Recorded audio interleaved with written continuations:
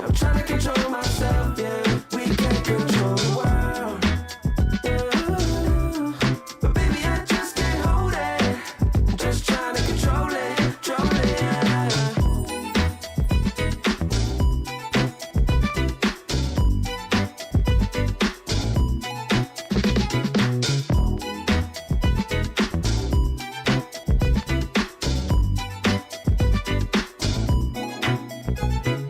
We gon' celebrate like we never have.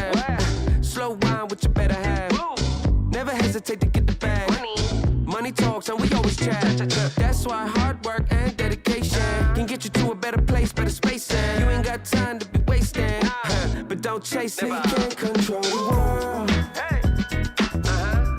but I'm trying to control myself.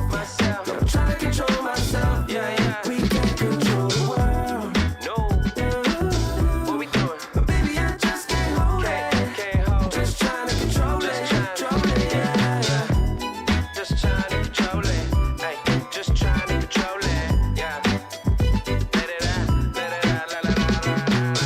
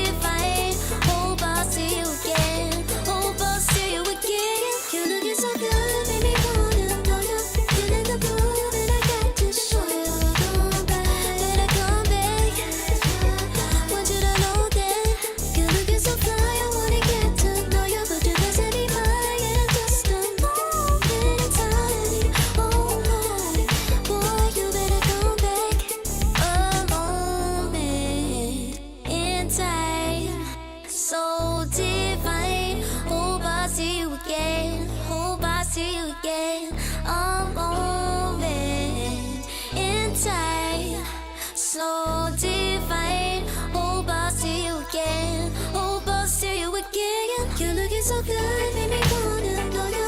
You're in the booth and I got to show you. Come back, better come back.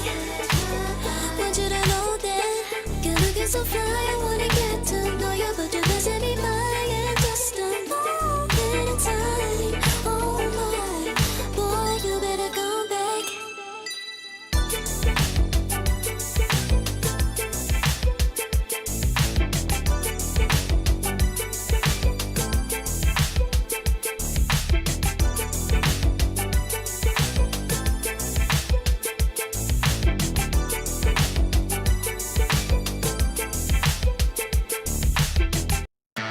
You're so cool, cool. So stick around. You're so cool, cool.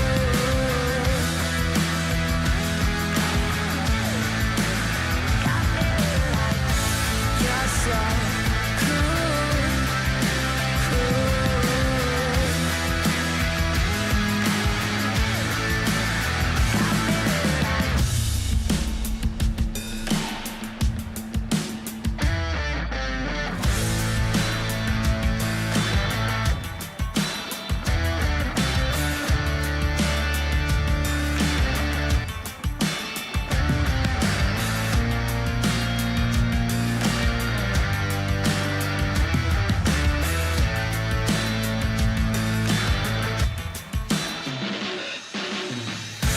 You're so cool, cool.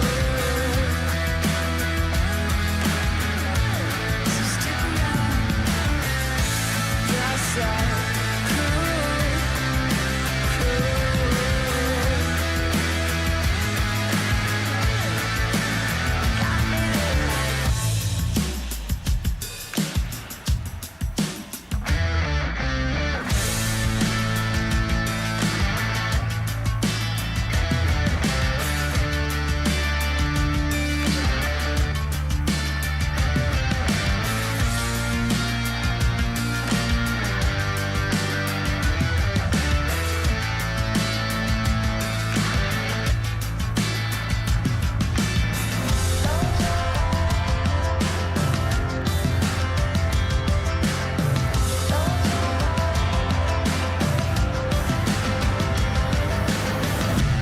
You're so cool, cool. So stick around. You're so cool, cool.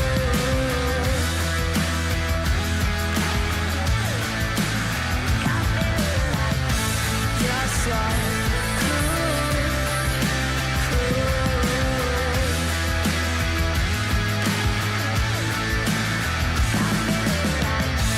You're so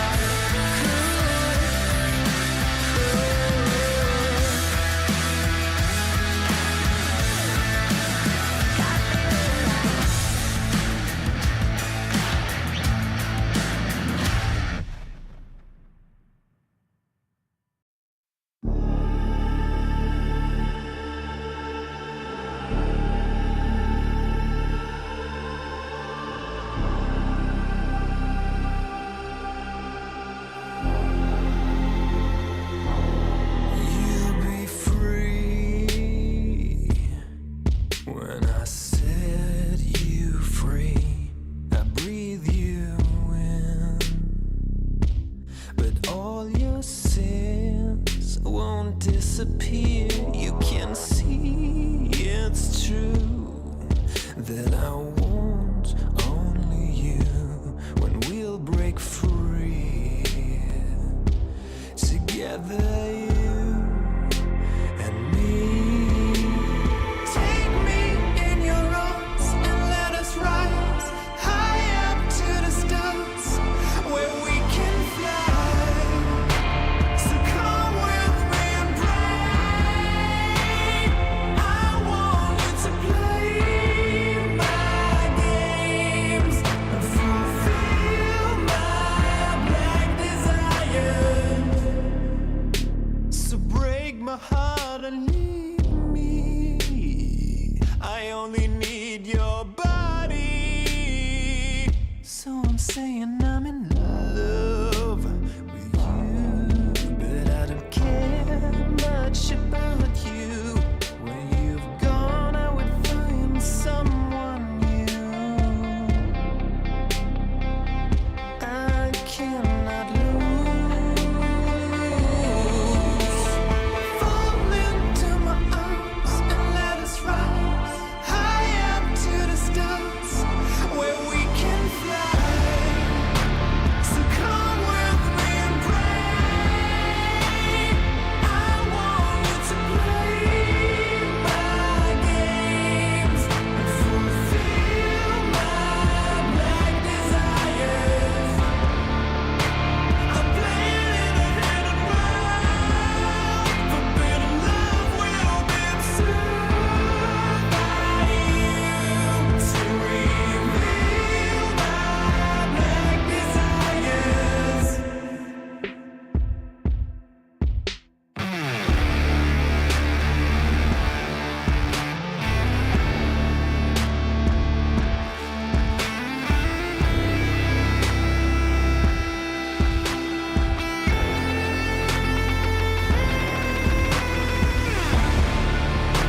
So come with me and pray. I want you to play my games and fulfill my black desires. I'm playing in a hidden world. Forbidden love will be observed by you to reveal my black desires.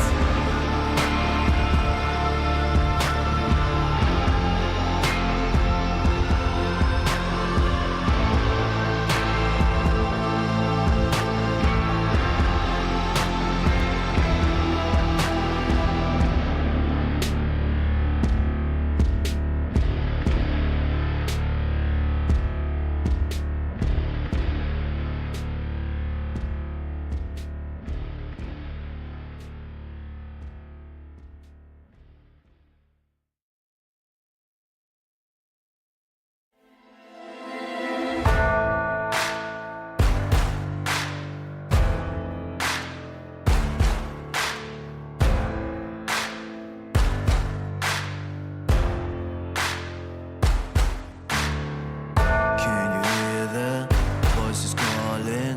Longing for your dirty souls, the wolves are hauling. Can you hear the voices calling? Do you feel how they are dragging? Waiting for a second to push you to your limits, growing stronger, feeling better. But do you feel them? Can you hear them say? Cross the line.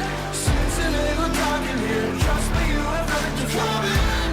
Take the start. Follow, leave it all behind. Welcome to the other side.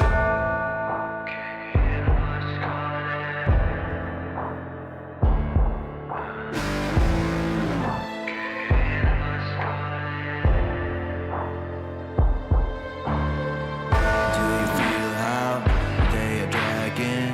Do you feel them? Can you hear them say? Do you feel how they are dragging? Can you hear them say? Come in, cross the line. Since a little dark in here, trust me, you have nothing to come in. Take the start. Follow, leave it all behind. Welcome to the other side. Cross the line. Since a little dark in here, trust me, you have nothing to come in. Take the start. Follow, leave it all behind. Welcome to the other side.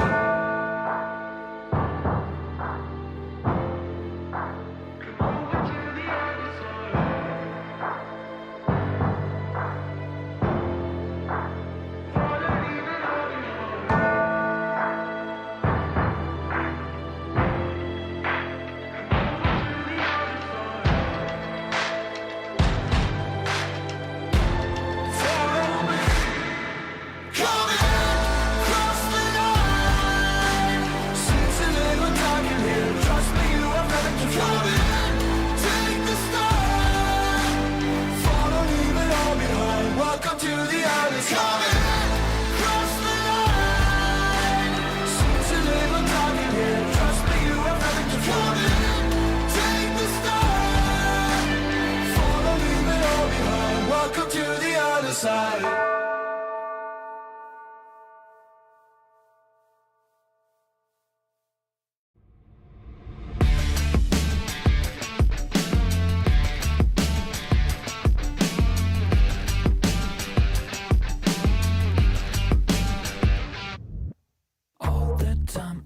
wasted on something. Growing up, I dreamed just nothing.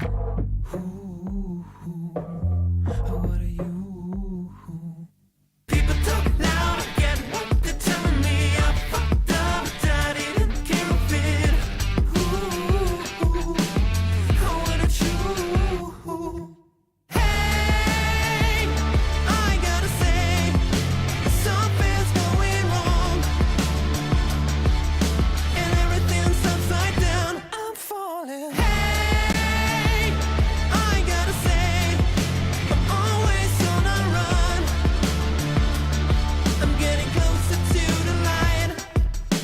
By the time I'm changing my remedy, blowing up, I get sick and tired of this. What a truth.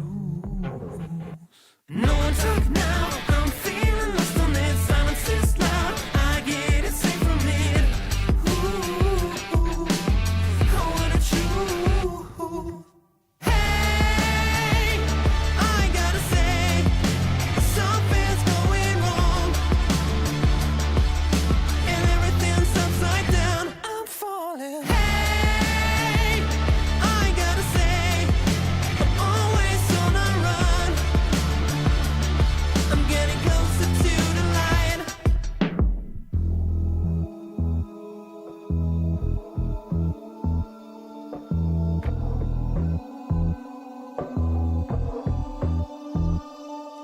And everything's going down. Yeah, everything's going down.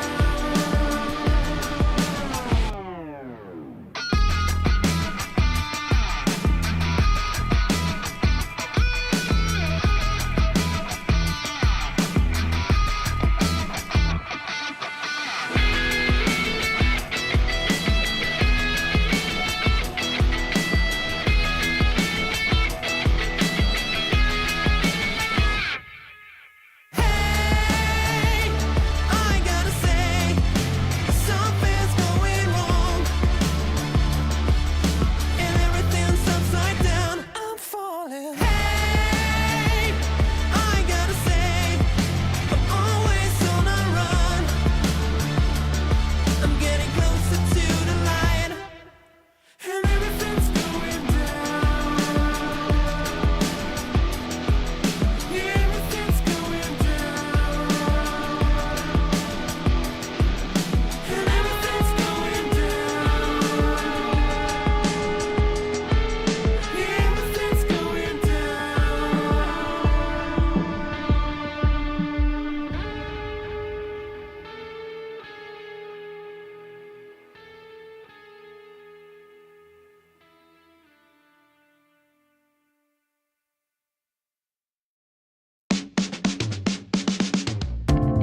Another lonely night, sitting with my memories, haunting me for life. You told me if I just believe, it'll be alright. Do you believe it? Do you believe it? Yeah. Tell me honestly, do you really practice what you preach faithfully? And does it make you wrong or right? Judging me. How do you decide? How do you decide? Why you wanna lead with fear when you could go and lead with love? I'ma just stay right here, cause I can never give enough. Hey pretender, come on, take me back down to the river, and tell me all the ways that I'm a sinner. If I follow, will I be delivered? Am I delivered?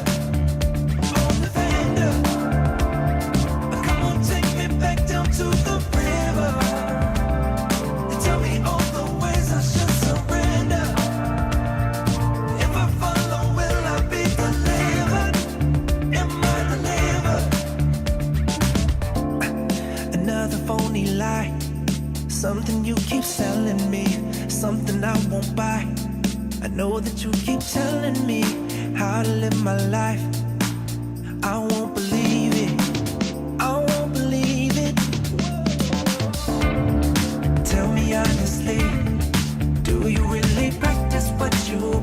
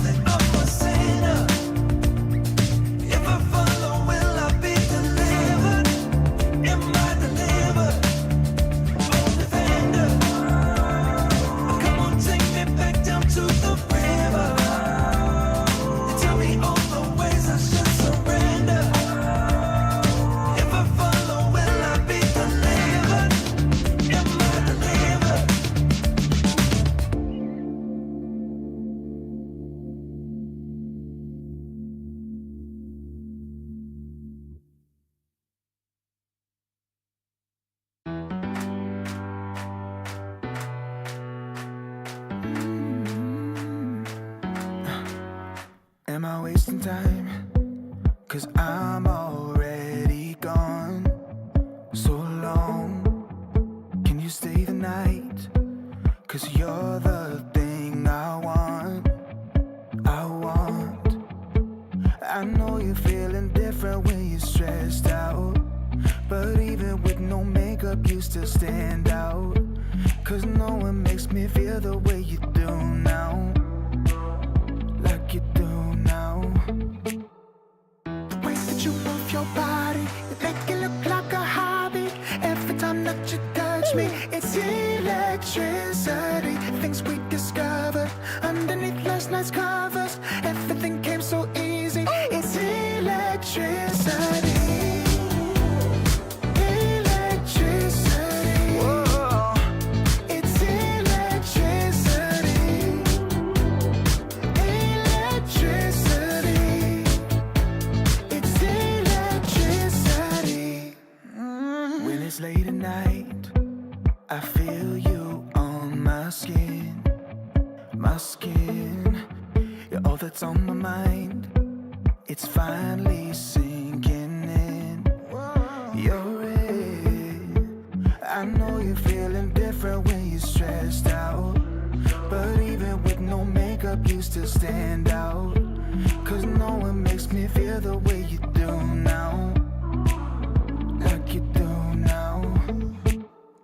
The way that you move your body, you make it look like a hobby. Every time that you touch me, it's electricity. Things we discovered underneath last night's covers. Everything came so easy. It's electricity. Electricity. It's electricity. Electricity. It's electricity.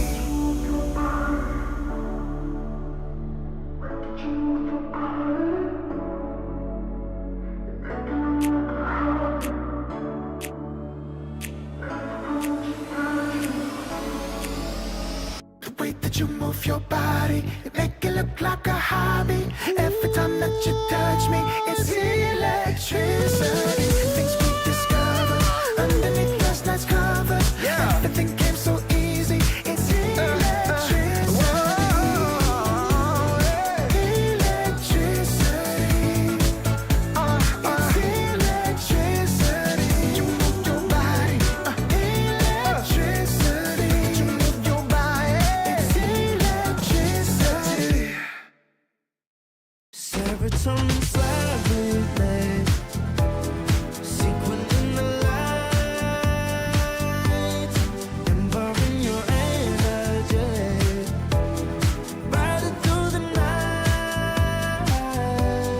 Serotonin slide on over here by my side, slides up in your eyes, desire, caught up in this chemical high. Angel, can you take me high? I'm on fire from the dopamine. You're all I need tonight. Promise I'll give you all of me, darling. Serotonin slide with me, sequin in the light, embarking your energy, riding through the night. Serotonin slide, slide, slide. Serotonin slide, slide, slide. Serotonin slide, slide up out of here like we're tired, but really we just about to get wild. Loving at the speed of light. Your body, I can help but admire. I'm on fire from the dopamine. You're all I need tonight. Promise I'll give you all of me, darling. Serotonin slide with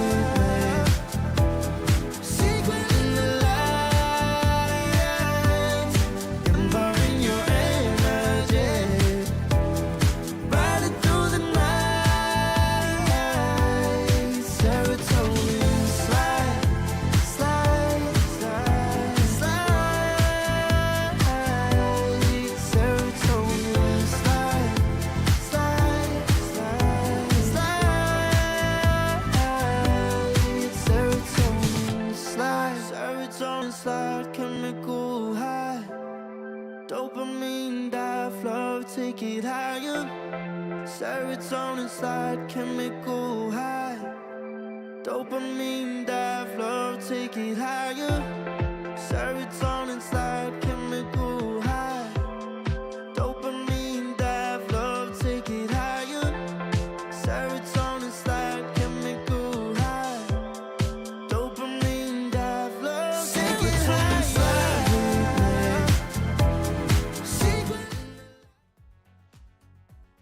Ladies and gentlemen, welcome to day one of the ESL One Bangkok closed qualifiers here for Eastern Europe. Blizzard, what is up, my friend? You're looking beautiful. You got a nice cute little pet behind your back there as well. What's going on, my guy? Yeah, I got adopted by this cat a couple of weeks ago, and yeah, it's just a stray cat, man. Like, I don't know what it is. She doesn't even have a name. She just comes over and she's like, "Let me in," and I'm like, "Okay, sure, whatever." Now she even has like a little look. She even has like this thing, the little climbing area and stuff. I don't know. She sleeps there. That's exciting. I'm sure we'll be able to see the cat over the games, over the days, because we've got 3 days of action here in Eastern Europe. We've got some very exciting teams to cover as well. We had 4 teams come through the Open Qualifiers. PuckChamp, Na'Vi Junior in the first Open Qualifier, then Team Secret and Blue Submarine. Blue Submarine is actually going to be one of those teams we are covering first. They're going to be going up against One Win, probably the... how would you say? I was going to say toughest opponent, just because One Win have stuck together probably the longest out of everyone. I mean, VP just have a new position 5, but of course we saw One Win have a pretty good showing at the international, and then I believe it was Elite League Season 2 where they had that grand finals performance against Liquid, but we have seen them kind of fall down a little bit in the last qualifiers. So how are you feeling overall about these 8 teams? Where do you kind of rank everyone? What is your standings looking like at the moment? I think like I honestly love Dota post TI. Like this is probably the most enjoyable post TI Dota for me ever, because there's just so much shit happening, like so many teams switching things up and so many reshuffles, like big teams reshuffling and small teams as well. And a big small team is Team Secret, that's also a part of this qualifier, so we'll see what they can do. But even like right next to them, the juniors, the Na'Vi Junior, I think they're also pretty solid. Like we've cast, I believe the two of us, did we cast their games in one of the previous tournaments? But they looked pretty strong at in some games too. Virtus.pro obviously probably the most, like you talked about a small switch up for them. For me at least, they are the most stock standard. I kind of know all these players. I know this mix, and I kind of know what to expect from it. Let's put it that way. But I think it's a very competitive region. Like right now, this qualifier is very competitive, and I literally I couldn't guess who's gonna take it. Let's put it that way. Like anyone can. Yeah, I think speaking, like continuing to talk about the region, it's we saw 3 teams get invited to Bangkok because their performance at Dream League. I mean, you got Paravision, you have Team Spirit, and then you have BetBoom as well. So that just goes to show like how competitive this region is at the moment. And like you're saying, there's a good mix of new teams. I mean, you mentioned Na'Vi Junior, but we'll see how Secret go. But PuckChamp is really the one like I had my eyes out on. Yep. I think that that Boom, I was always been very impressed with how he's actually his transition to the offlane. I think he's been a really standout player when I did watch some of his games. I've always been a big fan of Sanctity when he was playing in Southeast Asia, and Shad as well. I think is an incredible position 1, and he got to I believe it was his first LAN when he filled in for Tundra. So exciting to see PuckChamp and that kind of organization back as well. Yeah, there's just a lot of cool players, even Kaori, right, on PuckChamp. Like he's one of those players that I think can do more than just a regional qualifier. So yeah, we'll see. In general, hype, very hype region. I truly believe that. Like sometimes Dota can get a bit stale because you know who's gonna take it, you kind of have an idea, but best Dota is when Heroic comes in and sweeps the grand finals. Yeah. You know, like that's the best Dota. Unfortunately and fortunately, as more money is invested into something, it becomes more serious, and people that are really good start maxing, like Dota maxing, and then you can't even you can't even play against them, right? Because they're just way too good. But at least these reshuffles, they give you a chance. Yeah, they give you a chance indeed, and we'll see this team. At least one of these 8 teams are going to get a chance to play the LAN in Bangkok as well, kind of towards the midway through the through December, I believe. So this is going to be very, very exciting, and we will see how this is able to fare. So one win taking on Blue Submarine again. Blue Submarine being one of those open qualifier teams. They have only one player from the old Yellow Submarine team. That is their position 5. I do not exactly know how to pronounce the name. AS Decor. Maybe we'll start with that. You can try. Come on, try it. I'm not gonna. That was. I don't actually know how different it could be. No, it's Asdecor. Like it's Asdecor. Okay. Yeah, I'll save you. Thank you, my friend. I'll pronounce it. I mean, is it our fault that he named himself that way? Like, come on. Yeah, it's not easy. It didn't make it easy for us. Yeah. He didn't. He did not think that one through. But yeah, what can you do? And I looked through. Like you mentioned, he actually was VAC banned, by the way. His previous account.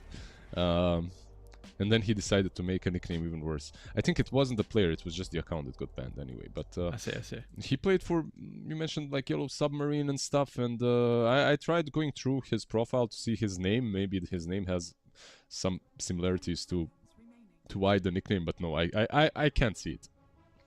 In any case, what's up with this draft? We have 6 heroes already. We do have 6 heroes. We have a 7th now as well. Batrider getting picked up from 1 win. We're saying 1 win or 1 W as well. What are we able to get away with 1 win? Because 1 win is much easier to say. I like that. Yeah, 1 we. 1 we ha. I'm gonna let you take the floor. Go crazy. Talk to me about the draft. What are you seeing? What are you liking? What are you not liking? Let it all out. It's kind of a cool draft on both sides. I'm like seeing this Lardar. I can see the reasoning. I don't know if I'm super happy about it, because you are playing into a position 5 Phoenix. You need a lot of attack speed. Position 5 Phoenix does not allow you to have a lot of attack speed, so you're gonna have to maybe struggle in that lane. But at the same time, if your 4 is strong, I'm not sure if it's Lion or something else, then Alchemist and Phoenix aren't the strongest. That's just the top of my head, like what I'm seeing right now, but it isn't really about that. They have Puck into Invoker, which is like overall probably the best matchup for Puck. I mean, I shouldn't say the best matchup for Puck. I should say one of the worst matchups for Invoker, because Invoker just doesn't have a lot of heroes that are good against him. You have like Brood, Puck, and everything else is kind of whatever. He doesn't care. And even versus Puck, like you care, but it's not like a Brood that's gonna crush you, right? So yeah, we have that. Dragonite Lion on one side. The DK probably will be their position 1. I do have a lot of faith in DK1. I think that this hero is strong. Pressures the game really fast, and like even though Alchemist is picked into him, I think the DK can do well against him. One problem that I see from Blue Submarine is also no real way of dealing with the egg right now. Like you can catch the Phoenix and kill him off with Phoenix Lion, but you can't really deal with the egg. Whenever I see a Phoenix without an egg destroyer, I feel very comfortable going for that draft, because this hero can completely change the way the game is played, if he's played properly. Is there any like position 5 we can see that has a way to deal with it? I mean, the only one that really comes to mind is Mirana, but I don't know if people are still playing that as how picked that hero is currently. She's just even dead, if So she's very is dead. this just a concern that this is just you're not really going to fix this issue now for Blue Submarine with your last pick? I think you still can. There are some heroes that do it nicely. If you want to go all out, like something like Marcy can deal with it. Pop your ulti, destroy the egg. If you could pick Kaz as well. Like that Falcon's Rush actually deals 2 attacks on the egg. Every time you hit it, it's a double attack. But yeah, first and foremost, we need to get Ringmaster as well into the pool. We do. Yeah, but there's probably something that you can do. Maybe even I know it's a bit out there. Jakiro can hit it twice. Like at this point, yeah, I mean at this point you don't necessarily have to. Even if you picked something like an ogre, just give yourself some attack speed. You know, like that's also fine. You see what I mean? Like just very straightforward draft from them. They're bullies, they're strong, they're fat, they're coming at you, they have multiple heads, and they don't care about the egg. Very good call on the ogre. And we're going to get the Mars as the last pick here from One Win. So team fight is definitely a big advantage to One Win. I mean, you got, of course, the arena along with the supernova. You're going to be playing with the invoker as well. So this is definitely something we're looking at. Whereas Blue Submarine, I mean, they don't really have this as much in their arsenal. It's a lot more, pick off potential for them. Lion Slardar, we can see the puck kind of in combination together. You said Blue Submarine were very fast as well, so we'll see if they're going to be able to come online before this Alchemist is able to catch up and play around with his net worth. But now that we see the last picks overall from either side, how are we feeling towards the draft? Do we have a favorite? I mean, it's kind of hard to not go for One Win. This draft is just, how to put it, it's just nice. It's well rounded. Like the team fights are good. They just have to come through lanes, survive them, and get this Alchemist a little bit of gold, like your classic Radiance BKB Blink, whatever, minute 7, At this point, like this hero farms so fucking fast, it's crazy. But I would prefer One Win as a draft, but I can definitely see the way for the fast boys on the other side to just take over the game. If they do well, like in the lanes, Blue Submarine, they can, like this line gets a fast blink, your puck is going out of control because his matchup is nice, like your Slardar as well, like maybe get some blink BKB fast enough. We'll see. I definitely see the way for Blue Submarine to win, but I think the draft of One Win is more meta and easier to play. Okay. Well, speaking about Blue Submarine, then, like you're mentioning in particular the lanes, like what lanes need to go right? What heroes need to have the good early game that you feel like to get them into a position to be able to put that pressure on the early game? All of them. All of them, okay. Well, is that a little bit concerning then if they did 5 heroes have a good start? Did you watch The Professional? No, I have. No, I don't know what that is. You have to. Like when you're in Germany, okay. Okay. This is It doesn't have to do. Yeah, you have to do it with your partner. It has nothing to do with Germany. It's just like watch it with someone. It's a really good movie. It's a really good one, and all of them is a scene from that movie. Anyways, smoked up on the Radiant side. To be serious, like they can do well on their safe lane. Like it's a solid lane, I guess. Once you get Ogre level 2, he's got that learning curve, but I don't see that as a lane in which you're really winning. Versus Bat plus Mars. I would even say that Bat and Mars, even though they're playing into these two big boys, they probably have an easier time laning there. The one question mark for me is the Lion Slardar, because that lane into Alchemist and Phoenix is strong. Yep. But you can get punished too. Like Alchemist is much stronger than he used to be in the lane, so... If you're out of position, if you get hit by too many fire spirits, maybe Dying Light procs. There's potential on both sides, but Lion and Slardar should do well here. Yeah. Okay. What are the kind of spikes that we're looking for in the lane for the Lion and the Slardar? Is it anything in particular? Is it an early, like maybe laning item for them, or is it mainly just levels? Let's see, this Phoenix right now is owning them, and mid lane Puck is doing alright, but when it comes to bot lane, for Slardar and Lion, it's level 2. Like, level 2, you're already kind of strong enough. You want to get boots on Slardar, so you can get closer as well. That's always nice. He's going the double bracer route, which is also very common. But once you get, like, double bracer boots, you can actually fight into the Alchemist even through the acid spray. On the other side, though, Alchemist and Phoenix are much stronger from actually level 3. Like, level 2 is okay, but level 3 is when they become... Like, they get a huge power spike from both of them. Okay. Yeah. We'll see how the bot lane's able to shape up in regards to levels, and top lane, we'll see how this one goes as well. Like you were saying, gonna keep eyes on the Ogre's levels. Has that level 2 now, so 2 points ignite. Lane is shoved out though, so Rady doing a pretty good job to make sure the creep wave doesn't get pulled under the tower. Yep. This is like one problem that you sometimes have with Ogre. Like, you're playing this lane, you're fat, you're big, but no one wants to even touch you. Like, no one cares. So they're just running back after you use Ignite. You don't have too much mana to work with. That's why he's queuing up Arcane Boots immediately. You need this Basilisk as soon as possible. Bottom lane. There's that first blood, level 2 advantage. Yep. Spirit and Lion, they're going to be able to combine together. Looking for Makushi as well. Spirit, not enough mana here for the stun, but it's going to be relying on the Bash procs, which is up in a second.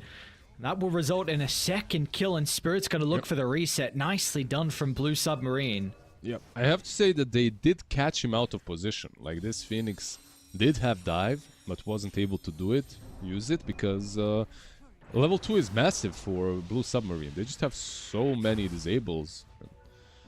They just utilize them properly. Now this is like, this is everything. Like, this lane completely changes the dynamic, and how it could have been played out is completely different now. Because you also see with the deny from Spirit, What? you what happened? Sorry. Why didn't he just impale first? Never mind. It was a battle on Lotus Pool, and a bit of a mistake. I was going to say it was a nice kind of like deny as well for Spirit, because he didn't need to play the lane. He saw that there was a creep wave and a half from Radiant, so it was going to naturally push out into his favor. So he didn't miss any creeps while he was dead. So he got back that full wave in front of the tower. Of course, Munkushi did go for his own pull, that's why it's kind of back, but Oh my god. see how much damage they're able to output. I mean, this is a lot. Yeah. Spec's actually going to play aggressive though. Yeah, he's level 3, like, he can now kinda do it, but he needs to be Is he also very dead? respectful, yeah. He might be dead actually here, unless they miss. Yo. Okay, That- he's alright. Very nice stun on Mukushi. Like, he used it just before the last hit from Spirit. He had those 3 charges on the stun. Yep, so a lot of action down bottom. We'll quickly take a look at how mid's continuing to shape up at the moment as well. Chiro Jr. 18 and 5 compared to 23. So both mid laners having a pretty good time. Bottom again, Munkushi. Looks like he's okay. Respect's going to try and fight back. Respect might be able to get a solo kill actually with aggressive dive and the blood grenade. Let's go Looks Fairy. he's going to be chased down. He's Pops dead. the fairy. He's fine. And now actually with a turnaround, Munkushi eats his own stun, but it's not going to matter. Spirit doesn't have the damage by himself without the Lion. So very nicely done from Respect, seeing an opportunity for him to play aggressive onto the position 4, and gives him a bit of breathing room here where they can recover and maybe get some extra items to play in this lane now for 1 win. Yeah, very interesting build on Phoenix as well, just buying boots instantly and utilizing that movement speed to punish the Lion. It was a nice play. Maybe a bit unexpected after they got that first blood, but what's happening on mid lane, by the way? This is the one we didn't really talk about too much. Chira Jr. right now doing fine. Like, this is exactly what you can expect, I guess, from the matchup. I'm not really sure, but Invoker, in my eyes right now, wins versus almost anything. Like, he's just way too comfortable on the mid lane. You get a couple of levels, double raid band. This time around he's going, I believe, 1 raid band and power treads, yeah, so still just too much damage and too much heal from Quas. It's hard to contest him. Are these heroes that you want to try and put emphasis on in securing the early power runes as well, like we see so often from supports? Well, for Puck, of course, right? But for Invoker, you can, but he doesn't really have a bottle, so he can't utilize that rune very aggressively, right? Like, you can't use the rune and suddenly pop up on some lane, use it with a bottle. You have to use it immediately. And yeah, Phoenix is gonna take it away. So, still, taking the rune away from Puck is always nice.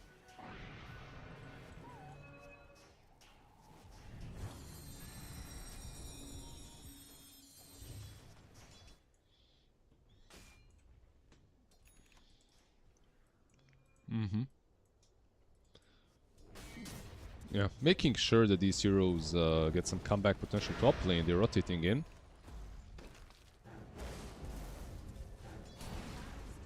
Oh!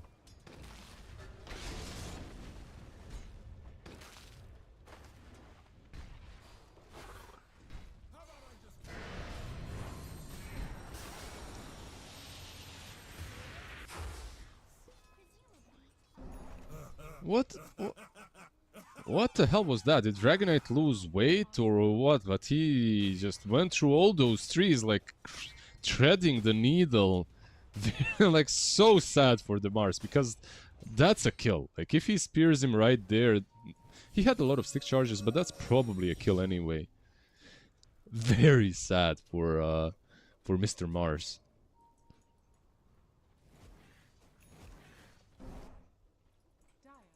Sometimes it happens, you know.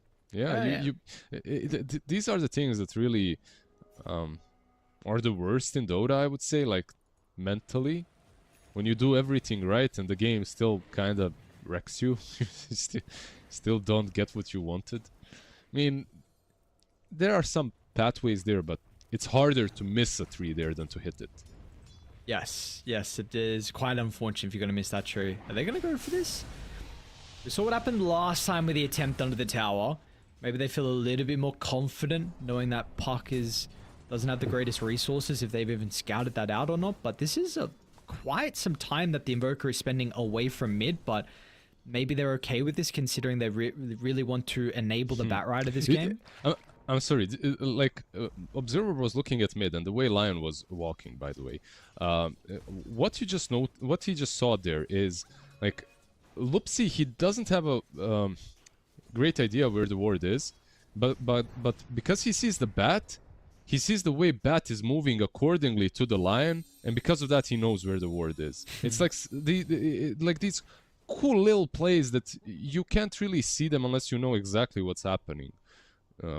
Very nice. He just moved there to see if bat is going to move towards a creep or move away from him. And the bat moves a little bit away from him, makes like a stupid move that you usually wouldn't make, and it gives away the ward. Some nerdy stuff. There's some. Yep. You play a lot of Dota, you get a feel. They do something a little bit unusual. Speaking to D-Wards, one win's going to be able to get their own mid lane. And also, importantly, bottom, we haven't had that action. Spirit's going to make the attempt onto Respect. Respect will have the backup So Munkushi. hard, They're though. actually trying to make an attempt onto the Slaughter as well, because Chiro Jr. is going to TP down. Spirit's going to give a kill away, and Munkushi, who had, I believe it was first blood given over from him, is now, of course, top net worth with the Alchemist, and, I mean, Slaughter's still second Lion. position. He's in vision as well, but yeah, you can't kill him there. Yeah, nice recovery from the Alchemist. One problem that Slardar has, and why this happened the way it did, is he doesn't have a game in which he's able to solo the supports. Like, as Slardar, you want to be a killer. You want to be this hero that, sure, there's someone defending the lane on his own, like some Phoenix delaying, but you can kill him. But Chiro. Invoker mid, yeah. A lot of damage. There you go. I mean, that's a big way to get a pick me up here from Spirit. And they're going to try and invade into the jungle. We'll see if they'll be able to take this before they get there, though. Spirit is here, maxed out, stun. What was that? Why did he get dragged to the right? Are you serious? Dude, sometimes neutral creeps, I don't know, they do some crazy stuff. Yeah, they're gonna take all of these stacks. Look at this. All 5 heroes are here, actually. So that efficiency from one Wii, not really working right now, Spirit. He's got some backup. Let's see if they're going to be able to protect him, though. He's really fast. Spirit's going to try and turn towards Sweet and Strong inside the river, but the Batrider's in some trouble. They'll deal with him first.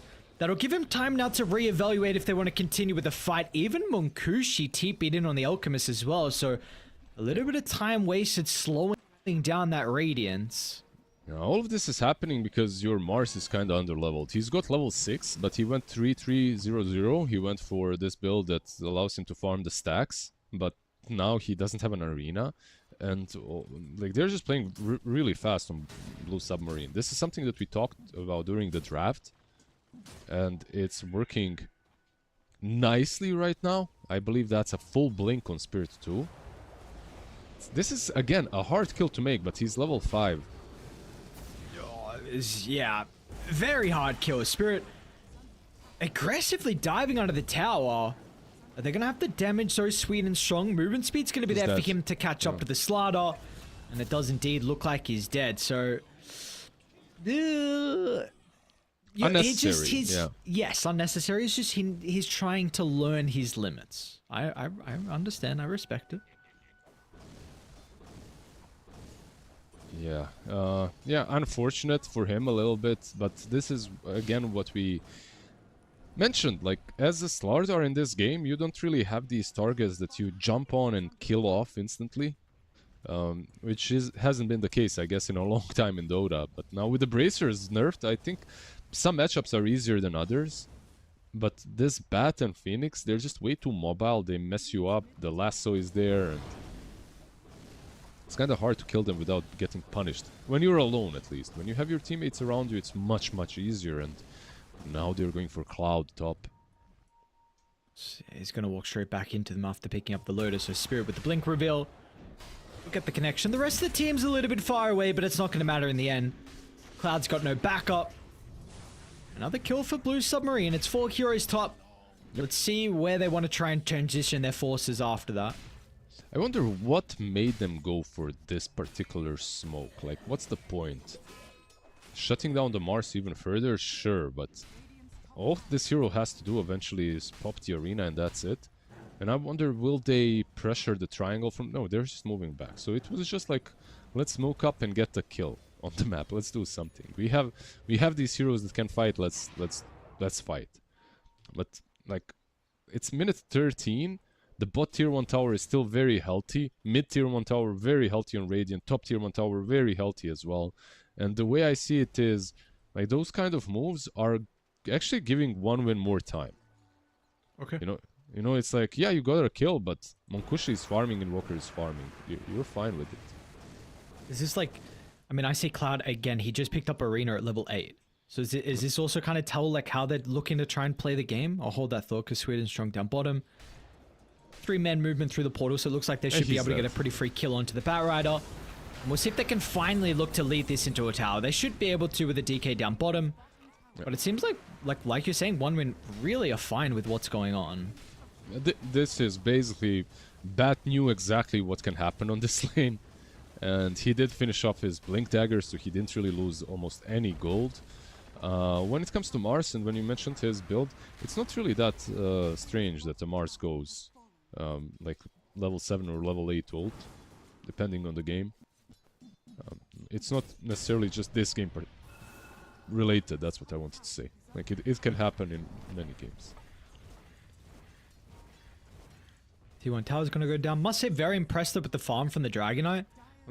Is without a doubt keeping up with the net worth of the Alchemist. I mean, I guess you can say he does have this natural farming mechanism in regards to the cleave, but Mask of Madness, along with the Armlet, Sunge is completed as well, yep. So incredibly farmed. We'll see what's going to happen mid lane, though. A bit of a aggression put from Blue Submarine. There is going to be a counter smoking from one win, so they're going to look to try and defend the tower.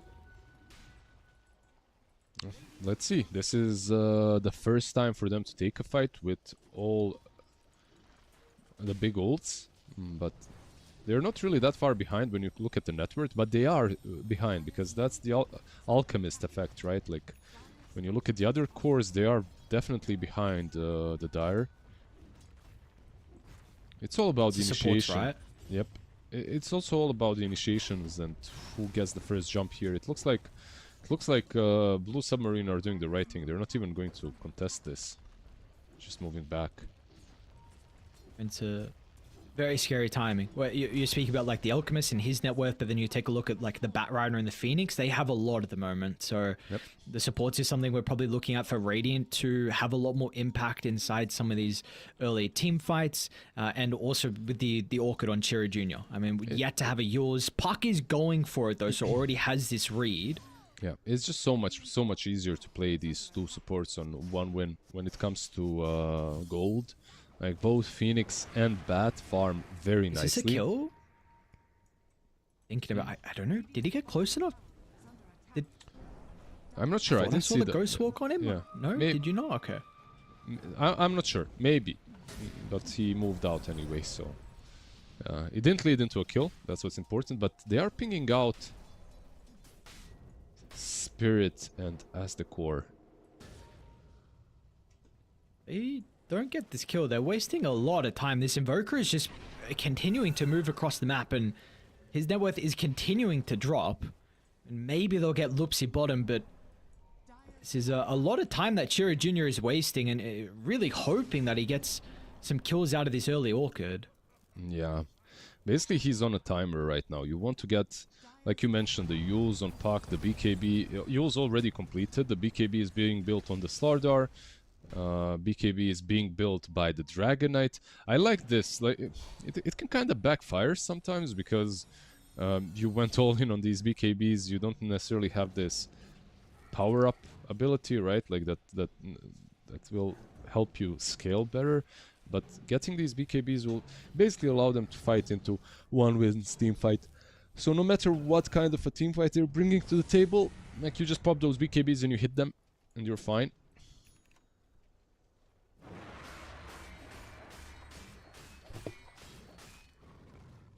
This was your game, Lizard, but you've forgotten the Wisdom Room. 18 minutes in, still up. That's, yeah. Especially when you have these heroes. Like, they need levels. Levels are so good on Radiant, so I'm a bit surprised, but it happens, I guess. Don't ask me what I would do. I'm on a 12 loss streak. I won some games after, but still, the 12 loss streak is the only thing that you remember. Yeah. Yeah, it is. Let's see if we're going to get some action. Spirit, Loopsy, charging together, trying to connect down to bottom. They will run into Chira, who does have some backup, though. Pretty scary jump. Maybe they're going to look to try and play with the Dragon Knight instead. BKB is completed. Ooh, stuck. Do they know that, though? Respect's going to dive in. Egg in the middle. It's not a bad ultimate. DK's going to try and turn to bring it down. He'll be successful. Already 2 early kills, and look at the Dragon Knight. His early net worth is just too much for Radiant to handle. Munkushi's getting kited. He doesn't have his own BKB, so he cannot right-click anyone. Yeah, I think they got baited. They got... Sometimes, you know, like you see this thing that's way too juicy to not take, and then you go for it. But this was a huge bait. They are just not capable of fighting right now. These big items came out, and even with the Slardar on the cliff, if you position your egg that way, in which your team is kind of forced to go win, the problem isn't the egg dying. The problem is everyone else committing to fight around it. And then you're too close to this Dragon Knight. You're not picking off the right targets.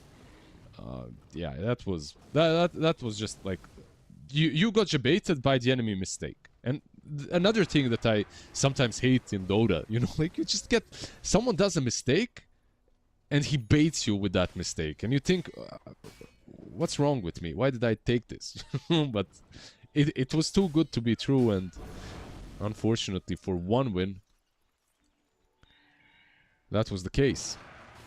This Dragon Knight, like you mentioned, way too big right now, and all they needed were these resetting tools.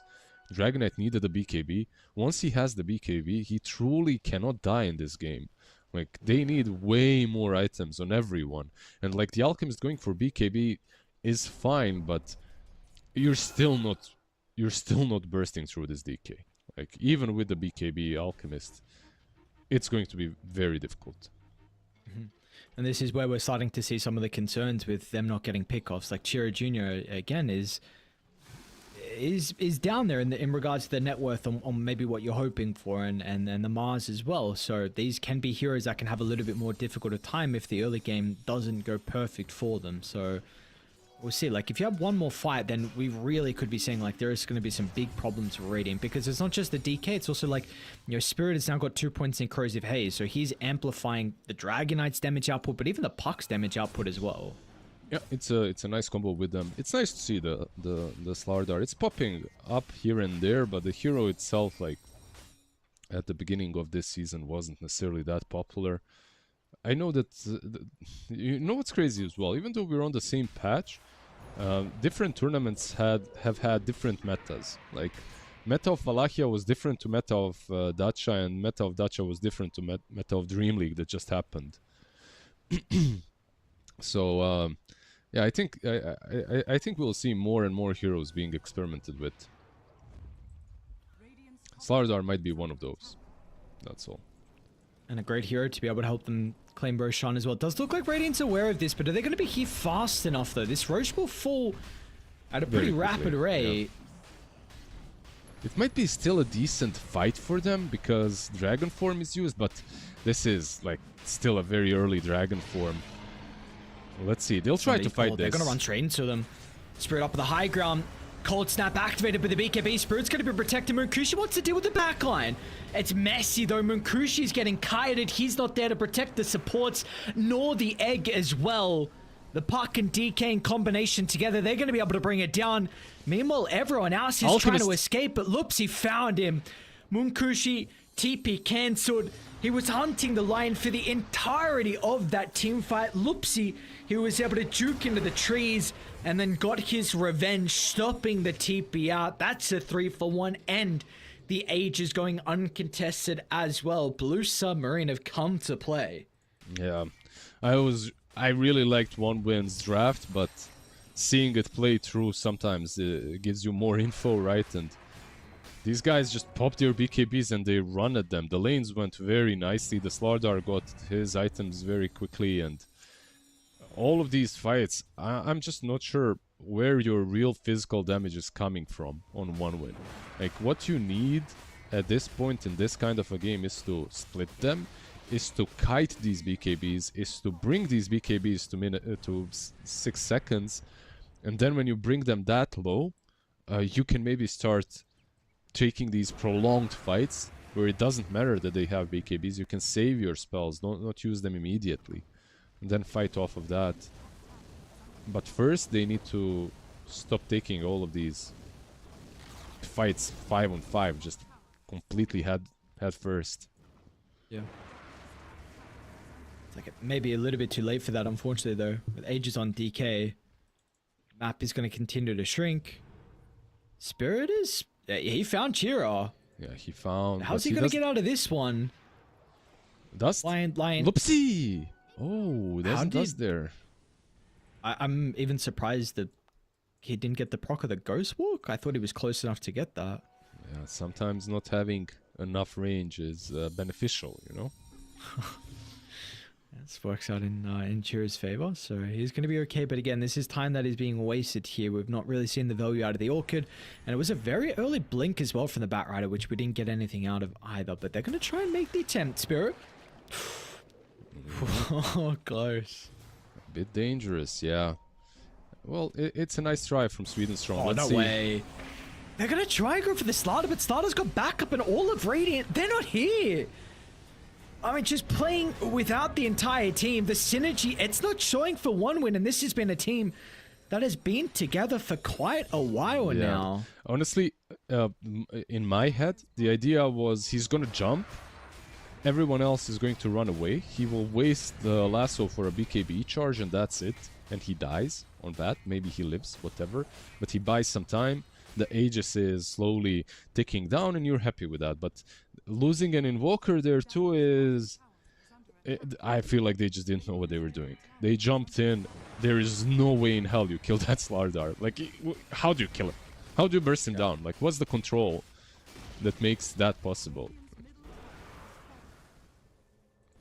I mean, this is going to be a Daedalus with Aegis with a minute left. This is... potentially just putting itself in a position where if they win one more fight, it's literally just game. If they get a fight with the Daedalus, it absolutely looks that way. Yeah, they can also take it easier, right? Like there's a tier 2 on top lane. There's also the Tormi. So I think maybe that's a better approach. Minute 28, Wisdom Rune too, something that you can think about snatching, perhaps take over the map. you're not necessarily in any big rush. There are some nice items, like I'm seeing this Alchemist buying an AC. I think it's a really good item for them. It's not really the craziest What's Cheer item. doing? Okay. Playing with fire there. Getting a bit too close.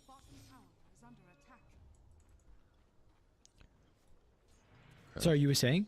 What was... No, I basically what I was saying is nice AC, bro, on Alchemist. That's all. I like it, but let's see if it's gonna do a lot. Phoenix is buying a Hex, by the way, too, or at least attempting to, which is nice into the puck, right? Like to be able to catch him. Like he's probably the target that's maybe the best to go on first. If you can stun him before he ults, but like if you could take these fights on one win by killing Lion and Puck, then you can maybe kite them and play around. But if you don't kill the Lion and Puck, you're not winning these fights as well. If you're going on these, like if the lasso goes on the Slardar or the Ogre Dragonite, like you're just not killing anyone, most likely. And with the Roche fight that we saw previously, that was like the thought process from Munkushi. Like his decision was to go for the Lion. Unfortunately, I don't know what happened with his stun or maybe something else that caused him not to be able to stay on top of the Lion, but that was the read the Alchemist had. I mean, he completely avoided everyone and wanted to deal with that hero. So we'll see maybe in this upcoming fight if they can maybe take a fight around Vision and a high ground, which could give them a better way to initiate, and maybe we can see them find a way back in this game, because it's a 7,000 deficit. It's quite a lot with an Alchemist lineup. This Dragonite is incredibly farmed, and again, not only that, but you have the Corrosive Haze, which is getting close to maxed out now. So this is this would be a very impressive comeback, honestly, if they can find a way back in. Absolutely. Impressive is probably the best way to put it. There is like no ages, so maybe some way to take this next team fight, but I'll be surprised. Like this bloodlusted Dragonite, once he starts hitting the high ground, you'll have to react immediately.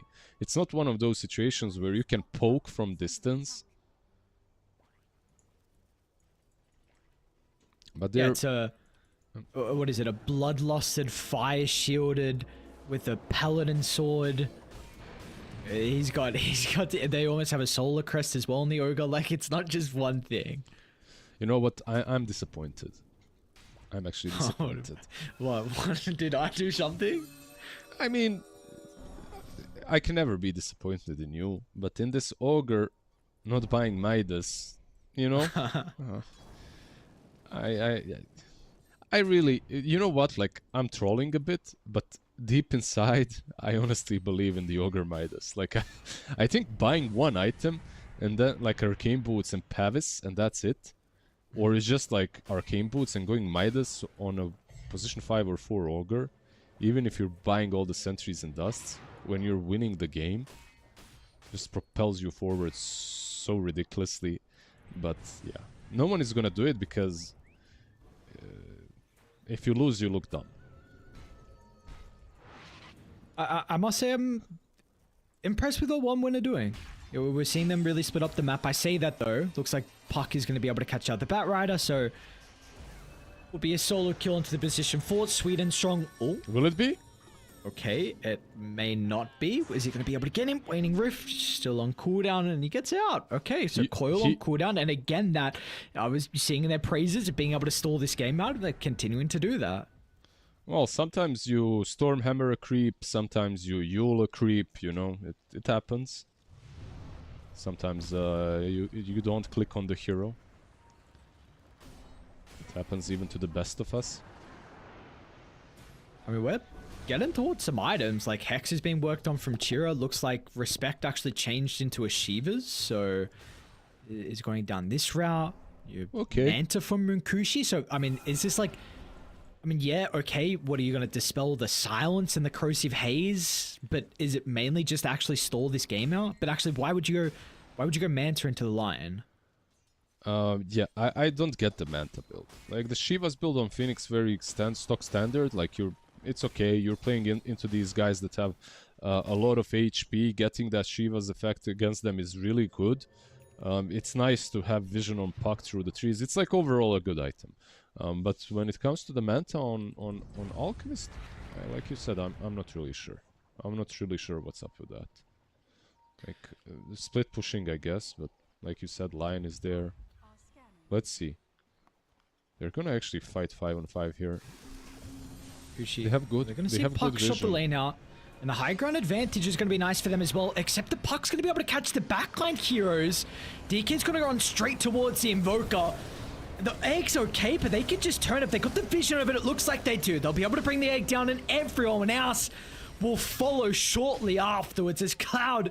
Not long for this Look world. at the wave, by the way. Look at the wave down bottom. It's actually straight in their base. This is instantly into the high ground push. They even saved that one range creep. This is at least the side. They have a lot of buybacks, but at this point, I'm not even sure it's... I mean, how do you kill him? He's got Satanic.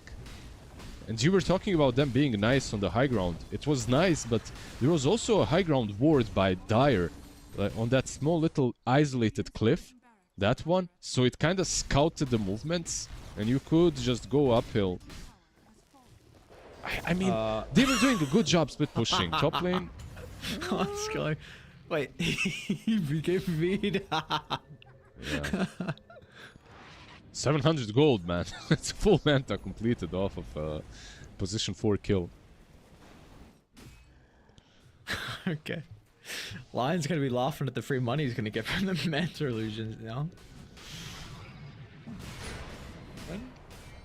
Oh, yeah, like he invested in the Alchemist so he can kill the Manta. I see. Yes. I see.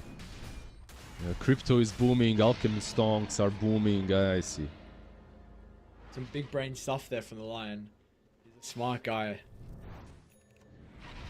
Alright, I mean, this DK is incredible. Godlike 905. Ages now for him. This guy is gigantic.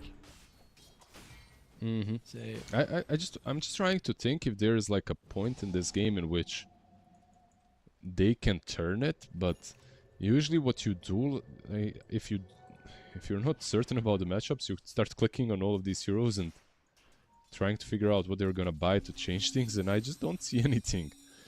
There is a bat buying an Aghanims, which is completed, like it's flying out to him. Any second now it should. Which is cool, but I mean, the problem for them is the damage. Like, they just don't have it.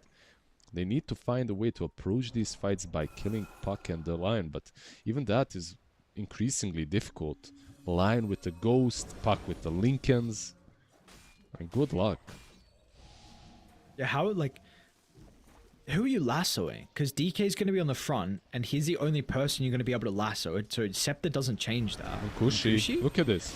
Are they going to make the attempt on the Alchemist? Okay, there's the lasso. Yeah, you got 2, but where's the follow-up? And with the Alchemist control, there was no damage, and he's got no buyback. Cloud, defensive use of the arena. Dragonite. It's not bad. Okay, so you got Sunray. That's how you're going to deal with him with a % damage, but you killed him the once, and you're probably not going to touch him a second time. Now, it's a good tornado to give some breathing room for Cloud, but off the respawn, they are back inside the base, and they're asking, what do they do now? They used almost everything. Lasso, Arena on cooldown, no Elf, you just have Arena. They're going Throne. There's no Alchemist buyback. They want to force it. Of course, they do not know if he has buyback or not. Oh, cheer up. Steps up a little bit too far forward. They've got the Sunray. I feel like Help him get back. I think they can maybe even survive for 30 more seconds if they continue poking. Maybe. So it's up to the Invoker and his spell casting. Tornado EMPs will continue to help out. They have Lasso in 5 seconds as well. Keep an eye on how close they get to the fountain if they're going to be able to see them get back inside the base. They've got 2 Force Staffs to maybe get that assistance of the fountain. It looks like Blue Submarine will pay the respect with the Alchemist up in a couple of seconds. Sweden Strong on the chase. Nice, double lasso. That's the target that we're looking for. Onto both supports. Respect's going to dive further away. Egg in a defensive position, but they are out. Spirit wants nothing to do with this. Unfortunately, with the Ogre and the Lion They will pay the price. That's the lasso they were looking for here. Finally, One Win gets something. Yeah, it's a really good lasso because they also get the gem out of them. Two probably, I mean, you'd be happier if you caught the puck, of course, but the two supports are also Well, they wouldn't probably expect this. Oh, They're DD. going back in with a DD. Does it get the dive away? Cloud's going to jump out with the timing out of the Spirit Flick of the chain control. And now it's just a DK by himself. The BKB will probably cover the TP, but... okay, some signs of life. Some signs of throwing more, like your supports are still dead and you're going in. Versus 5 heroes, I mean, sure, you have double damage, but it's just so damn unnecessary. Signs of life, like you said, that shadow-bladed DK was actually scouted out, because keep in mind, they have a gem, so you just gave them the gem. So going in with that Shadowblade DD surprise is never gonna happen. It's never gonna work, especially with your two supports being dead. And look at them now, they're actually leaving their base, exploring the possibilities of maybe even taking a Tormentor. Unchained. One Win Unchained. I wonder why maybe they feel like they wouldn't have gotten anything out of the map. I mean, they put a lot of emphasis on trying to get that Tormentor. So Cherry Jr. has the Aghanim Shard now. What are some other items? Respect is close to 18, which we'll see if those extra attacks are actually going to pay off in the end, considering the attack speed that's been built from Dire. But importantly, Shiva's is almost done. Lotus almost on Mars. It's a big item spike for him. Overall, the eggs have been a bit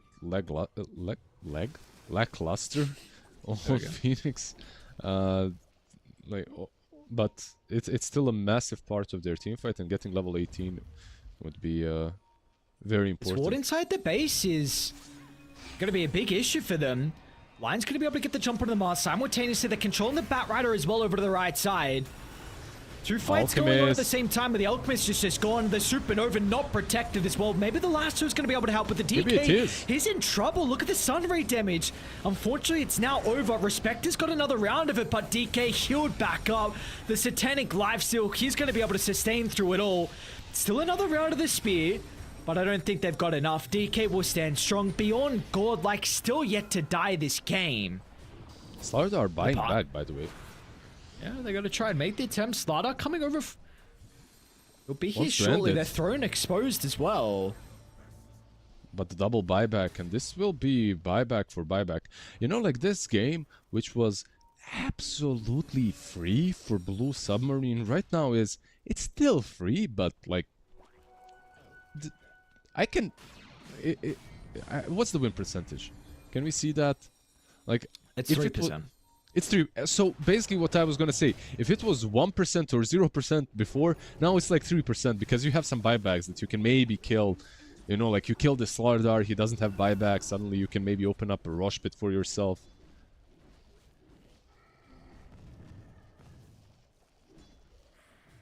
I don't know, yeah. We'll see what they can do. It's still very difficult position for them to be playing in on One Win, but really the big thing for me has been the Sunray, right? From Respect, we've actually seen, like, if he's been able to get like a full duration Sunray off, then that has really been where the damage has been coming from. It's huge. Like if you can manage to kite out the BKBs, which are now on 6 seconds on all of these heroes, if you can get those BKBs down, then the Sunray really starts hurting. You have Shivas as well on Phoenix. Batrider, those double lassos have been able to control them through the BKBs. So overall, I'm not gonna say we have a game, but oh no, we don't have it. Don't get that close. We don't have a game. Yeah, we don't have a game, but with this refresher on Invoker, you know, double hex, double lasso, egg. If all the stars align, One Win can maybe do it. Let's put it that way. Level 20 is going to be important then for the Phoenix as well, right? With the extra Sunray max health damage.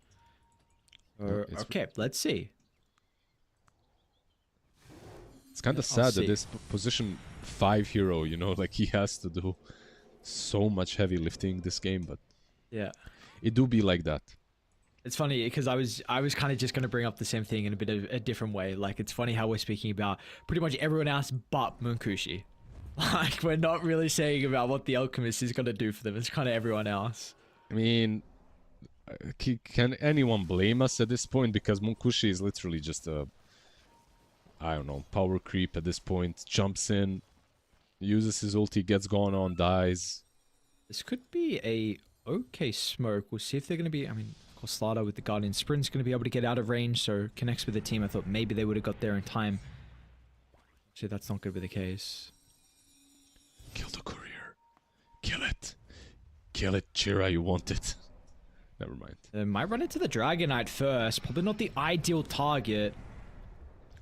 Yeah, they know Start this. Aztekor seems kind of aware. Smoke's gonna pop just on the Ogre. They get the jump. That's not what you want. It's an Ogre. You needed more than that. You're not gonna find it. He's not even dead just yet. Aztekor will finally go down inside the arena. Will he even? Solarcrest keeps him up, but now they just have to get out. They're gonna cut their losses, but unfortunately they will not be able to. Chira Jr. has nothing to protect himself, and like you said, that will be game. There are no buybacks available for one win. Yeah, the only question is, do they wait for this rush, which will be up in 20, or if they just go Throne? If they go Throne, the game is over. What's he saying? What's... I mean, that first thing is his nickname, Zvezd. The DK's nickname. Okay. But it's like, I think what he wrote is basically like a bit of a slang, so I can't translate it properly.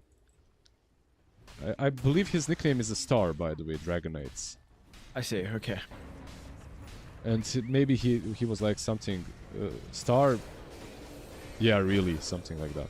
I think. I'll actually search for it. Well, they're feeling good. They're feeling good on Blue Submarine. I mean, they're gonna see Munkushi. You'll deal with one, but yeah, cool. Nice one. I mean, you're throwing a little bit of health left and will eventually go down. So Blue Submarine able to strike first. I mean, this is an open qualified team coming in, taking on the first seeded one win, and they're able to take them down, honestly, pretty convincingly. Like, yeah, okay, there were some slip-ups, but not really, to be honest. So this is exciting stuff from Blue Submarine. Yeah, absolutely. And I'm not sure at this point if it's something that we can, you know, chuck up only to the draft, or if it's just them being better. I need to see more games. I need to see game number 2 and game number 3. But right now, if they manage to draft something similar, like they're my favorites, even just watching game number 1. However, in this the series is or the tournament? Series, of course. Not the tournament, not just yet. But come on, this is one of those drafts. Upon seeing it play out, if you win the lanes the way they did, the game just plays itself. You know, like it's like you just have this advantage that cannot be contested with. Even when you make a couple of mistakes, the decision to just go use BKB absolutely solved all their problems.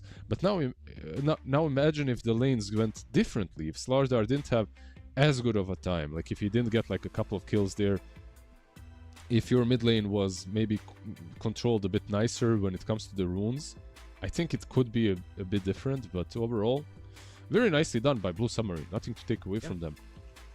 Oh, without a doubt, very impressive. Unfortunate for one win where we just saw like the early game. You know, the Orchid, we got nothing out of the early blink as well from Sweden Strong, along when Cloud got his blink.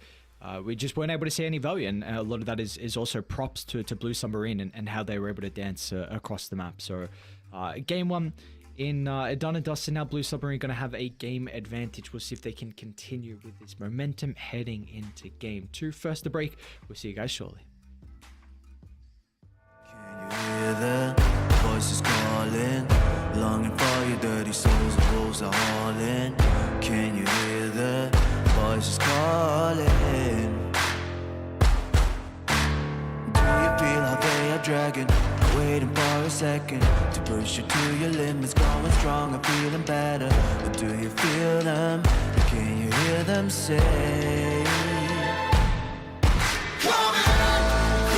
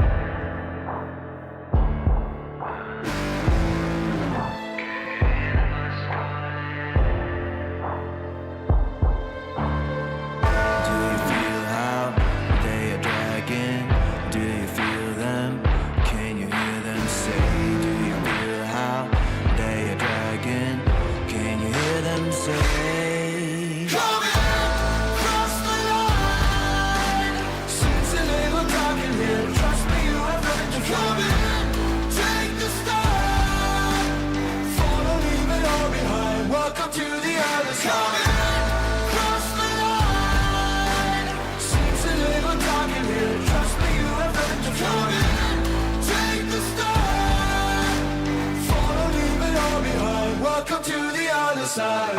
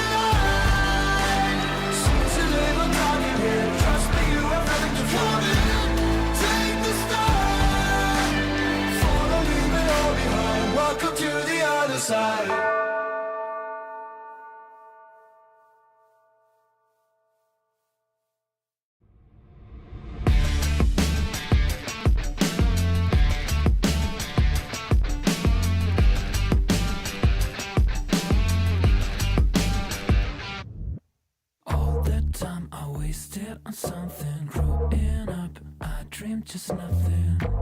Ooh, what are you?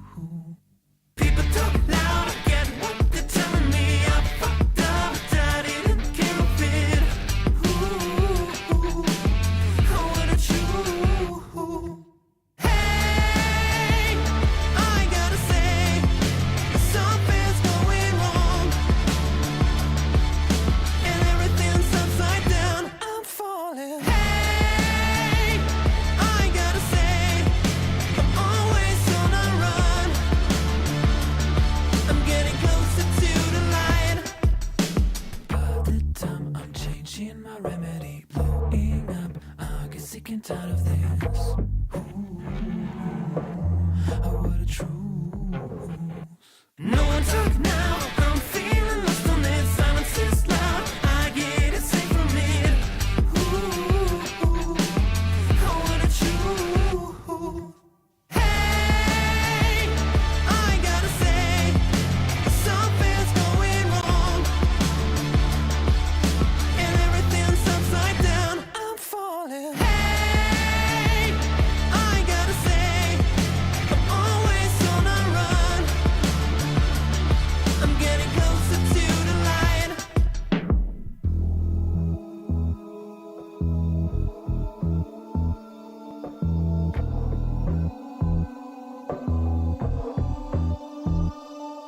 And everything's going down.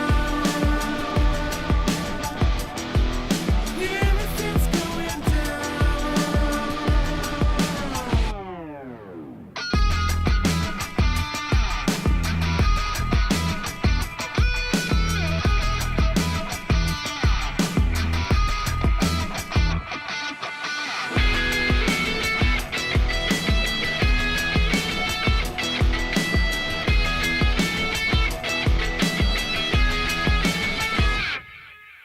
Hey, I gotta say, something's going wrong, and everything's upside down. I'm falling. Hey, I gotta say, I'm always on a run. I'm getting closer to the light, and everything's going down. Yeah, everything's going down. And everything's going down. Yeah, everything's going down.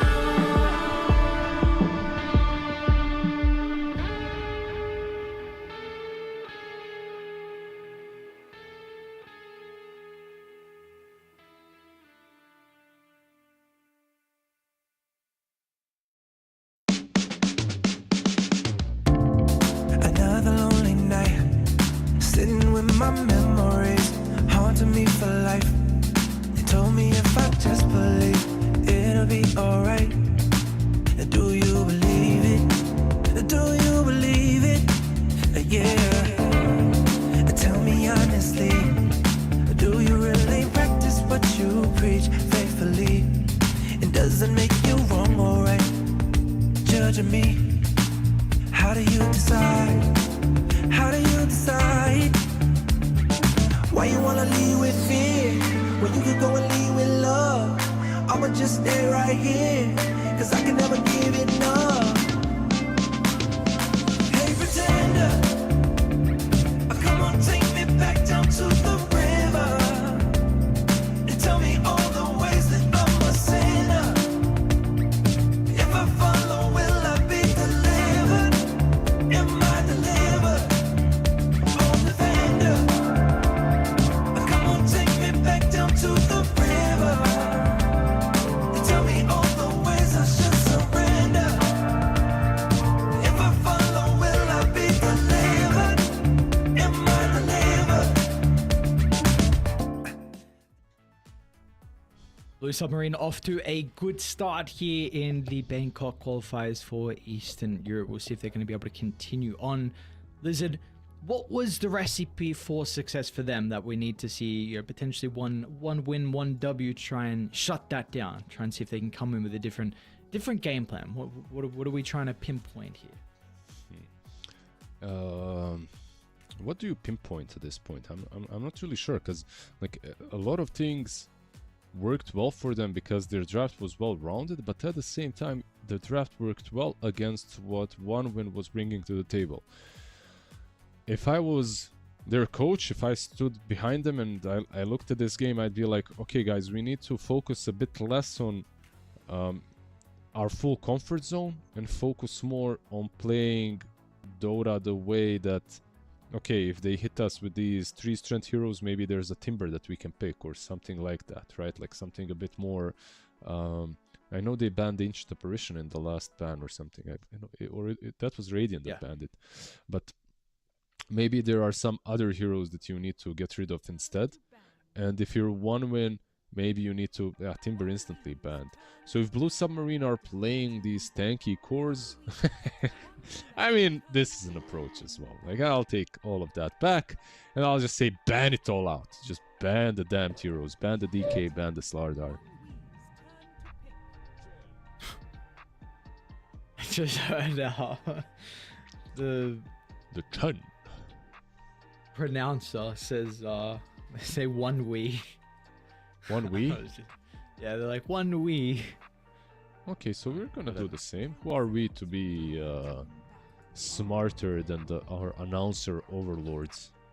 That's true. How dare I? Honestly, how dare I? I may not have even come through the stream, so I could be saying it for no reason. Sorry. One we. My friend, this is Magnus. What's going on? What's popping with this hero? Is this something that you were expecting as a first phase? Magnus. After Dream League, it's becoming a bit more popular, but this is again one of those that I put in this basket of new heroes that are being kind of experimented with, even though they were forgotten, weren't really played a lot during TI, after TI, but now they're kind of coming back into the meta. One Wee's turn to ban. Yeah, let's see. Like Mag, I think it's okay-ish. I still feel like in the last couple of tournaments, some teams played it on core position. Some teams even attempted to play like position 4 Mag. I really hate the position 4 Mag. I don't mind the core as much, as long as you protect them properly. And there are some heroes that aren't necessarily played that much, but that were always good against him. Like if you remember the good old Rubik.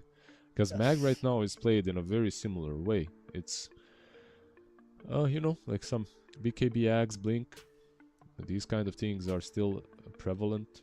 And he can even go for some right click if he wants to, but overall, the Shard as well. He just has a lot of damage. The Empower is nice. And the Shadow Demon too. Cool. Okay, so another very strong support that we're going to see picked up. And importantly as well, a support that's able to very easily make stacks inside the jungle. So you have that cleave, and you're going to be able to assist someone with their farming speed. So of course it's going to feel quite nice having all these stacks. Always a big fan of Shadow Demon as well. I think this Same. is great. Gotta be careful about one thing with this SD though. Like he's even if you're making stacks, there's a Chen invasion always around the corner that's possible, and the lane itself into Chen is actually not that great. Like Chen into SD Magnus, I believe, actually does well. So Okay. 1v they need to be careful. There is like some there is some combo potential, like disruption into skewering a Chen or a carry back under the tier 1 tower. That's nice, but what Chen does and what you can expect from this lane is basically I come in with my satire that I get for some reason on level 1 for free, and I burn your mana. And I burn your mana, and I burn your mana. I just continue burning your mana and zoning you out, so we'll see. We'll see how they deal with that. On the other side, we got a Pango. A month ago, or maybe a bit over a month ago, Quinn was like, yeah, this hero is trash. It's not good, and then everyone started picking it again. I don't know what you need to do to Pango to make him irrelevant. Alchemist again, huh? At least no Slardar this time, I guess. But so, I mean, with that being said, like, yeah, you died once in the lane, but then we saw the Alchemist actually be able to get a kill against the Slardar, I think, with the help of the Invoker, and then also catch up. So we'll see. It's going to be a bit of a different story. Again, it's some supports from 1W that are able to have a lot of impact this game. Grimstroke with a couple of heroes that are going to be able to initiate. Soulbind can be very frustrating for the Pangolier as well in regards to the Rolling Thunder. Yeah, it's just an overall interesting pick. Like I like it into the Pango. I don't like these two supports into Chen at all. I feel like they might struggle. All these creeps, they have no ways of, like, sure, Stroke of Fate is nice, but that ain't it. The lane itself can be okay, but we'll see. We'll see what Blue Submarine hit them with next. Just a casual gyrocopter, okay. Not nearly as tanky, but I do like the way they're drafting. I feel like their drafts are really strong now on Blue Submarine. What's kind of the thought process that goes behind this decision with going down the gyrocopter? I think it's like a carry that is just solid at the moment. Like just a strong laner overall. Like this Chen Lion Gyro for me has been, how to put it, like one of the, like if I imagine a draft with Chen, Lion and Gyro are top 3 for me. Like the way these three heroes complement one another is really good. Like Chen doesn't really have a lot of catch or any catch at all. Lion helps with that. These two heroes, they don't really have a lot of damage. Finger of Death isn't it. But Gyro brings all the magical and the physical damage, right?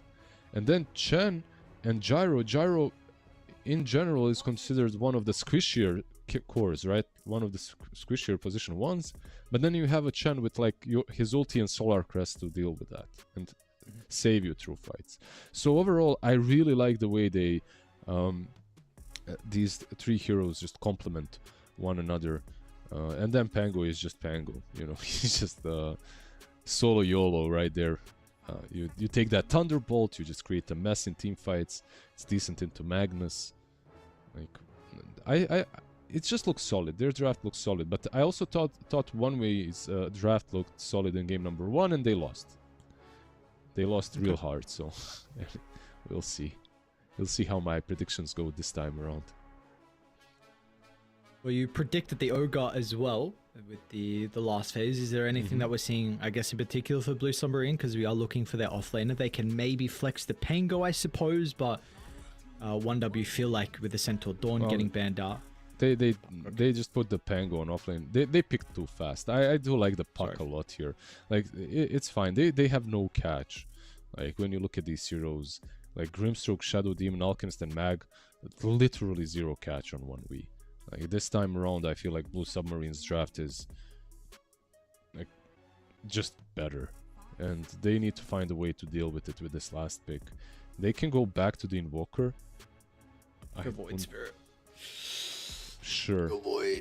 Go Huskar, you know, like do something like that.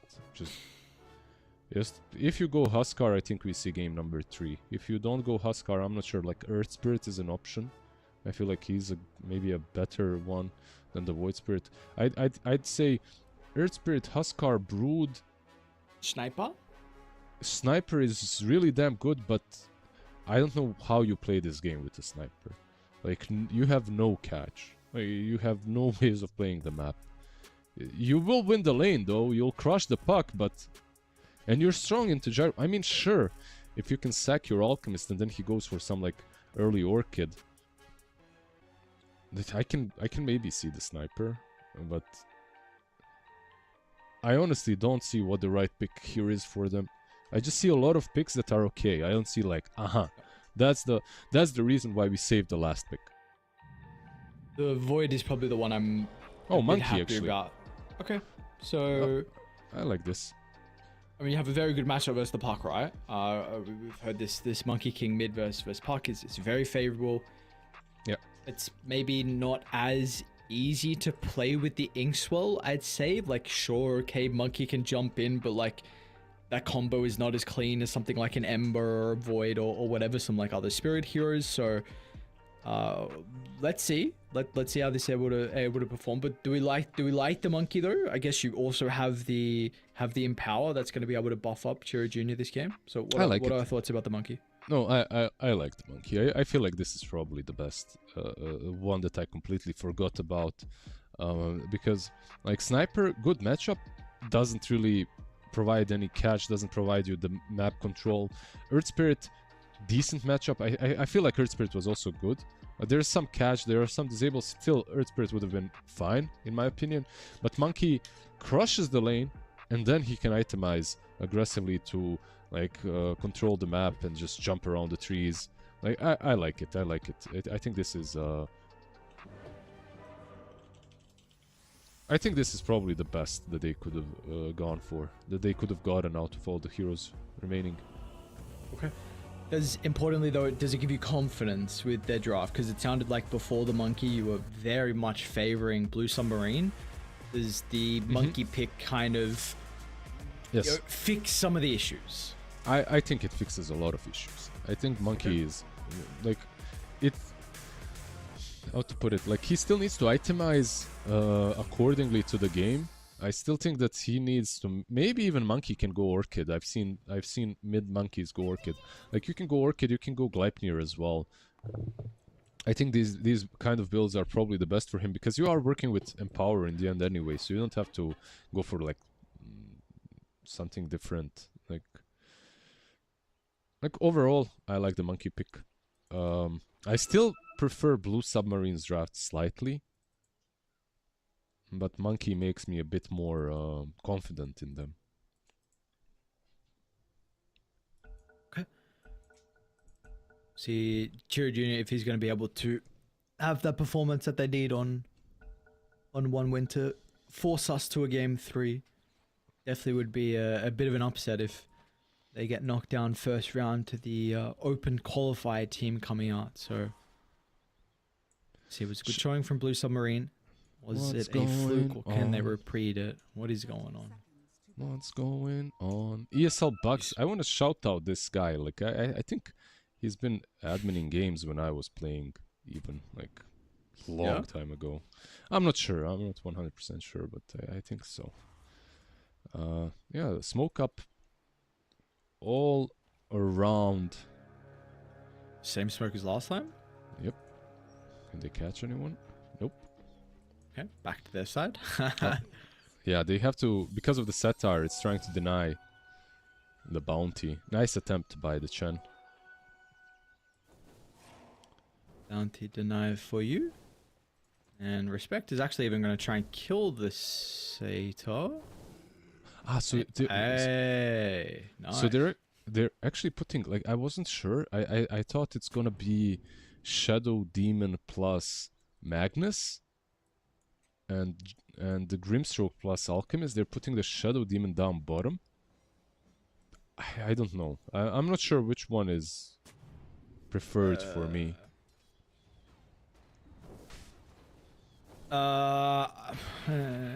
I kind of prefer SD4, no? Or at least playing at top so he can stack.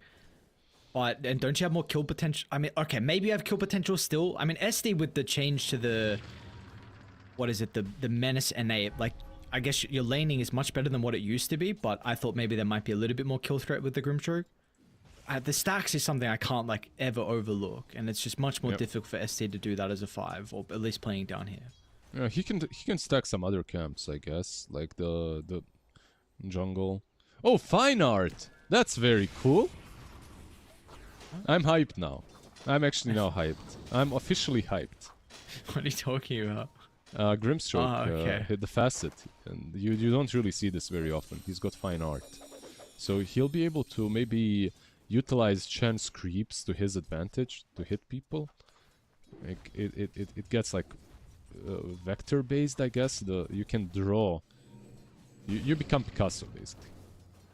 Okay, I see. It's kind of cool, and maybe you can even stack with it. By the way, maybe he can stack the triangle with one stroke of fate. I think he can't, but maybe. Is he cooking? He's cooking. He's cooking. Let him cook. Let him cook. Let him. Okay. We shall let him cook. Chira Jr. Keep tabs on how the monkey's going mid lane. Of course, like we were saying, this is going to be a very monkeyed favored matchup, and we are seeing that be the case without a doubt. Puck at least is going to be able to get the bottle delivered and has the water rune as well, but this is not going to be fun times here for the Puck.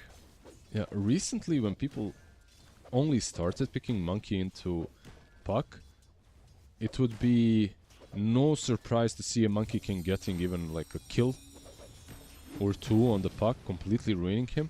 I feel like Puck players have adjusted a little bit, and they now realize just how difficult this lane is, so they don't allow themselves to die as often. Chen?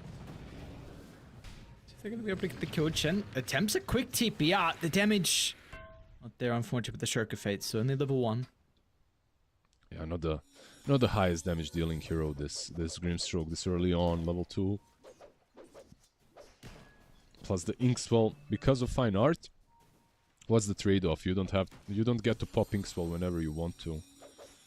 That's always a problem when you need to break TPs, right? Like someone just gets away from you with the TP. Sure.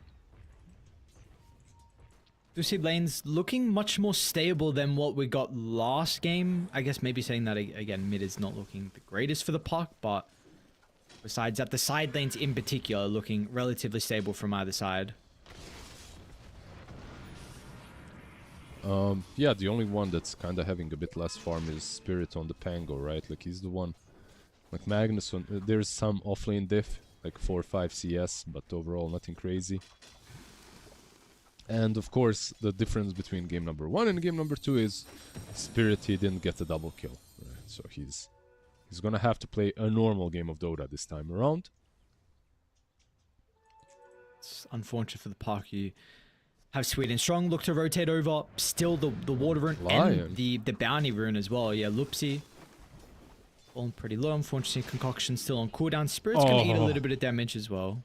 Yeah, but he used Swashbuckle. It was level 1, and he got both of those range creeps on like 1 HP.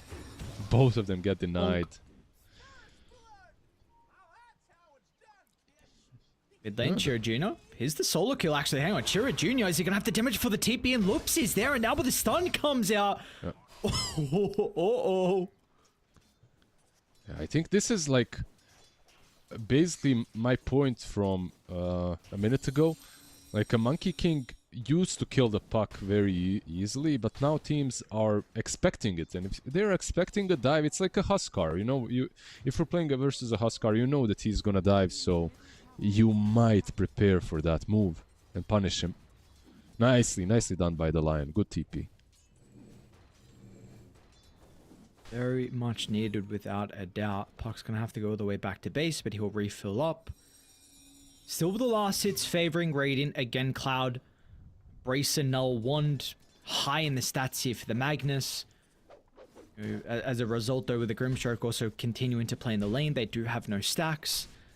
But securing the lane, They can always go back and start to make some stacks afterwards, and probably going to see Sweden Strong even maybe consider about trying to move over and get the power rune out of the hands of the puck. 10 more seconds, let's see. Sweden Strong.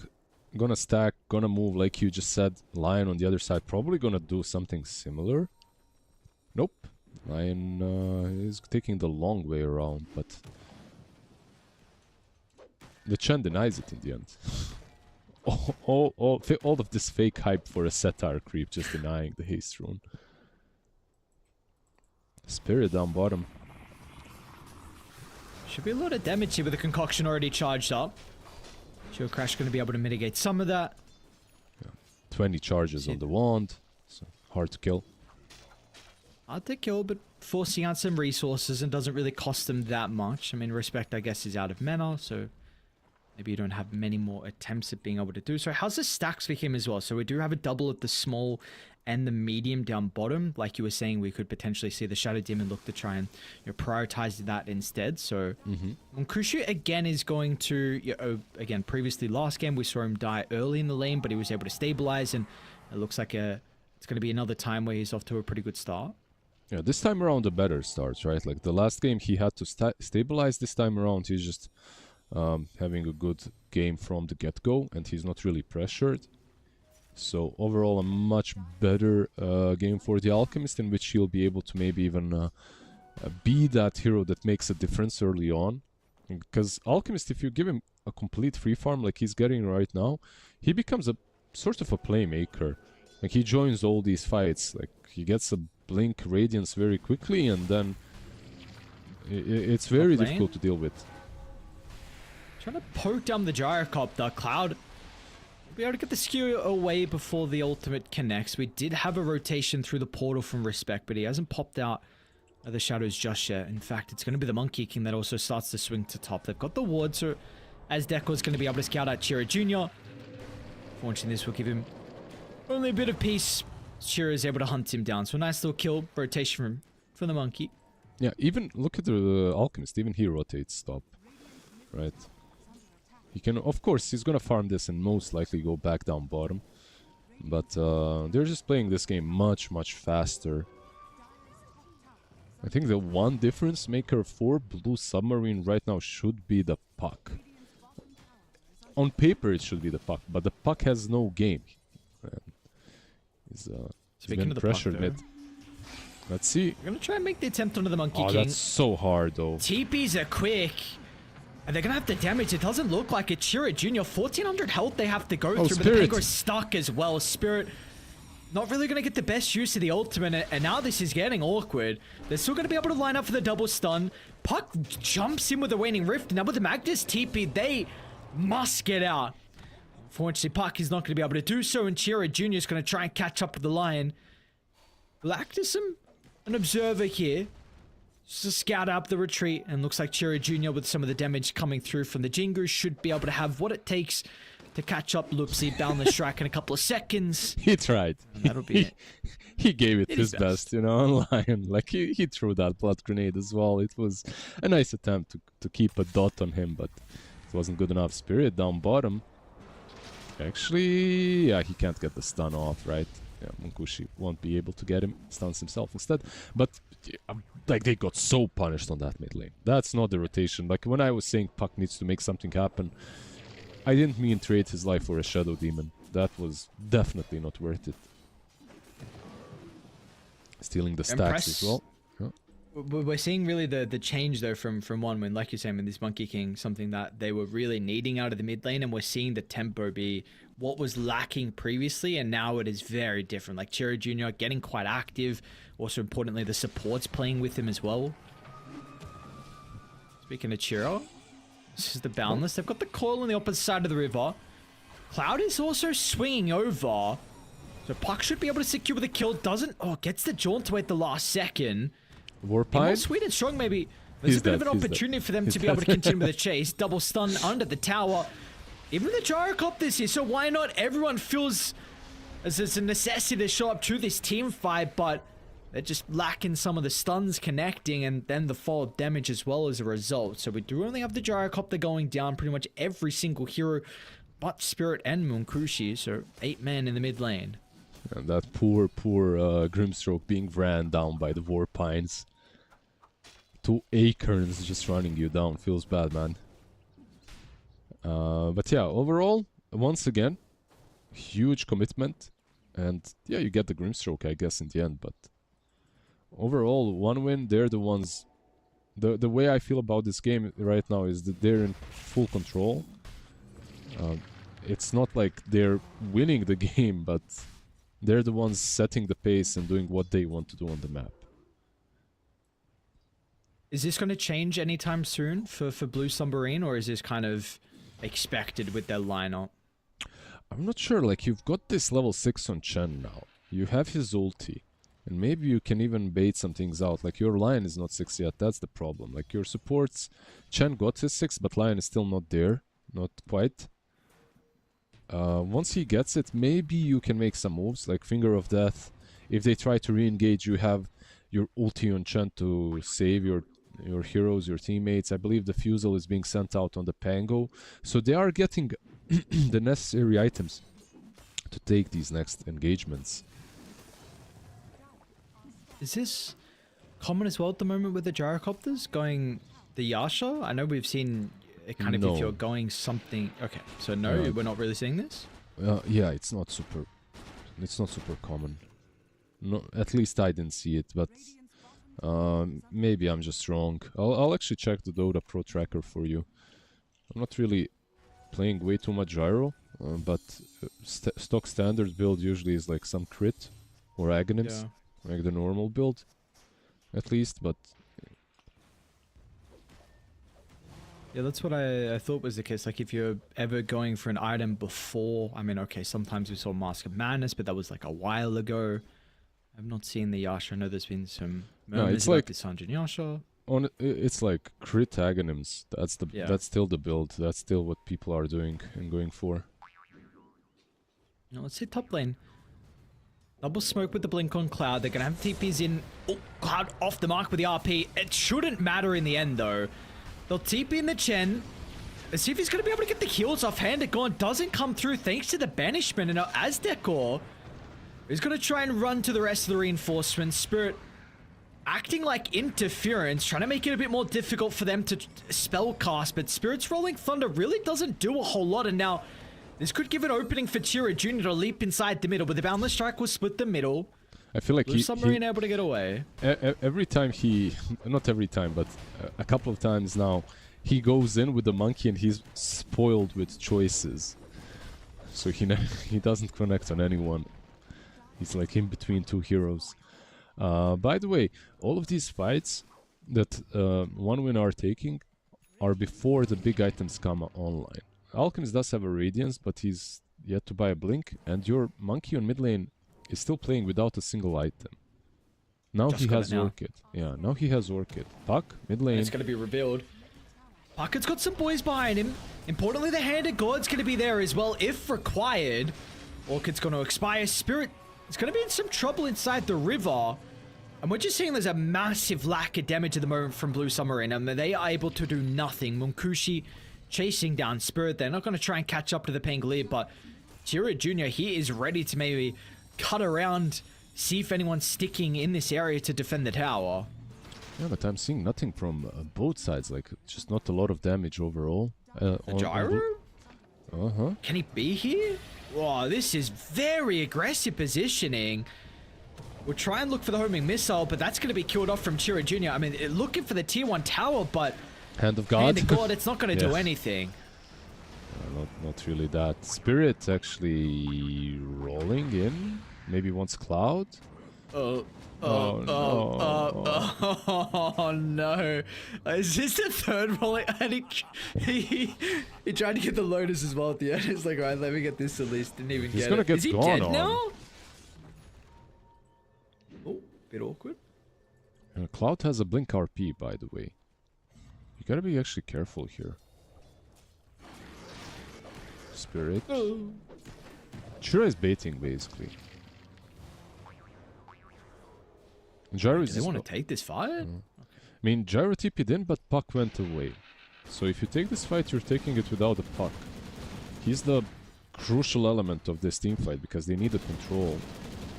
And they don't get it. Like, the Pangolier ain't it, you know? Like, he's...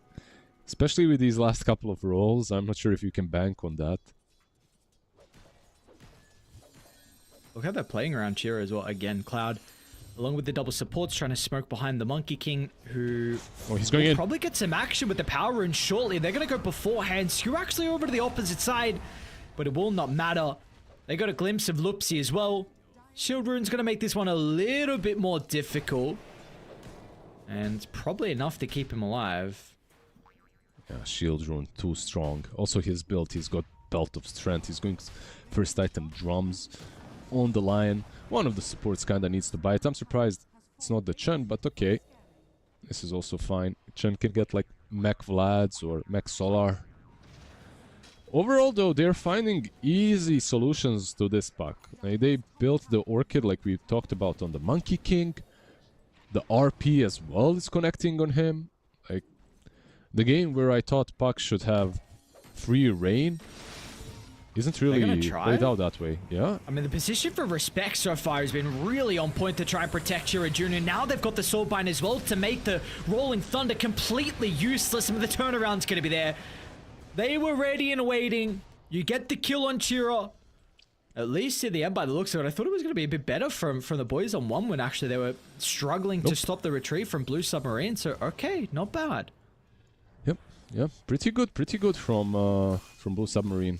One of the problems that you sometimes get when you play the Magnus is you are very cooldown reliant, and he doesn't have RP. If he has RP in that fight, he probably catches a extra couple of heroes behind, and then you fight off of that. But what can you do if you don't have that control? Like, we've talked about it already. The control on one win is really low. They kind of managed to make it work so far, but without the RP, it's difficult to take fights. Just watching these two creeps try and get the D1 and it puts Aztec on. He was not microing his heroes, but they still saw him under the ward. Yeah, he fell asleep a little bit, microing the... Well, nothing really. He just gets the DD. Yeah, but I was hoping the Puck would get it. Trying to see if there was a way for the Puck to enter this game. Yeah, maybe if he impaled him as well, right, at the same time, but Puck was too far, and he's going for Yules next. No blink. Witchblade into Yules on Puck. Kinda understandable, I guess. You are playing into... You have no saves, and you're playing into an early Orchid. Roshing, okay. A remnant of the DD along with the Empower, feeling like they have what it takes to be able to go for Roche. They have... Could be scary though. I mean, Blue Submarine, if they knew this in an area with Rolling Thunder or the AoE, could actually be an okay fight, but they are not aware of what is going on. They're not going in. They're afraid of the RP as well. Like, there's an RP, DD, BKB completed on Alchemist. I feel like one win, they're hitting them with what they got hit with in game number 1. Like, this Tricore finishing off BKBs will make it very difficult for Blue Submarine to have the amount of damage needed. Like, your Gyro went SNY, next item, next stop, Aghanims. I mean, SNY into RP is always kind of nice, I guess. But, yeah, we'll see how much they can do when these BKBs are up. Let's try from Spirit. Solo kill from Unkushi. Much different game here for the Alchemist. He does not have the opponent's carry being able to actually keep up in net worth. Those 2 deaths unfortunately hurting the Gyrocopter. And they might actually be able to catch Spirit. Look at the positioning, Monkey. Ooh, reactions in the blink. Okay, nicely done. Quick fingers. It's a good position though for one win to be in. You're going to get the tier 1 tower down bottom. You'll look for the tier 2 potentially. Tormentor's up, then the Wisdom Rune. So great timing for them to be able to get all these objectives down bottom. And if you're Dai, do you contest this? Because this is going to be a lot of gold and just map control in general that goes their way if you don't. Well, they're kind of converging here, but I'm not sure this is their fight to take. Gyro actually TPing in too. He doesn't have an Aghanims. He needs not a lot of gold to get it. A Monkey will scout them as well. This is... They're going to be able to get the jump. Can they keep him alive long enough as Deco tries to pop the mechanism over the right side though? Cloud in with the RP, but it's not good. There's going to be no follow-up. So RP doesn't really provide them a whole lot, but still slowing down the retreat. Munkushi's going to be ready with another jump in with a BKB to protect him. There is nothing they can do along with Tira Jr.'s Wukongs. This will be the Gyrocopter that goes down, and you were hesitant about Blue Submarine trying to take the team fight down bottom. We see exactly why you were concerned. I mean, it's not only that they have everything on the side of one win, they're 13k ahead now. It's just the fact that it's like bad Dota when you're going in for a fight when your carry is 500 gold. He was like, what, 500 gold away from completing the Aghanims. You could have given this up, bought the Aghanims, and then fought the next fight with a little bit of a better power spec on Gyro. This way, and this time around, even the vision that they had set up was way too defensive. And they're going into them, but they're leaving their vision behind, so they don't see the monkey. The Pango dies first. Just a difficult fight. Difficult fight, a difficult game that does not get easier. 15,000 deficit. Items continuing to be delivered as well. Some incredibly farmed heroes and also supports as well. We are seeing really do a lot. Last game they had a lot of net worth, but we didn't really see that transition into some successful team fights. But so far, Sweden Strong along with Respect have done a really good job. They're going to continue to go. Munkushi. Got a glimpse of Lupsi. Going to be able to find the concoction under the tower. It's just these two heroes though. Yeah, they still get him, I feel like. Do they? A lot of heals, but... A lot of heals. Take out? Will he? Okay. Yeah, he will, he will. Just too much damage from the two of them. Do you like the double orchid, by the way? Both on Alchemist and on the monkey? Sure. Why not? Yeah, I mean, it's quite nice versus... it's pretty much free kill versus the lion, and very nice versus the Pango as well. Yeah, it's fine. I like it. Yeah. I agree. All they needed this game is these orchids, just because of the way... I mean, maybe some bashers too, some Gleipnirs are good. And the monkey is buying that next. He's going for the Gleipnir.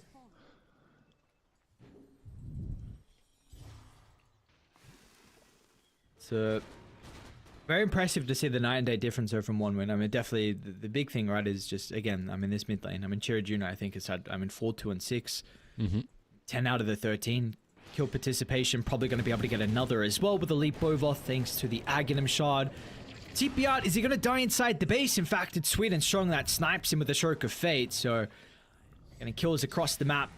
And they might even look for top as well. Cloud setting up with the RP is going to be able to find it onto the Gyrocopter, and they will surround him. TPs are going to come through, but they will be too late. I mean, this is just all one win in the second game.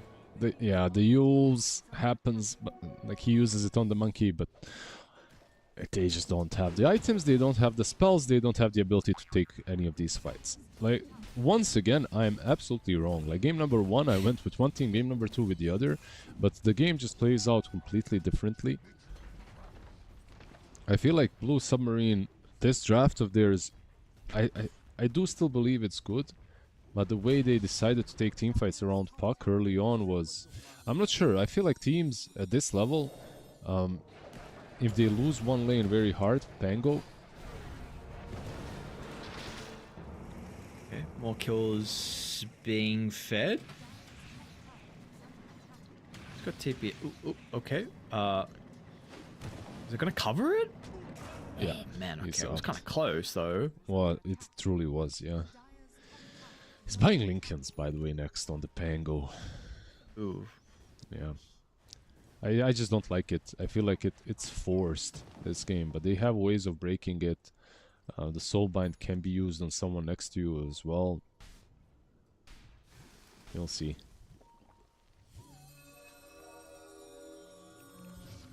Feels like very desperate position for them to be in. And the map's even going to shrink even more. Respect now picking up a gem. Sweet and strong. Blink into the Phantom's Embrace. So not only do you have like an Alchemist, Mag, and Monkey to initiate Yeah, top lane support though. as well, and now it's got Rapier queued up. Okay, Yeah, Alright, that's we're already it. at that territory. Yeah. That's what I was laughing at a little bit earlier. Gotta get away Fortunately, the here. line is probably going to have to poke his head out to try and protect the Pangolier, but another Orchid. Yes, just one after the other. The Spirit will go down. I mean, maybe, you know, some silver linings. It means that the Gyro is able to farm another Ancient stack and might get the Wisdom if he checks. Actually, Puck, okay. He's not taking the Wisdom rune, sir. I mean, how could he know, right? Like, he didn't check. It's minute 26. Like, the rune is still not taken. Something about this Radiant Wisdom rune, I guess. Lion? Yeah. Okay, well, I mean, they're just making up for time for kills that they missed in the previous game. You know, the floodgates are opened, 17 kills. There is just no place that is safe across the map. This is, yeah, this one's looking not good. 21,000 net worth lead. I'm very surprised the fact that it's still 15% probability somehow for Dial. I don't understand. But okay. Gaben hates Alchemist, I guess, and loves the Gyro. That's it. Like, that's how good this draft is, that even now... Shut up, dude. There's no way you're trying to... trying to make sure you don't sound that wrong. That's how good this draft looks. But, yeah, they're not in a good spot. The Puck jumped in. There's a Mag, by the way. There's one Yules. But what do you got afterwards? You don't have a whole lot. This game might just be over even without the Aegis. Let's see if they even push high ground now. Yep. There's no Chemical Rage, like it's a quarter left remaining on the duration. He doesn't really care. So if they continue to siege with the pace and respect, still 20 seconds without the Puck. Drycop, they're still trying to farm up that little bit. Oh, 24,000. Sorry, 2,400. So still actually quite a way until he gets towards Rapier. And they're going to be able to get the jump on the line. Cloud waiting for that Horn Toss to be back up. Some tips as well, potentially for some of the all chatting we saw towards the end of that game one. They were quite happy with the victory on Blue Submarine. They got all chatted, by the way. They weren't the ones I believe that started the all chat in game number 1, but I don't know. The all chat is a bit controversial right now. I feel like there's good all chat and there's bad all chat.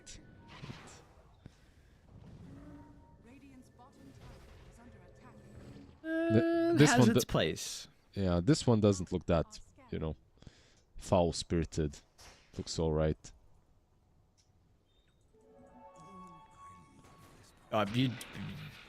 Maybe it was. We just couldn't translate. Maybe they said some absolute nasty things. No. It wasn't. It definitely wasn't. It was all good. But maybe. Let's. How is your Russian? It's is pretty it like, good. Yeah, it's okay. pretty good. Like I can understand. When people write, I'd say I understand almost everything. Okay. When people speak, if they speak fast enough, I might get lost a bit. Yeah. But how similar is it to your native language? it's similar. It's not something that, like, if you didn't learn it a bit, you're not gonna just pick up Russian immediately, but it has similar roots, right? Like, it's a Slavic language, so... Sure. Gyro? I mean, there's a lot happening across the map. One on there on Gyro and also the line on the other side, but the important one is the carry that goes down. This is gonna slow down that Rapier. I think he was maybe like 500 gold away before that death, so... Really, the one hope they have, and if he buys back, that is just... You're not getting it for a lost fight. Because they're probably going to walk up bottom now. Oh, or... Yeah, probably bottom. On Kushi with that DD. Another one? Huh? Tira Jr. on this Monkey King. I mean, you have Orchid, Atos, and the goddamn Ag Shot as well. Your catch potential is through the roof. Spirit's going to try and play around with the Rolling Thunder. The blink into TP. Okay, I respect it. Yeah, this Monkey King, what you feel when you're playing against Monkey King that's having a good lane is that you're not safe anywhere. Like, this hero is probably the highest mobility hero in the game at the moment. Like, look at him. He was bottom, he's already mid. No TPs, nothing like that. Just jumping around. You escaped last time. This time, Spirit, how are you going to get out? And Chiro Jr. under the T4 tower. They're going to buy back out of Spirit, but he's really not going to be able to do anything. Watch as his support be killed without remorse, and well, at least you held the Gyrocopter buyback. Yeah, that's 3 more minutes on that Aegis, though. You held the buyback, but basically what they're doing is they're giving their best to save this Gyro until he gets the rapier, and then maybe you can take that one fight with the rapier, but that's it. Ooh.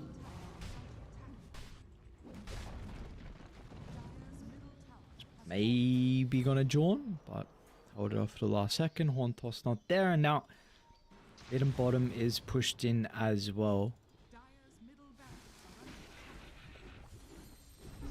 Really got to be careful if even the Gyrocopter puts himself in a position where you can get Horn tossed back. You are not going to survive at this stage. Absolutely. He has no BKB, has no saves. So this rapier, even though it's really cool, you need to find a way to initiate on the Magnus kind of first, and that's where the puck should come into play. Lion. Not a bad amount of damage onto the Monkey King. BKB still on cooldown for 18 seconds. Could be an opportunity. Chiro Jr. though, no one else is going to be there. Now Munkushi with the jump into the backline as well. Chiro Jr. protected with the Wukong's banishment as well at the last second for respect. And Gyrocopter is nowhere to be seen. Rapier has now been delivered. That's going to net him 1 kill. But he's got no more stuns to help close the distance and get the damage out afterwards. So this should be mega creeps. Yeah, there's still RP, by the way. Keep in mind, so. And a potential dead Gyrocopter as well. Munkushi sees an opportunity. Yeah, your damage is high, but your survivability is not high at all. G's are going to be dropped in 1 win. But they're going to be able to tie up our first series of the night. GG. Yep. 1-1. Night for you, morning for me. Or noon right now, but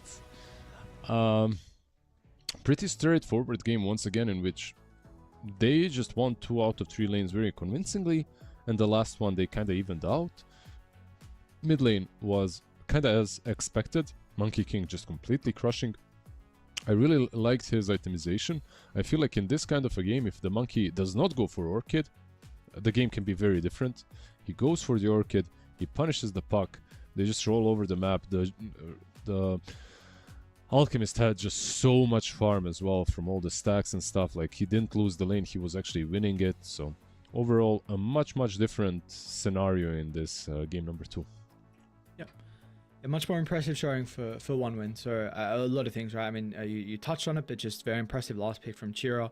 I think there were a couple moments as well through some of the early fights where we saw just like the positioning from respect in regards to some of those saves with the banishment. Like, maybe that could have, you get a big kill. Who knows how different that could have been, but really like the early game aggression. I wonder if that's going to be a important talking point for them heading into this next game, trying to have a similar draft where they can continue to run at Blue Submarine, because that was somewhat of the winning formula for them in this second game. But we'll see what strategy they look to come up with though heading into the following one. We've got a game 3. Legend, we'll see you shortly. Quick break, and then we'll see who's going to be able to take our first series of the night.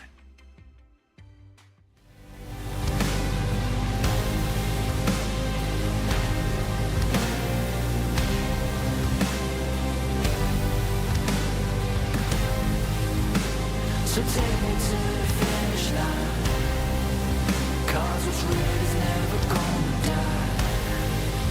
Yeah, you're never gonna stop me trying. So take me to the finish line.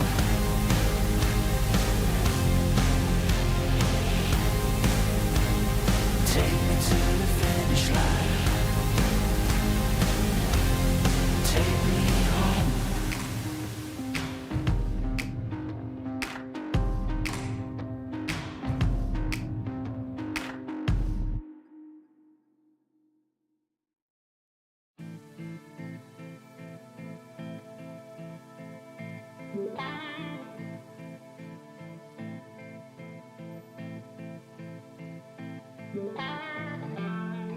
Takes more than money to foster change. Takes more than time to heal the pain. Heartbreak will light the fire. Heartbreak will light the fire. Fire will light the fire. Fire will light the fire.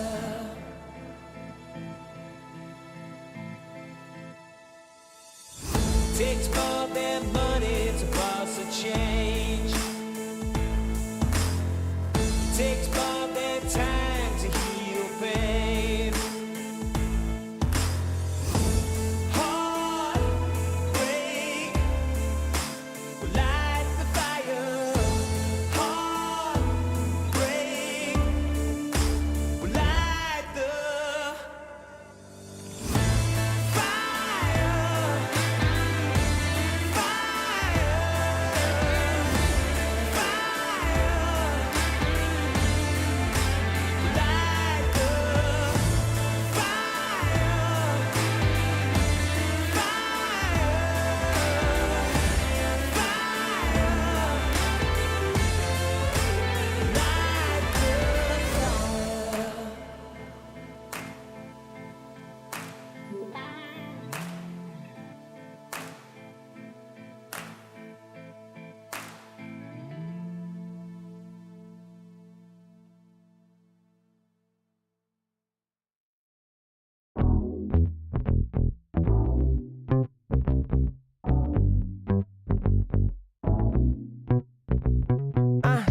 Learn to let it go sometimes. Don't let it stay on your mind. Don't let it stay inside. Gotta let it out with the sunshine. Maybe walk it out. Sometimes gotta scream and shout. Let them know that you're here, no doubt. Took a long time, but we here now. I know you're ready for the hardships. Know you're ready for the progress. I know you living your truth, but don't forget to always stay honest. So do a little dance, do a little wiggle. Yeah, it's your turn. Yeah, learn how the universe works. Yeah, come on. Can't control the world, but I'm trying to control myself. Yeah, I'm trying to control myself. Yeah, we can't control the world. Yeah, but baby, I just can't hold it. I'm just trying to control it, control it. Yeah.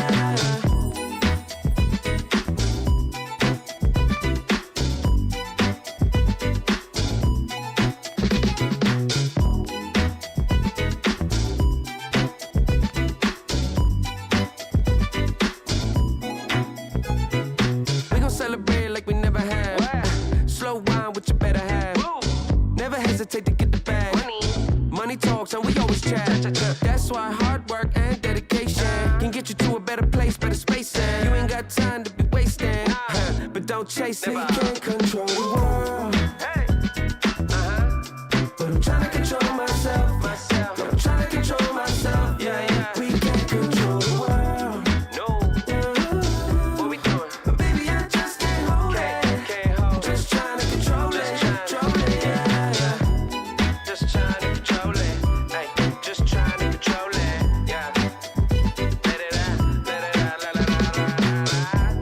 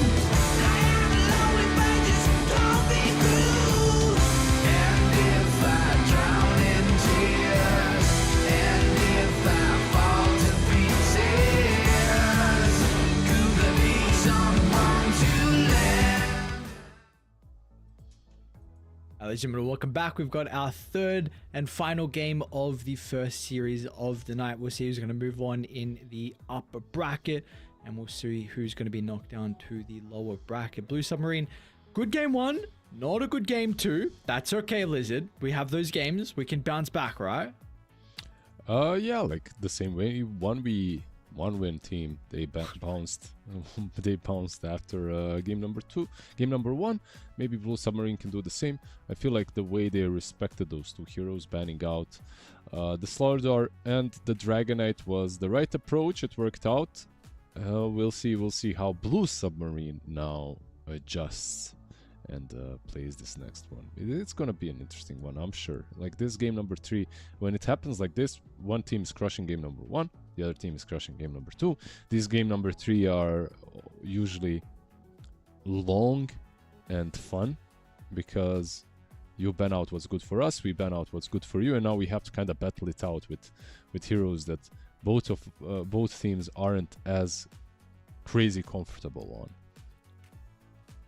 So, okay, we know what one win are probably banning against Blue Submarine. What are Blue Submarine going to ban, though, against one win? What are we expecting? Like this Mukushi Alchemist might go.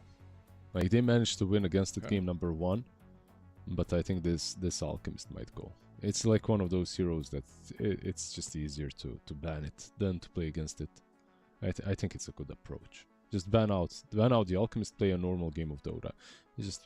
It's always a hero that puts you on a timer. This time around they didn't find the right solutions to it. They went for the gyro, but Alchemist, he doesn't really mind all of these glass cannon ranged heroes. Like that's why he's in the meta. He's probably the best melee hero to play against them, because eventually you just buy Blink BKB, you jump on top of them, you kill them off. He can't really do that to a Dragonite like in game number 1, but to your SFs, Medusas, even to your Gyro like in that last game, he can definitely do it. Okay. Well, let's see what the difference is going to be in regards to the draft as we do get ourselves underway. So 1W is going to be on Dire, and we got Blue Submarine playing from the Radiant side. So Invoker Morphling, the Doom, and the DK. I'm going to pull up the bans as well if I can get them from previous game, if Liquipedia already has that sorted.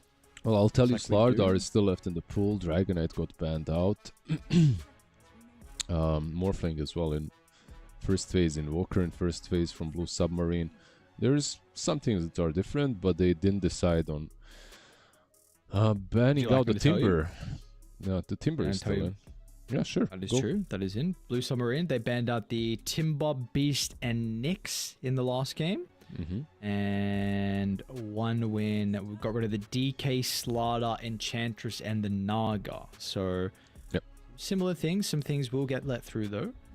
Yeah, Nyx, the ban on the Nyx last game was also because of the Chen. Like, one of those heroes that you want to ban if you are picking the Chen.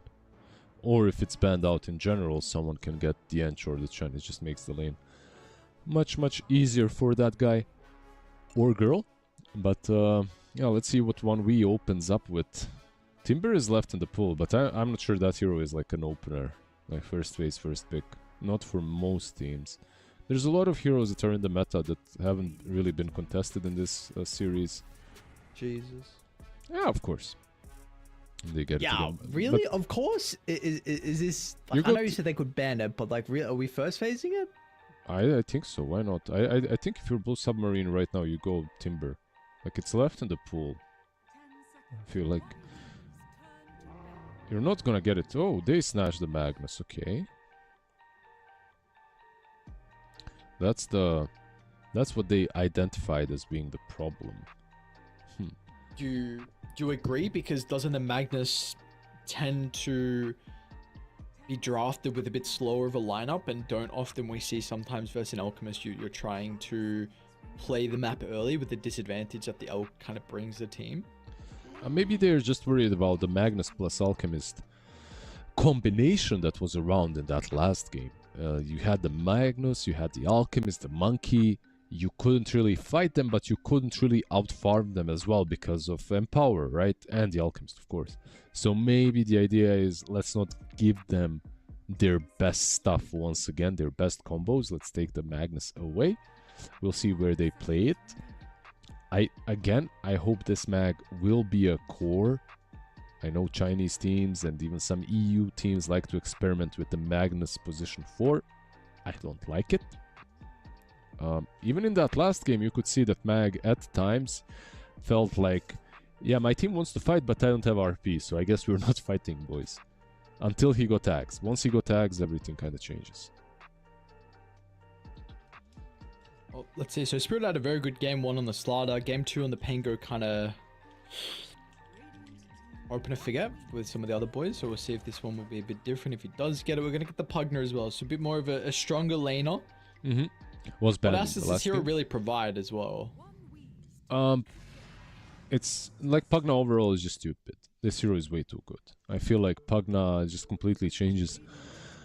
When you're playing it on a 4 or 5, whatever, it changes the way the fights are played. But they do get 2 probably best supports against him. There are some other ones, but these 2 are very annoying because they bring a lot of disruption. They bring a lot of magic damage. The Carapace, if you're pushing with Pugna, you get Carapace from Vendetta, you're dead. I mean, you're dead anyway, he goes on you. But yeah, Batrider as well just doesn't care about Pugna in the lane. Because you're very squishy on Pugna, but you have a lot of movement speed. And then Batrider comes in and dishes out way too much damage, plus slowing you down while he's doing that. Yeah, let's see what they combo with the Pugna. The Pugna idea as well, sorry, I sneezed. The Pugna idea as well is like into the Alchemist. He likes to pick a target, go on them, destroy them, but Pugna can decrep, heal them up, kinda combo break the hero that gets stunned. We'll see if the Nyx and Batrider are going to be able to potentially find the Pugna inside some of the fights. We'll get the Tussle from Blue Submarine, so wonder how they're going to try and set up the lanes. Is it going to be like a Tusk Magnus, which I don't know how you like the sound of that. Doesn't sound like maybe the strongest lane. Yeah, definitely. Like I'm just looking at who's gonna, like, you can do Magnus Pugna. Into Alchemist Bat, it's not great.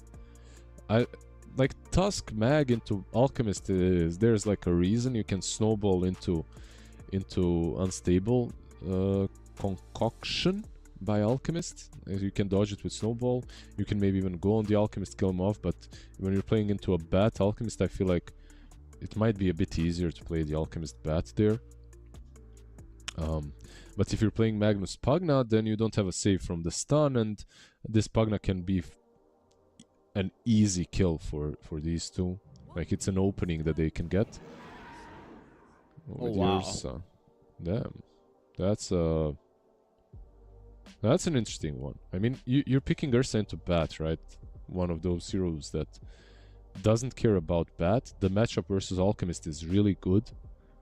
But right now, if you're one win, I feel like you just pick 2 other additional cores.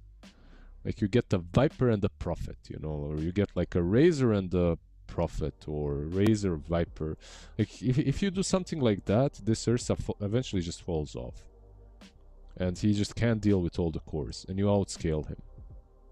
It's something that we've seen Falcons do to Tundra in the grand finals of BB Dacha as well. Like, you just outscale the hero. He's strong, he's gonna own you early on, but you don't even see the lane that you're playing into as Ursa. And yeah, you get the Enigma. And that lane doesn't look any easier now versus the Enigma. And this is whether you put the Tusk or the Pugna, doesn't particularly help you with dealing with the Eidolons. So it seems like, you know, one would have some pretty strong side lanes. Elk Bat, Nyx Enigma. No, very, very difficult for them to deal with. I mean, your BKB Black Hole counter is maybe an RP, but yep. It's looking like not a bad game for the Enigma. Most certainly. It looks like a really good game for Enigma, and it's also a hero that, like, Enigma needs just a bit of help. Nyx Assassin needs a hero that needs only a little bit of help, because he's not going to be helping. He runs around, he stuns some heroes, and then he goes back and eats the creeps, right? Like, that's what he does. he's playing on himself, not really on the offlaner. He's a very greedy position 4 is what I'm saying. And Enigma doesn't mind that. So they have a good setup right now. Their matchup Alchemist into Ursa is maybe not the best, but everything else is pretty solid. Blue Submarine, they banned out the Pango and the Monkey. I hope they don't park. On One Win or on Blue Submarine? On Blue Submarine. I mean, we'll see. Like into Nyx, it's always dangerous to go puck, right? Like Carapace on an orb and you're dead from Vendetta. It's a dangerous hero to go for. In regards to One Win, like, again, very impressed with how the Monkey was able to perform last game from Chiro, so I would like something similar. Because you don't really have anyone to control the tempo at the moment. Like Enigma, maybe we'll see what the itemization can be, but can be a little bit more of a greedier offlaner. Nyx Assassin potentially with like Vendetta. You want a mid laner to be able to play with for getting these kills early before you get like your Dagon for solo kill potential. So would really like someone for Chiro Jr. to be able to run around the map and really prove to be a big issue. Because there's also not a lot of control from Blue Submarine. And that's not a bad hero to do that. Yeah, an interesting one. Is there like a big counter on the mid lane for this though? I feel like even Tiny into puck sometimes falls off. Well, Like Timber's still there, I think. that's the first one I thought of too. Like into Alchemist into Tiny seems good. Like there's some magic damage of course from Nyx, from Bat, from Enigma, but this kind of a hero is, I feel like, could roll over the map and just completely negate what One Win are trying to do. If you go more stock standard like a Kunkka maybe, but they go with the Earth Spirit that we talked about earlier today. They get more playmaking, right? Like these heroes that like Timbersaw and what else did we mention? Whatever. Like this guy brings you more control. It gives you silences. It gives you way to take these fights a bit earlier, like with everyone else on your side. I don't know. I like both calls. Maybe Earth Spirit is a bit, how to put it, like Timber has a really high pop-off potential where he just wins the game on his own. Earth Spirit on the other side is a bit more team-oriented and can just make a stable game of Dota, a normal game of Dota. Okay. Well, let's see. It definitely feels like there's some heavy lifting here for the Earth Spirit, because you're saying that this Tiny can definitely take over the game. So let's see. Side lanes in particular for One Win definitely look quite strong as a whole. Like very impressed with at least the current structure of the side lanes. We'll see if they're going to be able to execute though. And of course, then a lot of it is going to come down to the early game, both the Earth Spirit and the Tiny, with how they can get active on the side lanes. But you have been, I'm ready for you to be right this game. You know, unfortunately, it happens. I know your loss streak is continued. One of these two teams is going to win the game.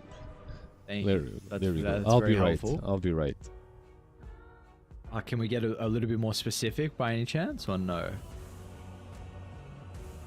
You just want me to be wrong again, don't you? I see. Oh, I want you to prove yourself. I want you to get it correct. Sometimes it doesn't. For you. Sometimes it truly, like, when the teams are kind of evenish and you see the two drafts, you can maybe have a 55% a chance to guess who's gonna win. But in some games, it's just not worth even trying. When some teams play, it's just not worth even trying, and I think that's the one. So he just wrote good luck and have a fun game. Basically a very long version of good luck, have fun. Well, this is a bit of a different look as well at game 3 and how we're starting. I think One Win this time looks like, well, definitely very different start with them being able to get the D ward as well. But this is, I believe, both game 1 and game 2 they're on raid-in, and we saw both those times they did like an aggressive smoke into Dire's outpost area. Now they control this area. Blue Submarine are unable to find them. And now they're going to go for their own smoke to wrap around with just some of their heroes. It'll be 2 supports with the Enigma. All the way around. They're not too strong, I would even say. Like, this dire side fighting the rune is... Yeah, they're just gonna secure the bot 2 runes, top 2 runes gonna be secured by Radiant, and that's it. And none of these teams have like a Visage or something crazy like that, you know, that just dominates the rune fight. Okay. Got an even 2-2 split. Yeah, what Respect is going to do? Double Sentry already picked up for the Batrider, so actually kind of intrigued on... Yeah, he got the rune D-ward, right? Did he? Oh no, Sweden. It was Sweden Strong actually that got it. Never mind. It's a cool bat set. I don't know if this is one of the new ones, but it's actually really cool. We'll see. I imagine Sentry is going to be for the small camp. We'll see what he wants to do with the other one, but... Lane's breaking out now, so we'll see. I mean, mid should be very much a farm fest, right? I can't, like, okay, maybe you're going to toss the Earth Spirit onto the tower, but he can more than likely roll away. Well, this should be quite even, yeah? Absolutely. He can kick you under the tower, too. So, gotta be careful, yeah. Both sides, though, very happy just to farm. And it's one of those snooze fests on the mid lane, too. Very bulky boys. Unless someone makes a big mistake, we won't really see a kill. On top lane, I still think there's a kill potential for one win, and maybe even for the other side. Nice snowball, by the way, to dodge the first stun attempt.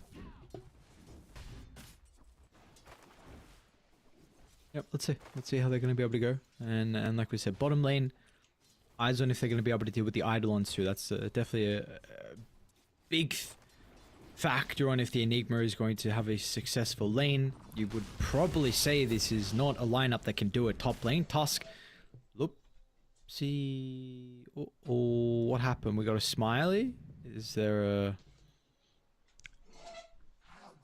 Sometimes your mouse just stops working, you know? Sometimes you die. Let's see. It happens. Is this a Lupsi mouse or is this the Ursa mouse or the Mag mouse? Who's the mouse we blaming? They're gonna let him get away. Yeah, of course they will let him live, right? He's dead actually. He's dead. He's got blood grenade anyway. I'm playing with... solve. Ah yeah, sure. I'm playing with a wireless mouse as well, and it does happen that I lose battery mid team fight sometimes. Not fun. See. Is this is the wireless mouse the way to go? I always thought the wired mouse was where it was at, and then people have been hopping on this wireless train. I don't know. I've just been playing with this one for a really long time now. I like it. Respect top lane. Gonna be able to get in range here to get a little bit out of the tag team. Onkushi tries to hold them back. You okay? What is... Yeah, so far one win are having a good game, right? Like bot lane Enigma isn't really pressured. Top lane Alchemist got the first blood even. Unless some rotations happen, this status quo definitely benefits Dire.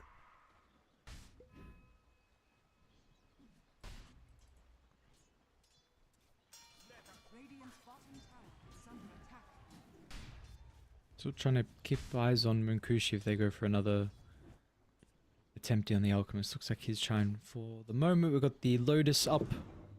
I don't know, really. Should be Sweden strong. Yep, should be. Like, bot lane is a snooze fest, sure. Like, there isn't really any kill potential on both sides. But top lane, if I was looking at this lane, which I am, I guess. I am looking at the lane. I feel like there's more kill potential from Alchemist and Bat, even through the tag team, even through the Magnus being kinda big at the moment. Are they just feeling like... Is the positioning the creep wave being a big issue for them at the moment up top, where they're not able to play aggressive? Are they just maybe not reading how aggressive they could play? Like, what's going on? On Dire? Or on Radiant? Yes, in top in particular. For Munkushi and Respect. Yeah, everyone has a lot of resources. There's just not a lot of plays that you can make, and they're happy just farming on both sides. Like Bat was pulling the small camp as well. You know, so overall they're just playing the very defensive lane game. Now they're gonna try. Spirit's gonna be fine. We'll take a little bit of damage. Seeing bottom as well, like Ursa's getting a lot more Eidolon kills than what I'm really would expect in this lane in particular, so looks like he's, again, like you were saying, off to a pretty good start.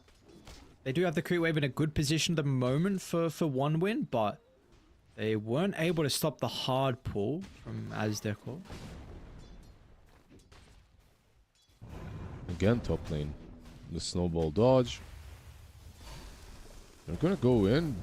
This might be a dead Tusk. Let's see. Yeah. It is, yeah. 4 stacks of sticky. Spirit's gonna look for the Maybe even at least Spirits. return kill. Hang on, Munkushi now recognizes he's okay to be able to fight back. Respect, unfortunately, a little bit more into the sticky napalm. They're gonna help him get the kill though. Won't even go for it, I think, out of range anyway. Yeah, but this is still very sad because the lane is pushing in under the tower. So Magnus right now, this is a really bad feeling. Like, 2 waves are completely lost. So not only do you lose the Tusk, you're forced to move back, and when you come back to the lane is pushing. Well, maybe it's even worse than if you just died there. It probably isn't, but you're not happy with the situation, that's all I'm saying. Yep. It's a big wave there, so hopefully they're going to be able to put some pressure onto Munkushi to stop him from farming. Concoction isn't really charged up on... Neither does a Flame Break help him escape, so... Respect is maybe getting some damage onto Loopsy, but it's not going to matter in the end. So you were speaking about, you know, the Magnus missing a lot of creeps, so we're going to see the Alchemist miss a lot of creeps now as well. Yep, nice little counterplay. Probably the best one possible, and now Ursa rotating top as well. They want to get the bat too. Very aggressive. This Alchemist, by the way... They run the Alchemist? Yeah, actually, hang on. I was going to say, he TP'd in. I mean, I think they at least are going to try. Yeah, they're running him. Oh, the ice shards, they don't connect. This is still a lot of creeps he's missing. It's going to be triple range that gets denied in his face, and you've got the Earth Spirit nearby as well. Slow roll hits the mark, and now Sweden strong. Nice sidestep of the stun. So for the Ursa, he will be able to get involved, gets himself a kill. And again, yeah, Alchemist really missing a lot of creeps in this lane now as a result of the pressure that Blue Submarine are putting out. Yeah, this is like a roller coaster lane. Like, it went from being amazing for Munkushi to like being, okay, we are not even winning the lane anymore that hard. Nice rotations by the Ursa. As the core, he wanted to steal this Wisdom Rune, but probably just gonna die in the end. But he will. Chiro Jr., Wisdom, and the kill. This is going to be definitely the big thing I'm looking at. Like, he's probably... I mean, yeah, okay, the Alchemist still second in net worth, but really this tiny. And how is he going to be able to perform in the early game? Can he get a good timing out of the Blink Dagger, and how active is he going to be even without that Blink? He's looking to try and still stay around bottom. Maybe feeling like there's an opportunity to put some pressure onto the Ursa, who is back inside the jungle for the moment. Oh, they have bat as well. Comes through the portal. Cloud's ready with the Black Hole if they need it. And yep, no hesitation. I mean, the Rage is going to be used, but it's not going to do nothing. The status resistance will not be a factor. And that's a big kill. That's drums into the tower. So, and again, closer towards the Blink Dagger. Really like what I'm seeing with them for the past, you know, minute or so here from one win down bottom. Yeah, this is probably the lane that they just won the hardest. Even though there's a lot of movements around this Alchemist, these movements, from the Ursa at least, they weren't because like he felt that's the best move possible. It's just because that's the best move possible in the current circumstances where you can't lane into Enigma anymore. So you have to go away. And yeah, nicely done that they pressured the Ursa, killed him off.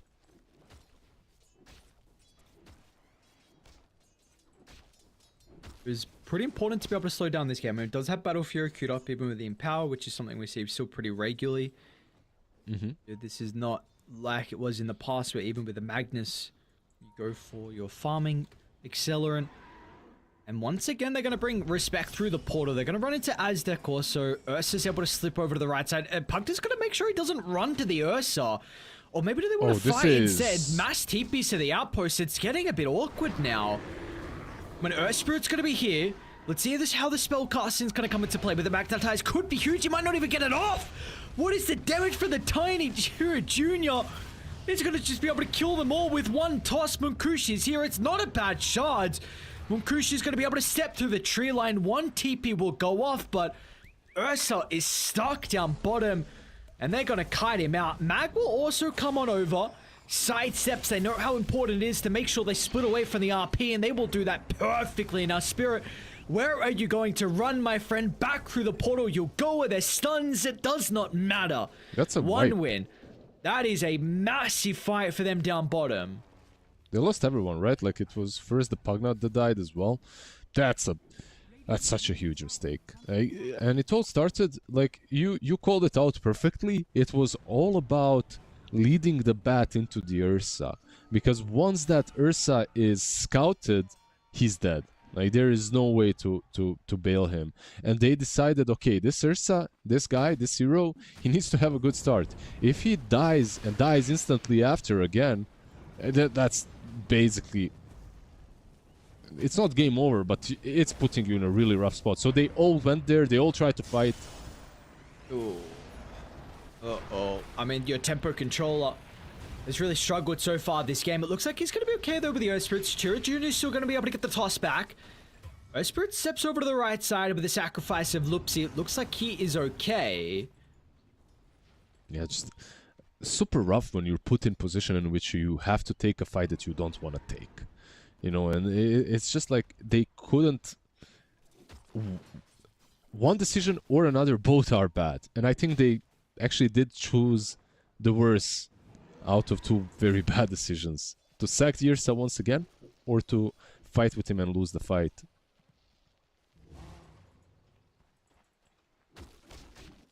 And with all that going on, I mean, Spirit's not being able to, like, at least just Magnus, maybe you'd think, okay, with this hero is able to be a bit higher in net worth and have a closer blink, but that's not going to be the case.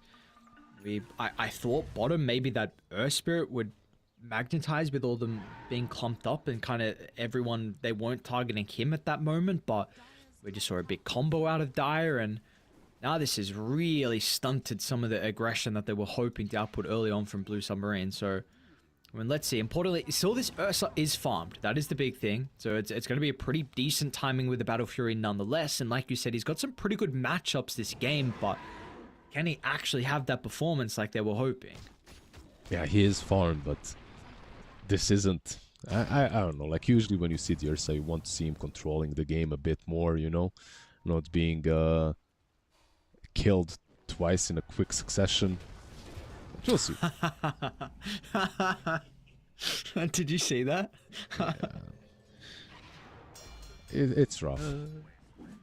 Rough life. These two supports are really good into Pugna. That's something that they made sure. Like like some games, if you pick normal supports, stock standard into Pugna, he has so much impact. But if you get heroes that can burst him down easily, or that bring a lot of magic damage even to decrep, suddenly it doesn't matter too much. The hero falls off a bit. Spirit top lane looks like with the Alchemist showing is going to pay some respect to the potential rotation, but they were there and ready. We'll be able to get the skill back onto 2, but it's not going to matter without any TPs or anyone nearby. There's a great use of the Arcane Rune from Chira. Yep, the Arcane Rune and the Blink. They will have Vendetta now, by the way, so Sweden Strong can actually make a play, and he's going to do exactly that. Straight over the cliffs, scouts out the sentry. Going for that Dagon. Didn't go the double null build, by the way. Went for the Arcane Boots into Dagon. He is scouted once more. Does it matter, though? Chira's? Oh, he's just dead Finds the again. angle for the toss, but were they baiting, though? They knew the Nyx was here and probably playing with the Tiny, and this is a big opportunity for them to get a kill onto the mid laner as well. And importantly, Ursa gets the gold, and now, I mean, they saw Mokushi step inside the river. Yeah, Enigma is there, though, so they're careful, right? Like, they see Cloud is around. He's got Blink, too. But very nicely, like you said, I'm not sure if the bait was both for Tiny and the Knicks, but it worked out perfectly. They caught both. Yeah, we'll give them their props and say well done, because it's a really big couple of kills you need to stem the momentum. I mean, this was starting to get a bit out of control. You got the blink now, and Ursa is almost towards the Yasha. He's farming. He's doing incredibly well. It's just like, are you going to have responses to a BKB black hole? Because Cloud has almost got the boots of Barry, and he's already got that BKB queued up. Yep. The BKB black hole used to be like the scariest thing in Dota, and you had to find a way of dealing with it. I feel like it's not as potent any longer, because there are ways eventually to deal with it, right? Like even a Wind Waker later on down the game. Sweden strong. Going fast. He's got that free patting still. This free patting is maybe a bit too long. I like Nyx, but 15 seconds of unobstructed patting might be unnecessarily long. Yeah, I don't know. I don't know. It's definitely something. At least the hero's back, but it's for an interesting reason. Solo kills and Dagon usages, Mind Flare, Dagon farming. Like, yeah, okay, And cool. at least Dagon is being purchased by someone, you know. I that's guess true. Dagon is more meta now, because you have Queen of Pain as well and other heroes that need spell lifesteal.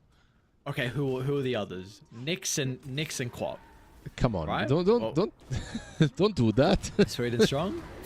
Gonna be able to Yeah. get the Summons to the Magnus, but this team are ready to follow by. They're gonna try and target down with the Earth Spirit at the moment, but you got a Blade Mail, 2,000 health you have to go through. That is not the target without everyone else ready instantly. So it's just an easy kill onto the Nyx. The bug will be squashed, and Blue Submarine will go for a quick smoke because they've got a pretty decent ward inside Dire's triangle. Keeper of the Dire's Light. jungle. Keeper of the Light. I just remembered. There you go. That's the third one. That's another hero that buys Dagon. If he's played on mid. That's it. That's the trio. No one else. I think. Is there anyone else? I don't think so. Dies and then respawns and dies. Oh, okay. Never mind. Yeah, Who's- Pugna is feeding though. Another one. 1-4.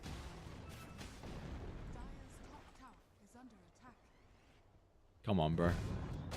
Just some sacrificial. Oh, they know now. Awkward. He was kind of setting up because there's Alchemist Tiny and Enigma around. They're all kind of converging on the next position, but now with that... nice attempt by Spirit. Not gonna happen though. Yeah, just walk it off, bro. Nothing happened. We didn't see anything. So, I mean, we are seeing some... Both sides are attempting to try and have some fights go on, but not really getting any big action at the moment. Net worth is still continuing to grow nonetheless, so for Dire, 7,000. Importantly, Ursa does have this London Yasha. Is he going to be kited inside the fight, so that is maybe a bit of a concern. Do you feel like that could be the case, or do they have enough stuns and ways to enable him? I mean, it's all about the Black Hole versus him, right? Because all the stats resistance that he's getting from SNY and from his ulti doesn't really matter there. When it comes to kiting, because he went for SNY, I don't think it's that big of a problem. It kinda is, but it isn't huge. And they have some team control as well. Like you have RP, you have Earth Spirit. I do believe that they can enable this Ursa, but it's still a goddamn Ursa. This hero just falls off. We'll see if they can make it work. I wonder what the itemization is going to be as a whole as well for the Ursa. Like we've seen, it's been a while now. I believe mainly since it was Arme that like invented it, but with like some Octarine kind of crazy spell casting S sort of build, like a hybrid. So we'll see. We are going to get a fight though. One win, looking to try and defend that tower. You want to jump the bear though? He's got the Aegis. Hero Junior They'll run into the Tusk instead. A quick and easy pick-off could be nice, but they have to use the lasso, and now Chira starting to get some Fury swipes built up onto him. Monkushi is on also going to be able mag. to lock onto him over to the west side, though. They're still onto Spirit with the Black Hole. It's only on the Pugna, but it's probably not going to matter in the end. They'll be able to secure some kills. Ursa still going uncontested inside this team fight, but the stuns is the issue. Sweet and Strong duking and driving. They're just kiting the Ursa. Another toss over the top and puts Ursa onto Munkushi, but it's not going to matter. He's got no one now to play with him. He tried to do it all by himself, but off the back of the respawn, the stuns will be there. There's going to be no right clicks that come out, and it's another white for one win. Yeah, they just outplayed them really damn hard. The RP was there, but it was on 2 heroes and it was on a Carapace. So he had no follow-up post-RP. Even though the Black Hole was kinda bad, it only caught the Pugna and got immediately cancelled by the Earth Spirit. They still didn't have the damage through the control. Yeah, like, you made a very nice point asking about the Ursa kite, and I thought that they would have enough. But they didn't. And it didn't even look like the initiation from 1-1 was amazing, right? Like, just the jump on the Tusk, killing off the Tusk first. But I guess that's what it takes. Jump in, kill off the Tusk, and then fight afterwards. They have a 4-staff on bat too, so 4-staff on bat, toss the Ursa away with a tiny Carapace from the Nyx Assassin. There's a lot of small little things that add up. Run, my friend. As Deco, not much you're going to be able to do. You can try and protect yourself versus Nyx, but now you got 2 other Blink heroes. And this is getting very close to an awkward as well from Munkushi, and they might sweep towards top. Sweet and Strong still has this Vendetta, potentially scout for a +1. Or it's a bit too late for the Wisdom.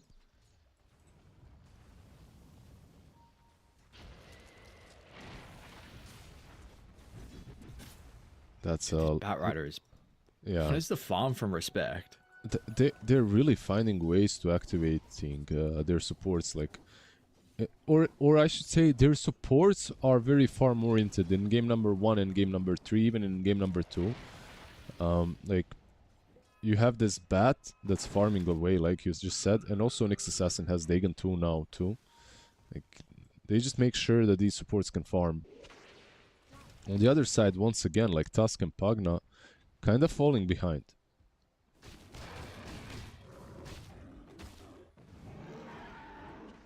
Yeah, they don't as much have this ability to keep up. And Tusk's net worth is maybe a little bit inflated because he did get that Ag Shard. See where the smoke is going to go. They look pretty hesitant, I guess, maybe with the power in that's spawning surely. Chira Jr.'s going to try and do his best to disrupt the combination. black Clouds hole. in, it's a huge black hole. Everything he was waiting for. This game is now blown wide nice open. RP. It's an even better RP from Spirit with the Ursa nearby. The cleave starting to get going, but once the stuns have expired with the Ursa, he's actually retreating. He does not see this as an opportunity for him to turn the tides and win this team fight. Not with the overwhelming that's amount a of dieback. numbers that Dire are playing with. Yeah, that's an instant dieback by the Tusk. Ooh, like the RP was good. I can see why they got baited into it, because the Black Hole, even though it looked great, they had the BKB popped, right? Like Earth Spirit had the BKB and it was only the tiny kind of hitting him. So they didn't really have a lot of damage into the Black Hole. It didn't matter in the end. The Alchemist dealt more than enough. The Tusk feels bad, man. Buybacks tries to join the fight once again. Doesn't manage to do so. Magnus, by the way, he skewered the Tiny away and tried to kind of solo him, and then he got soloed by the Tiny instead. We're speaking a lot about net worth, but now the Magnus after that team fight as well. Like, this is just... I mean, this is a tough one. This is a tough one. You are really just like, alright, so what can you do, buddy? And it doesn't seem like you need a perfect RP, which you kind of got at them, but like full duration, the Ursa also using the stuns, and if there's like 1 second where he's not there, right clicking, then we're seeing it be a really big issue. Yeah, I feel like their full, how to put it, like idea of how the game should be played fell apart. Because if you're playing the Ursa and you're having a really good start, you get this Battle Fury and you get like a Shadow Blade, and you're hunting down heroes, and you're getting like some small little skirmishes and pickoffs, and you just go and you're like 15-0 Ursa, you know? It can happen. This is what you're picking the hero for. But if your lane goes poorly and then you can't even get the Shadow Blade, you end up just being kited in endless streak of team fights. Smoke up. Run straight to Cloud. Not a bad target. BKB's really not going to do a lot to protect Cloud if they can lock onto him, and they'll do just that. Meanwhile, over the left side, Spirit. RP onto the Alchemist. Swipes is starting to get going. It's a great stun from Sweet and Strong onto 3. It'll give time for Munkushi to pop the BKB and turn. That stun was perfect. The Nyx Assassin. It's not your big RP, it's not your big black hole, but just an Impale lines him up perfectly. That's another very sad forced fight by Blue Submarine. It's this Alchemist. They RP'd him, but he had Unstable already channeling, and as they RP him and as Ursa goes on the Alchemist, that stun completes, stuns the Alchemist, sure, but stuns everyone around him too. So they can't really kill him in the RP. Because he's stunned, but everyone else around him is stunned as well. It's just stupid. Like, one of those things where you're like, okay, I guess, whatever. Enrage doesn't work, I need a BKB on the Ursa, but you don't really want to buy a BKB on this hero. And that was all without the Black Hole, by the way. Without the Enigma, I should say, because he died first. Maybe kill into Sweden Strong, we'll see.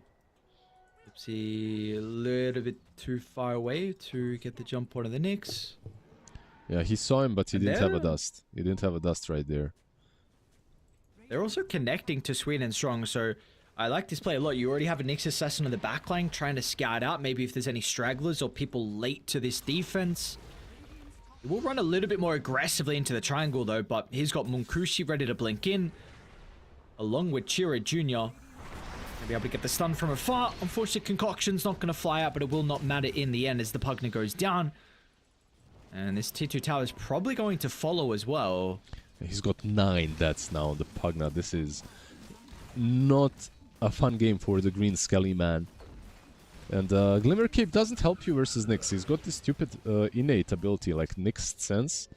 So any kind of invis doesn't really help. He can always follow you through.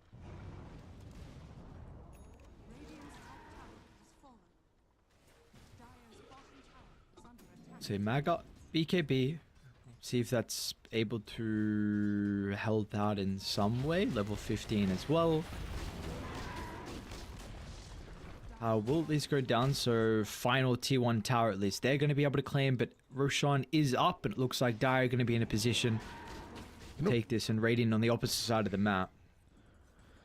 One thing that I'm seeing that they're kind of greeding around is not itemizing against the Ursa per se. Like, they have one Force Staff and that's it. Bloodthorn sure is great, but 0 Yule Scepters on the side of one win. And I feel like the way you play this, if you're Blue Submarine, is you jump in with the RP, with the Blink that's eventually going to be there for the Ursa, and you try to blow someone up, and you disengage off of that. Usually that's completely countered by a singular Yule Scepter on the Ursa. So maybe there's some sort of a play around that for Blue Submarine, but they're 20k behind.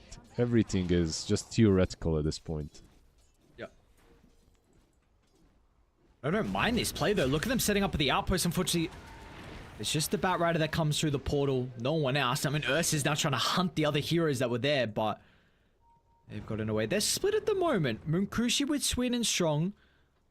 Other two on the opposite side of the map, but it's just going to be the kill into the Batrider.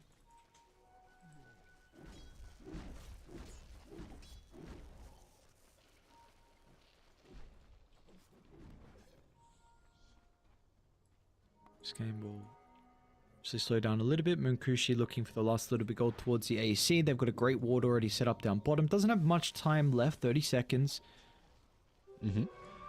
Might actually have an opportunity mid lane. Urspirit is going to show. Oh, the Carapace. Timing there. It's perfect. Carapace is going to be able to set up for all the stuns to come in afterwards. Very nicely done from Sweet and Strong. Yeah, that was such an easy pick-off as well. That's a level 4 Dagon, by the way. He didn't go for anything else. He's just He's maxing. got Grobo too. Yeah, he's Dagon maxing. He doesn't have a shard yet, by the way. That's the one that he also could use.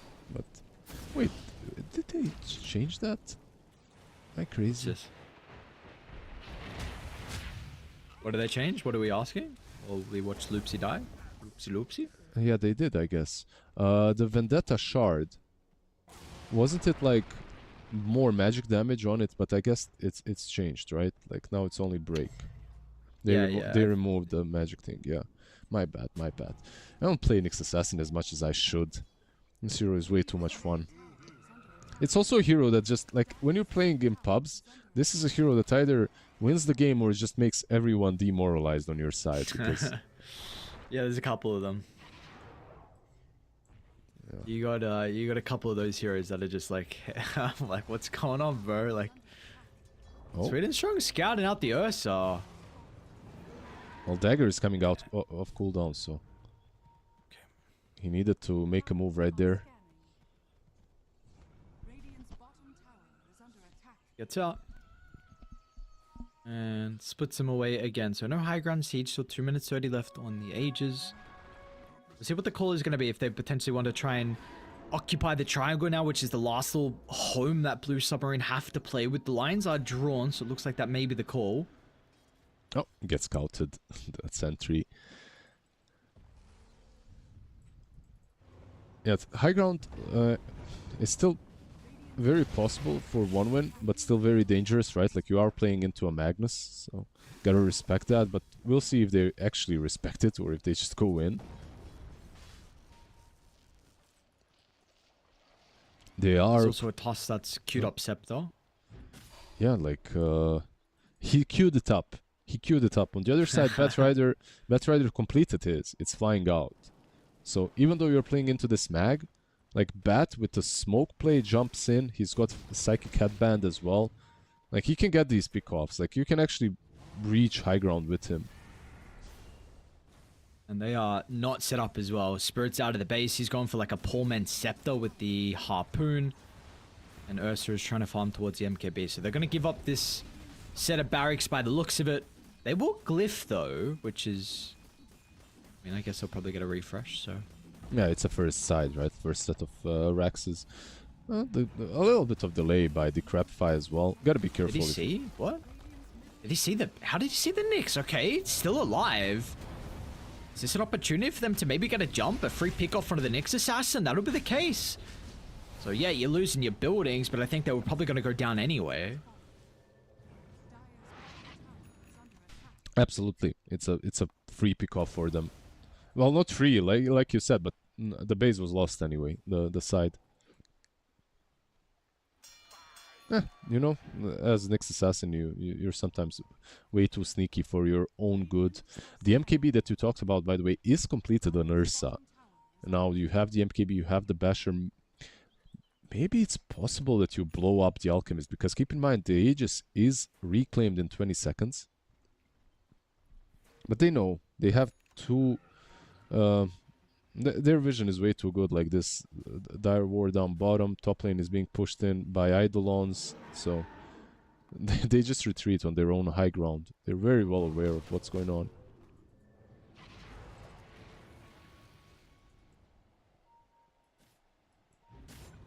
I know we were kind of memeing a little bit about this Toss Scepter, but somehow he's actually got a lot of gold. Hopefully he doesn't die here though. You jinxed it. Okay. Oh. You jinxed it, Ares. It's just you. No. No. He was 200 gold away, now it's 400. They're trying to set up around bot, but why would they care? The top lane is being pushed in. They can literally force another one, another side in. Yeah, you gotta go back. By the looks of it. Yeah, they gotta go back. They have to respect this push. Look at Cherry's positioning though. DD inside the bottle, sitting in the base as well, looking for the toss back. He's going to find it. We'll just go for the burst and doesn't have the damage over the Glimmer Cape. Counter initiation respect. Trying to target down with the Earth Spirit. BKB's not going to be activated until the last second. Ursa finds a decent jump with the backline, so it's going to be a 1-for-1, but of course, A much more valuable kill going the way of one win, with a position 2 going down. I'm actually shocked that Pugna didn't die. Just absolutely shocked that he didn't die to that jump in from the Tiny. He does get a nice level 15 talent, like 350 health. It's really damn good. Plus the Glimmer, plus the Vambrace, but that still puts him on 1800 HP, right? Like, it's still not that great. And yeah, surprised the Tiny didn't manage to blow him up. Let's have a Kanda though, so we'll see the next couple of jumps what's gonna happen. Are you kind of surprised that one win? Like, do you feel like they're paying them almost too much respect? Yeah, I feel like that there was definitely a chance for them to do more. Maybe they were respecting the buybacks, I'm not sure, but with Third Spirit being dead, I feel like they could have done more. They had the Black Hole as well. Not sure why they just absolutely bailed. Mid lane. Trying to set up on the creep wave. Spirit's actually going to show respect. Look for the jump back to the lasso. Nice silence as well on the task. Prevents the snowball. Mukushi was on point, and now you've got the black hole as well. But the roll in sets up onto both of these heroes. And with the rage, it's about to expire. And once it is over, his health is gone. Yeah, this is... Ursa does have a buyback, but how do you defend at this point? There is no Earth Spirit for 40 seconds, no Tusk for 30. At least you are losing another side here. They're just gonna go in. Chemical Rage up in 25 seconds. No BKB on Alchemist, but do you care? I'm not sure you do. I don't think so. Your Tiny has a BKB. He can be the one basically solo pushing this. They're gonna look to try and go, but... Okay. BKB, and Chiro Jr. now... The Ursa's in a little bit of danger. Tossed out, and Rage still on cooldown, but there's the RP, but it's not good enough. It's just not good enough. Ursa would do his best, but he's got no one here. No reinforcements, no life. And no more way back in. One win. GG. They're going to be able to take this series. Your game 1 was not what we were expecting out of them. Blue Submarine came out of the gate storming. But in the end, they were able to settle themselves and find a successful series victory in the end, and they're going to continue on in the upper bracket. They will continue, yeah. Like, overall, they just proved that first game might have been some sort of fluke or something. Even though the Blue Submarine, I think they overcooked this last game. Like, they picked heroes that are kind of good on paper, but like, it's completely different the way I see these two teams. Like, if you're one win, I think you're very, in this series at least, you're much better if you're responding to what enemy has and just picking heroes that are maybe not full comfort but comfortable enough. Meanwhile, for Blue Submarine, I feel like they're much better if they're just playing on their comfort zone and not really trying to counter. Like, this kind of a lineup, when you're having an Ursa, sure, he finishes the game with 963 score, but like, you feel that they're pressured constantly, and you've picked it to kind of counter the Alchemist. Alchemist is 17-1 in the end. Yeah, it's just like not the best game number 3 from them. Yep. Unfortunately not. We did see again signs of life though from Blue Submarine, so we'll see if they can try and continue with the things that were successful for them in this series in particular, and then maybe talk about what did not work for them as well in the lower bracket games that they are going to be playing. That's going to be tomorrow though, so we will continue in the upper bracket. And next up for us on this stream, we've got Virtus Pro taking on Navi Jr. So that's going to be a bit of a break. It'll be about an hour until we get that series underway, so you guys will have plenty of time to get some food, get some drinks. There's a lot of streams going on as well, a lot of other regions playing in these qualifiers to make it over to Bangkok, so you have plenty of Dota to entertain yourselves in the break. But like I said, hour until we see you guys back here. Virtus Pro up against Navi Jr. That'll be our second series. We'll see you guys then. No goodbyes, and when I think about us, sweet lullabies, I wanna keep this moment here forever. No goodbyes.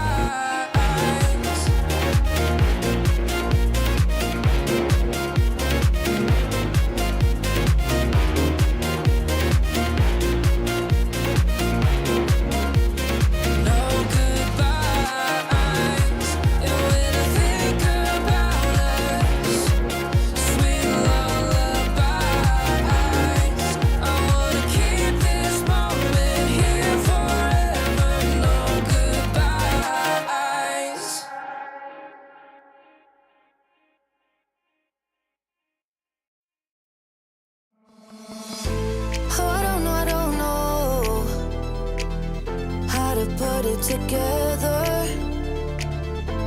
Ever since I found you, my life just got better. Better than this, better than that, better than anything I ever had.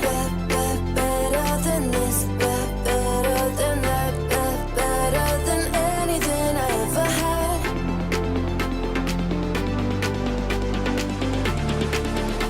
Than anything I ever had.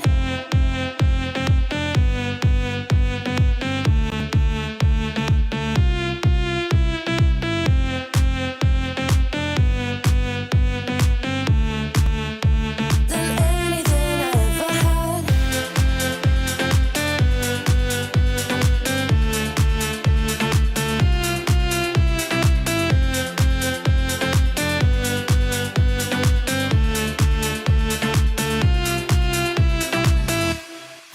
Every time I start to doubt if I'm good enough, looking straight in your blue eyes makes me feel better. Better than this, better than that, better than anything I ever had. Better than this, better than that, better than anything I ever had.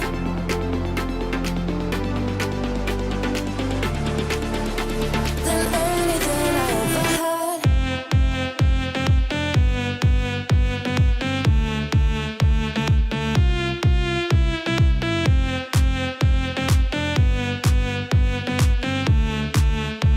Than anything I ever had.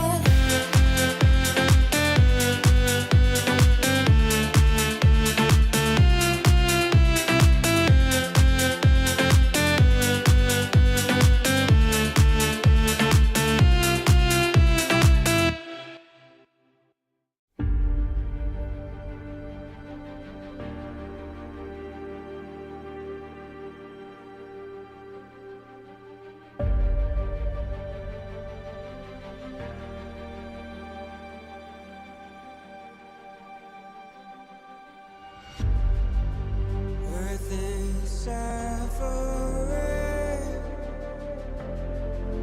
trouble is rising, mountains are melting, there's gonna be nothing left to breathe. Raise the sirens now.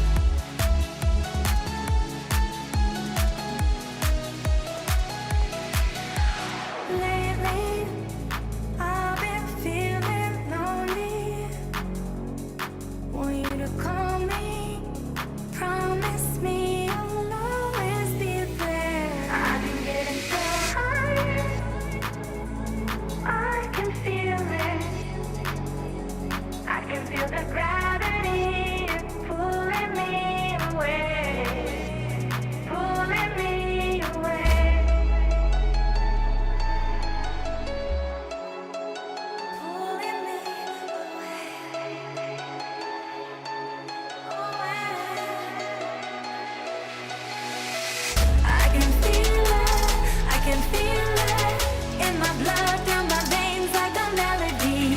I can feel it, I can feel it. So alive, floating high, I can finally breathe high.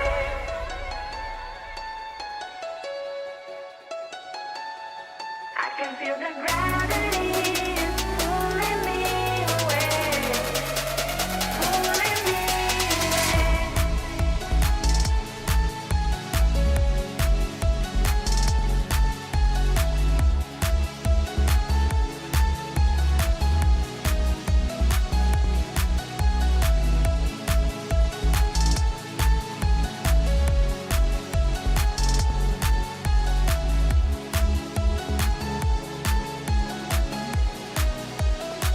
I've been getting so high, I can feel it.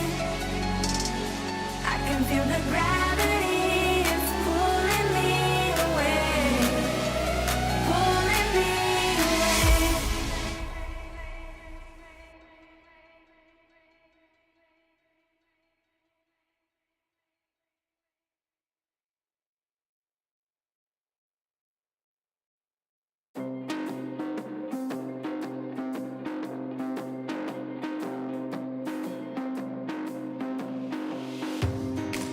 I'm becoming all that I can be.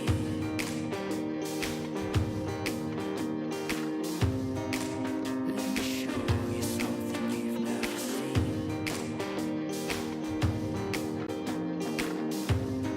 Time to get up and dust yourself down.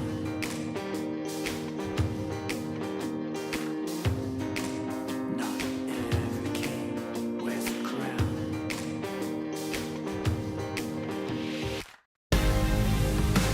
So take me to the finish line, 'cause you're never gonna stop me trying. Yeah, what's real is never gonna die. So take me to the finish line. Take me to the finish line.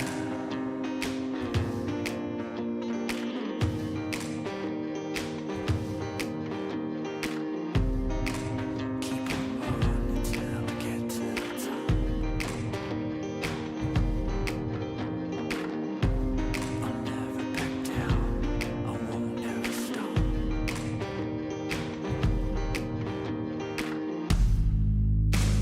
Take me to the finish line, 'cause you're never gonna stop me trying. What's real is never gonna die. So take me to the finish line. Take me to the finish line.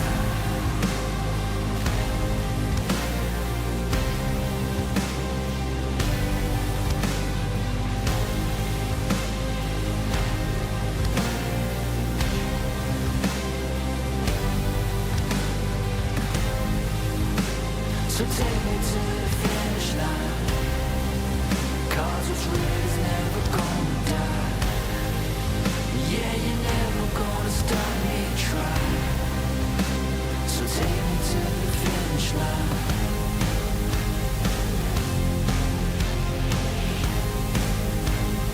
Take me to the finish line.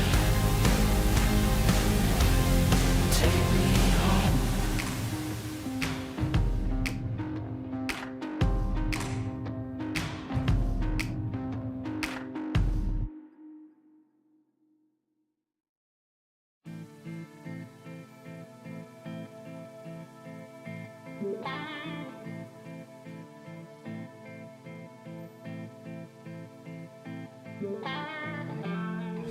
Takes more than money to force a change. Takes more than time to heal the pain. Heartbreak will light the fire. Heartbreak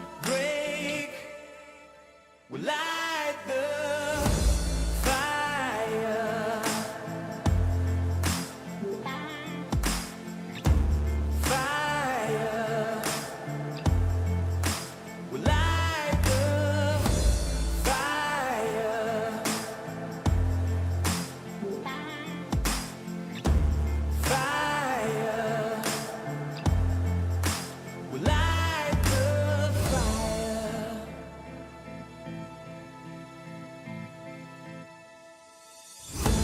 takes more than money to boss a change.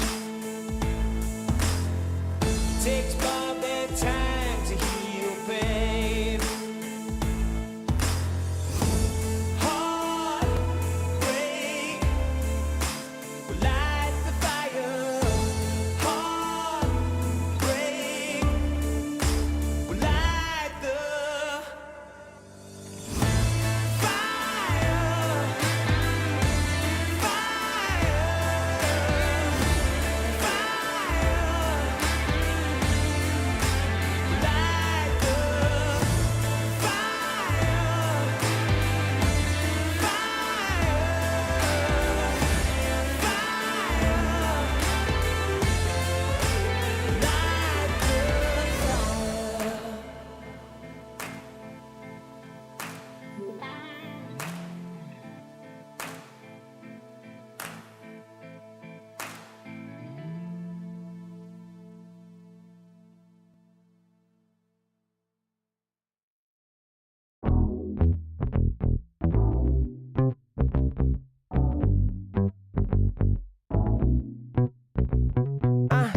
Learn to let it go sometimes. Don't let it stay on your mind. Don't let it stay inside. Gotta let it out with the sunshine. Maybe walk it out. Sometimes gotta scream and shout. Let them know that you're here, no doubt. Took a long time, but we here now. I know you're ready for the hardships.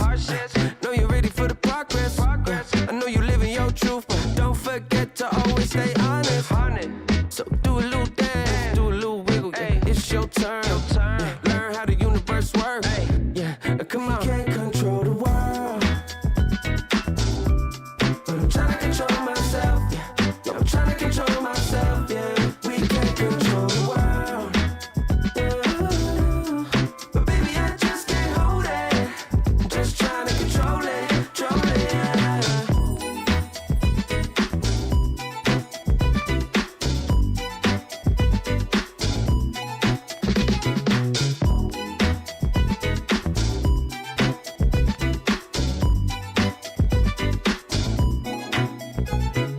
We gon' celebrate like we never have.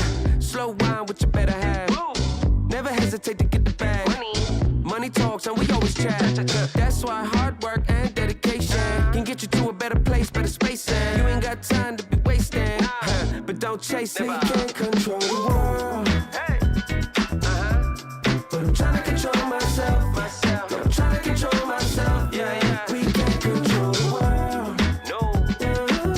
What we doing? But baby, I just can't hold it. I'm just trying to control it, control it. Yeah. Just trying to control it. Ay, just trying to control it. Yeah. Let it out, let it out, let it out.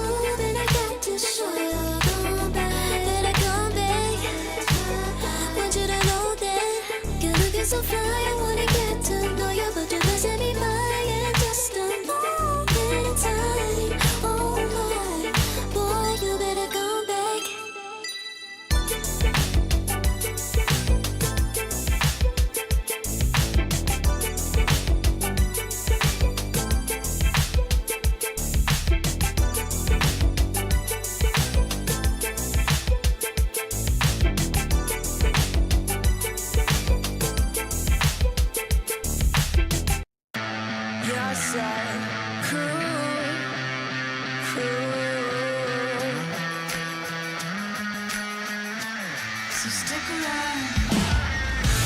Yes, I could.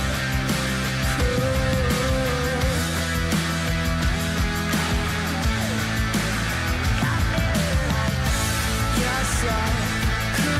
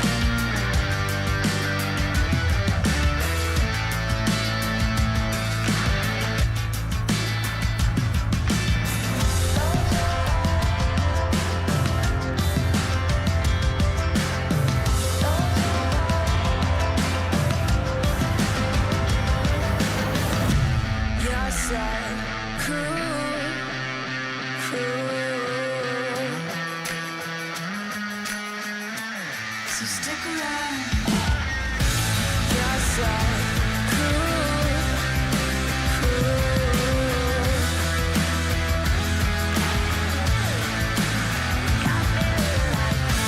Yes, I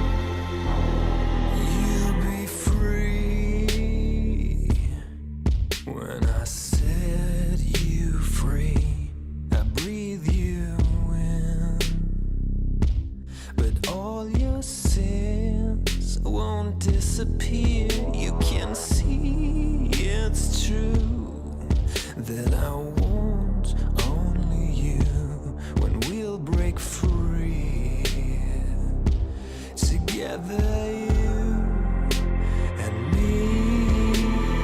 Take me in your arms and let us rise high up to the stars where we can fly. So come with me and pray. I want you to play my games and fulfill my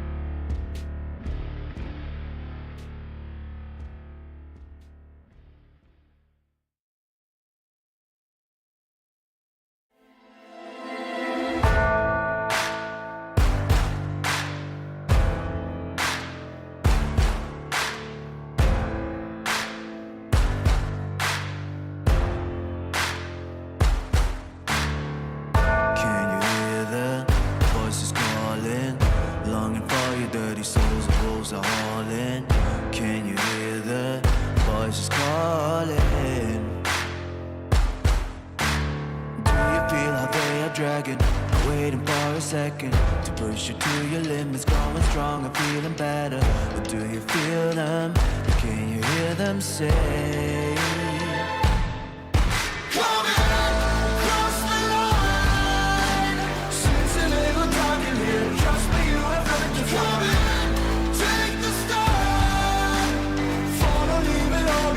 Welcome to the other side.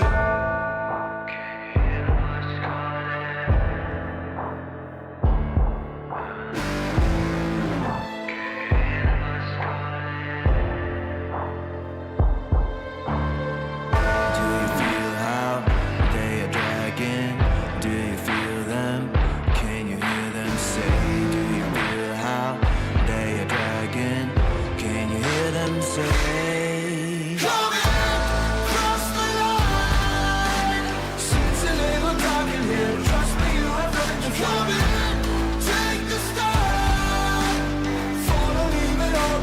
Welcome to the other side.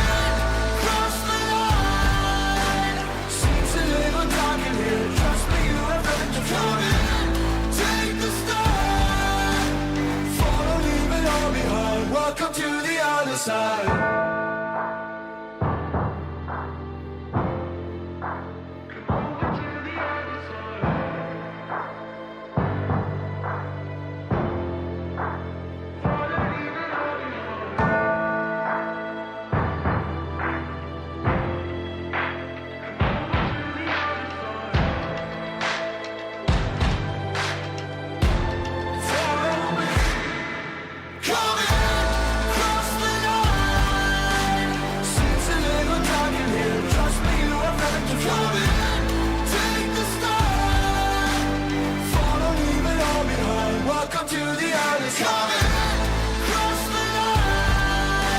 Seems a little dark in here. Trust me, you have nothing to fear. Take the start. Follow, leave it all behind. Welcome to the other side.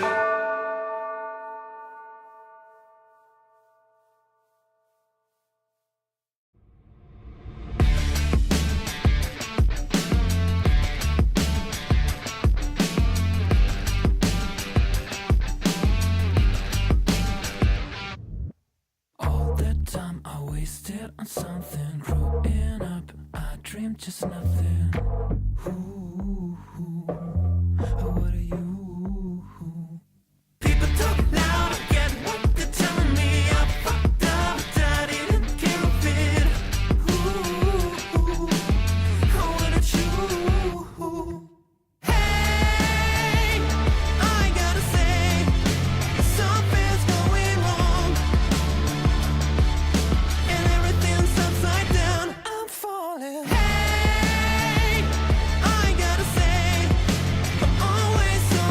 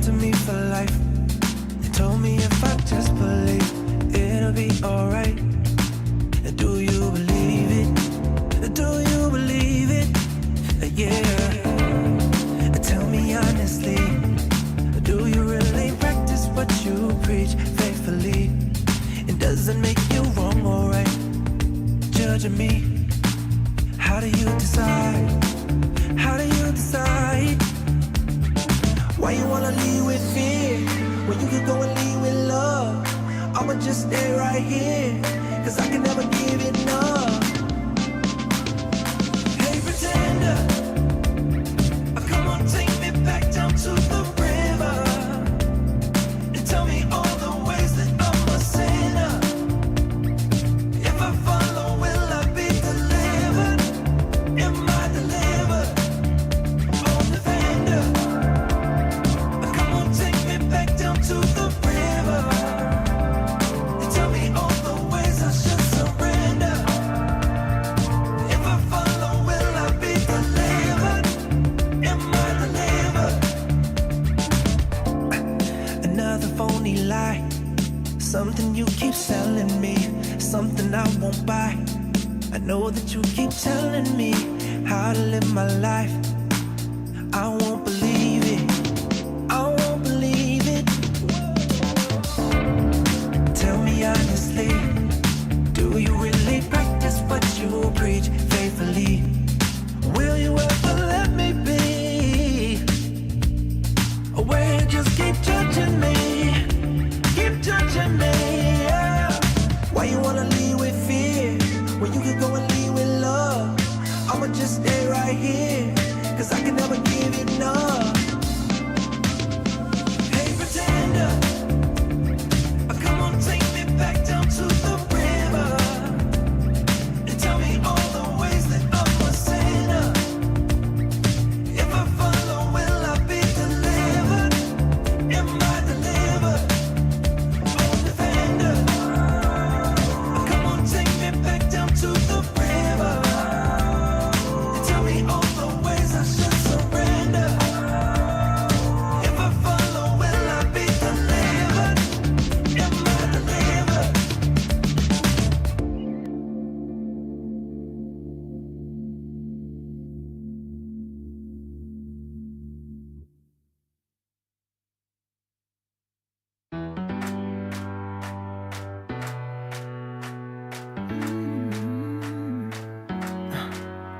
Am I wasting time?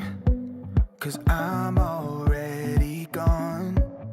So long, can you stay the night? Cause you're the thing I want. I want. I know you're feeling different when you're stressed out, but even with no makeup you still stand out. Cause no one makes me feel the way you do now, like you do now. The way that you move your body, you make it look like a hobby. Every time that you touch me, it's electricity. Things we discovered underneath last night's covers. Everything came so easy. It's electricity.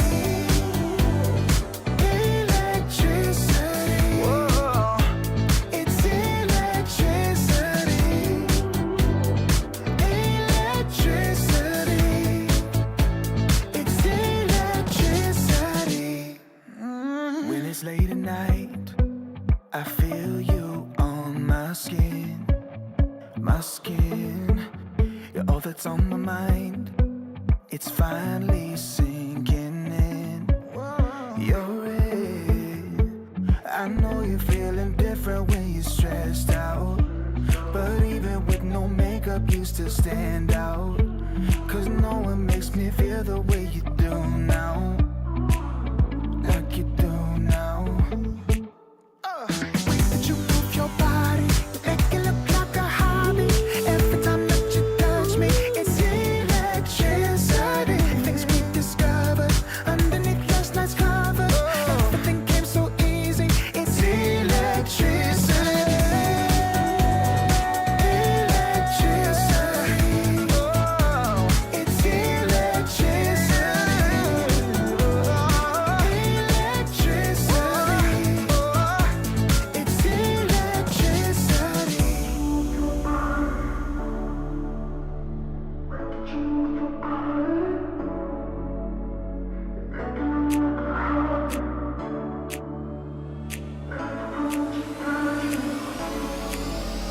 The way that you move your body, you make it look like a hobby. Every time that you touch me, it's electricity.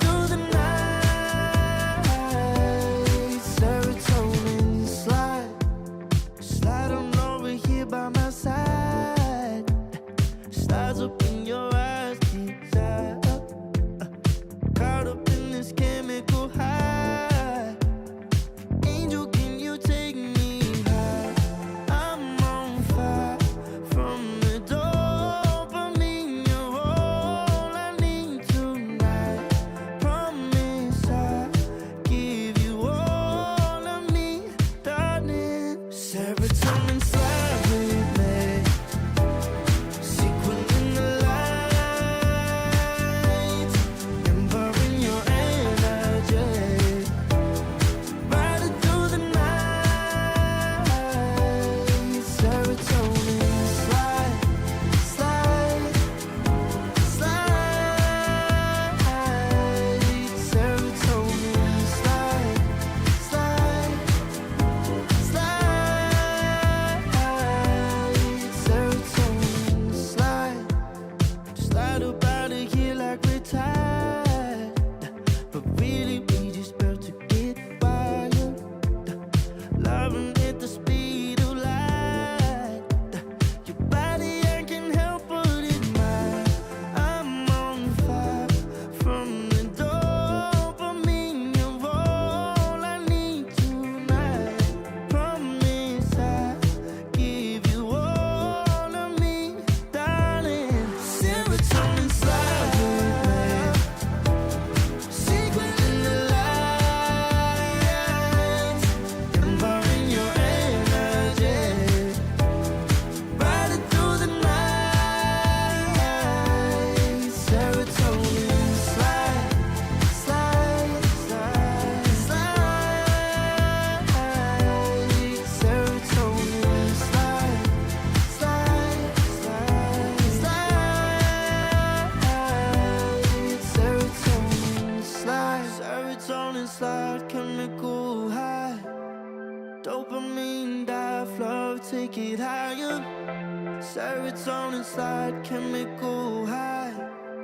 Dopamine dive, flow, take it higher. Serotonin slide, chemical high. Dopamine dive, flow, take it higher. Serotonin slide, chemical high. Dopamine dive, flow, take it higher. Secret in the light, empowering your energy. Riding through the night.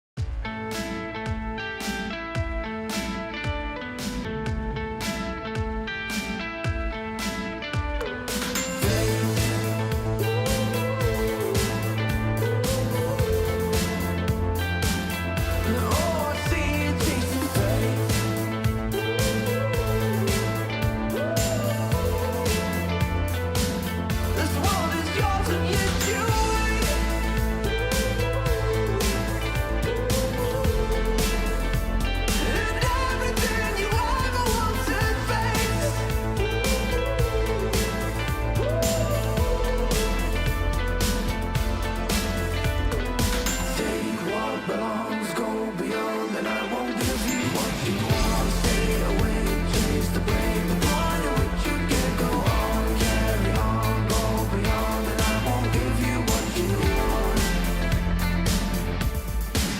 And I to live undercover. I can't. It's not me. I'm just afraid it's destiny. Take what belongs, go beyond, and I won't give you what you want. And when you can't go on, carry on, go beyond, and I won't give you what you want.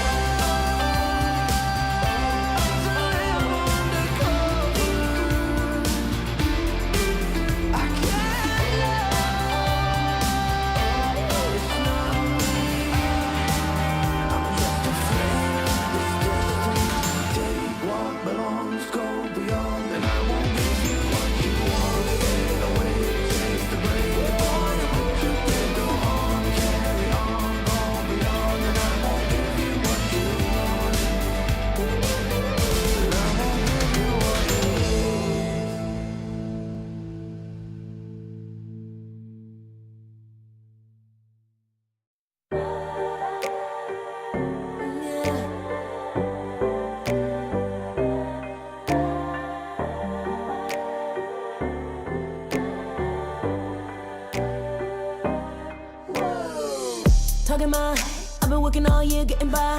Looking for the high, taking all my time. Breathing in new life, feeling fine. Like I don't gotta be something society wants me to strive to be. Got my own energy. So magnetic in the spotlight. Shaping my own world with my own mind. Don't talk about me unless you alright. You gon' see I'm feeling real free, protecting my energy. Gotta protect my mind. I'm breathing in new life. It's time that I realize what feels good ain't always right. Making changes, I got me a new strut. No more settling, I'm running out of good luck. Never chasing, I attract, I'm busy going up. If you see me, come correct and keep it on the book. Get it, how I live it, that's the motto, how it goes. No more reaching, introducing, hit the lotto, I'm the one. Not denying myself anymore, I'm done with it. Sky is the limit, I'm living like willow. Energy,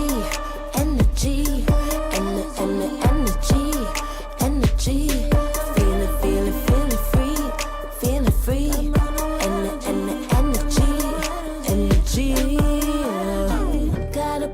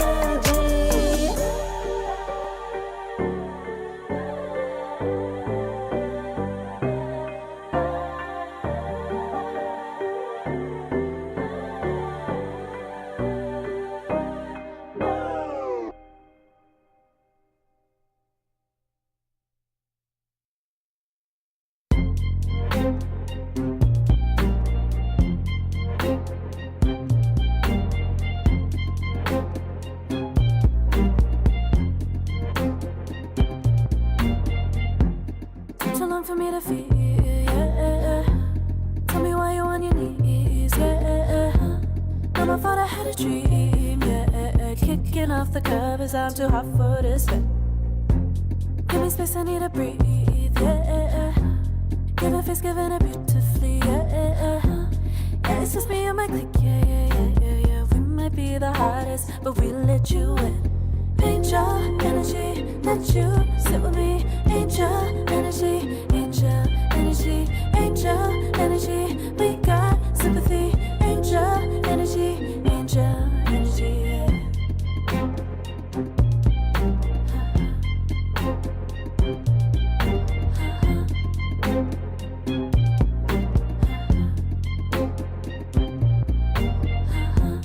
Take the time to breathe and rest. Let yourself feel the best. Feel it all so deeply, so deeply. Divine with how we be, yeah.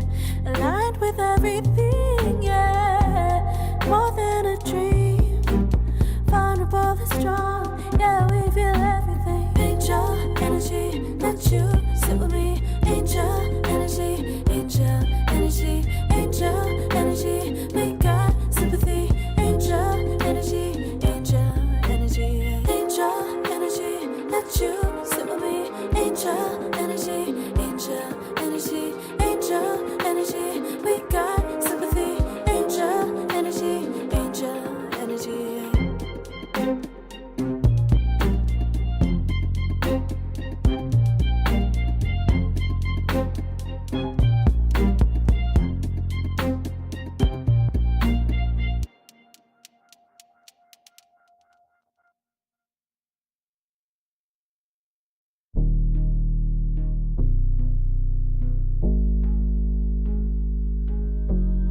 Never pressed, but I got the juice.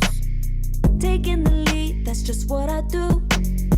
I make mountains move with one hand tied, and still this world ain't satisfied. Everywhere I go, they stop and stare. I tell the truth, I take it there. Call me vicious, persistent, overzealous, that's fine. Main character energy, I stay taking what's mine. You need a foot on the gas, or put my name on the line. Main character energy, I'm just taking what's mine. And it's written in the stars, I'm a king like my sign, yeah. Reason the bar, the jaws drop like a surprise. Don't be mad about it. Don't be mad, don't be mad. Don't be mad about it. Don't be mad, don't be mad. I don't play the game, nah, I make the rules. Cards close to the chest, and I don't play no fool. Don't be mad about it. Look, yeah, my name stay in the mouth. Legs got broke, they said cast her. I'm the 911 response in a disaster. I don't ask, I just take. Treat the world like a man, I just blow them away. Yeah, I'm a #1 fan. Don't need a bark, I'm a bite. Switch me on, dark need light. Don't need pity, don't need spite. I just plop, plop, plop on sight. Could take your girl in 2 seconds. I just flash her a smile. I make petty look pretty. They run an inch, I run 3 miles. You need a foot on the gas, I'll put my name on the line. Main character energy, I'm just taking what's mine. And it's written in the stars, I'm a king like my sign, yeah. Raising the bar, the jaws drop like a surprise. Don't be mad about it. Don't be mad about it. Don't be mad about it. Don't be mad about it. I don't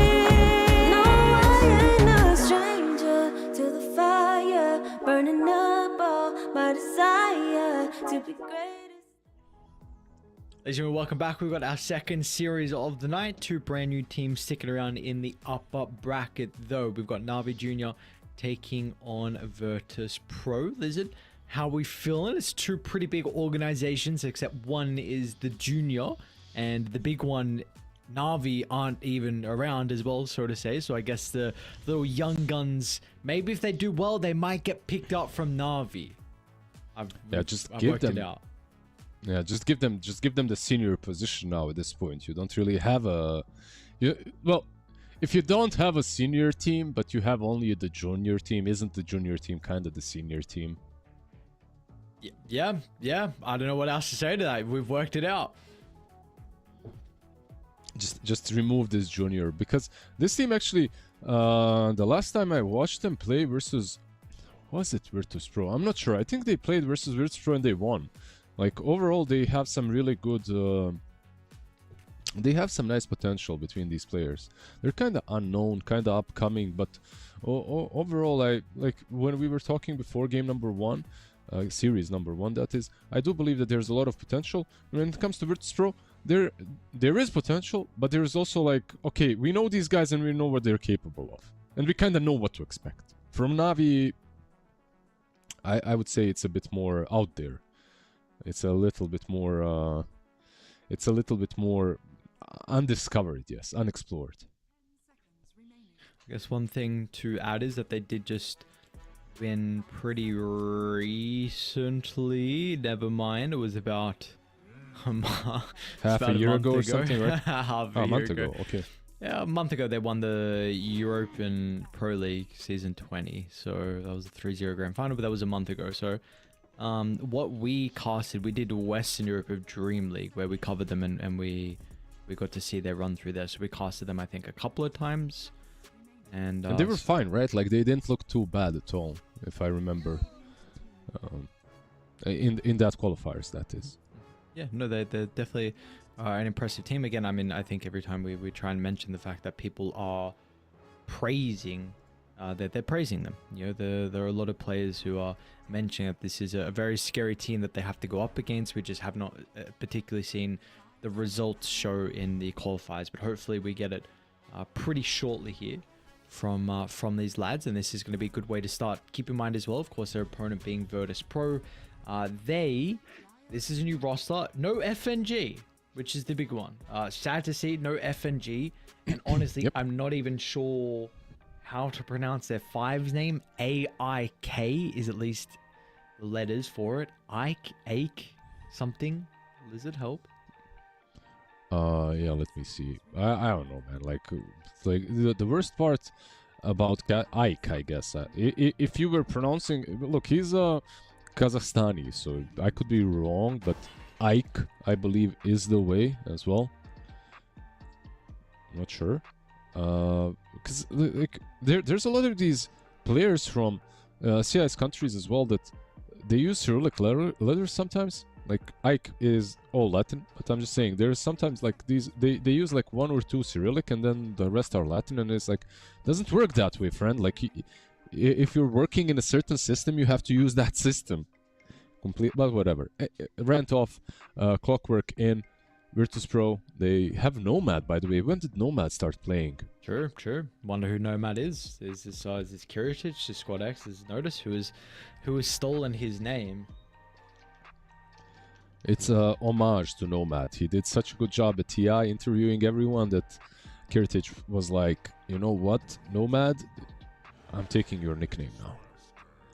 Very, that is very kind of him. Yeah, I mean, Kiritich overall, yeah, there's, like, he's young, right? He's 21. He played in that Seattle TI, played recently as well at TI 23. Like, overall, there is potential, but there's a lot of throwing potential here and there as well. I feel like it's a player that still is growing and will become better over time. We'll see if he can carry them to this qualifier W here. First and foremost, versus Navi Junior. Do you like Beast? I love Beast. I love Beast. Beast is chill. Don't mind a good Beast. You What is like? Why are we not seeing other people first phase this Beastmaster? Is this your particular? Maybe they're just very confident with it in the off lane. Is this a strategy potentially against Virtus Pro? Like, why are we seeing it a bit more priority now with Navi Junior? Honestly, I think it's just like player and team preference, nothing more. Like in that last series, we didn't see it picked, but it's a really strong hero in general. And I don't think that you need to be like a huge Beastmaster player to play Beast. I think the hero is really good. This one, by the way, just before Dream League, even during Qualifier, we were interviewing Fly, and 10 minutes before the interview, I was telling Nomad how I believe Ogre is actually a legit hero at the moment, and people are just not picking it. Suddenly, it's not. I'm not praising myself, maybe a little bit. I'm just saying that sometimes like heroes, they get so ignored, but they're actually decent. Like they're not even that bad, and suddenly it starts getting picked on the main stage of Dream League and has like 70% win rate. So we saw it in that game number 1 of the last series. And yeah, we're gonna see it again. A lot of utility already between the Beast and Ogre. Like you get the Bloodlust, you have all these auras that Beast is bringing. It's not bad of a start to set up for a big carry on that position 1. So talk to me specifically about the Ogre though. If this was a hero that was already on your radar, why are we seeing it start to rise in popularity now? What was it that you were seeing? I think it's like there's a couple of 90% of your position 1s were basically long-range glass cannons, right? And you'd combo them with Clock, you'd combo them with Tusk, and sometimes you'd combo them with, I don't even know what was left. Those were the 2 Elder Titan, 3 main brawlers. But when they get banned, you were left without options. Undying is kind of trash.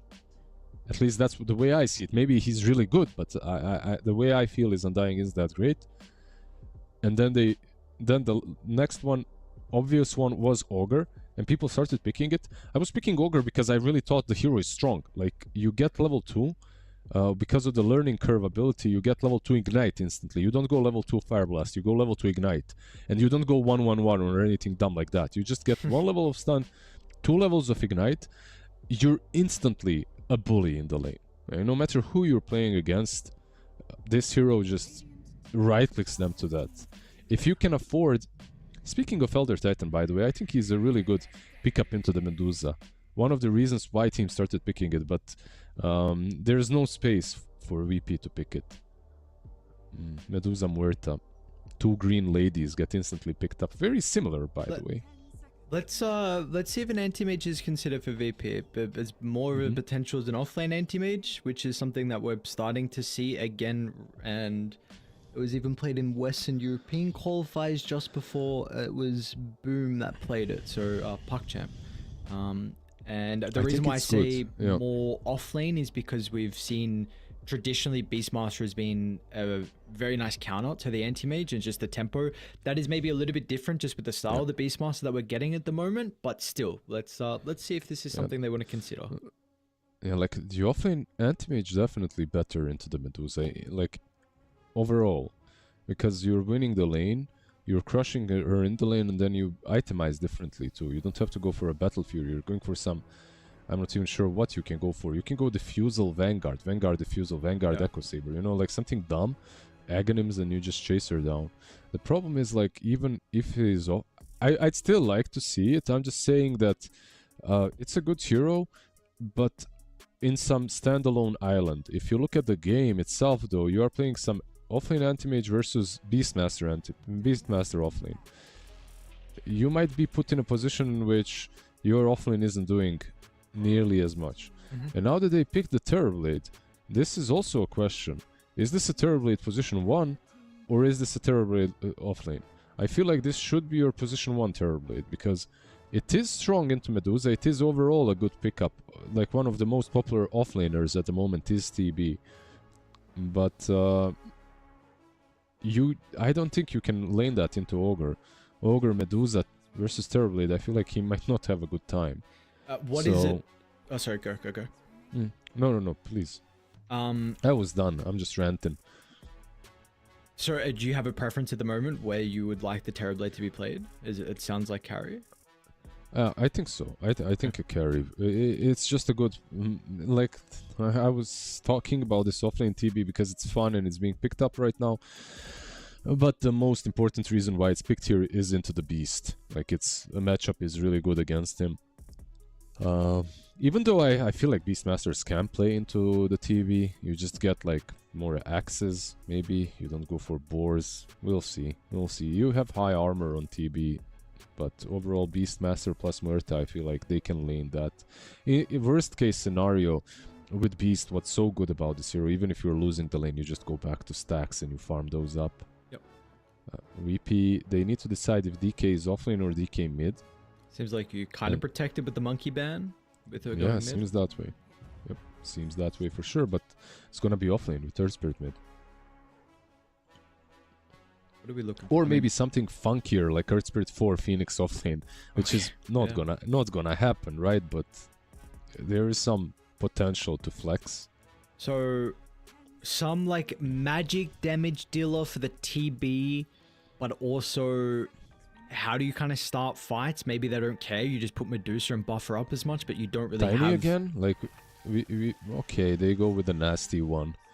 I was thinking maybe like in the last game we had the tiny mid, right? But they just go with the Viper. I think this is solid. You know, you get the Viper into the Earth Spirit. It's a strong lane overall. It's good into Dragonite later too. Into TB, it's not too shabby, I guess. It is TB off It's as well, just by the way. It is off. Yep. Okay, so it is off TB in the end. So talk to me about just TB3 as a whole, because I didn't get to watch many of the Dream League games, and I was seeing that the Terrorblade was being experimented with the offlane, but I only got to watch like a little bit. What is kind of the reasoning behind this hero being played as a 3, and importantly, do you like it as well? Is this a meme? Because we were getting like TB support for a little bit as well. Yeah, I don't think it's really a meme. I actually think there is some potential to the TB off. Like, basically the build is kind of different than what you would build if you're safe lane. You would be more likely than not going for a pipe eventually. Like you go for one item for yourself and then you go for a pipe. What that item is for yourself, it is completely up to you. But it's not necessarily only about the items. Once again, it's about reflection. Like you're using it versus all the aura heroes, you're using it versus Medusa as well. She can be her own worst enemy, right? And the reflection makes that basically happen. So you play around reflection. Of course, you have a lot of conjure images to run around, give you vision, create space. You're a strong laner, but we'll see. We'll see how he makes it work, because I have also seen this just backfire terribly. You go for the TB offlane and then you get ignited, you lose half of your HP, you know, like level 2 ignite on level 2 ogre can be a problem. Well, let's see. The experimentation is going to work here for Notice and VP. Go for a smoke at the 42nd mark, and we do see Radiant starting to clump up in their bottom jungle. So, see the direction Virtus Pro want to go with this. How do we feel overall about the Radiant draft, in particular with the no real playmaker with this Viper last pick? Could be pretty similar to the Medusa in a way, depending on what the item build is for Niku. If he does go the kind of right click, or I haven't really seen as much of like the Mobe build, which is like the Scepter, Manta, just like some really ratty stuff. But do we like the style they have? Because it does seem like kind of similar, where you don't have any ways really to do anything on the map aggressively. Yeah, I mean, you have the Viper and Beast. I feel like sometimes your draft doesn't have to have a lot of playmaking options if you can just run one tower after another down, ruin it, and just be this huge, ugly green snowball that's taking over the map. You know, I feel like that's maybe the play here. But do you think that's going to work though, importantly, or do we feel like there is, they could get to a stage where like if Squad X is off to a really good time here on the Earth Spirit, then like how are you going to slow his momentum down? Well, you're slowing his momentum like this. You're first and foremost ruining his lane. It's like with the puck, right? One of those heroes that just dominates 90% of games. But if you ruin his lane, then suddenly, like we've seen with that Monkey King, right? With that game. If you ruin the puck's lane, then suddenly he's not really doing as much and he's kind of always behind on resources.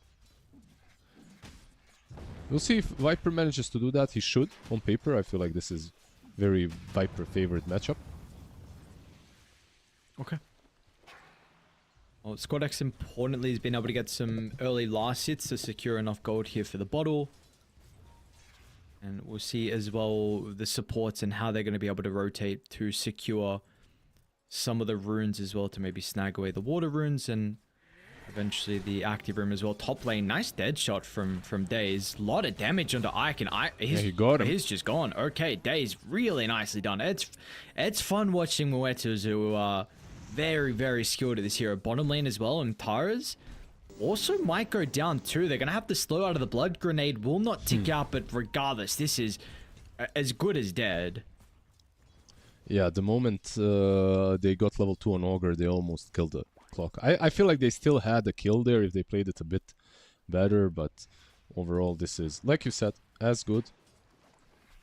Gotta be careful though, the mana has been completely used on the Augur, and now TB should have a bit of an easier time. So if you're TB, you're actually very happy about this. Like, your Clockwork soaked all the damage and now you're free to farm. It's gonna be probably that Falcon Blade with some boots, power threads perhaps, we'll see. What is the item build that we've been seeing out of the Medusas as well? Because maybe like 6 months ago or less, we were getting the arcane boots, and then is that still kind of at least the early boots that we're getting out of this hero? Or is it back to kind of the standard that we've seen in the past? I'm not sure if you still have to go for arcane boots, but you go for the same build like before. You get the Manta and you get a Butterfly immediately after, and that's it. Like, you know, like the classic. Nothing. Actually, it's not as usual as it used to be, because more and more players are actually buying Disperser. Just going Diffusal on Medusa. So that's maybe a bit of a change. Like, that's a bit more prevalent build at the moment that I'm seeing, but in general, the playstyle of the hero has not changed. I see mid lane start to be a little bit more difficult for Squad X, especially with that extra level up in the poison attack. He's able to get a refill out in the bounty now. I wonder how active he's going to play, and I guess this kind of answers what the question I was about to lead into, because PMA stepped really far forward, trying to contest the small camp, and that's not going to be the case. Squad X snags the bounty, moves on over. He's taking a lot of damage out of the Earth Spirit. Doesn't look like it's going to be enough. An aggressive roll in should stick out to the blood grenade, but it's got the bottle sip, so Squad X is okay. Unfortunately, doesn't get the kill though, which is probably a pretty important thing for the Earth Spirit, considering he's putting a lot of emphasis on leaving this lane. Oh. He should just be happy he didn't die at this point. He rotates in and almost dies, and now the Viper is chasing him. But he got a full wave under the tower, so he's kind of recovering on the Earth Spirit. It's not great, he's still a bit behind the Viper, but it could be much worse. So the rotation was pretty good. They have no stacks on Radiant, that's something I'm noticing too. So even though Daze is pressuring a lot in the lane itself, Beastmaster won't really have like that one place he can fall back to. This can also be onto the Beastmaster, no? Like, this definitely is one of those few heroes that is also able to make stacks himself. For sure, for sure. You know, but you'd rather flame your support than do that. That is true. Definitely not Daze's fault, no chance. Deadshot's been good so far. Level 3 here for the Muerto. Didn't go for the Ofrenda? Friende? So went for Ofrenda, yeah. Dance of the Dead instead. Is this another one you've been seeing a bit more regularly? Kind of. This and that one. I still think it's on the player, but overall this is the one that should be taken more, in my opinion, Dance of the Dead. Because this hero is all about the calling once you get Athos anyway. just make it better. Speaking of her, she is going on Kiritich, but not enough damage for the DK. I started watching, by the way, I started watching her innate ability again a few days ago. I'm on episode 11 already. Do you think people know what the innate is? Thank you. Thank you, Scriff. I had to look. Apparently, okay. Supernatural, Yes, very cool. Yeah. Old school series. So, you started watching this again? What are you up to, did you say? I'm like episode 10, but there's like 15 seasons or something. Yeah, I was going to say, there's a lot, isn't there? Yeah. But honestly, it's like a modern day Witcher. With a bit more of like... shut up. It truly It feels is. so disrespectful. Bottom lane, notice they're What? going to have a Why? hatred on Niku, so... Look for the TP up placement. Okay, is there. Got the juice, going to be able to stop him with the grasp. And Tyrus is trying to mess around with the cogs, but that's not going to work out in the end. They'll get the kill, and Tyrus might also just die. Wait. The Gorgons. How am I dissing anything or anyone? How am I Dude, dissing Witcher is... I think Okay, I'm a so- very big fan of Witcher, so... I Okay, feel like... hear me out. If we're talking about Witcher the game, then comparing it with most things is disrespectful because it's amazing. If we're talking about the series itself, I have a differing opinion there. Oh, you didn't like the series? PMA? I think we'll get series back are to this. okay, but Ooh. Alright, we won't talk about PMA. What just do you look mean into the the wall, series is bro. Okay? just Hello? turn your Okay, head fair. away. Just turn away. They're not gonna hurt you. The problems, these heroes, they do not exist. I think, yeah, I'm not entirely up with the lore, so I guess maybe I'm missing some things. I don't know. No, it was just Beastmaster looking through to the wall, like just trying to. Oh, I thought you said lore. Okay. Yeah, wall, just pretending they're not there. I mean, look, yeah, sure. If you think so, man, I believe you. Kiritich is taking a pretty goddamn big stack away. Yeah, snatching that one. I trust your judgment. If you think it's a good call, then okay. What? Supernatural and Witcher shit. I mean, you don't have to trust me. I have weird taste, but like, it's like, yeah, it's very similar. They're just hunting some random folklore beasts in season 1, but modern day folklore beasts. You know, it's not like Eastern Europe oriented. I see. Like Wendigos and stuff. You know, Days might be that here. Wow, I mean, there's damage from the Phoenix. Yep. And they're gonna go again, PMA. Still not level 6 for the Beastmaster. And Tyrus, look at the wraparound. Great position out of the clockwork. Why not? Squad X is here too. Level 8. His second net worth. What? Yeah, he did the Malrine thing, right? Like, you can crush this hero in the lane, but who cares? He's just gonna start rotating around. Meanwhile, mid lane, he's got travels on Viper, but I'm yet to see him pressure anyone. There was one rotation down bottom, but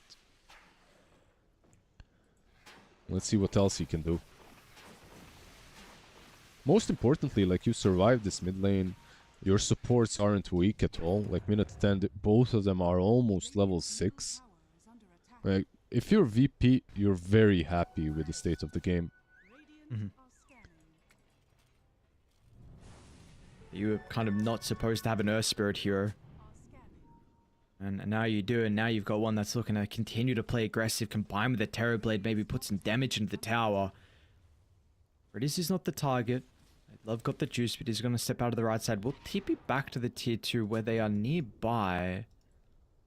They will not stick around, so VP, fortunately not able to get a connection with the double damage rune as well. Does look like Squad X is still going to be able to get the other power rune, so Arcane now to work with. Yeah, I feel like look at Ike and Antares, exactly what they need to do. They're just farming the enemy jungle, you know, and this is very nice. Both of these heroes, ever since Clock got buffed, of course, which has happened a long time ago, he started being able to actually take big camps on his own. He's almost 6. Phoenix is 6. Now you're actually able to maybe make some big plays on the map. Oh, that's so unfortunate. We got the Oh, juice. Medusa. Yeah. Yeah, wow, he pushed forward. They're all here. They have 5 heroes. Holy. He's very dead. So can they defend top though? Unless Phoenix dies before his cooldowns, I feel like they might be able to. But he's showing himself, just has to be careful. They can delay it at least, which is also good. They delayed a little bit though. Niku. Being with the boot to travel. So tower's gonna go down. Tier 1 for tier 1. Let's see, do we have some more impactful level 6s? You'd probably say Die, right, in regards to the supports, like Hookshot along with the Supernova compared to whatever multicast is going to do early and Pierce the Veil? Yeah, absolutely. Absolutely. It's the two supports of VP are way more impactful. One thing that I have to say is really see maxed out Bloodlust, which is also pretty cool, right? Like you get 80 bonus attack speed on a hero. It's quite a lot, especially when you're playing into the egg. You get a way of killing it. No way, they're going for this? Squad X with the aggressive dive in, Antares as well, but the follow-up they're clumped up and the AoE damage is just going to be too much. They can try their best, but Squad X is ready for more. It's a pretty aggressive secondary role, but once again, it's every single hero. I mean, Virtus Pro, This is dead. they're making a statement here to bring every person that they feel necessary for these early fights, and this is a big reason why they're getting all these kills and this large net worth lead. Yeah, I feel like the two supports are honestly the biggest difference makers. Like, they are doing so much work. This offlane Terrorblade, by the way, as well. Like, you can really notice the impact and now the stacks that Beast has been making for himself. He gets a creep, but that's about it.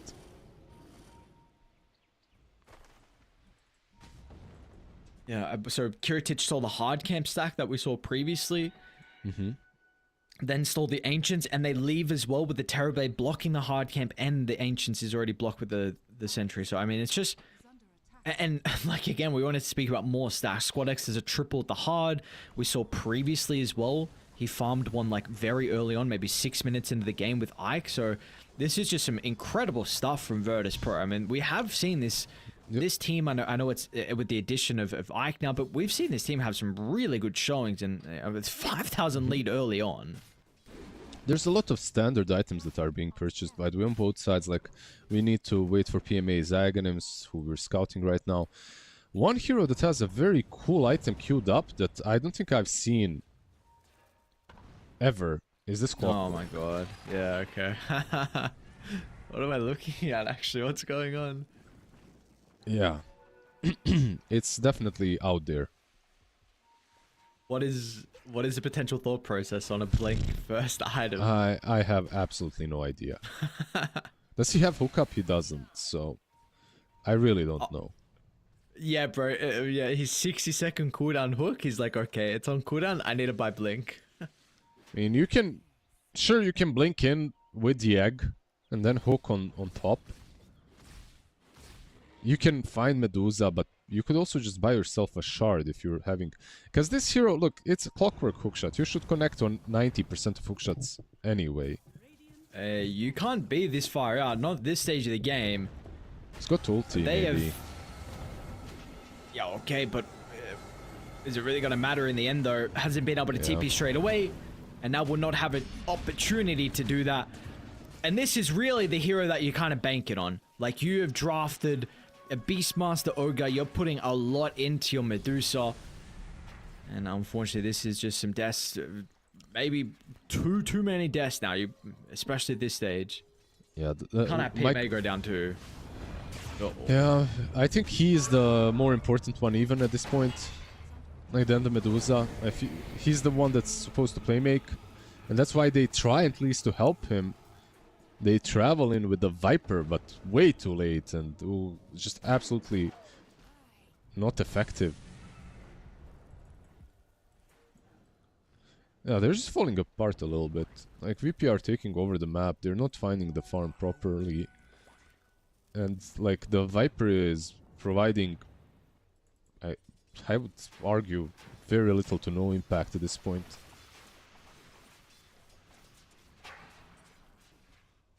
Yeah, really. But the boots to travel for the T1 tower top. That was kind of it. And you potentially drafting this here as well to really shut down the Earth Spirit, who it didn't even come close to being shut down. I mean, this is about to be a 750 gold away from the BKB. You're about to get Pipe as well in your Terrorblade. This is a very scary position for them to be going up against. What do you actually do? Where are you going to have map to play? Like, these 3 cores are greedy. You need farm on them. Yeah, basically, they have to make a play with the Aghanim's of Beast. So what I'm expecting is PMA to finish off his... They don't have to, but I feel like it would be good for them to maybe, you know, get the kill. So get the Aghanim's on the Beast, then perhaps smoke up for a kill. We'll see if they do that, or if they wait for some Blink or BKB on him as well.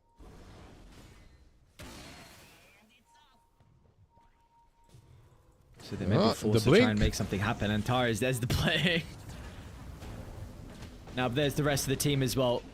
They're going to trap in TP in 1, but Daze will be too late to protect his fellow support. So Tower will now go down as a result as well. You go high ground? Well, they did use meta, but high ground... I'm not sure. They have pipe. It's still very dangerous. Instead, they're TPing top for the Beast. Oh, he needs to get away. If this guy dies, it's a disaster. They saw. Yeah. So with the ward, yeah. But the clock blink? Blink hook? Honestly, they do see him on the ward. And they got him. And Tars puts himself in a position. This is... they're smoking it, but again, they're going to be 1 hero down. They'll try and fight. Numbers disadvantage. Is it really going to work out in the end? The break applied to the Dragon Knight with the dive in. Egg straight on top. They're going to turn to be able to deal with the egg. Okay, so yes, you're able to accomplish that, but what more can you get? Got the juice. The mana is starting to fall. And once that's gone, the health is soon going to follow as well. 5-man wipe. And you just got 1. Yeah, they got that tag because he flew in with only 1 Fire Spirit, so he couldn't really just get it applied on every single hero, and it still didn't matter. Like, they just died. They just decided to smoke up and fight without their main hero at this point. Like, PMA truly is... Like, if you look at the net worth, he is the highest net worth of his side, but he's also the one that should do the majority of the work in these fights. He's the brunt of your initiation, disable... And also a lot of damage comes from the Beast with Aghanims. You decide to fight again without that guy, you're losing that fight 9 out of 10 times at this point. How... Is this like one of the more farmed DKs you've seen? Is this not like ridiculous net worth? I don't remember. Yeah, 19, what? He's 4 kills, 5 assists, so he's definitely up there, but this hero does farm very quickly now. And it's kind of... to be expected. Like, if he goes for this build, Armored Mask of Madness, like, you get a lot of farm really fast. Yep. The Fire Dragon, you know, the splash damage, it just comes into play. Yeah, this is crazy. They're gonna give the Aegis Squad X as well. Okay, so Shiva's already been worked on. Oh, what do you I don't know, what do you do for Radiant? You were saying like you're looking for that fighter with the Scepter and the Beastmaster. Maybe they can get it now, but you're going to be fighting into an Aegis, so it'll be 5-man smoke for them. We'll see where they want to try and turn their attention to with this at least maneuver. Yeah, I'm not sure. They're not finding anyone here, but there's like a Tormentor and 21-minute Wisdom Rune that they might try to snatch.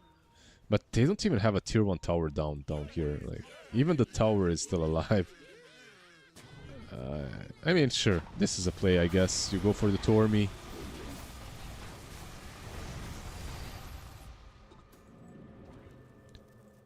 Okay. Yeah, it's not like the best play because you just gave away your position. So they will take your Tormentor away instead and take down your tier 2 as well.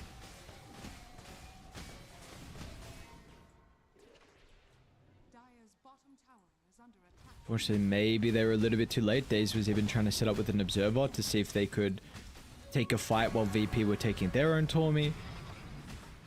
That is not to be. And like you said, tier 2 tower is going to go down now as well. So 12,000 net worth lead. They are stuck on the opposite side of the map. With 3 minutes of the Aegis they still have to play into.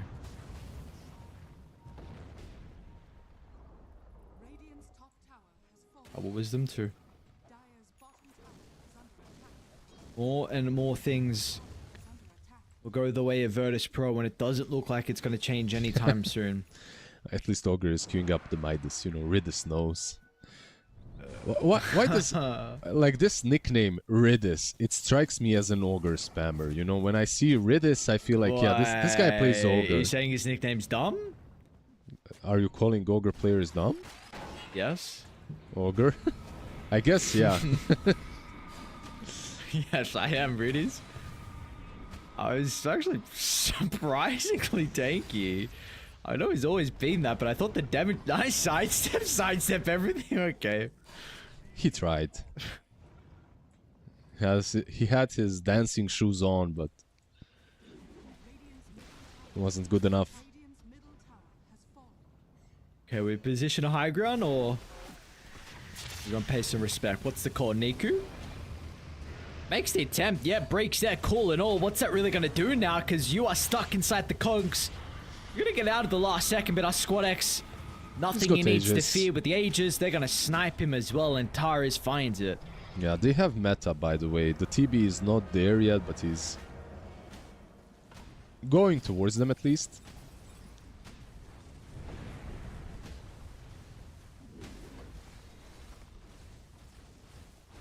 And not even need to use it. So I've out a dragon form for 3/4 duration left, so still a while. Heritage a little bit low health along with Squad X. That's where the Sunray is going to be able to come into play. You do have the respawns up shortly. We'll see if they're going to try and force a fight on the retreat. Otis, the only vulnerable one, but they will not be able to do anything about it. Yeah, they just don't have catch right now. Like, your catch is Days with Atos, and that's it. Like, no one else can do much. Your Beastmaster went for a BKB after Aghanims. It's not really even about the items that catch. It's about the position that they're playing in. They got caught way too many times. The teamfights that they took were not optimal. Let's put it that way. And now they're 20k behind almost. So, even if you have a blink there on Beast, you might have a chance of defending high ground, but that's only because they're playing so freely on free on the side of VP. Antares with Yules, blink Yules, like, guess a hero. You'd never guess Clock. Definitely an interesting read of the hero Antares has. Very cool. I hope we get to see the Clock again. I'm only setting up on Niku, which, let's see if he's going to get anyone to assist him. It doesn't look like that's going to be the case. They're looking to try and make something happen to bottom instead. Yeah, they just want to push instead, it seems like. They are pinging the Viper out, but he just TPs. Yeah. Phoenix isn't with them, so it's just the three of these heroes pushing in. And Tyro's actually going to solo smoke to try and get there fast enough as well. Maybe he can just break Medusa. Or is he just... Okay, he's going to reach them, it seems like, instead. I was thinking maybe he goes and breaks Medusa TP. That's what he's... Yeah. He's turning back. He's going for her instead. And it's not only about breaking the TP now. This is a gank, actually. That's a gank that's going to work out. Got the juice. Felt like he was safe to be able to farm the area. That's not going to be the case. It's Medusa continuing to struggle. Had the butterfly queued up for quite a while. Opted for the Skadi instead. Still yet to even complete that.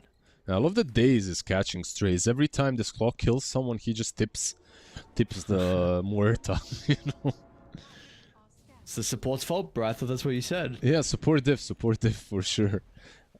But yeah, it's one of those situations where, as Medusa, you're thinking they're pushing my high ground, so I'm safe to farm the enemy side.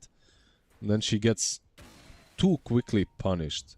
Like, if that Clockwork was with the team, he probably just uses Manta Illusions on Medusa and goes back, but he was way too quick to catch her. I feel like people have gotten much better at using these.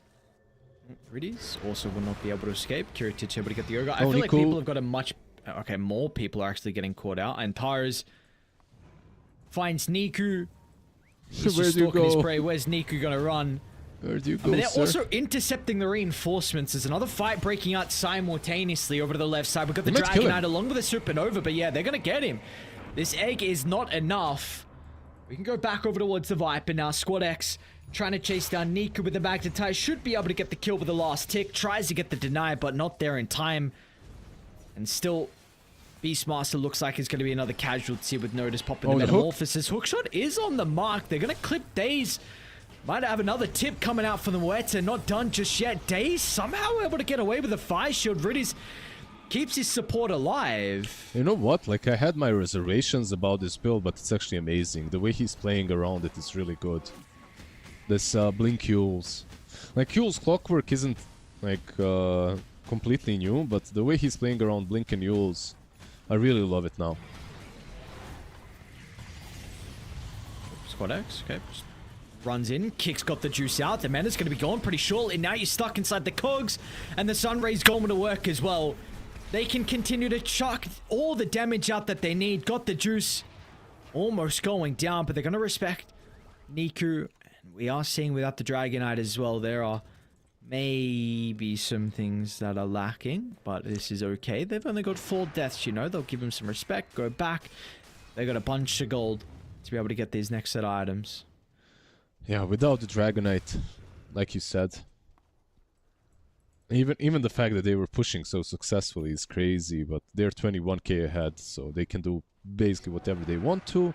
SNY is the next item of choice for Kiritich, just so he doesn't get roared up and killed off in one swoop. At a smoke up from Navi Jr., they could maybe sneak a rush here. Like, maybe it's possible. Antares is there already, though. Oh, he might know. Let's see. He has a blink. Yeah, he's out. Is he stuck? Nah, maybe he's stuck, but he has hook anyway, so he can get away. Are they committing? Oh, this is dangerous. Is now, this? yeah. Oh, this is crazy. I mean, they're always gonna see. You got Rocket Flare. You know, there's no way you're getting it for free. Hurricane Pack back inside the pit. Roshan ends up getting the kill onto Niku. It's just not gonna matter though. They don't have the net worth. Got the juices just nowhere close, and yeah, he's gonna call it before he even dies. This game, it's been over for a while. This was a massacre. Virtus Pro just mopped the floor, and they do it with ease. Yep. Floors definitely did get mopped. Antares, my personal MVP, and the guy that I'm gonna copy this build from for sure. Next time I'm playing a clock, I'm doing the same exact thing. I loved it that much. Yeah, like, very nicely done by Virtus Pro. Nothing really more to say. Like, they managed to make this absolute dog lane of Earth Spirit versus Viper into a winning lane, into a game-winning lane. He's 11-0-13 in the end on the Earth Spirit. This last rush attempt, I can see why they went for it. Then again, the fact that Clockwork is inside of the pit and you know that you've been scouted, at that point you have to bail. But if you bail, you're losing the game anyway, so they gave that one last ditch effort to try and bring it back. It failed. I respect it in that way, but overall they have to play better if they want to tie this one up. Yeah, they do indeed. We're gonna have to see some different stuff out of Navi Junior, which we have seen. We have seen this team have some good results in the qualifiers and really take some good teams down, but this is not the start they were looking for. So we'll see what different attitude we get out of them, different draft we get out of them as well heading into game 2, and if they can even find a fix, find a solution to that at a quick enough time, because Virtus Pro looked very goddamn good in game 1. But it is just game 1 of our second series. We're going to send to a break. When we come back, we've got game 2. See you guys soon.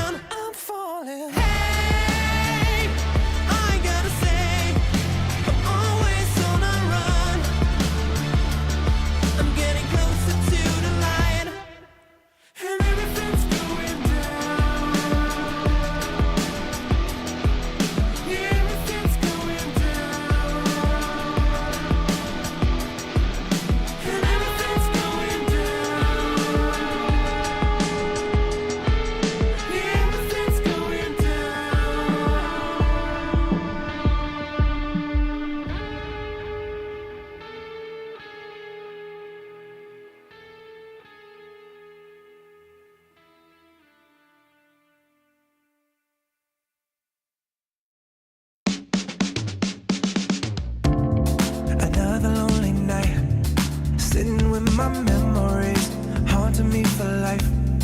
You told me if I just believe, it'll be alright. Do you believe it? Do you believe it? Yeah. Tell me honestly, do you really practice what you preach faithfully? And does it make you wrong or right? Judging me. How do you decide? How do you decide? Why you wanna lead with fear when you could go and lead with love? I'ma just stay right here, cause I can never give enough. Hey pretender, come on, take me back down to the river and tell me all the ways that I'm a sinner. If I follow, will I be delivered? Am I delivered? Oh, defender, come on, take me back down to the river and tell me all the ways I should surrender.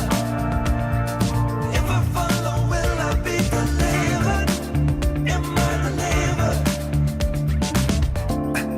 Another phony lie, something you keep selling me, something I won't buy.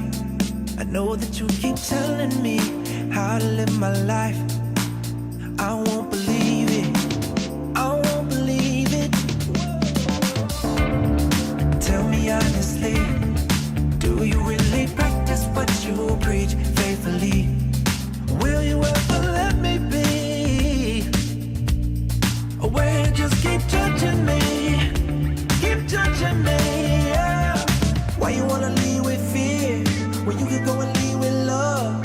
I'ma just stay right here, cause I can never give enough. Hey pretender, come on, take me back down to the river and tell me all the ways that I'm a sinner. If I follow, will I be delivered? Am I delivered? Oh, defender, come on, take me back down to the river and tell me all the ways I should surrender. If I follow, will I be delivered? Am I delivered?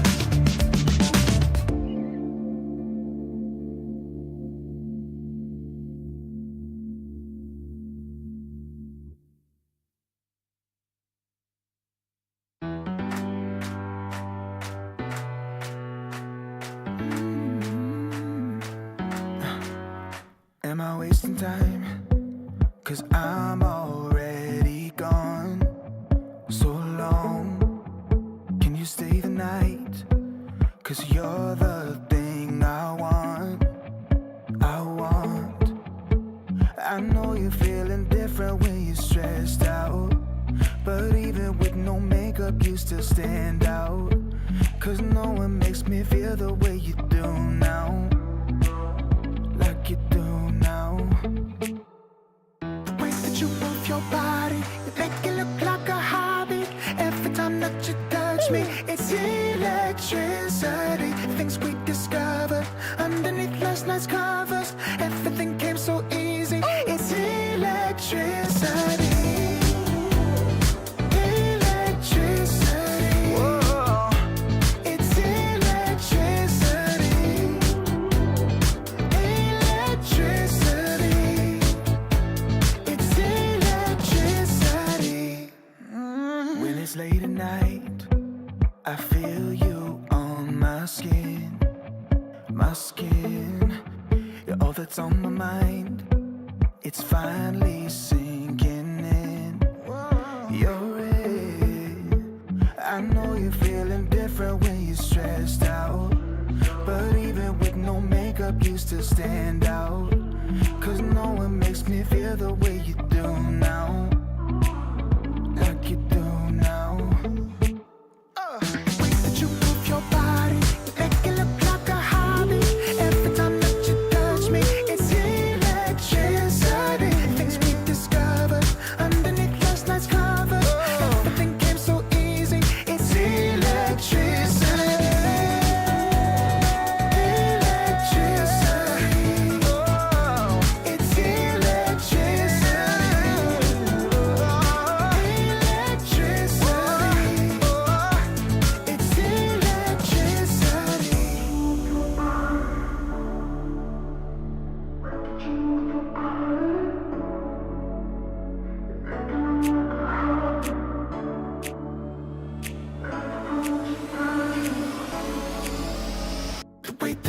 move your body, you make it look like a hobby. Every time that you touch me, it's electricity. Things we discovered underneath last night's covers. Everything came so easy. It's electricity.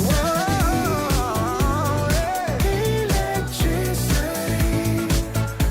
It's electricity. You move your body. Electricity. You move your body. It's electricity. Serotonin slide, sequin in the light,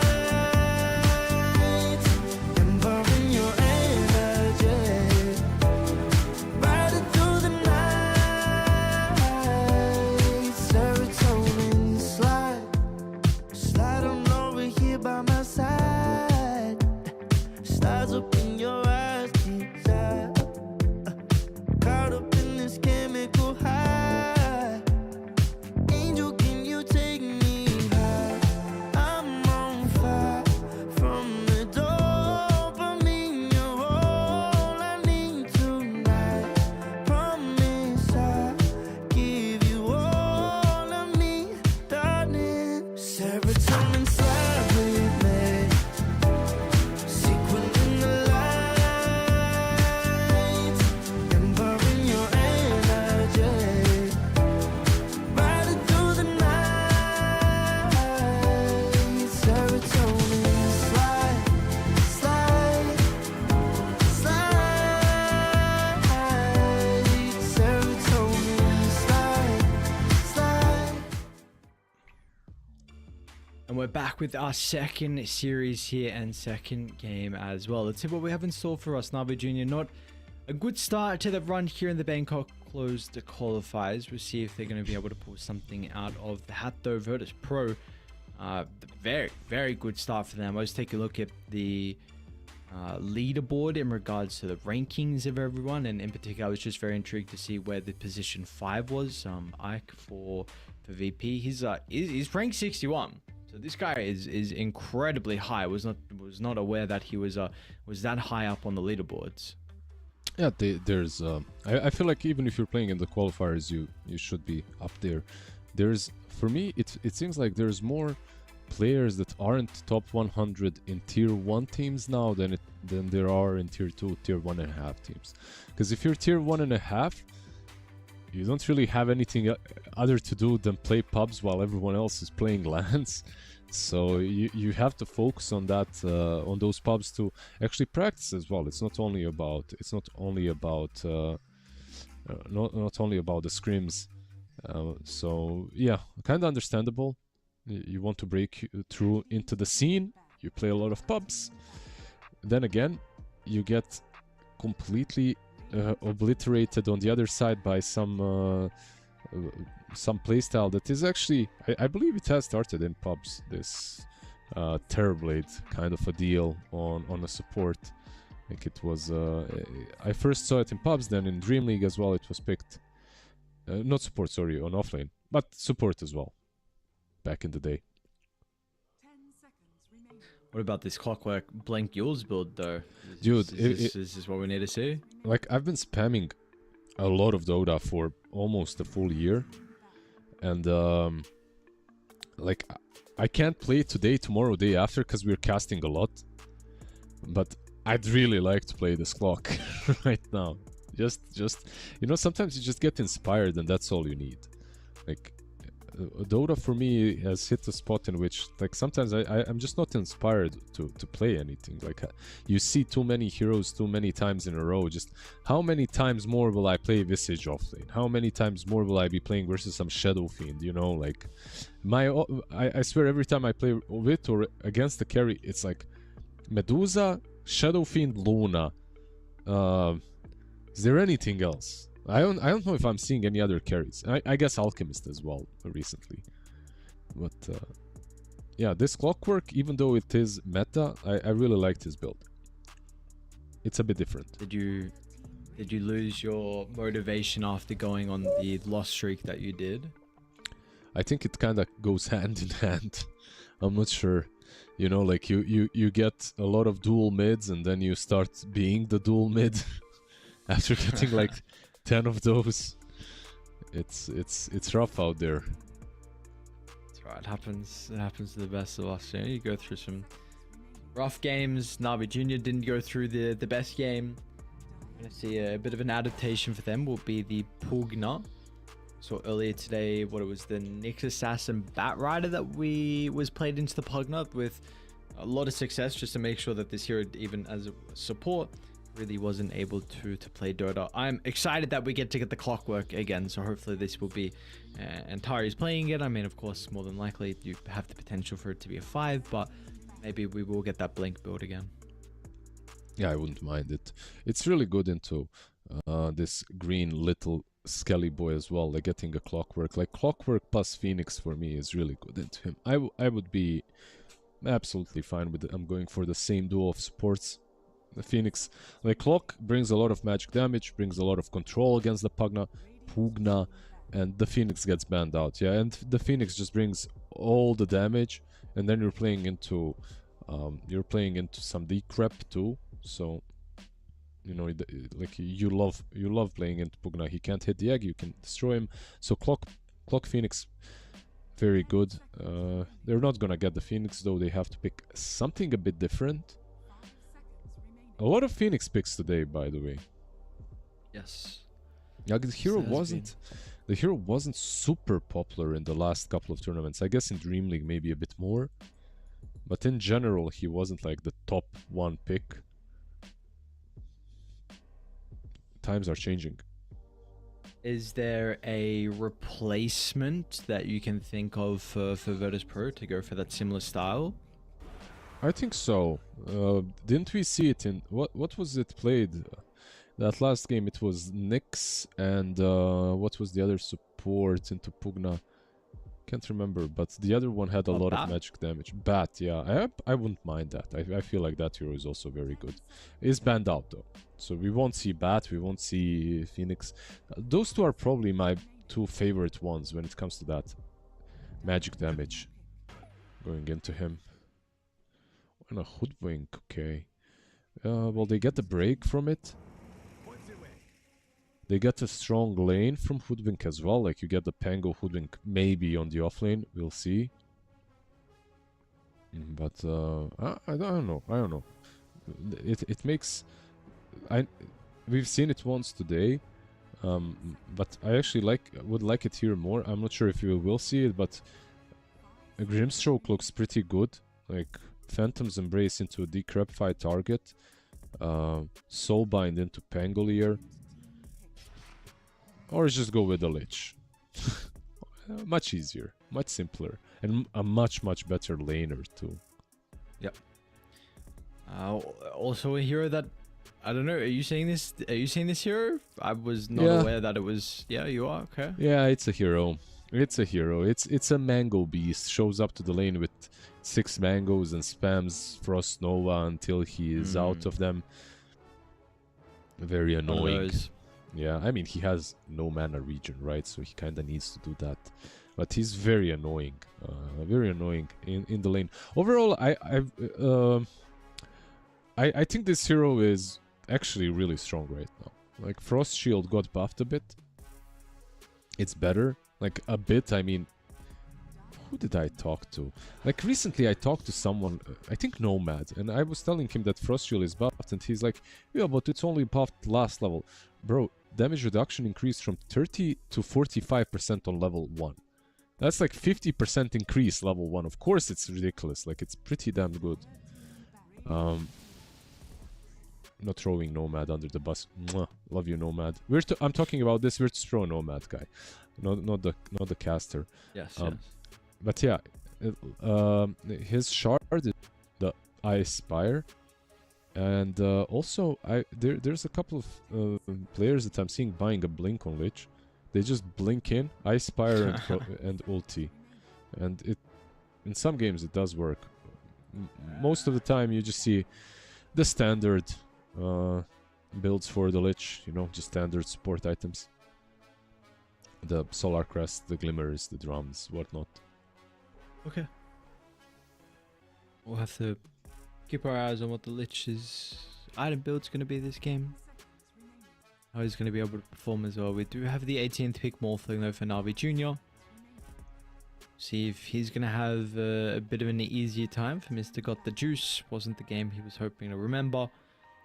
Are looking for more than likely a mid laner for Virtus Pro. We're seeing pretty much DK predominantly be played as carry if it's going to be played. So they are still Puck removed, Storm, Vocal removed as well from VP. Importantly, Navi Jr. they're going to have first pick, so they will be able to decide what they want beforehand.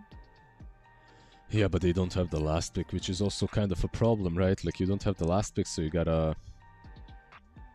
You gotta pick something that will do well against almost anything on the mid lane, and Dragonite as well, as you already see that one, which is an option. So, but their Morphling is different though. Their Morphling is much stronger than their Medusa. So at least you've got that, and they pick the Earth Spirit for themselves. Is Huskar in the pool? It is. It is, yeah. Isn't this like a Huskar pick then? But it's kind of the same logic like last game. You crush the Earth Spirit, but maybe he'll crush the game. Oh no, they go for the Sand King. It's another hero, okay. I mean, we've first Sand King game that we've seen so far. I mean, I guess what this is our 5th game, so we haven't seen too many, but hero has been, maybe it's been banned out a couple times. Honestly, I don't remember. We haven't really spoken about the Sand King though, so I know this has been, you know, popular for a while, so we're going to see Squad X go back down that route. I mean, it's a lot of damage. The Sand King, the Beastmaster, everyone on VP, maybe minus the Clockwork, is really able to output a lot of damage.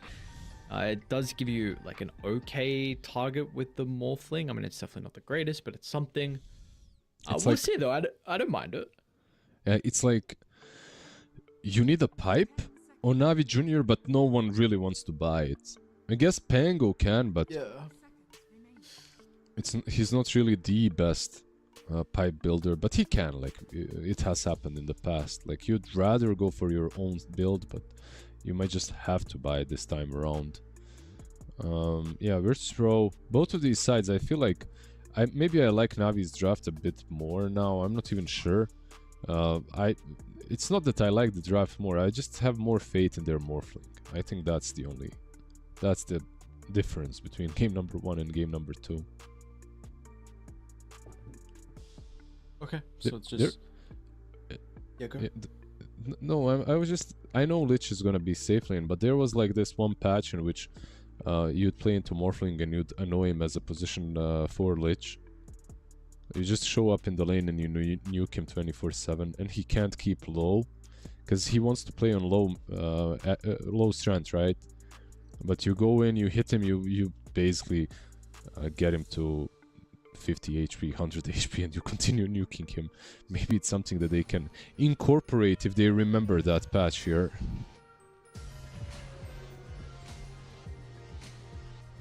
Let us see what those shenanigans Lich has got in store for us, or we just get the classic 5 Lich.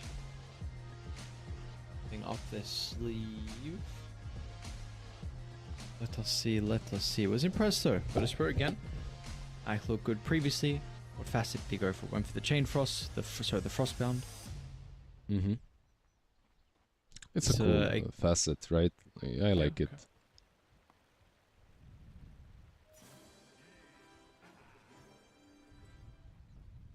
So we're already off to a start where we may get some aggressive fights. Days along with Navi Jr. They're going to smoke in the tail end. Will Clip noticed.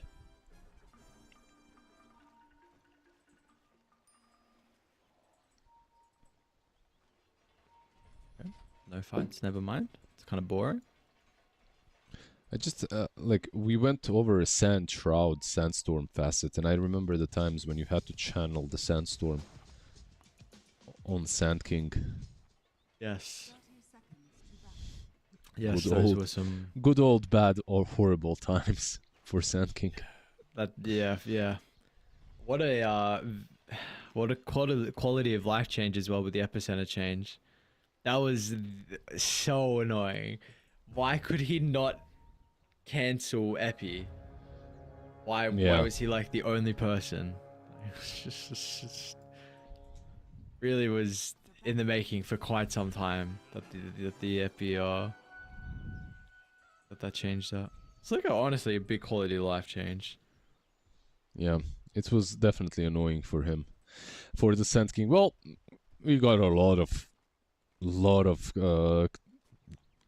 qualities of life changes recently. Like, I was reading on Reddit, some dude went in and he's like, why can't we have a slot for a dust? I'm always 6 slotted and I don't have a dust. And I'm thinking, he doesn't have a slot for a dust, you know? And I'm thinking, bro, I opened up TI3 just to reminisce, and I'm looking at like Ake, it's minute 50, and he's got Magic Wand, Arcane Boots, and then everything else is filled with dust sentries and a TP scroll. Yeah, bro, where we have no position 6s anymore.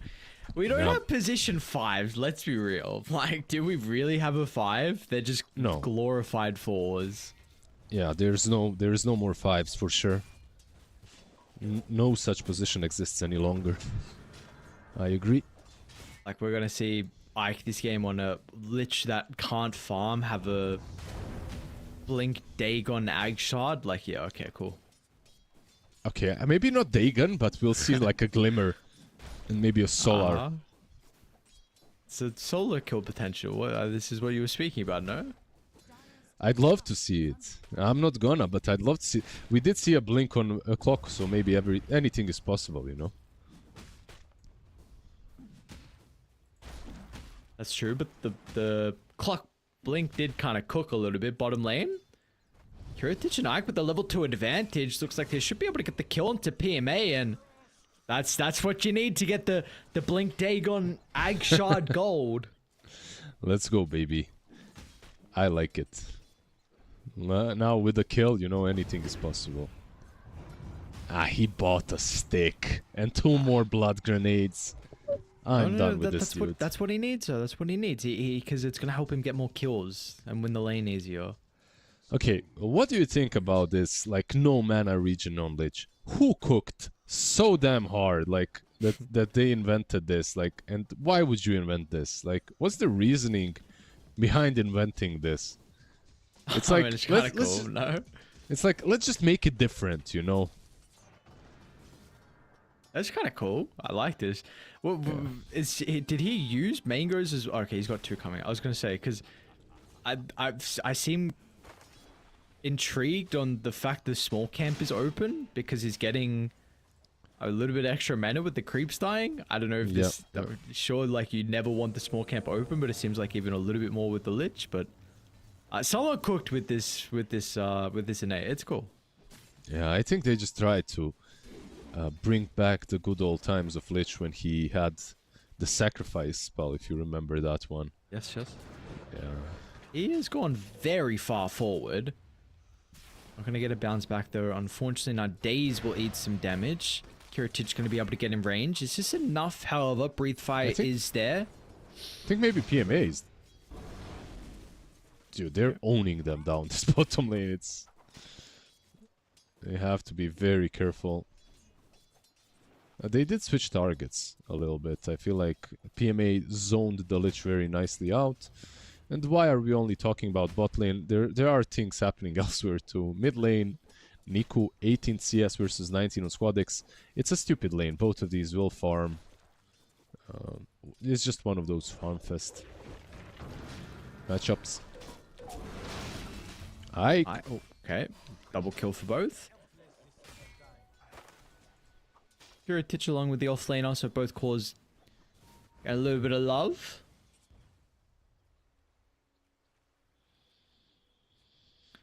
Very nice. What about the other lane as well? How's top looking at the moment? Noticed we've seen a lot more creep dragging going on for Virtus Pro, so they feel like this is a bit more of a difficult lane. Oh, he got him. Oh my god, he got him. Yeah. Yeah, you know, it's a level 2 clock with 0-1-1 build. You don't expect it, but as morphing, I think you should. Go 2 points flare. Come on. No. What's going on bottom? What's going on here? some rotations have happened. And some rotations have failed. It was a counter rotation, looks like, from Squad X. TP on cooldown, so moved down to bottom with the Earth Spirit. Tried to follow him, and there's some big kills.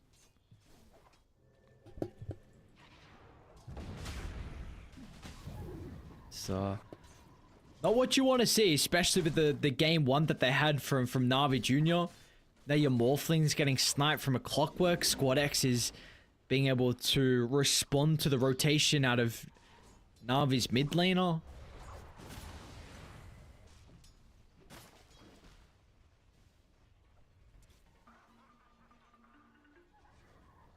$4,000 net worth lead though nonetheless, but we will see.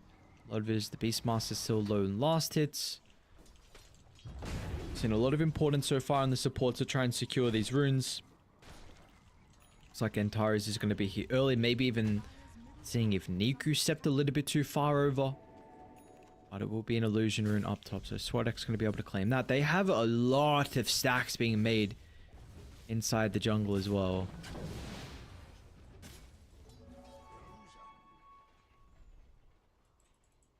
Do you have a preference? Like, would you like the Sand King to farm these stacks, or would you like the Beastmaster to farm them? Bottom lane, Kiritich.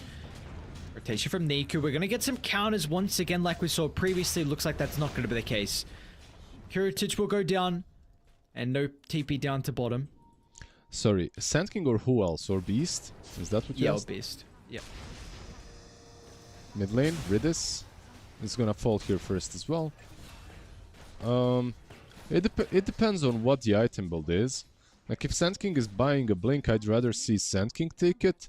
If Beastmaster is buying, like, the same, then I'd rather see Beast. But Sand King is going for the Blink, so I'd rather see him take the stacks. You know, farm up a bit more. But considering Beast is the one making them, we'll see. Maybe they take them together, even. It all depends on who comes online faster. That's how I look at it. Like, if you're going to use the network faster, you should be the one taking it. Because you'll have more impact, right? Let's make more stacks here. It does look like Beastmaster is going to take the hard stack at the moment. Squad X is potentially going to be able to make his own stack as well. So, economy looking good for Virtus Pro. We do still see the same though on Dire. Like, all things considering, even though there's a big kill advantage, there's still PMA up there in the net worth. Morphling I mean, he's pretty much free farmed minus that little slip up he had. Yeah, they're taking the map very nicely. Squad X farming the Radiant, like all the stacks that you just mentioned. And on the other side, Beast too. So it's a farm fest across the map. Everyone farming. Is there anyone that's suffering? Maybe a bit on the Pango and the Earth Spirit, because these are the two heroes that don't necessarily... Like, Pango can, Earth Spirit not as much, but even he can, but they're probably the slowest at farming the jungle. They just want to brawl.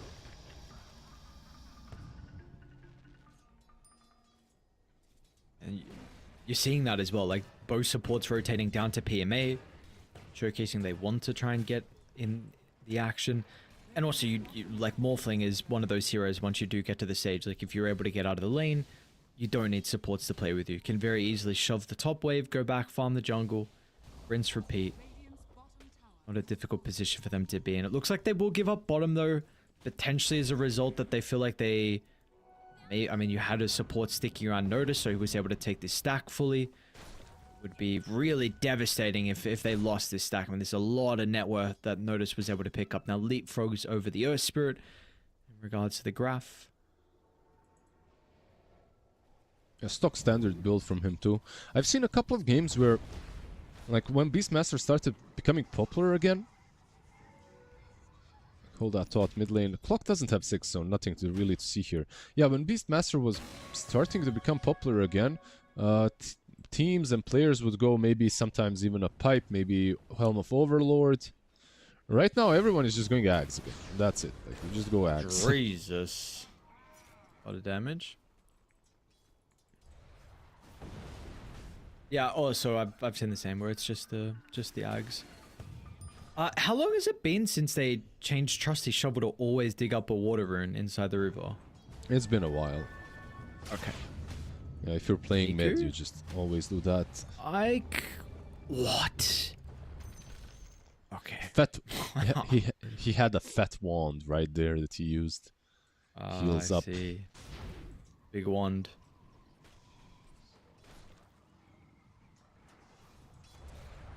Antares this time around going for Orchid, by the way. On the clockwork. This is a bit more, yeah, this, it's crazy, but a bit more standard. Like, this is something that you could have seen before on clock. It's not bad. So I guess gives you a lot of solo kill potential against the supports. You could say Morphling depending on how fast he gets the Orchid, but Morphling will be going Manta. Nice position is going to be able to pop the smoke from Niku. Actually, he's not going Manta. He's going Lincolns on Morphling. I see. Okay. Have a big fight top lane. Even Kiritich actually going to TP in. Well, not for PMA, but oh, the epicenter onto the backline. Niku is at the target though. 1400 health is a lot they need to go through, and they're struggling at the moment. Niku doesn't get the roll away with the battery cell. Stops him short. Now the hook shot's going to be there as well. Antares has the ultimate PMA. He's going to be slowed down. Does have another round of the swashbuckle in a couple of seconds, but only get some moments of peace because they will hunt him inside the tree line. They got the vision and they got the kill. They're just playing this game much faster. They're getting all the items faster. They're moving on the map faster. And they're itemizing properly, I would say. Like, maybe sometimes a bit out there, but definitely properly. On the other side, you need your level 6, at least on Hoodwink, to have some kill potential. Your Pugna, sure, level 6 is big, but it's not as important. And I don't know. I don't know how big of a fan I am when it comes to this Lincolns.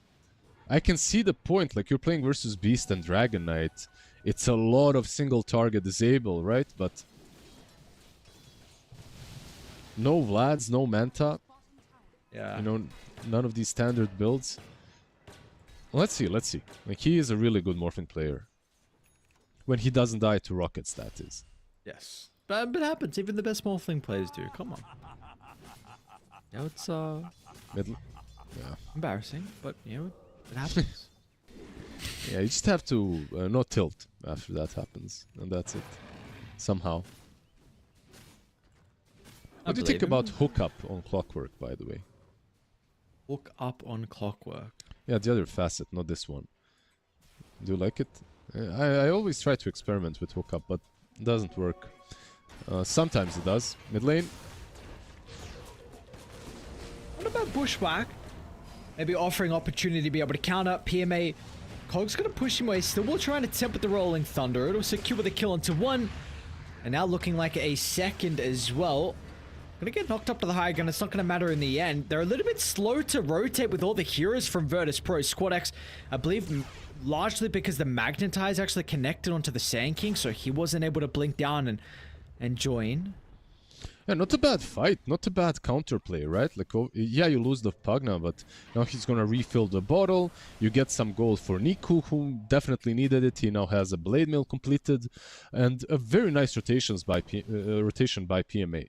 Getting 2 kills. I was worried that he might not find the angle because of the cogs. But, yeah, nice Rolling Thunder. Thunderbolt is a really good facet. Basically, once players realized how strong it is, Pango became popular again. He was not played, and then everyone... Hey, wait. This Thunderbolt is actually strong. Let's play this hero again.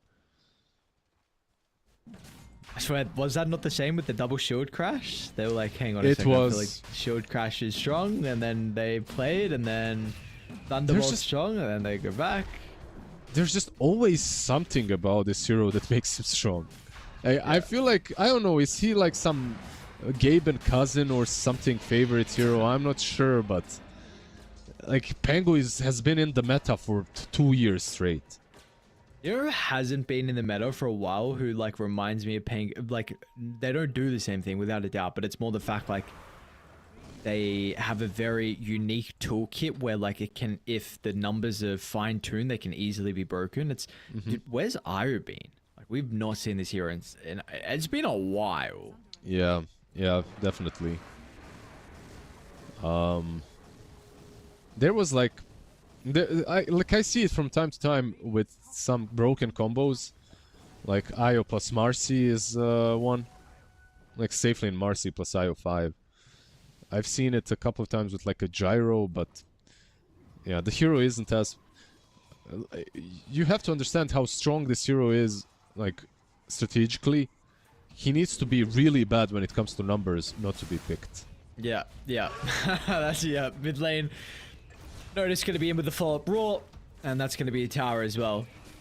We're seeing a big difference here with the Earth Spirits. You previously, Squad X, I mean, he was second in net worth and was off to an incredible time. Unfortunately, this game, we are not getting a similar feat out of the mid laner here from Navi Jr. They're going to lose some stacks as well. Nothing crazy, but it's going to be a double of the Ancients. Did they just fail both stacks? They did, right? Like they could have stacked both. Watching. Yeah, it happens. PMA will go back home, heal up.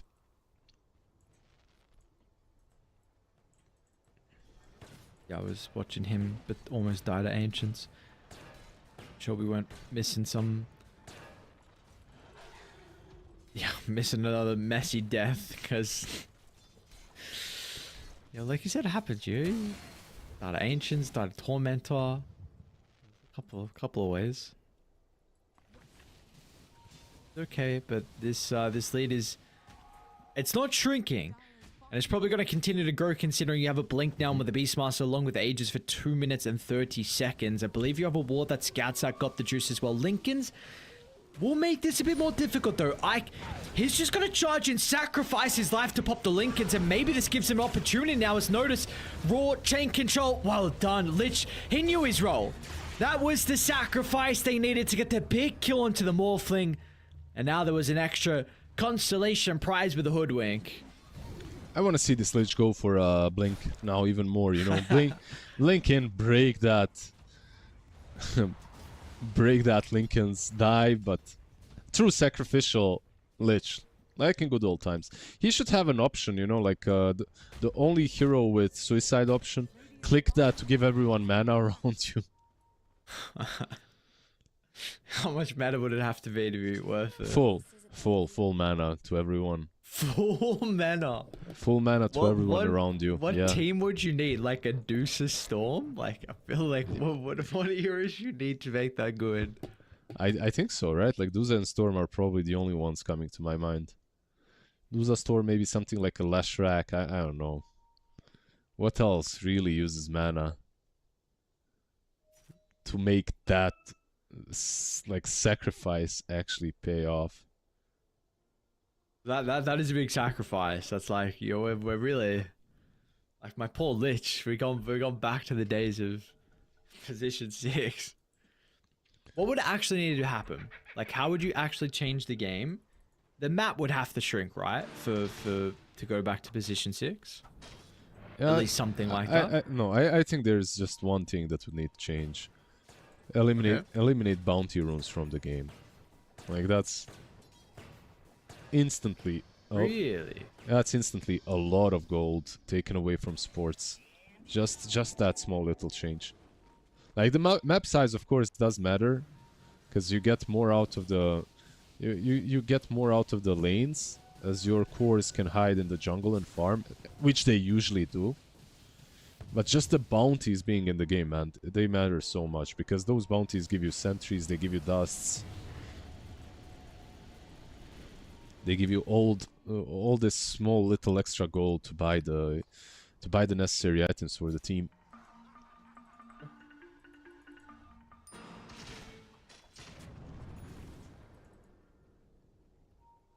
Importantly, that goal for the support being Antares Orchid is now completed. Does that blink queued up as well? So going to be some time in. Also, the Manta style is yet to be completed for Got the Juice. So there is going to be a bit of an opening here where the Orchid could prove to be an issue if you can get it after the Lincolns.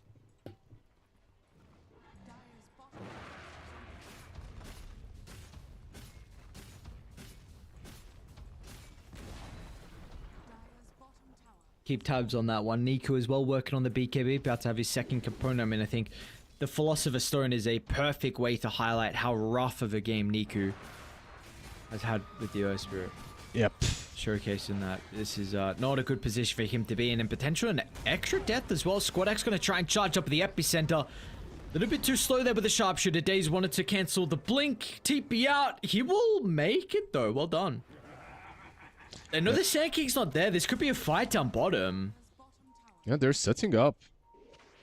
Pango is behind. Wraparound. Not a bad position. PMA, they're going to leap over the top. Roar will also stop the Rolling Thunder. Two fights breaking out now over the right side. We see Ike. He tries to put himself around the secret shop. Chucks up the Chain Frost spitefully at the end. And it's going to be good Chain Frost. Bounces back to get one kill on the Pangolier. Puts Niku low as well. But notice he's got no more boys to play with him. We'll be able to get a kill at least before his death. But nice read from Navi Jr. Pretty decent fight for them. Seeing the Sand King TP top. They knew that they did have a numbers advantage to be able to make that go. Yeah, but the way they fought that as well was pretty damn bad, right? Like, not only are they playing without Sand King, they're roaring the Pang. Yeah, happens. The Rocket as well, attempting the solo kill in the end. And yeah, just using that roar on the Pango maybe was necessary, but they were in a bad position to start off with, and without Sand King it was pretty damn terrible. Man, I'm just waiting for another snipe. It's getting close. Respect it. He's trying. I respect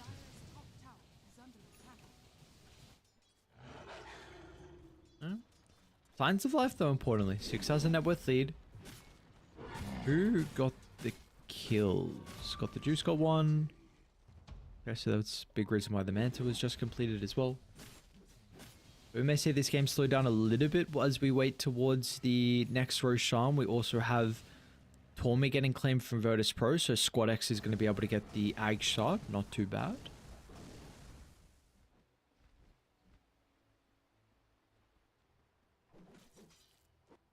Not the worst one. What was the other options? Maybe Antares, I guess, was the other one. So it's always good, but not for this man. He buys a blink. He doesn't care, I guess. That is definitely a really good clock shard. I don't know. It probably... Not sure. Let's see. The smoke up from the Beastmaster. The blink BKB is there. Has no ways of breaking the Lincolns, though. This scan. Where were the Morphlings farming? Yeah, they connected with the scan. Yeah. Very good read. Radiant. They had a ward kind of by the remnants of the tier 1 tower down bottom, so I was able to scout out the Morphling walking back after farming. I believe it was the neutral camps. Watch the VP just a little bit too late to be able to get there with the with that smoke. Notice he's gonna go top. Does have to be careful though. He's got the gem, and if he pokes his head out, maybe this is going to be an opening. Actually looking for an aggressive jump on the PMA, but might get punished for this because he used that blink aggressively. Never mind, they won't go. They don't have a smoke right now, or at least I should say they didn't use it. They have it on days. Maybe they're just worried that they don't have the amount of control needed to kill off the beast before he pops that BKB. Kirtage did use his ulti, by the way. Dragon form is on mid lane. Not sure for what. I guess just to farm. Yeah, I didn't see. We're gonna try and look to get something out of it though. They're starting to group up top. He's pretty close to Daedalus though, just under 600 gold, but like there's an objective for them to be had. It looks like that will indeed be the case. Close to BKB 2 from Squad X, so probably really wouldn't want to force that big of a fight considering these items are going to be massive for them. But Dire, what are we looking at? Morphling, BKB, next item for Got the Juice. So you've been seeing the praises here for the Morphling for him, but I was going to be able to perform when he gets his items hook shot. Gonna be off the mark, but at least they have the Raw. Does get an opportunity to play around with the BKB, and that's gonna be enough to keep Nico alive. Notice he's still chasing. Not gonna secure that kill, but they'll get Days nonetheless. Well, decent amount committed. BKB Raw. Raw's not the longest cooldown, I guess. Yeah, it might open up the tier 2 on the mid lane. They're pinging out PMA as well. It is a bit of a harder target. I love how they're splitting up. Sand King and Clock go top if maybe they find the Pango. Meanwhile, the other 3 heroes are taking the tier 2. They're instantly splitting the map though that way. And by the way, Clockwork is buying Blink again. He's got enough gold in any second now, basically.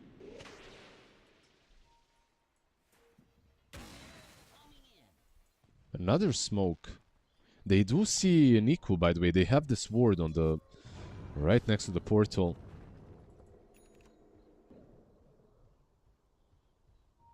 Should be able to get him. Chain Frost still on cooldown though, but yeah, okay. Okay. Yeah, Okay. yeah, no, not necessary. Let's put it that way. Beastmaster is just a funny hero, you know. Like, I don't get it. I just don't get it. Like, how does this hero deal so much damage, and why is that like a normal thing that we're just fine with? Why does he have like one of the longest BKB piercing disables? He's got all the summons, all the auras, and then on top of that all the damage needed. Like, he can solo cores at this point. Oh no, my friend, it's not enough. He also needs to have crazy attack damage as well, so he can use that with the facet, the beast mode. Like, literally all of these things that we just mentioned, if you take one of them away from Beast, he's still strong. You know, like he's still a really good hero. And he's about to be a hero that has a refresher as well. He's very close to it. Alright, this is level 20 almost getting completed as well. And we are looking for a fight. I Roshan. Second Rosh of the game, Banner. The ages. We'll see. Do you feel like Dire in a position where they can contest this, have to contest this, or can they let it go away? Well, the answer is they are going to let it go away. I think they could have contested it if Morphling was a bit fatter, but he doesn't have Butterfly yet.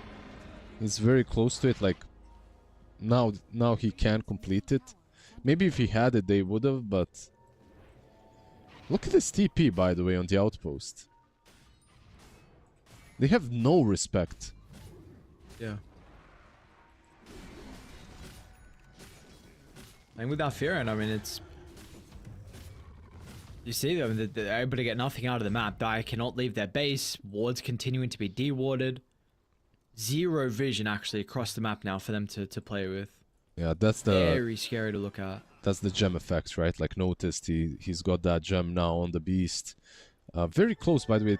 200 gold away from refresher on Beast. Double roar in these next fights. Looks like they're going to give him the bottom wave.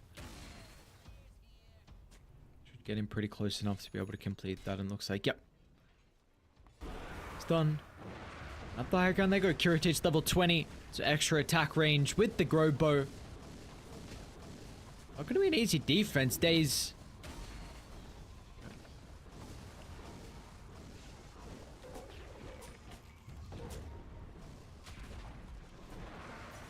Power's down. What are you going to do? Is it going to be a response, or we're just giving this up? It looks like the call is to probably give it up. Maybe if they nice could... chip damage on a Curative. Maybe if they could kill him without committing. They're going to try roll in, sidestep, notice now, but the counter. Raw's going to be there onto the Earth Spirit. He's gone. Squad X is going to be in the middle as well, but the epicenter damage. Pugner will get blown up. Notice activated the refresh. He's trying to charge PMA down. He won't find the angle for that, but now he's got it, forgot the juice. But the Lincoln's been cancelled thanks to Ike. They're not going to have the damage, though. Pugner's buyback will be able to keep the Morphling alive. Meanwhile, PMA, though, stuck inside the low ground. Rolling Thunder expires, and so does his health as well. Yeah, he was keeping it PMA, but That didn't work. They committed. They got baited a little bit by all the chip damage that they dealt to Dragonite. Like, he did get really damn low. But, yeah, they had no ways of finishing him off. So they got baited into a really bad engagement. They got him on like 10%. They got the Beast on the 10%. They killed the Lich, but they couldn't finish off anyone that was important in that last fight. At least they didn't lose the Morphling. I think that's like the silver lining for Navi Jr. right now. They didn't lose it because of Ridis, of course. They didn't lose the Morph. He saved him with a Glimmer, with the Life Drain. Decrypt. So I honestly didn't even notice he's not even playing with Morph leveled up. Yeah. So I didn't Interesting. notice.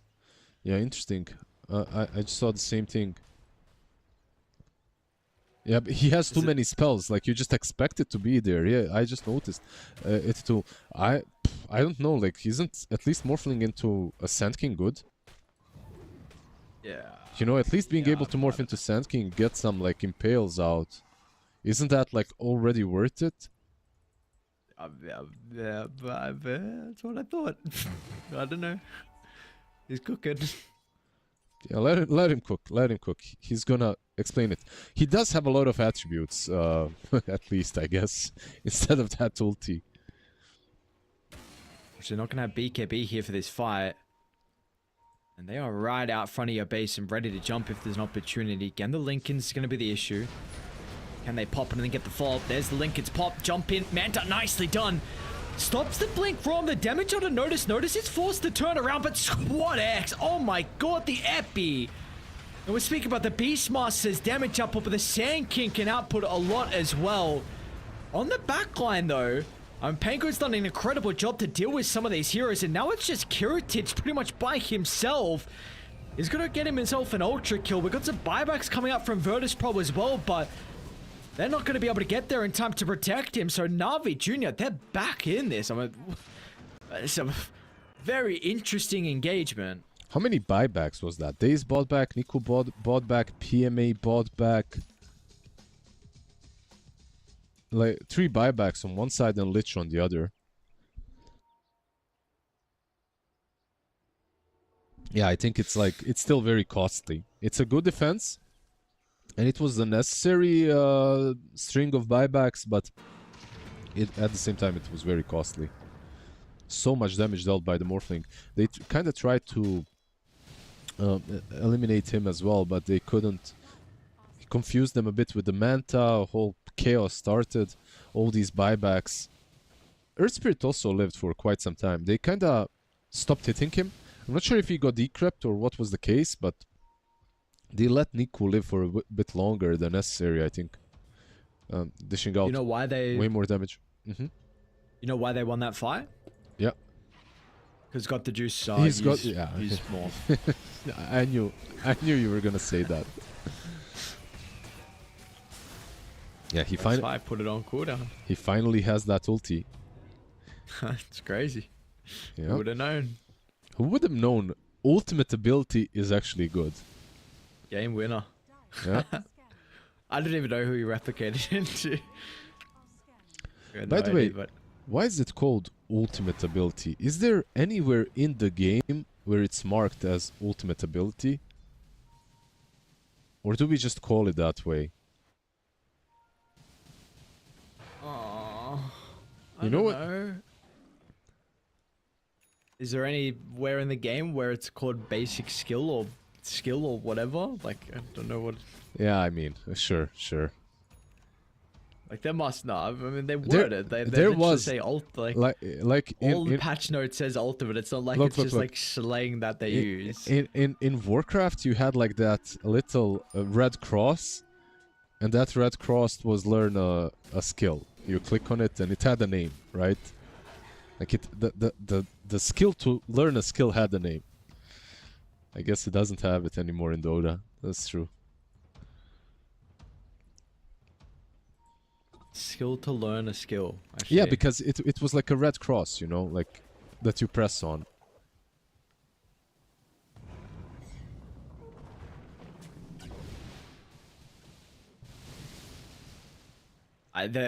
Surely it's, I don't know, it's got to be ultimate. I don't know. I'm just, trying to do- I think I'm just sleep deprived, man. Asking all the dumb man, you questions. tell them like, I don't want to say, but it's 2:40 a.m. and I'm going to like 8 a.m. So I'm hitting you with these existential questions, you know, like the most important ones in Dota. I'm sorry. Skadi will be completed, by the way, on Morphling. So that last fight, he just completed BKB, and now he actually has another item on top of that, and it's a really good item this game. Like, you're playing versus a Dragonite, versus a Beast, even versus a Sand King. Skadi is very important, so nice pickup by him, but it's still kind of far, like 1,000 gold away. Not sure if he's gonna have it for the next fight.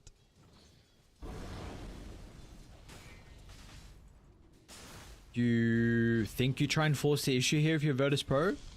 I think so. Because Like, you can also wait for Rosh. It's up in minute 30, but you have E-Blade on noticed, so he can actually he can I won't say solo kill the Morphling, but you can jump break the Lincolns with that E-Blade and roar him at least.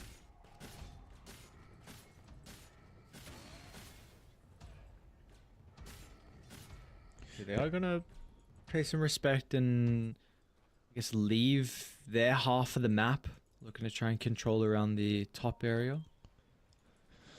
Yep, just wait for Roshan to respawn basically. The lanes are being shoved in constantly by the rockets, so it's very helpful. You can know where they are on Navi. And if you're Navi, I don't know, I feel like this Roshan should be contested. The only problem is... I was going to say, surely you can't let him get an Aegis and walk up high ground like we saw last time. Yeah, because they're going to have too many lives on everyone, and you don't have buybacks. So maybe the trade-off is let them have Rosh, but wait for your buybacks. Never mind, that's not the trade-off. They want to fight. They are smoking up. So Earth Spirit's cooldown on the buyback is 2.5 minutes. And everyone else is, I believe, the same. That because they kind of bought back at the same time. They may... Okay, man, very nicely done. Morphling actually just redirected his courier at the last second, otherwise it would have passed under the Observer. They know, though. Wrap around Kiritich. Smoke's gonna pop Britters. Notice for the angle with the jump in as well. Gonna try and get the connection, blowing everything out of the Earth Spirit. Double Roar used as well. He's one without a buyback. Eyes on the Morphling. Where's the Morphling? He's just out. Noticed.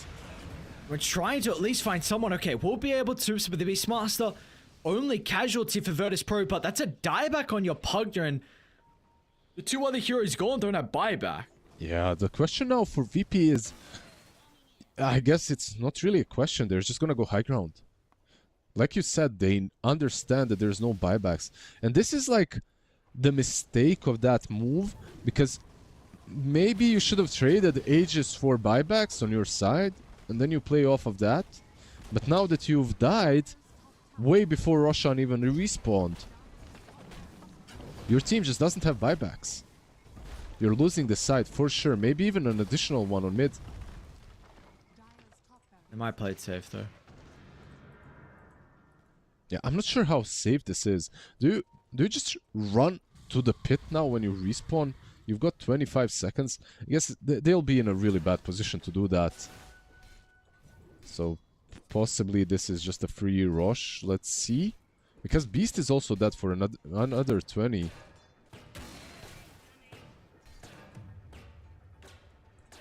Yeah, it doesn't look like they will. These two cores, they're not really ready to... Unless they just start TPing top now. Gonna chill. Yeah, but don't you think, like, imagine if they... I know right? what you're saying. I know what you're saying. I feel like that maybe there was a play because of Beastmaster's respawn timer. Yeah, no, I agree. I know what you're saying. I think it's regardless is a very difficult decision to make though. When you are this far behind, often you're just playing for survivable and for survive, and you may not see these opportunities. It's like 1% chances. Yeah, yeah. At the same time, like because of the fact that they played it safely, they should find enough farm to have buybacks for this next fight, maybe. Unfortunately, Niku, he doesn't have it. 700 gold away from it. Pango has his. Morphling should have a buyback too. So defending the high ground might not be too difficult. Who took the Aghanims? Was it Sand King, right? Yeah. Sand King. They freshly picked up Timeless Relic as well for Squad X. Then we've got Ages on the Beastmaster.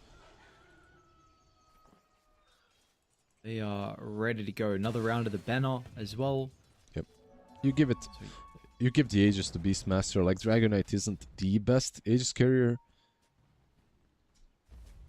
Beastmaster might even just do more overall in these team fights at this point. Even without Roar, I feel like he's doing maybe as much as Kiritich. It's a really big Dragonite though now with the Moon Shard.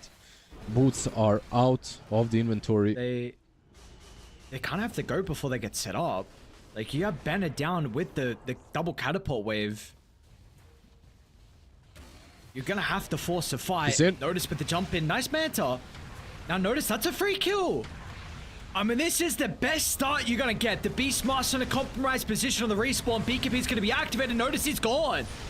Somehow still alive. I'm actually able to stay alive longer than I was expecting, but you jump everyone in to protect him.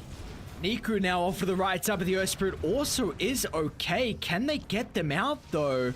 Notice this. Niku tries to find them over to the other side. Meanwhile, got the juice as well. Is finally onto Kiritich. Kiritich, she's gone. All right. Base is defended, and notice again, we've seen what happened. Multiple times now, when they're trying to jump the Morphling with the Roar, it's not fast enough. The Manta from Got the Juice is always making it difficult. Yeah, it's so simple, right? Like such a simple counterplay. By the time you react to the Manta, you're already getting bashed by the Pangolier and you're dying. The Axe Basher on the Pango doing all sorts of work.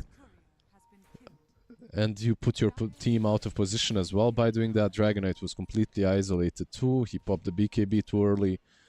But honestly, that's a big mistake for MVP because you're telegraphing the jump. It's not like you're jumping at the same second.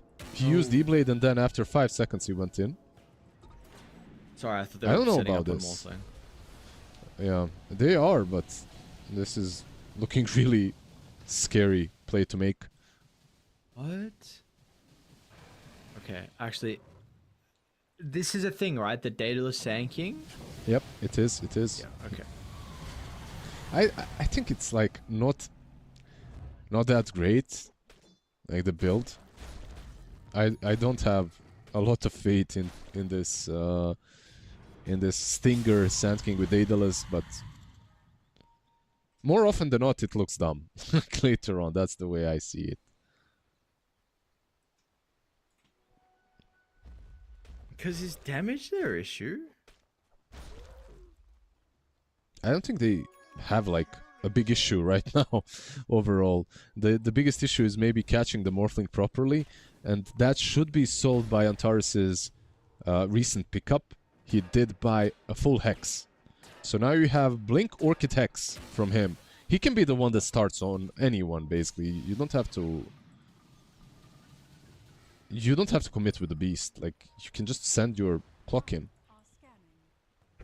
Honestly, I like Wind Waker is something, because I feel like you are getting blown up from 4 to 0 with someone committing, and maybe the Wind Waker would give you a extra reset. Like, if notice, okay, you want to jump in for the Morphling, fine, but every time you keep missing, then you've got some way to Wind Waker out. We've always seen that reset be a really nice thing for the Sand King too, but Daedalus, we'll see.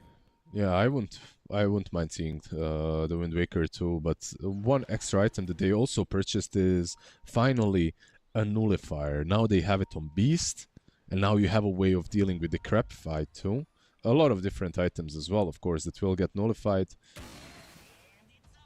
A lot of different buffs. Now they have a double damage. Yeah, kind of They everything. smoke under the ward? It seems that way. At least that's how Navi are playing.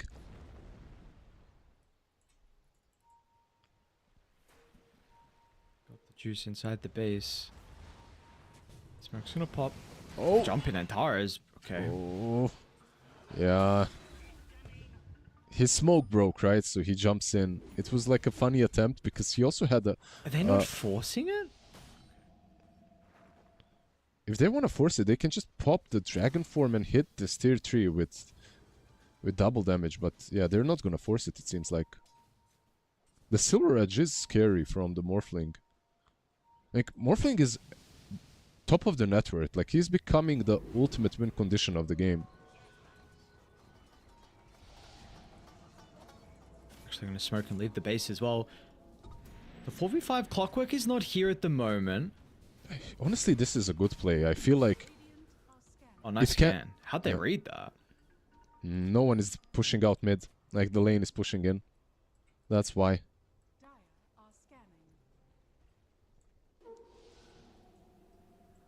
Huddled together. Being on the low ground. Go back the same way they came. Navi Jr.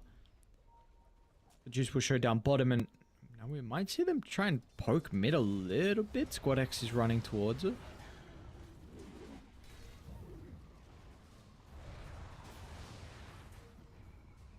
Probably will go down as a result of this in the end. Daze is maybe thinking about cutting mid, but he's not going to be able to do so with the Watcher claimed. So he'll have to TP out. Do you like the Lich's Chain Frost on that level 20 talent, by the way? Like, you call those some of those Chain Frosts out of spite as he's just about to die. This is literally it. The Just as you're ultimate one, dying. Yeah. I was even going to mention about the Sand King talent, going the pulses instead of maybe something like the blind against the Morphling. I thought you're not fitting really an MKB in at this stage, so I thought maybe that might be something that is worth a discussion.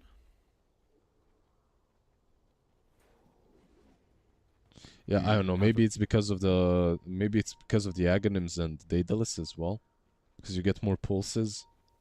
I'm not sure. So you get more stingers. I don't know. Yep. Like, both of them are fine. Not sure. Looks like they really given some respect over towards Navi Jr. You said, I mean, Morphling top net worth, got the juice. I don't know what else he's going to be able to go next. I mean, potentially considering, I guess, refreshers. He's got the recipe, so maybe he's going to buy out for that. But maybe thoughts about if a rapier is required as well. But we are, by the looks of it, waiting for that next Roshan, which will be spawning in a minute. Yeah, Buybacks. Everyone, well, I mean, Hoodwink's the only one with it on cooldown. It's going to be up in a minute 20, though. Yeah. I'd say that not saving for a buyback is game ruining, not game losing, game ruining on Morphling. So for now, he's just saving for the buyback. He's got enough gold, but can't really just purchase the full refresher and have enough. They're setting up early. I know where Radiant Scan is. Let's see if it goes red. Doesn't look like it was further inside the lane, so they're going to get control of the pit first, and if they stay here long enough, 20 seconds, it does look like VP are already starting to set up, though.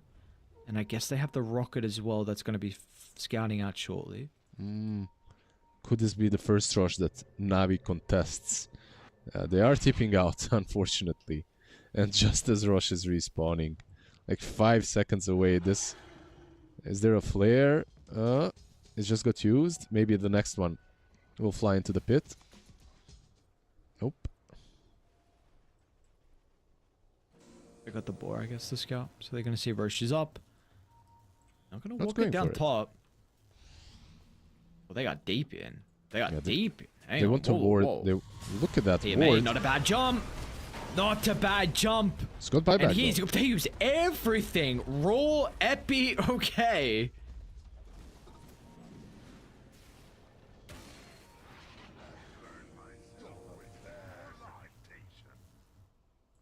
Wow.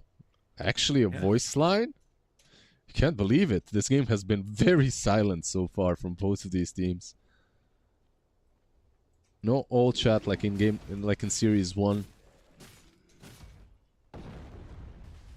Yeah, straight into the pit. I don't think he buybacks here, right? Like if you're buying, he definitely doesn't. That's an Aghanims, by the way. Is it a Black Dragon that we're gonna get? I think so. How much gold has he got? Yeah. It's like potentially Notice actually picked it up. What is he gonna buy if he does himself have the blessing queued up? What does he want with that? Is AC worth it? Okay, Antares. Clockwork is getting. Is Dragonite's Aghanims that bad? Like Elder Dragon form? Maybe he can just buy it. Yeah, but he's buying Refresher. He's not buying the Axe. Interesting. Like this Axe used to be like one of. It was the thing. Yeah, it was the thing for a while. Then it did get nerfed, but okay. Clockwork Axe is also very solid. Like you get to spam out the Rocket Lair. It doesn't stun you anymore as well after it's completed. There's the break. Oh, the Hex. They got the first stun though. Nice 4-staff. Alphire's going to be able to help out a little bit, but it's not going to matter in the end. Meanwhile, with the right side, they're all clumped up, and Squad X will make him pay. Days got really damn low. Iku tried to roll in, but the BKB is going to protect Squad X. PMA as well with the Rolling Thunder. A heavy commitment with the buybacks. They need to get more out of this, though. Kiritic is going to be fine. Can't BKB TP up, though, with that on cooldown. Notice he's going to die as well. Couple of kills is going to go their way, but again, it is a heavy investment. Multiple buybacks need to be used. Kiritic will go down as well. Importantly, all of Virtus Pro, the casualties of war, they have buybacks if they are required, but you got a tier 1 mid, tier 2 and tier 3 that need to go down before you can have any threat of using these. Yeah, and then there's a Clockwork with Aghanims too, right? Like he's probably able to prevent them from pushing. Let's see. Like he already used Overclock, unfortunately for him. And they're healing the creep. Decrept creep being healed by Pugna. They just want to make sure that they're gonna force some buybacks. For now, only Lich. Dude, these towers are... Yeah, these towers are falling.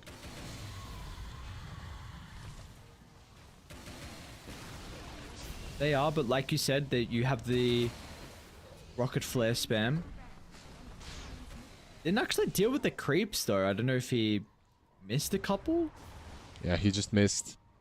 He just missed, so the wave will be in, and I think we're gonna see a first side taken by them.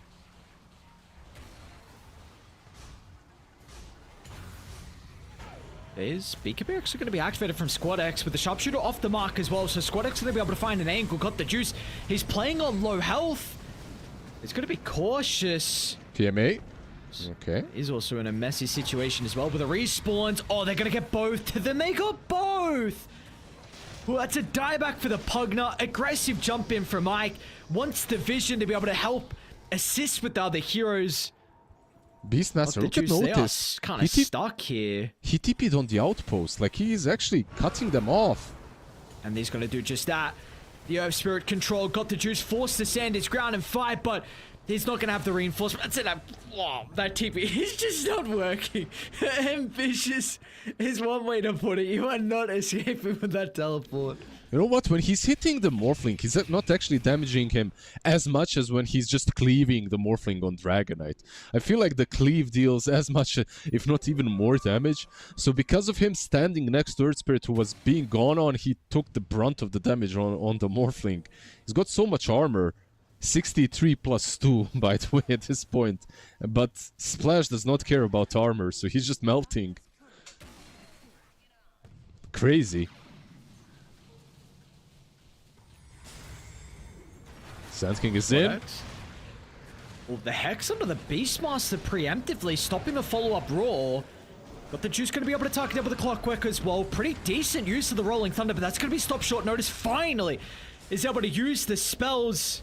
And just in the nick of time with the waveform as well. Gets away from the Burrow Strike, but I mean, it's got the juice against the world, and much of the world looking like it's going to be a little bit too strong. Lands a nice double burrow strike, but it's not going to be enough in the end. Virtus Pro, they had to work for it. 54 minutes. But they are going to be able to find a 2-0 series victory here to start their run in the Bangkok qualifiers. Like, honestly, the second game, Navi Junior, they played very nicely. They almost took it back. I enjoyed it. I feel like in the end I realized why not the talent with the blind miss, because then it's a better sandstorm on Morphling. If that, I believe that makes sense. But overall, just good game. I feel like this game number 2 was much better than game number 1. Game number 1 was a stomp. Game number 2, Navi Junior, at least they put up a fight, and it was a good fight. Like the high ground defenses were on point. The way they were saving Morphling with multiple kicks from Earth Spirits, just pulling the ally in, kicking him away. The Force Staff from the Hoodwink, the Glimmer from the Decrep, from the Pugna. Like they made kind of everything work when it came to that high ground defense. But what happens when you stop defending the base and you actually start pushing in? They got punished immediately and they lost the game. The moment they left their base, they lost the game. Unfortunately, it teaches everyone a wrong message of just defending the high ground forever, but it is what it is. It is what it is indeed. So Virtus Pro with the new roster looking good. Ike coming through as the position 5, replacing FNG, and they are off to a 2-0 start, knocking down Navi Junior, who again, like we continually say, a lot of people are saying, this is a team that are able to take some series against some really strong opponents. So they're going to have to make another run through the lower bracket. And for us on this stream, we're going to be sticking around in the upper bracket as well. We're going to be covering One Win taking on PuckChamp, which are the 2 winners of their series earlier today. It's going to be a very long break though, guys, so it's going to be in just under 2 hours is when that series is going on. But again, of course, you've got some other games. If you want to continue watching Eastern Europe, you've got Liga taking on Team Secret with the new roster. And yes, besides that, a lot of other regions are battling it out at the moment too for the Bangkok qualifiers. So at least for us on this stream, we're going to be back again in 2 hours for PuckChamp taking on One Win. So we'll see you guys then. Enjoy a break, and we'll see you guys after. It's finally sinking in. You're in. I know you're feeling different when you're stressed out, but even with no makeup you still stand out. Cause no one makes me feel the way you do now, like you do now. Did you move your body? You make it look like a hobby. Every time that you touch me, it's electricity. Things we discovered underneath last night's covers. Everything came so easy. It's electricity.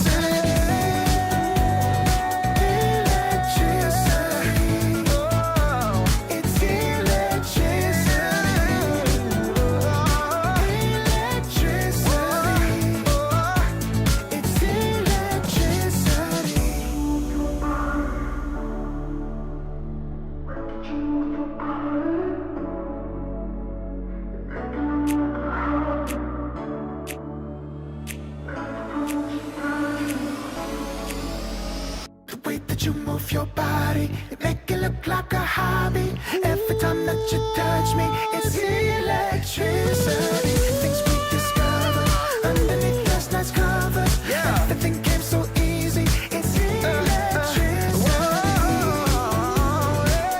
Electricity. It's electricity. You move your body. Electricity. You move your body. Serotonin slide, sequin in the light, empowering your energy, riding through the night. Serotonin slide on over here by my side. Stars open your eyes, keep up.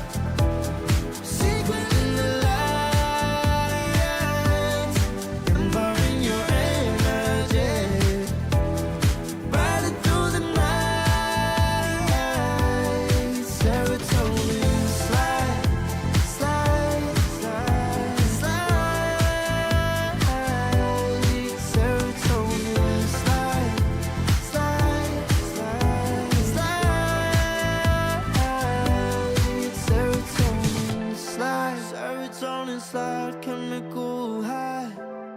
Dopamine dive, flow, take it higher. Serotonin slide, chemical high. Dopamine dive, flow, take it higher. Serotonin slide, chemical high. Dopamine dive, flow, take it higher. Serotonin slide, chemical high. Dopamine dive, flow, take it higher. Secret in the lights, empowering your energy. Ride it through the night. Serotonin slide, slide, slide, slide. Serotonin slide, slide, slide, slide. Serotonin slide.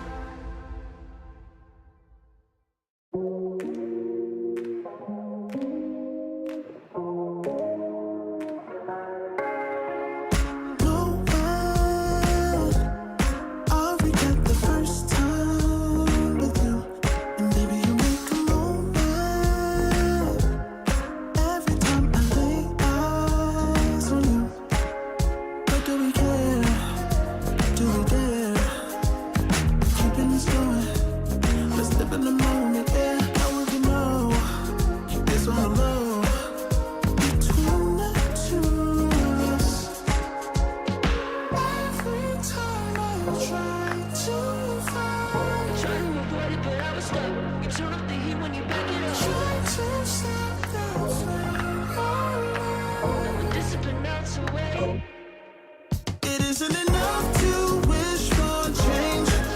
You either give in or pull away. We have the will to choose our fate. Whether it's wrong or right, I'm holding on for life. For the ride.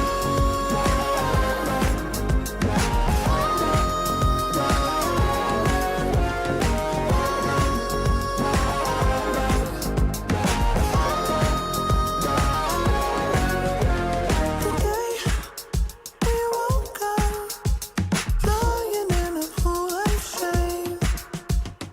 Tears and makeup printed on the pillowcase. It's hard to apply restraint. I'm trying to stay away. You're so magnetic. Ooh, I gotta have it now. Let's keep it a private thing. I'll give you a secret name. Let's build a life on a lie. Every time I try to find, Try to avoid it, but I was stuck. You turn up the heat when you back it up. try to stop the flame. Now we're discipline melts away. It isn't enough to wish for change. You either give in or pull away. We have the will to choose our fate. Whether it's wrong or right, I'm holding on for life. For the ride.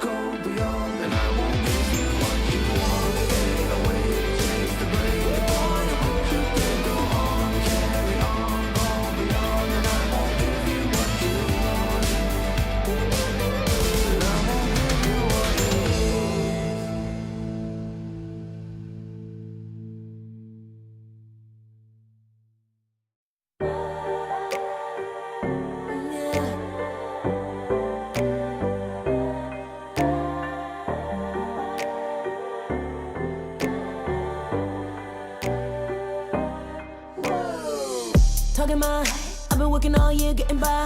Looking for the high, taking all my time. Breathing in new life, feeling fine. Like I don't gotta be something society wants me to strive to be. Got my own energy. So magnetic in the spotlight.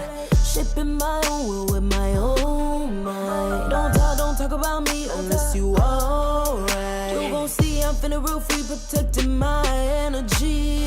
Gotta protect my mind. I'm breathing in new life.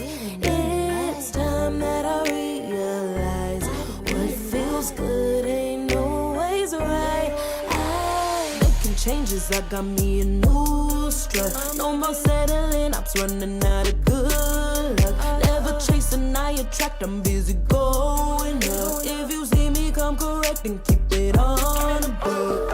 Get it, how I live it, that's the motto, how it goes. No more reaching in it, distance, hit the lotto, I'm the one. Not denying myself anymore, I'm done with it. Sky is the limit, I'm living like widow.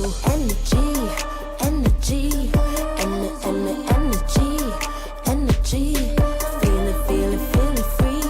Feeling free, energy. Gotta protect my mind. I'm breathing in new life. It's time that I realize what feels good ain't always right. I'm feeling good, feeling free. Feeling good, feeling free. All I need is me and my new energy. Feeling good, feeling free. Feeling good, feeling free. All I need is me and my new energy. Feeling good, feeling free. Feeling good, feeling all I need is me and my new energy.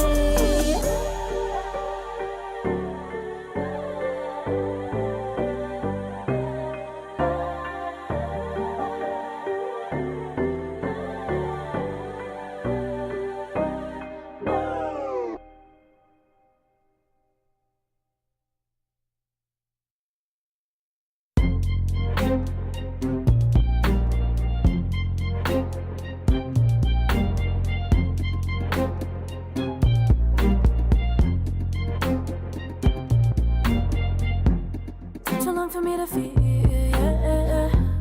Tell me why you on your knees, yeah. Never thought I had a dream, yeah. Kicking off the covers, I'm too hot for this bed. Give me space, I need to breathe, yeah. Giving face, giving it beautifully, yeah. Yeah, it's just me and my clique, yeah. We might be the hottest, but we let you in. Angel energy, let you sit with me. Angel energy, angel energy, angel energy. We got sympathy. Angel energy, angel energy.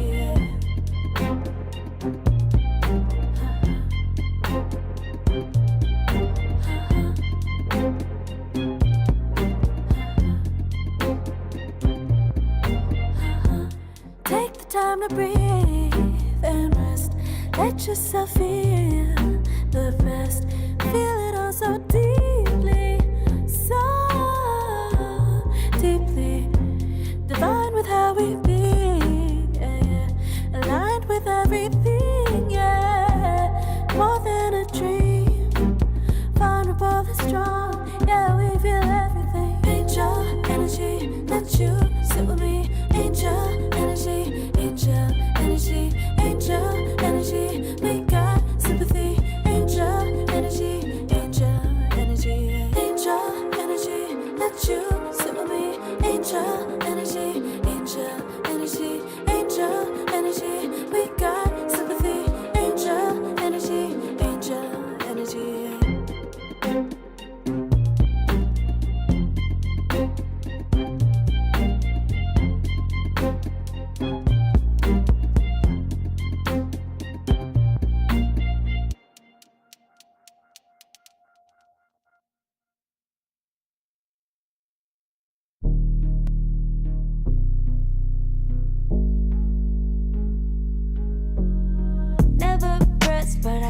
juice.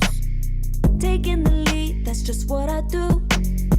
I make mountains move with one hand tied, and still this world ain't satisfied. Everywhere I go, they stop and stare. I tell the truth, I take it there. Call me vicious, persistent, overzealous, that's fine. Main character energy, I stay taking what's mine. You need a foot on the gas, or put my name on the line. Main character energy, I'm just taking what's mine. And it's written in the stars, I'm a king like my sign, yeah. Raising the bar, the jaws drop like a surprise. Don't be mad about it. Don't be mad, don't be mad. Don't be mad about it. Don't be mad, don't be mad. I don't play the game, now I make the rules. Cards close to the chest and I don't play no fool. Don't be mad about it. Look, yeah, my name stay in the mouth. Legs got broke, they said cast her. I'm the 911 response in a disaster. I don't ask, I just take. Treat the world like a man, I just blow them away. Yeah, I'm a #1 fan. Don't need a bark, I'm a bite. Switch me on, dark need light. Don't need pity, don't need spite. I just plop, plop, plop on sight. Could take your girl in 2 seconds. I just flash her a smile. I make petty look pretty. They run an inch, I run 3 miles. You need a foot on the gas, I'll put my name on the line. Main character energy, I'm just taking what's mine. And it's written in the stars, I'm a king like my sign, yeah. Raising the bar, the jaws drop like a surprise. Don't be mad about it. Don't be mad about it. Don't be mad about it. Don't be mad about it. I don't play the game, now I make the rules. Cards close to the chest and I don't play no fool. Don't be mad about it. Don't be mad. Don't be mad.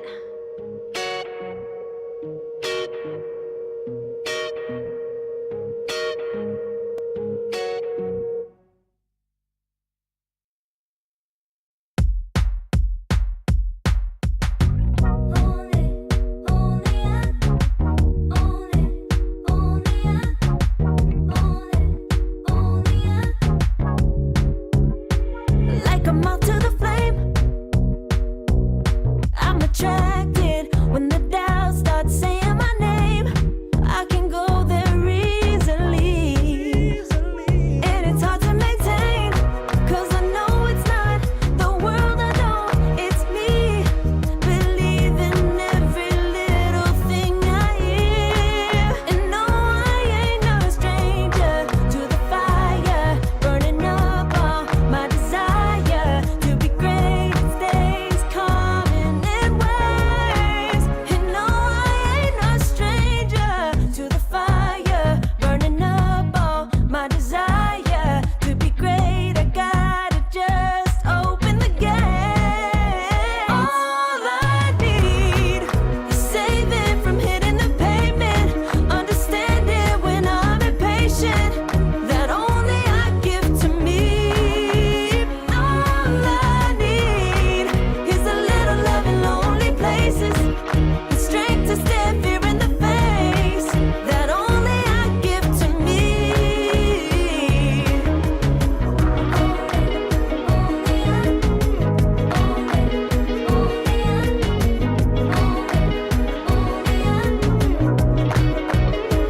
Now I'm running this race, yeah. Stallions couldn't catch up to me. I'm running till I get first place. I'm running till I get everything, everything I ever wanted in my dream. No, I ain't no stranger to the fire, burning up all my desire to be greatest days coming in waves. And no, I ain't no stranger to the fire, burning up all my desire to great. I gotta just open the gate. All I need is saving from hitting the pavement. Understand it when I'm impatient. That only I give to me. All I need is a little love in lonely places. The strength to stand fear in the face. That only I give to me. All I need, understand it when I'm impatient. All I need, is a little love in lonely places.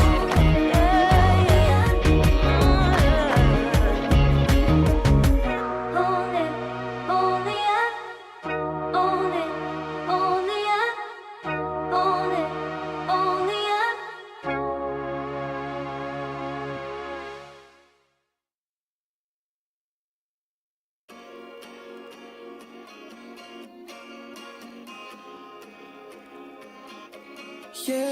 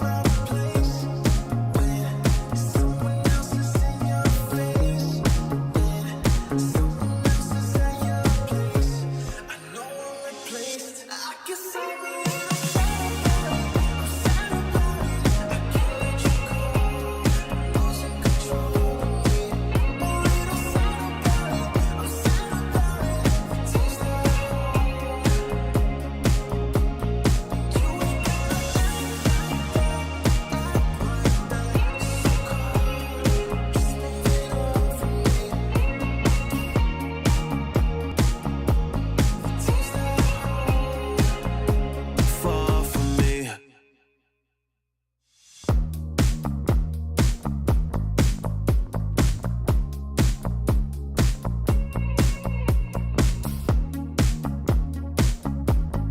Girl, what's this shit about? You told me I was different than them. Now you got yourself another man. I hate to see you out with him. I guess I'm a little sad about it. I can't let you go. Losing control of me. A little sad about it. I'm sad about it. Taste the you ain't gotta act like that.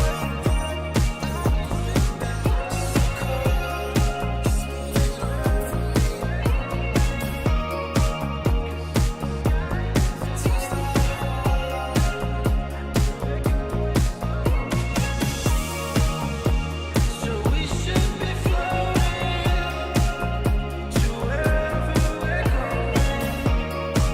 'Cause if the sky is in motion, then we're going slow motion. So we should be floating to wherever we're going. 'Cause if the sky is in motion, then we're going slow motion.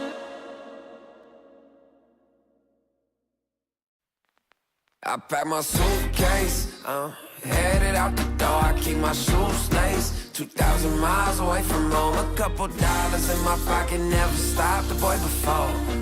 I load my bags and hit the road. Miles past, turning back, found my track, face the fact, she a cold one. Never gonna settle for none. Stay up every night till I won. Don't want a slow rise now. I'm confident opulence isn't a long ride out. When I look back now, I'm astounded. A quiet boy from old age, but always felt the world was a stage. Yeah. I celebrate one last late night. My old life ain't staying. Pack my suitcase, headed out the door. I keep my shoes laced. 2,000 miles away from home. A couple dollars in my pocket, never stopped the boy before. I load my bags and hit the road. I'm headed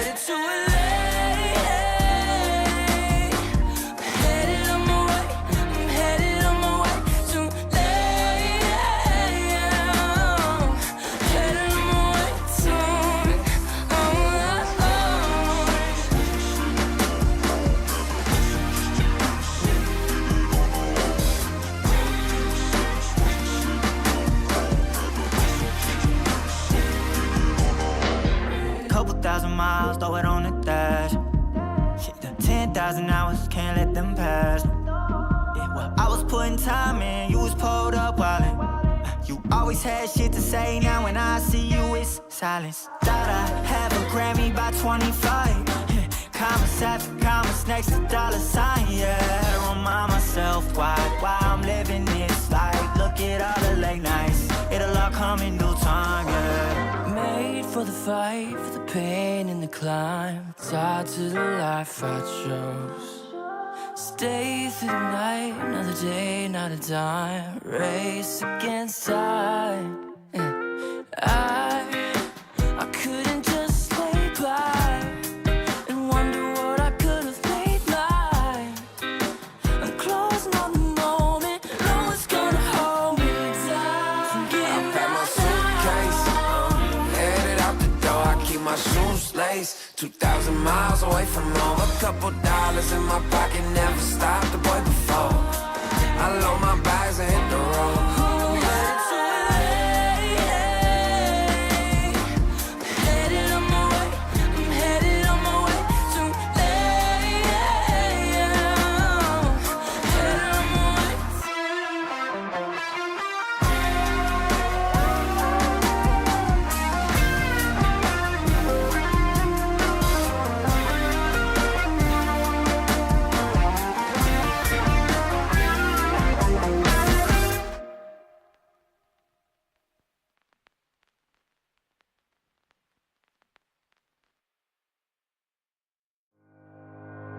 Think about it every night when I close my eyes. You're on my mind. I try to quit a million times, but it takes me high. Like you're so divine.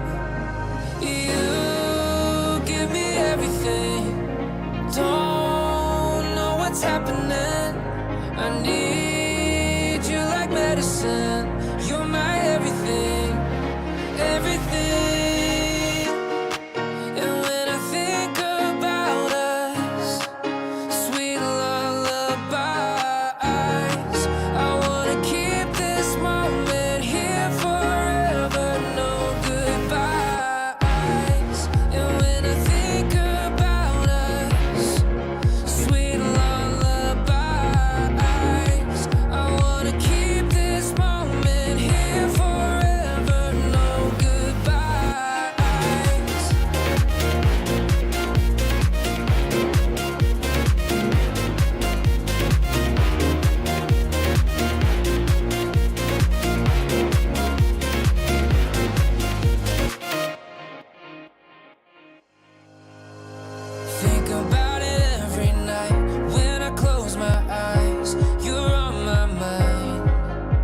I try to quit a million times, but it takes me high. Like you're so divine. You give me everything. Don't know what's happening. I need you like medicine. You're my everything, everything. And when I think about us, sweet lullaby.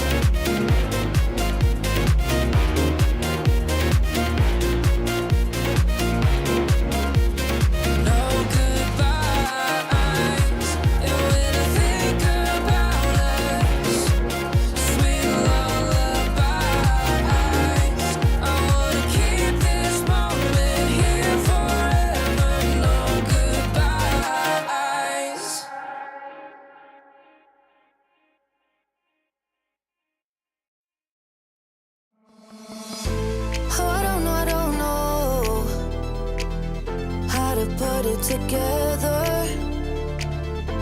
Ever since I found you, my life just got better. Better than this.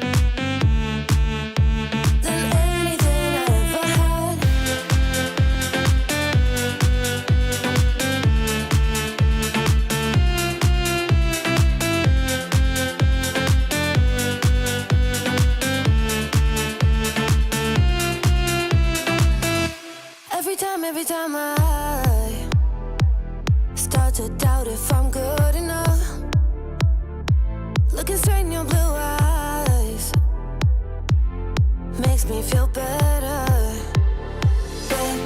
Better than this, better than that, better than anything I ever had.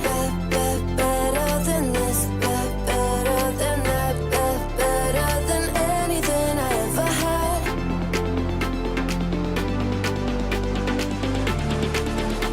Than anything I ever had.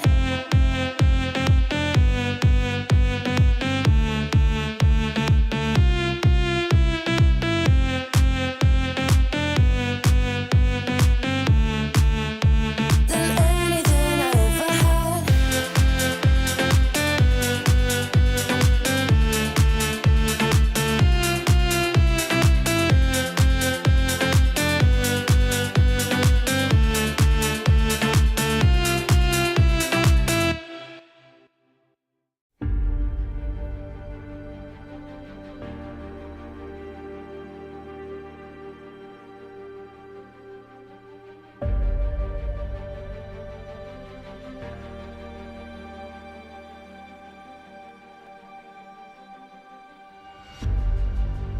Earth is suffering, trouble is rising, mountains are melting, there's gonna be nothing left to breathe. Raise the sirens now.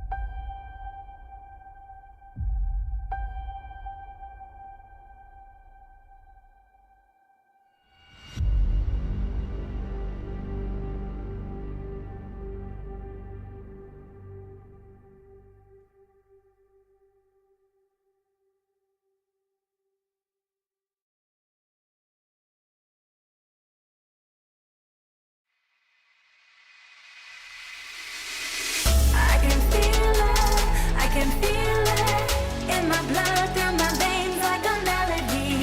I can feel it, I can feel it. So alive, floating high, I can finally breathe.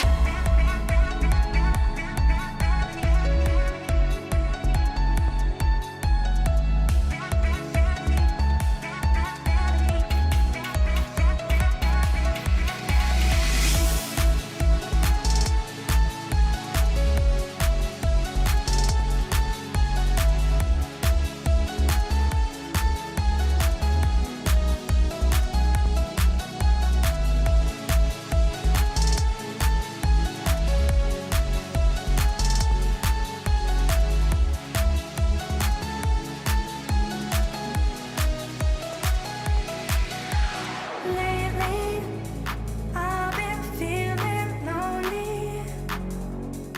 Want you to call me, promise me you'll always be there. I've been getting so high, I can feel it. I can feel the gravity is pulling me away, pulling me away.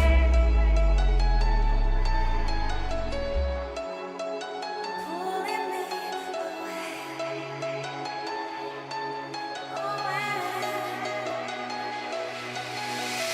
I can feel it, I can feel it in my blood, through my veins like a melody.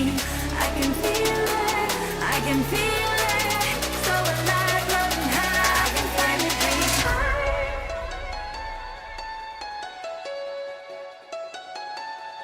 I can feel the gravity is pulling me away, pulling me away.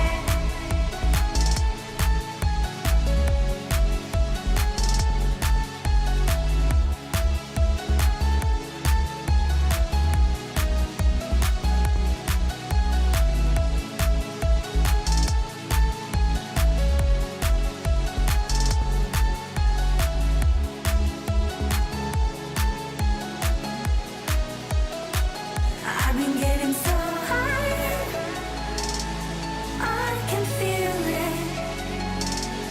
I can feel the gravity is pulling me away, pulling me away.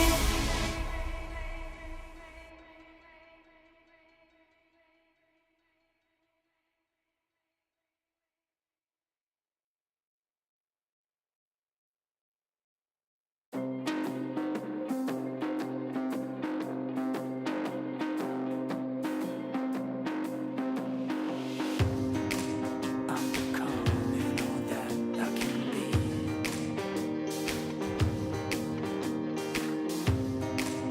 Let me show you something you've never seen.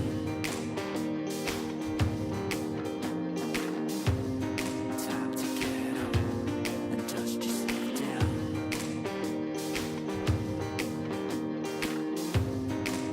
Not every king wears a crown.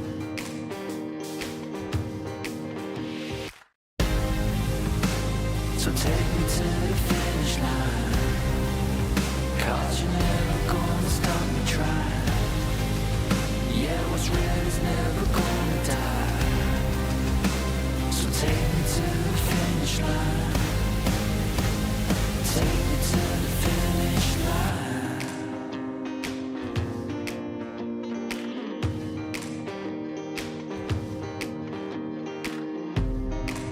Keep on running till I get to the top.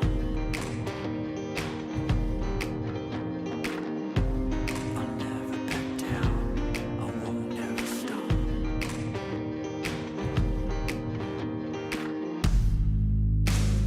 Take me to the finish line, 'cause you're never gonna stop me trying. What's real is never gonna die. So take me to the finish line. Take me to the finish line.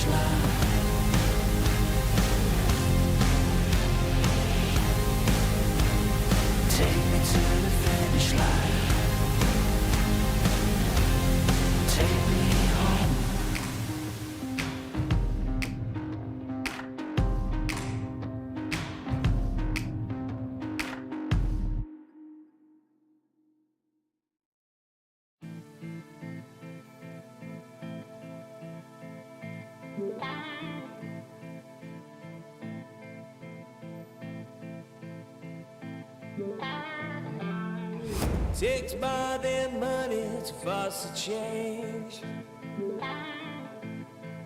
Takes more than time to heal the pain. Heartbreak will light the fire. Heartbreak will light the fire.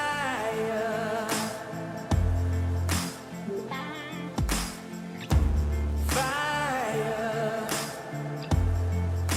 will light the fire. Fire will light the fire.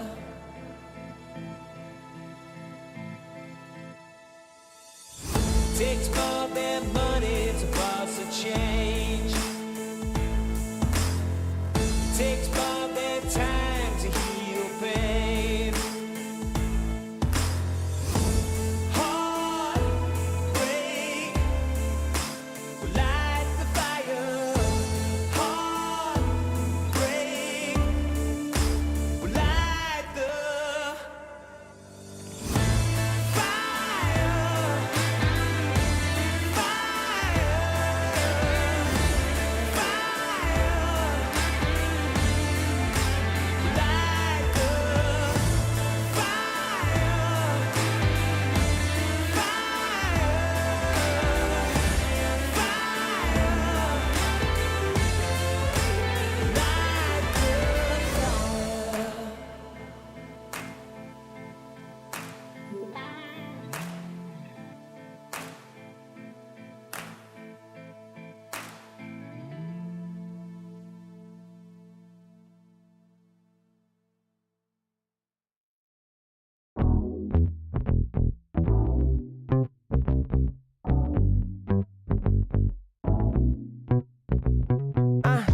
Learn to let it go sometime.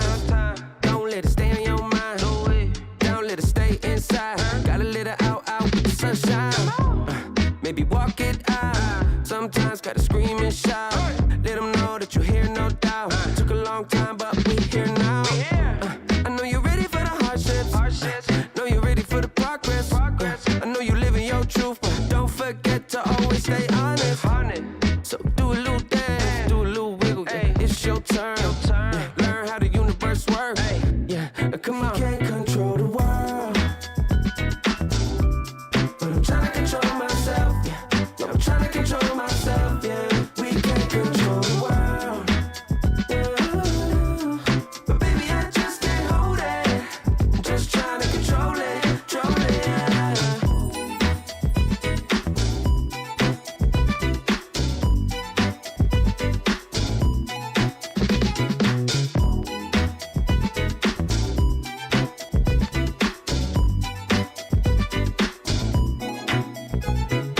We gon' celebrate like we never have.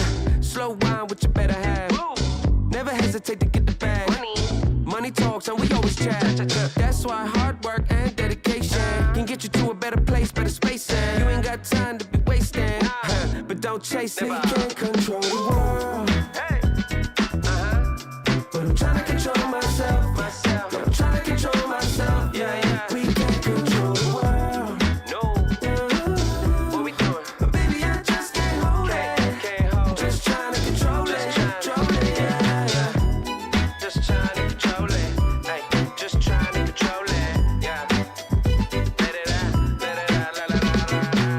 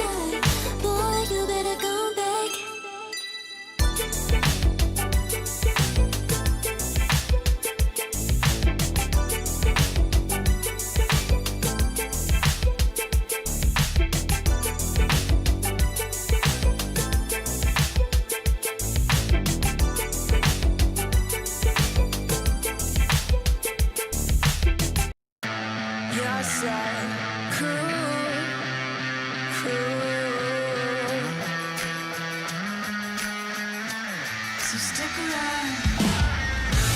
Yes, I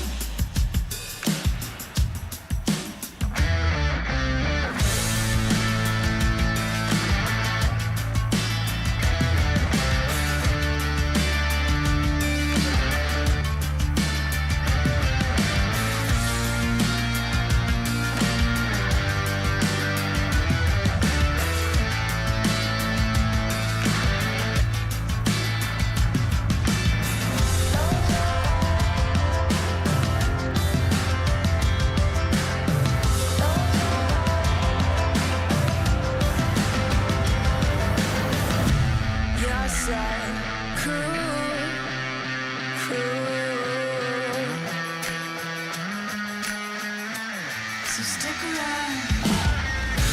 Yes, I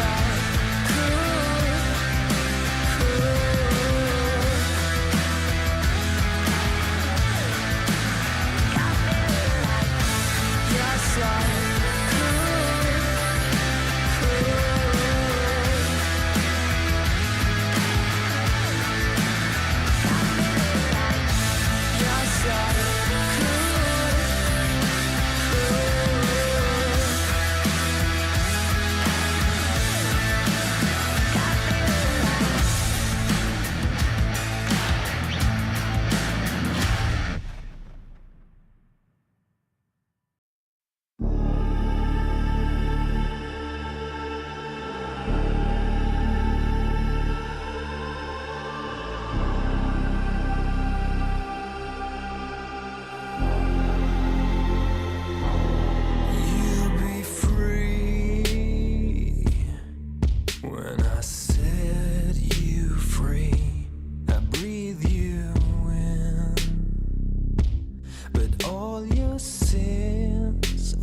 disappear. You can see it's true that I want only you when we'll break free together, you and me. Take me in your arms and let us rise high up to the stars where we can fly. So come with me and pray. I want you to play my games and fulfill my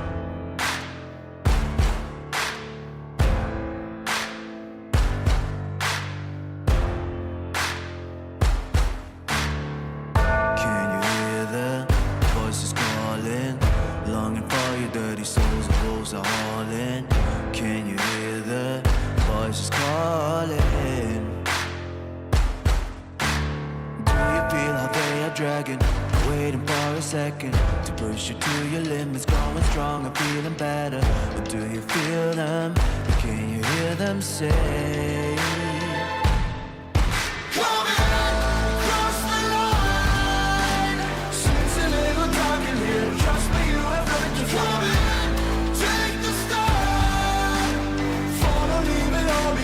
Welcome to the other side.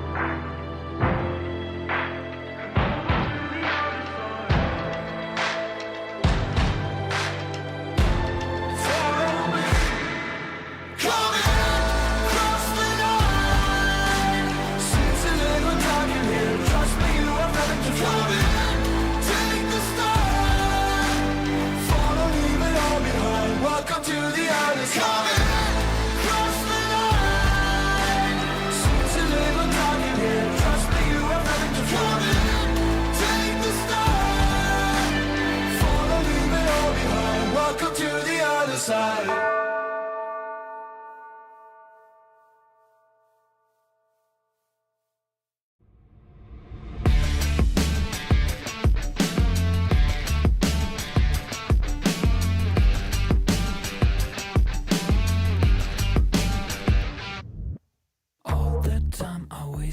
On something growing up, I dreamed just nothing. Ooh, what are you? People talk loud, I get what they're telling me. I fucked up, but I didn't care of it. Ooh, what are you? Hey, I gotta say, something's going wrong. Upside down, I'm falling. Hey, I gotta say, I'm always on a run. I'm getting closer to the light. By the time I'm changing my remedy, blowing up, I get sick and tired of this. Ooh, what a truth. No one talk now, I'm feeling lost on it. Silence is loud, I get it safe from it. Ooh, what a truth. Hey, I gotta say, something's going wrong. And everything's upside down, I'm falling. Hey,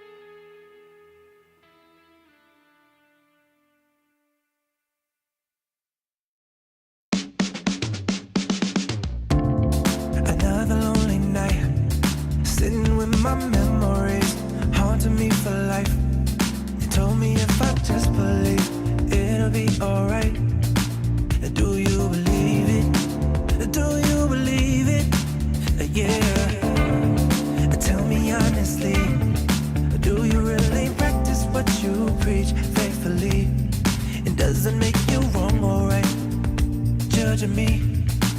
How do you decide? How do you decide?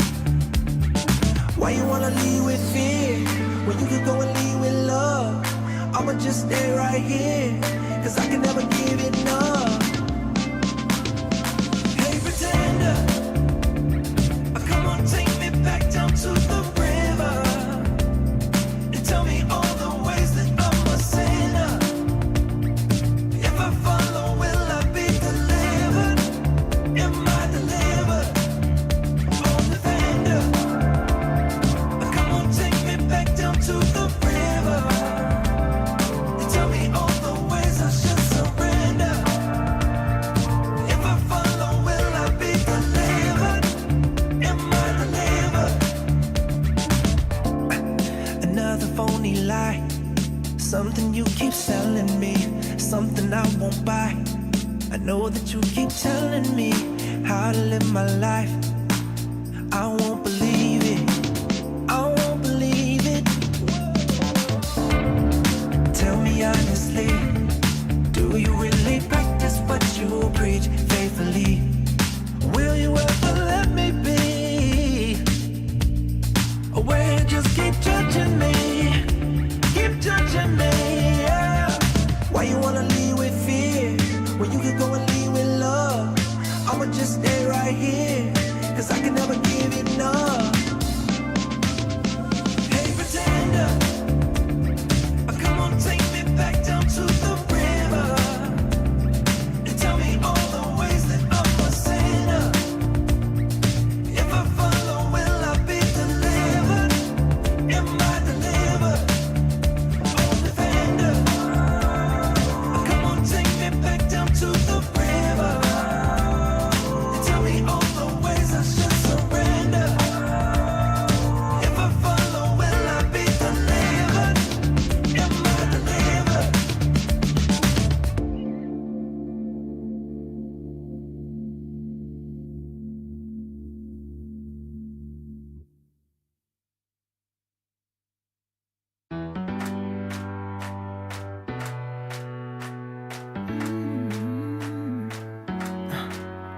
Am I wasting time? Cause I'm already gone. So long, can you stay the night? Cause you're the thing I want. I want. I know you're feeling different when you're stressed out, but even with no makeup you still stand out. Cause no one makes me feel the way you do now, like you do now. The way that you move your body, you make it look like a hobby. Every time that you touch me, it's electricity. Things we discovered underneath last night's covers. Everything came so easy. It's electricity. Electricity. Whoa. It's electricity. Electricity. It's electricity. When it's late at night, I feel you on my skin. My skin, you're all that's on my mind. It's finally sinking in. You're it. I know you're feeling different when you're stressed out, but even with no makeup you still stand out. Cause no one makes me feel the way you do now, like you do now. The way that you move your body, you make it look like a hobby. Every time that you touch me, it's electricity. Things we discovered underneath last night's covers. Everything came so easy. It's electricity. Electricity. It's electricity.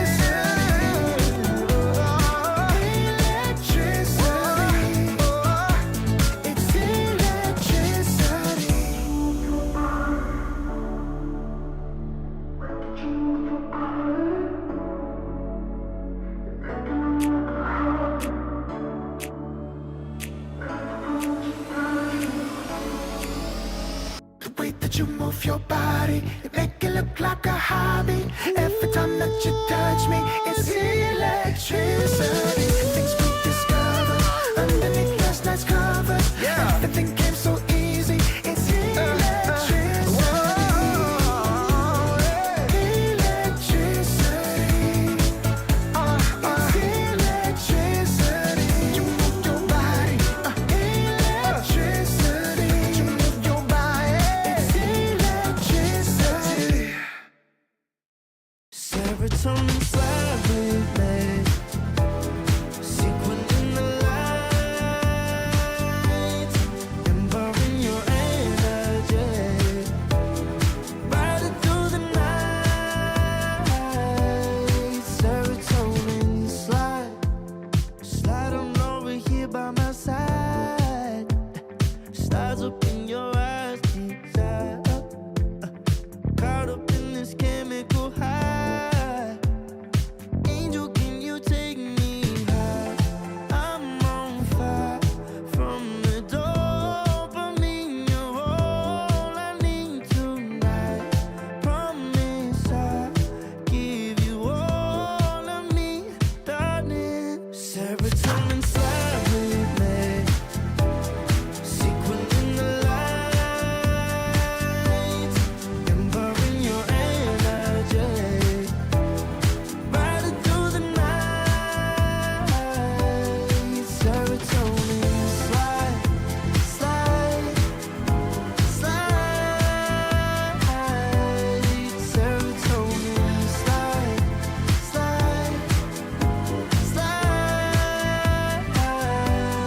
Serotonin slide. Slide up out of here like we're tired. But really we just about to get wired. Loving at the speed of light. Your body I can help but admire. I'm on fire from the dopamine. You're all I need tonight. Promise I'll give you all of me, darling. Serotonin slide with me. Sequin in the light. Embarking your energy. Riding through the night. Serotonin slide, slide, slide, slide. Serotonin slide, slide, slide, slide. Serotonin slide. Serotonin slide, chemical high.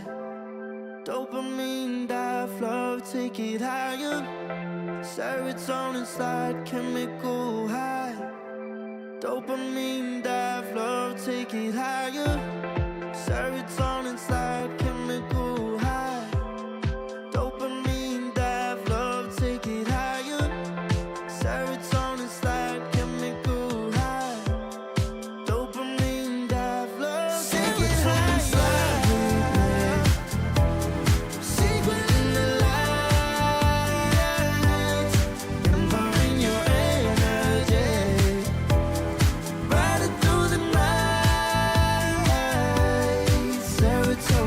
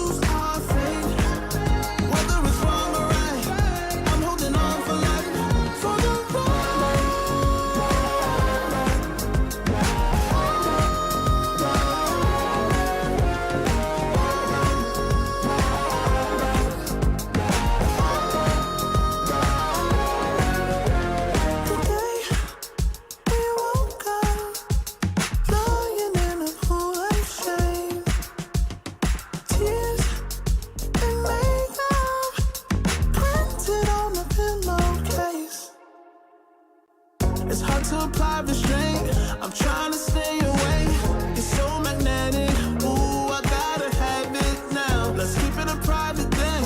I'll give you a secret name. Let's build a life on a lie. Every time I try to find, Try to avoid it, but I was stuck. You turn up the heat when you back it up. try to stop the flame. Discipline out some way. It isn't enough to wish for change. You either give in or pull away. We have the will to choose our fate. Whether it's wrong or right, I'm holding on for life. For the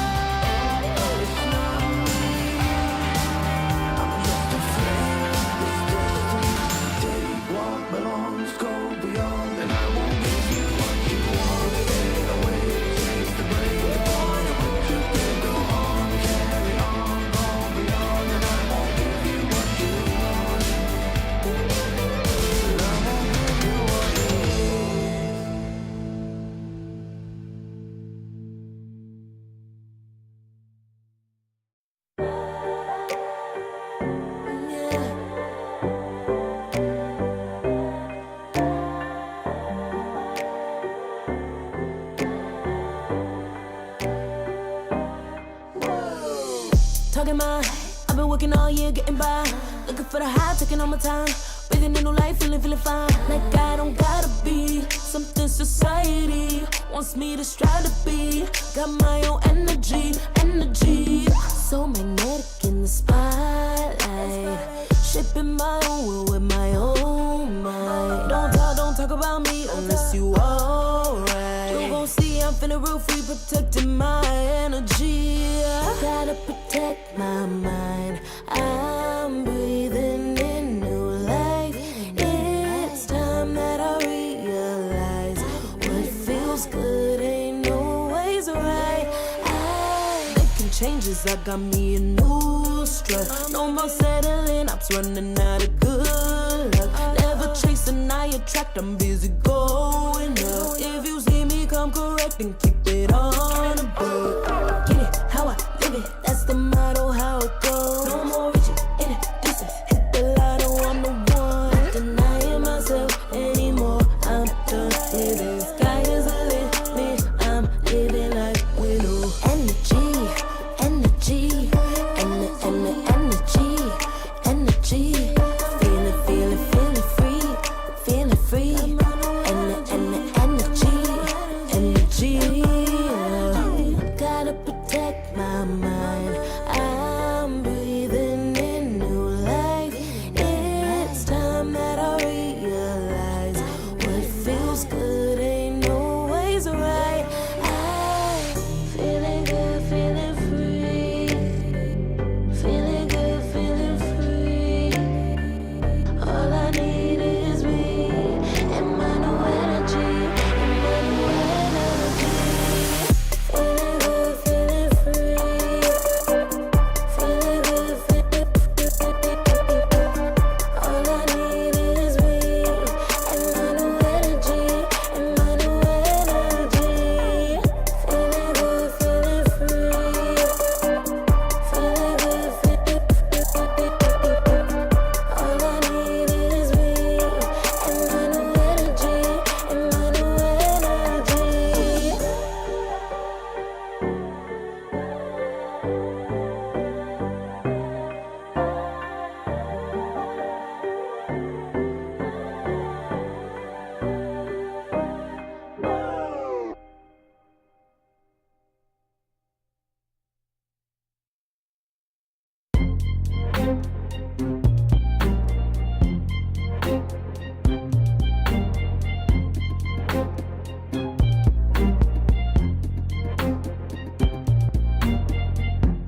Took too long for me to feel, yeah.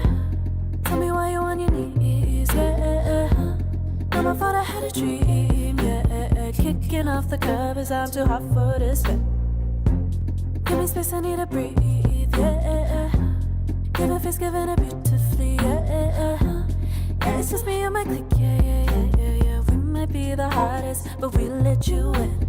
Angel energy, let you sit with me. Angel energy, angel energy, angel energy. We got sympathy. Angel energy, angel energy.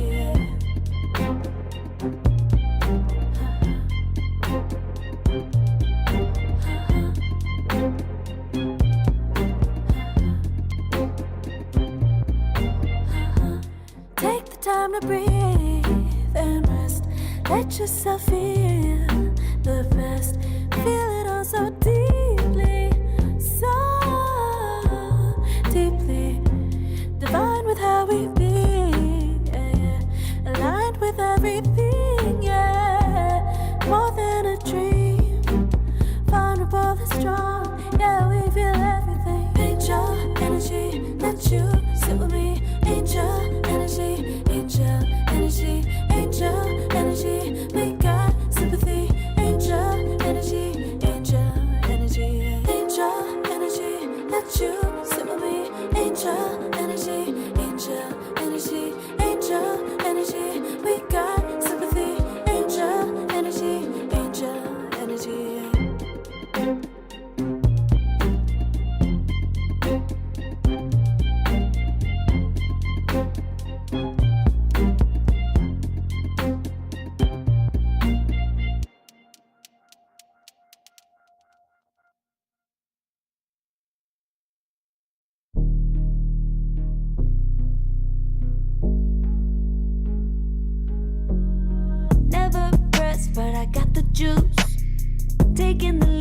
that's just what I do.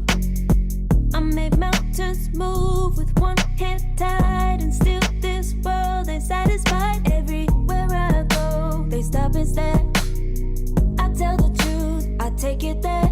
Call me vicious, persistent, overzealous, that's fine. Main character energy, I stay taking what's mine. You need a foot on the gas, or put my name on the line. Main character energy, I'm just taking what's mine. And it's written in the stars, I'm a king like my sign, yeah. Reason the bar, the jaws drop like a surprise. Don't be mad about it. Don't be mad, don't be mad. Don't be mad about it. Don't be mad, don't be mad. I don't play the game, nah, I make the rules. Cards close to the chest, and I don't play no fool. Don't be mad about it. Look, yeah, my name stay in the mouth. Legs got broke, they said cast her. I'm the 911 response in a disaster. I don't ask, I just take. Treat the world like a man, I just blow them away. Yeah, I'm a #1 fan. Don't need a bark, I'm a bite. Switch me on, dark need light. Don't need pity, don't need spite. I just plop, plop, plop on sight. Could take your girl in 2 seconds. I just flash her a smile. I make petty look pretty. They run an inch, I run 3 miles. You need a foot on the gas, I'll put my name on the line. Main character energy, I'm just taking what's mine. And it's written in the stars, I'm a king like my sign, yeah. Raising the bar, the jaws drop like a surprise. Don't be mad about it. Don't be mad about it. Don't be mad about it. Don't be mad about it. I don't play the game, nah, I make the rules. Cards close to the chest, and I don't play no fool. Don't be mad about it. Don't be mad. Don't be mad.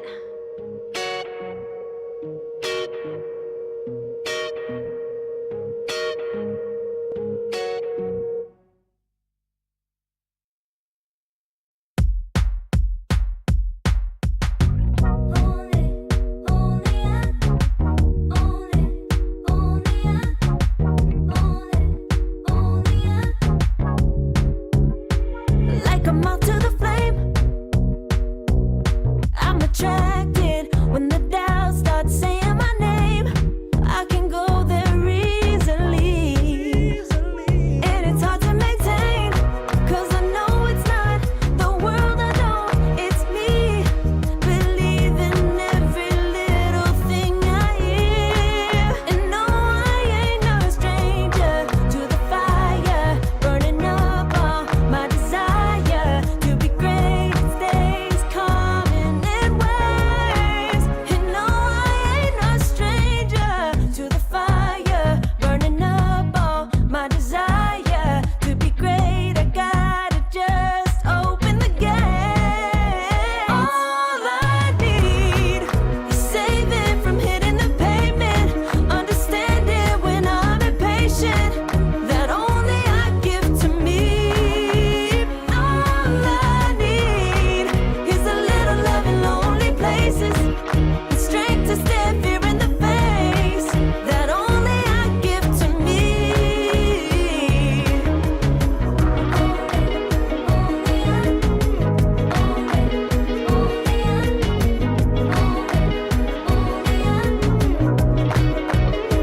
Now I'm running this race, yeah.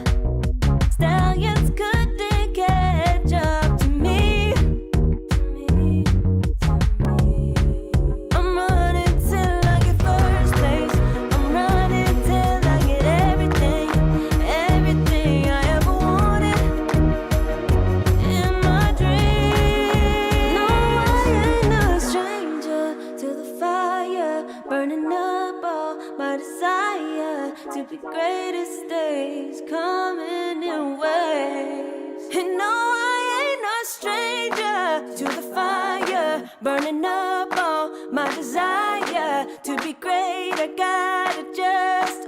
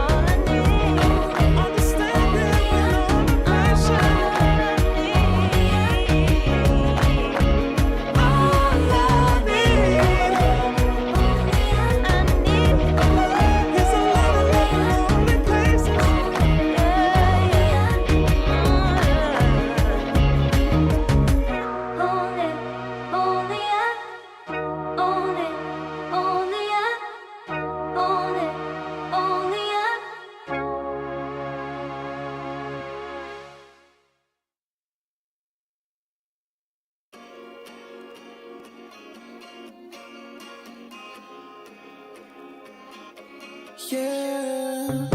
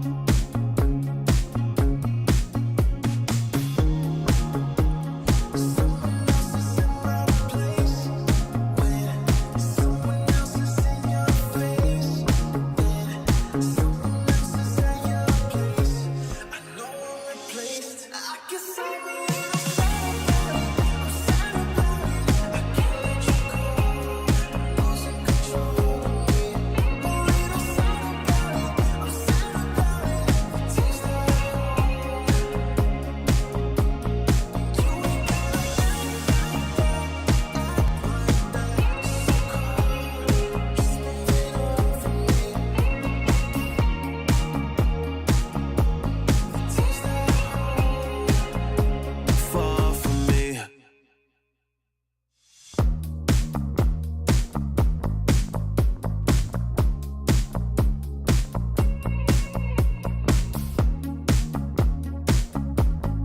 Girl, what's this shit about? You told me I was different than them. Now you got yourself another man. I hate to see you out with him. I guess I'm a little sad about it. I can't let you go. Losing control of me. A little sad about it. I'm sad about it. Taste the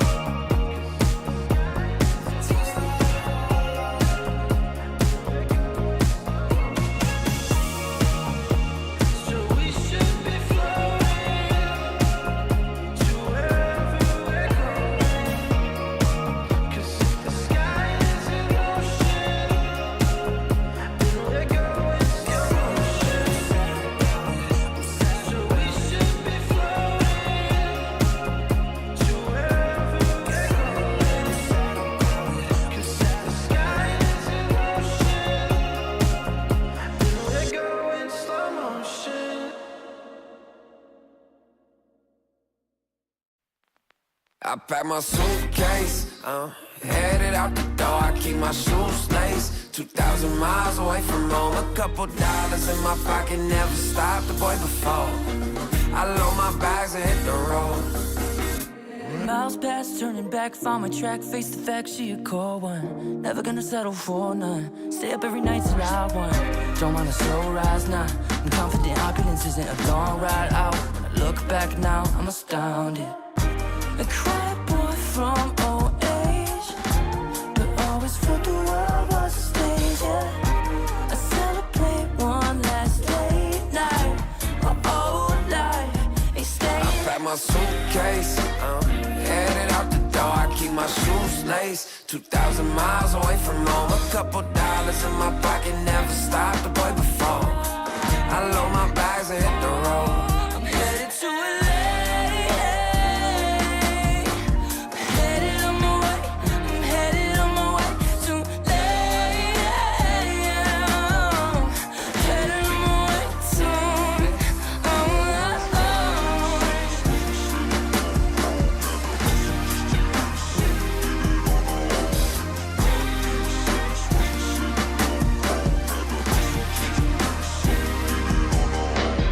Couple thousand miles, throw it on the dash. Shit, 10,000 hours, can't let them pass. Yeah, well, I was putting time in, you was pulled up wildin'. You always had shit to say, now when I see you, it's silence. Thought I'd have a Grammy by 25. Commas after commas next to dollar sign, yeah. To remind myself why I'm living this life. Look at all the late nights, it'll all come in due time, yeah. Made for the fight, for the pain and the climb. Tied to the life I chose. Stay through the night, another day, not a dime. Race against time. I couldn't just lay by and wonder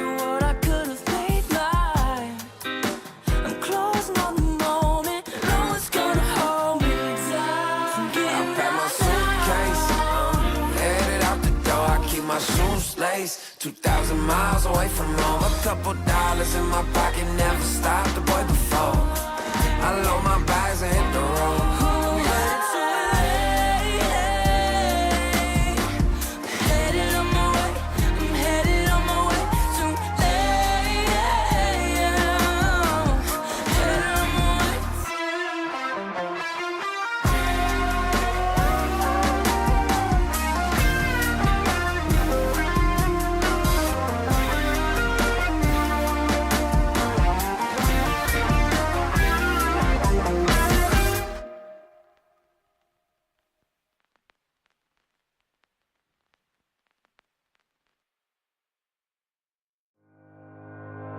Think about it every night when I close my eyes.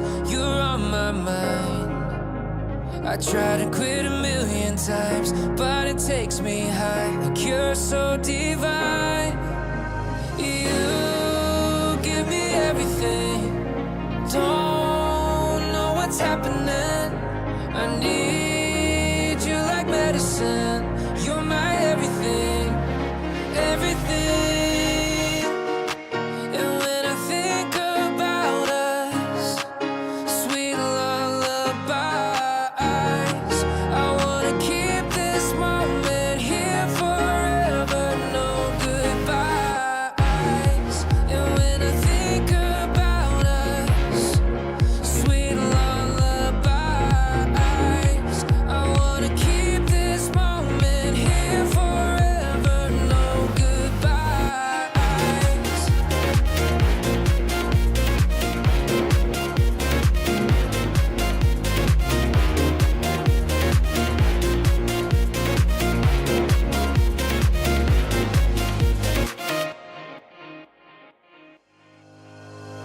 Think about it every night when I close my eyes. You're on my mind. I try to quit a million times, but it takes me high. Like you're so divine. You give me everything. Don't know what's happening. I need you like medicine. You're my everything, everything. And when I think about us, sweet lullabies, I wanna keep this moment here forever, no goodbyes. And when I think about us, sweet lullabies, I wanna keep this moment here forever, no goodbyes.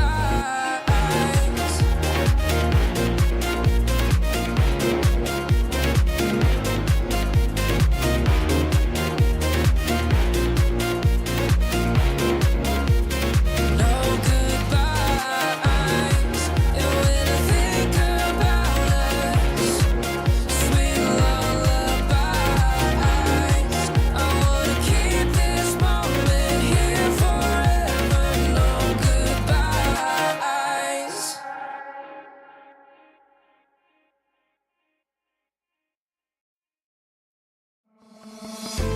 Oh, I don't know how to put it together. Ever since I found you, my life just got better. Better than this, better than that, better than anything I ever had. Better than this, better than that, better than anything I ever had.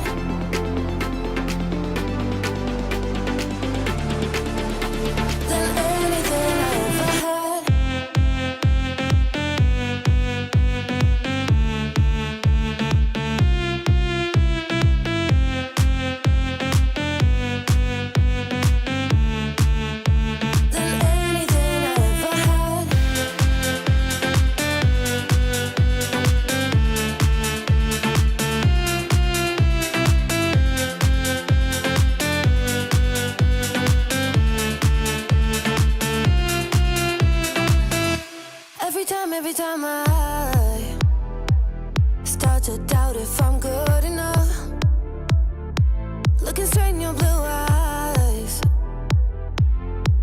makes me feel better. Better than this, better than that, better than anything I ever had. Better than this, better than that, better than anything I ever had.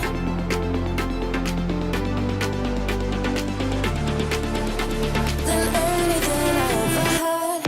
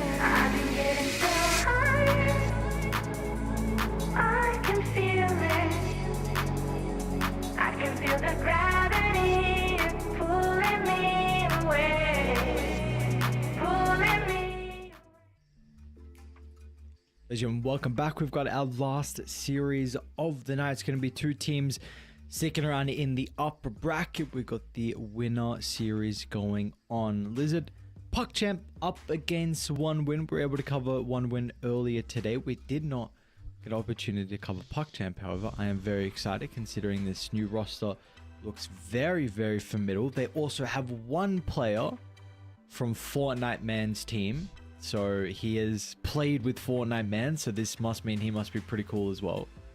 Yeah, Fortnite Man spirit lives on in PuckChamp. Yeah, like you said, like for a qualifier, this should be considered like a star-studded lineup because they do have a lot of players that have been playing in recent, at least tournaments as stand-ins, or in even some teams that should be considered a bit bigger here so far. Like one interesting one is Boom, right? That played in Wallachia as a stand-in. Shad as well. Boom also played for Secret not so long ago.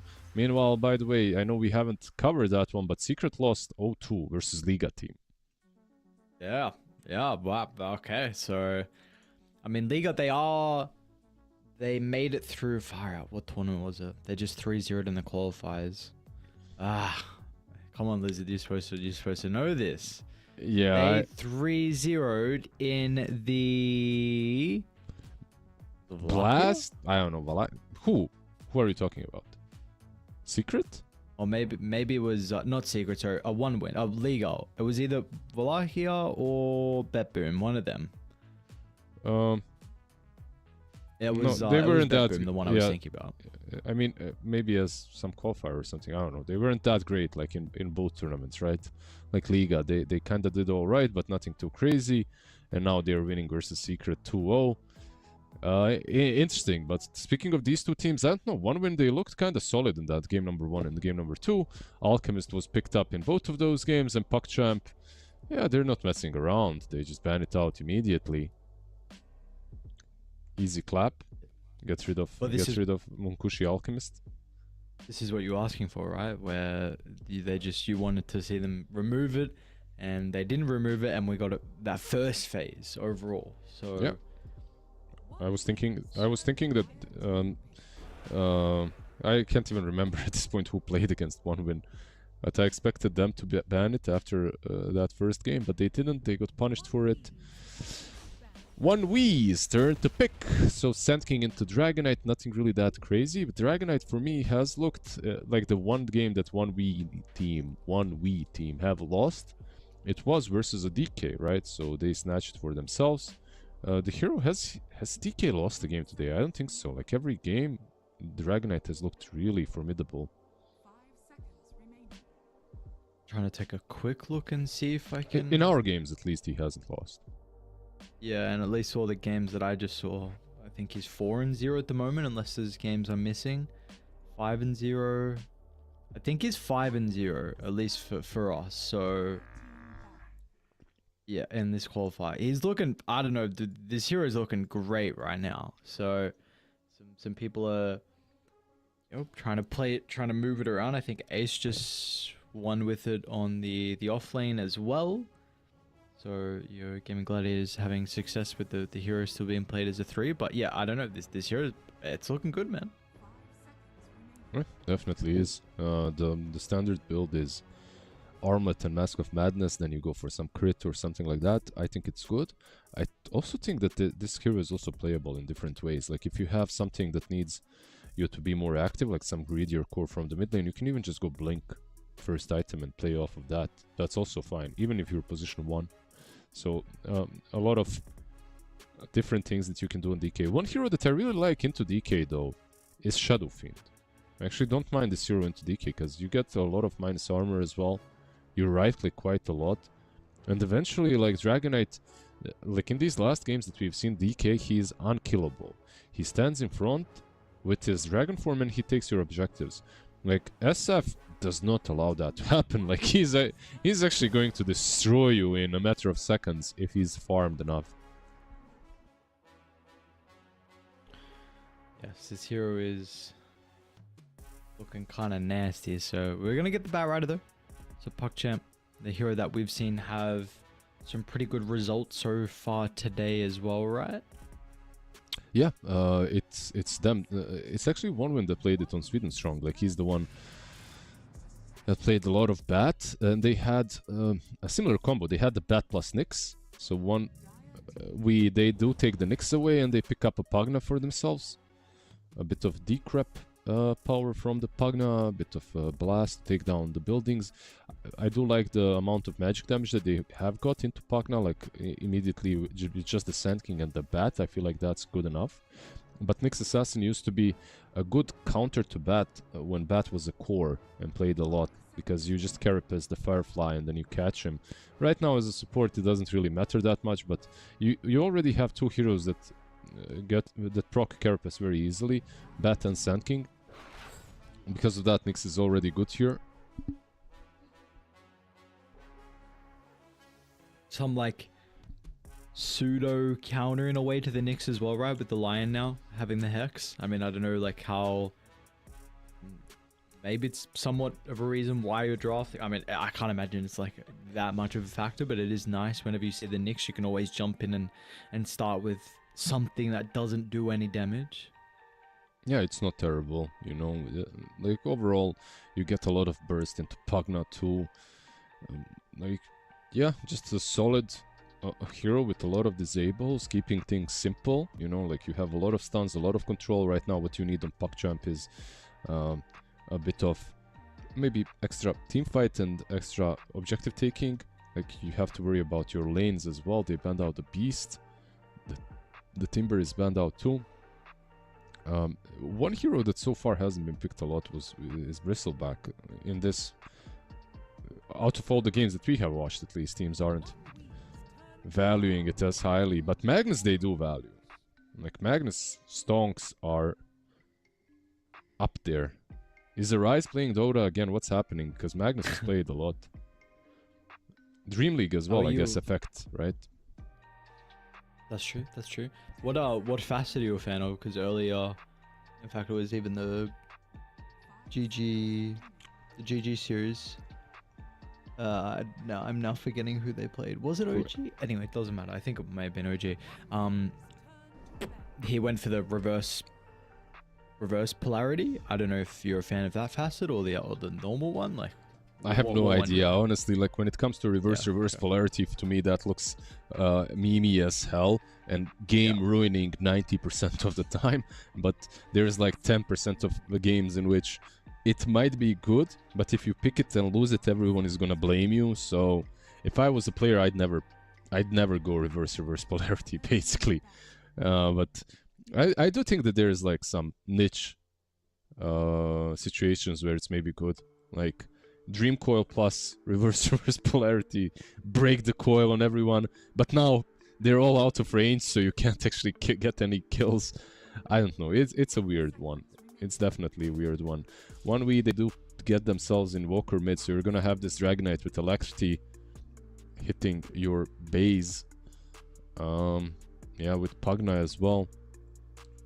Invoker already knows his matchup, which will be most likely the Sand King with your Lion, and I guess Lion on safe lane and Magnus plus Bat on off. I'm not sure. We'll see who's 4, who's 5 on PugChamp's side. And on 1v they need to find a hero that combos with Nyx. They ban out the Visage, fair enough. Like, it's another one of those that he's such a strong laner that he can even lane with Nyx. I'll put it that way. So are we forced to look at ranged heroes? Is that the thing now that we're going to be suggesting for Cloud? Like, Enigma gets banned out, right? Like, that's something that they've done today with Nyx. They don't have to be ranged heroes. Like, you can also have something like a Darkseer with Nyx, but they go with the Dawn, you know? Like, it doesn't necessarily have to be a ranged hero. It's sometimes better, but it just needs to be a very strong laner or a laner that you can abandon as Nyx. So you're kinda not 24/7 in the lane. You're not pressuring as much as with some other heroes. Dawn is fine, man. Like, I like this hero. I feel like Dawn stonks on position 1 offlane and support are rising. I like the shard. I just like the hero in general and what she brings to the table. And she wasn't popular at the beginning of the season, but now she's being picked more and more often. It's a nice follow-up, like to maybe a Nyx, I guess, or if someone gets gone on like DK, you can save him. Sven. Shad Damn. gets his comfort Sven. And Shad it's actually going to Sven. be off. It's going to be offlane Sand King too. So Sanctity is going to pick up the Magnus, which I wonder what is the potential reasoning behind this. For the first time ever, I noticed this is between a nickname of a player and the hero name. Sanctity is Magnus. Shad is Sven. Cloud is Dawnbreaker. Oh, whatever. I'm just messing with your brain at 5 a.m. I know Wait, you love what? it. Yeah, am I missing something? No, I just never saw that is. I never saw that before. I just saw the nicknames and the names. Yeah, okay. But reverse polarity will be on Magnus, by the way, so no RRP. Yeah, I was watching the game earlier. I couldn't take it seriously, to be honest, whenever the RP was used. I genuinely, I thought there was no point in using the spell. It's just so, it's so stupid, so... Yep. We'll see. Sven already has cleave, by the way, so you don't have to give him too much of your empower, I guess, even though it is nice on him too. Yeah, we'll see. I guess the Sven lane, not sure. Is he? I didn't see. Is he laning with Lion or Bat? I would imagine it's bad. Yeah, most likely, right? And it's a strong lane. Let's see. Actually, it will be, I guess, Kaori. I'm not sure. Yeah. Bat plus Sven versus Nyx and Dawnbreaker. I feel like you're fine with that lane. Like, it's really not that hard for the Sven. I feel like Bat is just too strong of a laner. It's not really about the Sven. Like, he's not bad as well, but it's mostly about the Bat. I don't want to flame him too much because he's into the pro scene, but then can you have a better name than QBFY? Like, I'm not going to say it right inside fights. That's too difficult. QTFY, QBFY. Cubify. He's cubifying everything, dude. That's what he's doing. I must say, it is incredibly impressive for him to be picked up from. Look, okay, I don't know how good Pelin. What was the name of the team? Palanitsa. Yep, Palanitsa. That name, I'm not pronouncing it correctly because the name is made to be like it's the name of a place in Ukraine and it's mispronounced by everyone, so it's fine. Okay. Don't worry. I forgot about this on the Dawnbreaker. I see my map. I don't see my map no more. Okay. Anyway, yes, that the team, like, I don't know how serious they were taking the qualifiers, and then all of a sudden they make it a Dream League, and they blitz through OG and other teams as well. And I know they didn't have a great performance at Dream League at all, but like, he obviously must have left a good taste in good taste in people's mouths, because he is picked up and playing with some really goddamn good players. Yeah, we'll see how well he does. I feel like at this point you can tell just how strong someone is even if he's losing a lot. Sometimes it's kind of hard to see who the problem is because there's more to Dota than just individual performances. Sometimes someone is just in a good spot, like set up for success, like playing with a team that enables a certain playstyle. But yeah, when it comes to a position 4, I feel like there is a standard way to play the position 4 right now, and that's something that most players are going for. There isn't really a big difference between different players.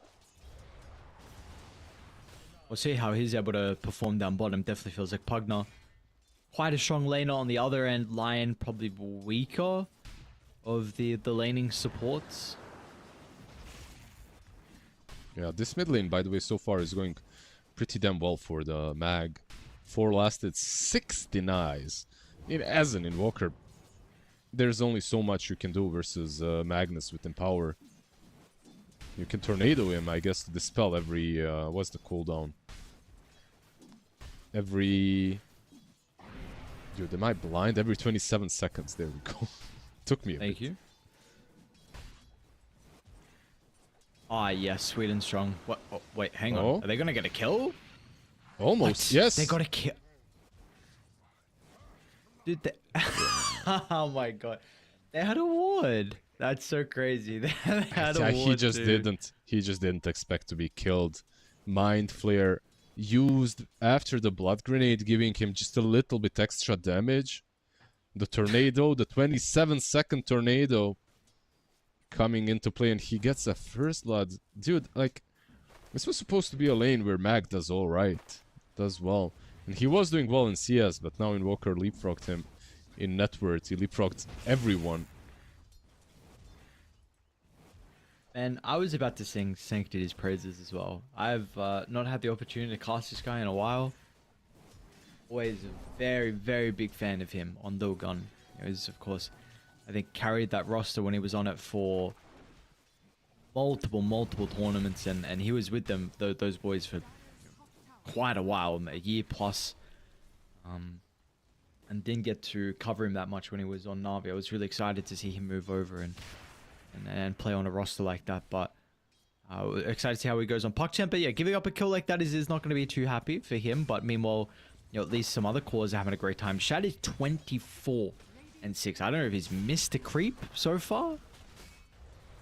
Yeah, 26-6, 27-6, maybe a couple, but overall he's absolutely free farming, which does tend to happen when there is a Nyx position 4.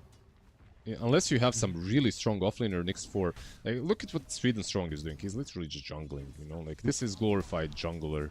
Goes into the hard camp, stacks it because he can't burn this one. He doesn't have mana.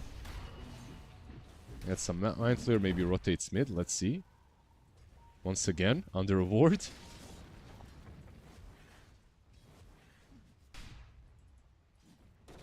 He's gonna try. Like, He's being so annoying though. yeah, Sanctity is just sent to base once again. This is really rough for him. He's fallen a full level behind Shira on that mid lane. And he has a bottle that didn't see a rune once this game. You know, like... Yeah. And no refills as well from his teammates. Someone needs to die. Bat, go do something, you know. Poke the bat into diving.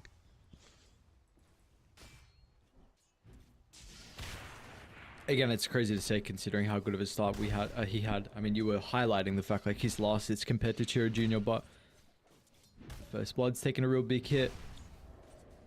Yeah, First Blood and then being zoned twice. Yeah. Right. Rough. And like the problem is, like, versus Invoker, you need to be winning early on because eventually he takes over. You eventually, like, you can't really do a lot to him. And right now Invoker has already... He's done with that situation where he's pressured. He's got the first raid band. He's got the full power threads flying out. It's gonna be rough for Sanctity. Yeah, might be a bit too late. We'll see what the build's going to be for him. 3 points up on the shockwave, so looking to try and play off the back of the spam. And in regards to the item build as well, I know you were mentioning like the bottom lane. Line's okay. He will solve up and potentially try and swing on over, make a stack as well to help out the Magnus, who unfortunately doesn't have the greatest resources now with the spells being used from Chiro Jr., so it will be a bit more difficult to try and secure. But the power rune, which will be a top spawn from Carry, they might be able to do something with it though. Chiro Jr. up on the high ground. Tornado still on cooldown for a couple of seconds. Carry a little bit hesitant though. This is one very scared Magnus. Like, he just doesn't want to go in. And he might die, even though he didn't. Oh, he's fine actually. Far out. Maybe Sweden Strong could have stuck around, you know, there's gotten a bit closer. He overestimated the damage.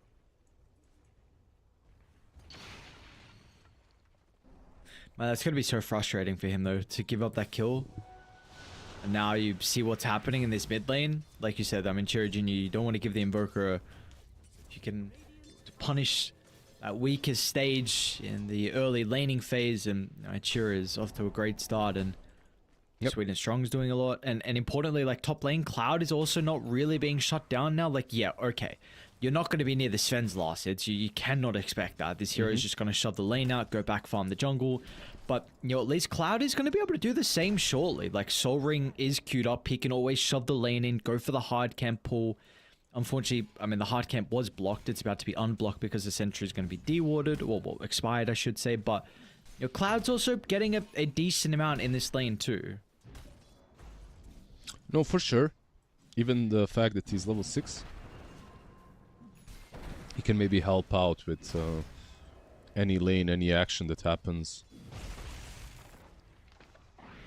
Which we are seeing some potential action. Boom trying to take some stacks. Meanwhile, mid lane Sanctity be able to find the skew away. So Sweet and Strong will continue to run around the tree line. We're going to TP in from the line. Is that ultimate for Solar Guardian? Cloud's going to be able to keep Chiro Jr. alive, but over the right, Boom tries to step in, but I mean, it's just the epicenter. It takes a bit too long.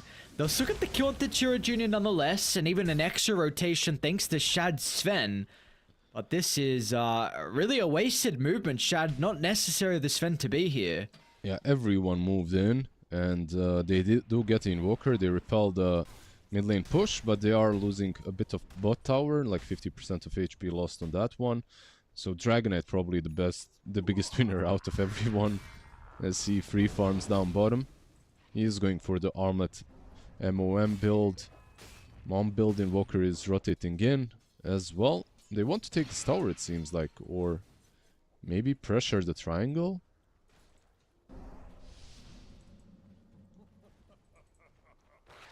So should be able to get a pretty free kill onto the Lion. Has the sentry. Does run in range, but it's not going to matter. Look at the kill. What else do they get out of this, though, is the big thing. Looks like a hard stack. Now, do they think about the Ancients? They might. I mean, Dragonite should be capable at farming this. It's not really the biggest stack, just a double, but still taking that economy. Dude, this is like the 8th time I see Sanctity running back home. Cloud is fine on top lane. Meanwhile, your stacks are being taken and Magnus is running back to the fountain to refill his regen. Get that bottle up. Is there an argument to be made of him going max out in power and then giving the lane to a support? I mean, maybe, yes. At this point, it's kind of hard in hindsight, right? To be smart. Or I should say it's easy, but there we go. They get a nice little kill on the Nyx, who's not 6 yet. I feel like most deaths in Dota happen around this timer when someone is just about to hit 6. And he, you know, like he pushes that one extra wave because he's like, I'm so close to level 6, I need to finish this. Yeah, Chiro. Is Boom going to be able to make it to the low ground? He will. Ambitious Sunstrike.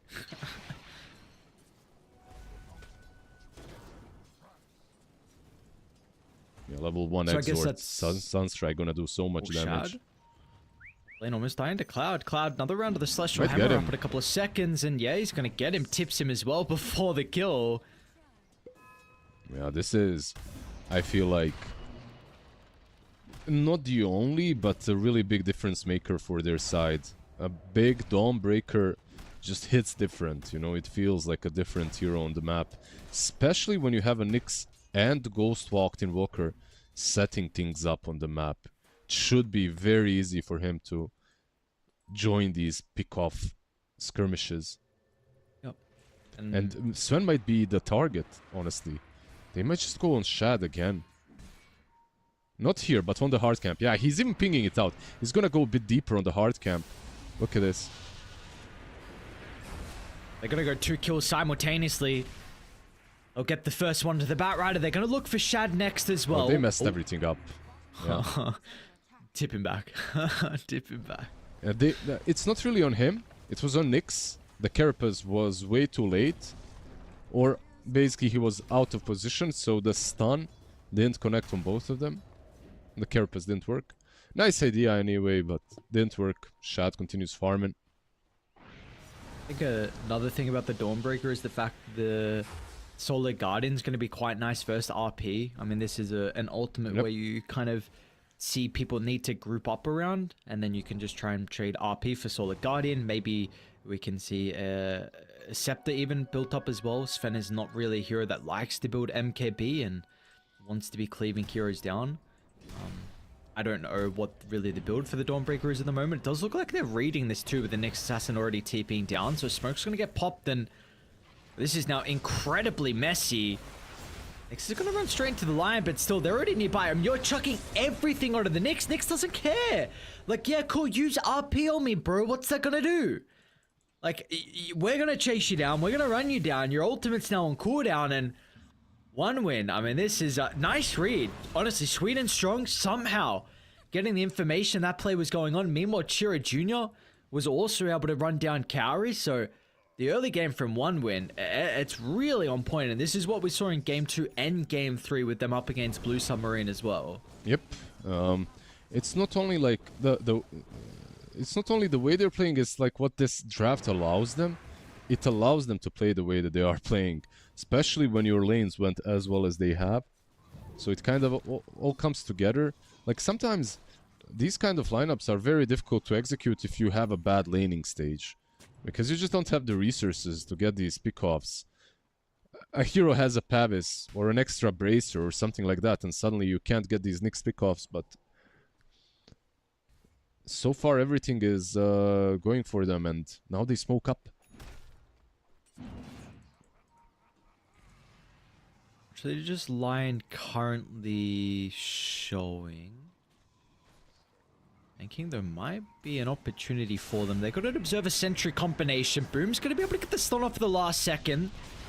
It'll give some important time for the TPs to come up. The Ghost Bomb will make it a bit more messy. It's a beautiful stun as well. Shad again. Another TP into the Sven and not being able to provide a whole lot. And now this is not an easy kill with the Blade Mill activated. Cloud doing a lot of return damage with the life drain. Cloud still alive. Cloud! Oh, he's not gonna die, dude. Cloud will live through it all. And now Munkushi, he's gonna try and catch up to the line as well. Tornado clips him on the right side. Down he goes. One more right click. One winner just. Yeah, the way they're looking good. And like, it's not even like an optimal fight for them. Solar Guardian misses. It doesn't really connect on anyone, right? And then they're kind of on the low ground, fighting the high ground battle. I think what really made that fight possible was the Ice Bat. Like, the Ice Bat was on position before Sven even joined. And when Sven tried to go on them, the Ice Bat slowed him so much, and it was in such a good position that he couldn't really get on top of anyone. So even though he uses God Strength, he doesn't kill anyone. He doesn't right-click anyone. Of course, the suck-on-suck action from Lion, from Pagna, in the end saving Cloud. Yeah. Pretty good. So this Blink from Sanctity, right, is got to be something we're looking at. He's got RP ready. But this needs to be a pretty big one here for him. And Na'Vi to... Not enough. Alright. PogChamp.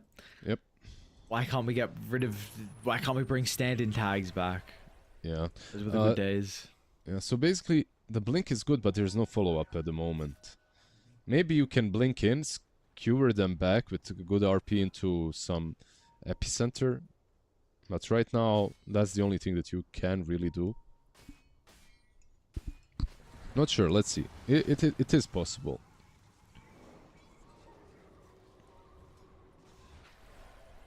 So they're having a bit of issue as well with access into the map with this tier 1 tower still open down bottom. Shad can't maybe enter into the camp by the bottom outpost area, even feel safe to farm next to the noob wall cliff. See that worth continuing to go for Radiant. Potentially more kills as well. Chira Jr. once again very on point with the spell casting. Sweet and Strong's going to be able to run into the line inside the jungle. Got him. So there's going to be both supports that go down. Yeah, they're just finding some really nice pickoffs. And when I'm looking at these items, like what's gonna change? Sand King has a Bloodstone, I believe, completed flying out to him. Sure, that's nice. You need a BKB on Sven though. Like that's the biggest one. What's also interesting is he didn't decide to disassemble Echo for a BKB. He just bought out a fresh new Ogre Axe. So no shenanigans with the Echo build instead. Like decides to keep it. Sometimes just having that BKB a bit earlier is game changing. Ooh. Oh. Yeah, okay. Will you need Ags, by the way? Do. Will you need Ags on Shad this game? I feel like you might. Eventually, that is. What is your reasoning behind that? Hmm? What is your reasoning behind the scepter? Why do you feel like it's the necessity? spell? The spell for Decrepify. Okay. I'm thinking like maybe down the line, because they don't have any other way, and you kind of need like it's that or Nullifier, I guess, into Pugna. Because right now you don't feel it, but later on those Decrepifies really mess up Sven. Like you want to blow the target up, they could just get Decrepified and they run away.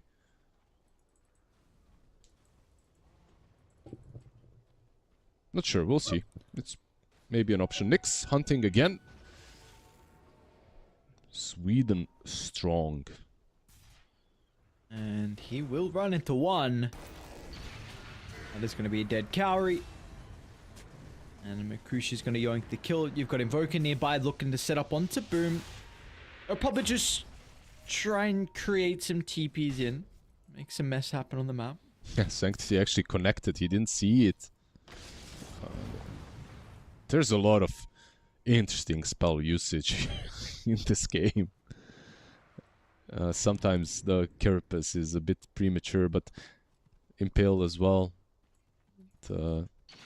It is what it is. Sometimes these spells, you know, you try to play mind games and you end up... mind game yourself. You mind game yourself, exactly. It happens, bro. Yeah, you gotta chuck some out, hope for the best, and if you mind game yourself, it's okay. Wait, I didn't know that Nether Ward can tank Rosh. Like, I actually did not... I was not aware of this trick. Like, it's a really cool trick. It's a tanky Nether Ward.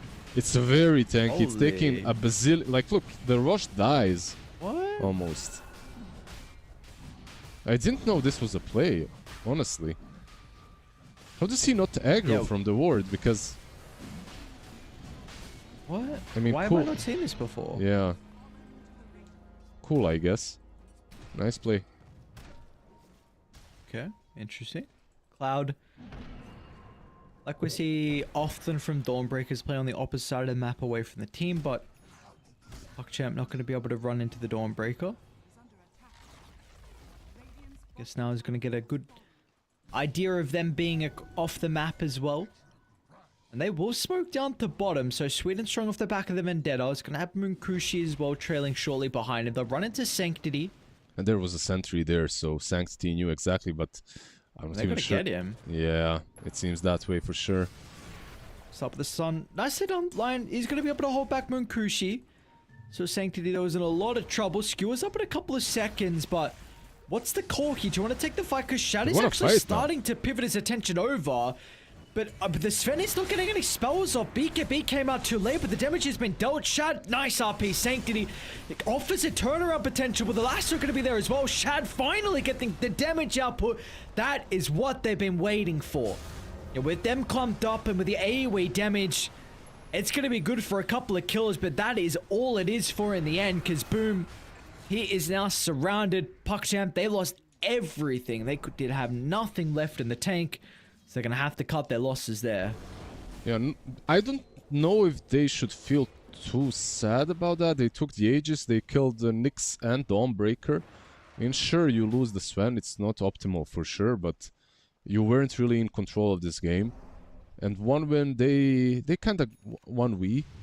they got kind of punished for having this map just so separated. Invoker didn't even join the chase on the Magnus. He just went back mid after that smoke, so it took a bit longer from him to rejoin the fight. DK. They don't have lasso, they don't have RP. Like, that's probably not a kill without those two.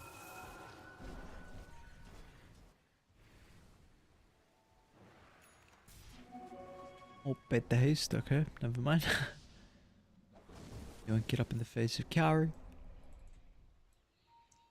So with they continue to grow. DK is huge, almost. Sanjin Yasha. Yeah, big boy. It's gonna be another kill as well. Sanctity. Everybody get the skill. It ain't gonna matter in the end. Yeah, he's this really... Nyx assassin hero. Yeah, Nyx is doing fine. Meanwhile, Sanctity really isn't. They almost have the same net worth, by the way, the Magnus and the Nyx. And I guess, at least, you know, like, Magnus isn't the worst hero to be in this position. Because eventually you get the BKB, and you're gonna have the RP Blink Skewer back no matter what. And you can empower your other teammates, so... Like, if you really struggle hard, it's not the end of the world on this hero.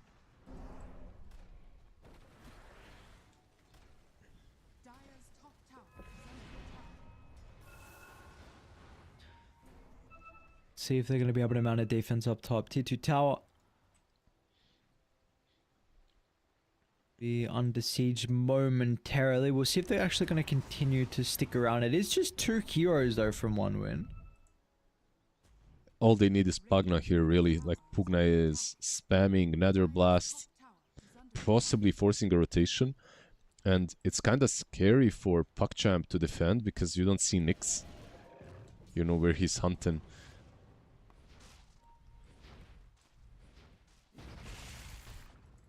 They be hunting alright. Voka hunting, Nyx hunting. Bye bye mana for Sanctity. It's so frustrating versing Invoker that just like pops out a Ghost Walk. Just a quick little tornado EMP, then just laughs, runs the other way. It's like, alright, cool, bro. It is very... It's very annoying to play into. And the worst part is, like, you have to react to it because you don't know if there's some follow-up behind him. It might not be only Invoker with EMP. Look at these drawings on the map. That's like angry drawings. Cubify. Boom as well. Okay.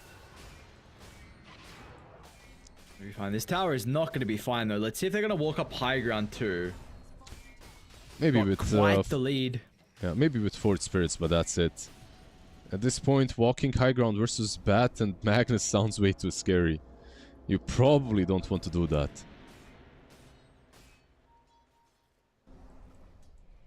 And they will not indeed, so... Thinking about TPing top, they're not going to do that. Chira Jr. And so Tornado onto Cowrie. Cowrie. TPs will come through, but I mean, they're going to be far too late. Maybe they're going to return kill into the Nyx. Nicely done. 1-for-1 Sanctity. Looking for the opportunity here. Thought he got a glimpse of respect, but a little bit too hesitant.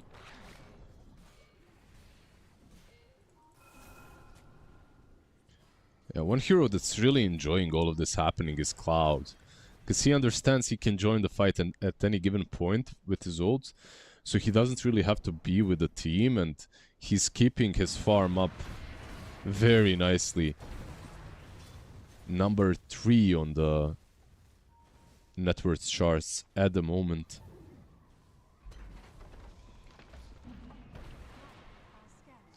Scan does go red for a second. Respect is the person forcing it to do so. They are still trying to set up for the defense. Boom. The tornado. It'll be fine though. So tower's going to get denied.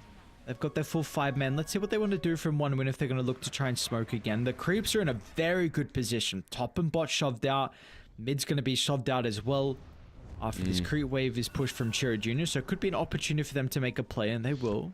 They don't have Dragon Form anymore though. Like, that's one bad thing, but if they can kill off the Nyx Assassin that was scouted. Shad should know now, right? Like, with the Nyx Assassin being scouted, he should know that they were heading in his direction. Say that, Munkushi Night vision. just runs in a shad. Yeah, nighttime vision right there.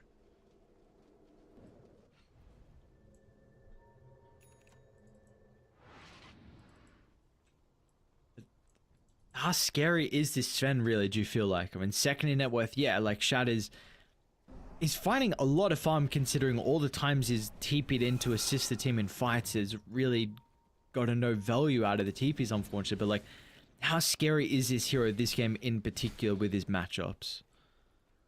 He's still scary. It depends on who he gets to pick off first. Like, if you can kill off Pugna or Nyx first, that's great. Speaking about some of the heroes, the jump. Move on to Kaori, quick and easy kill for them. Now they're Nice going to try RP. for Boom. Sanctity finds a pretty good RP, skewers him close towards Shad, and look at the damage. Finally, Shad is able to start to rip some heroes apart, and that will answer my question perfectly. Shad finds some big kills. Boom as well gets some sprees, and ParkChamp, they are back in this game. That's only a 4,000 deficit now. Yeah, unfortunately for them, Roche will respawn in 2 minutes time. Can't really get that one. Can't get the Aegis off of that one fight, but this was 90% on, let's say 70% on Shad and 30% on the Magnus, right? Like, the RP was great, and the hero truly does not need a lot. Like, all he had to do is RP skewer them into Sven's hands and let Sven go ham.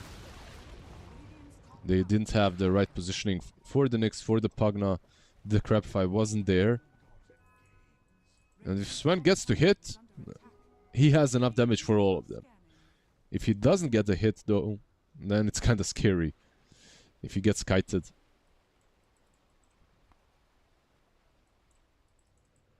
Well, those were one of those fights where he did not get kited, and he's now pole vaulted himself up to the top of the net worth.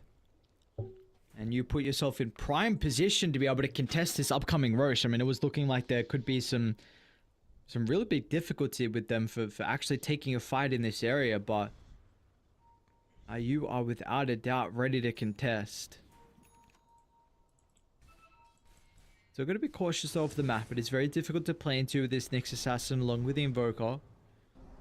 There's also that threat of the Solar Guardian like you were mentioning, so the global potential is really there for one win, and we are seeing ParkChamp have to play more a kind of hand, like buddy system in a way, instead of having some heroes split across. Yeah, this isn't a game in which you want to be breaking formation on ParkChamp. You just want to be playing with a team. They might run into this though. There's a nice ward that they have on Dire on the left, on the cliff. So if the smoke breaks, they might have some vision. Cubify, Lion. He'll run into them first. Boom. Still tries to get the jump in, but it's not the greatest initiation. He's just gone in a heartbeat, the crit. Munkushi finds a big one. They're going to buy back on the line, but do they see an opportunity to take a fight still? And they're even waiting for the Lion on the Twin Gate. He has to cancel it. Like, he bought back, but he can't really join the team. Shad with the BD. They're going to run into Chira Jr. with the sentry job. Chira Jr., nice timing of the BKB. Dodges the RP as well. Chira.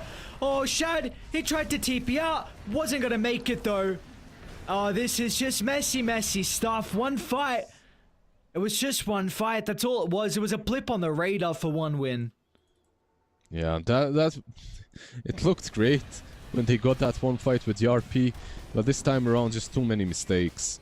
The way they initiated, just way too messy. Your Lion was baiting going in first, and I don't necessarily mind that. I feel like, sure, if someone has to die so that the RP can be good, fine.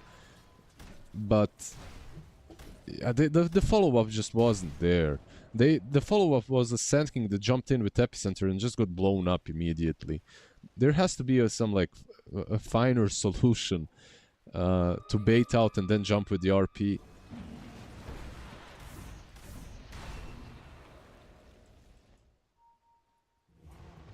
Unfortunately, we didn't get that solution, and now we are back to a position where there's a 10,000 net worth lead.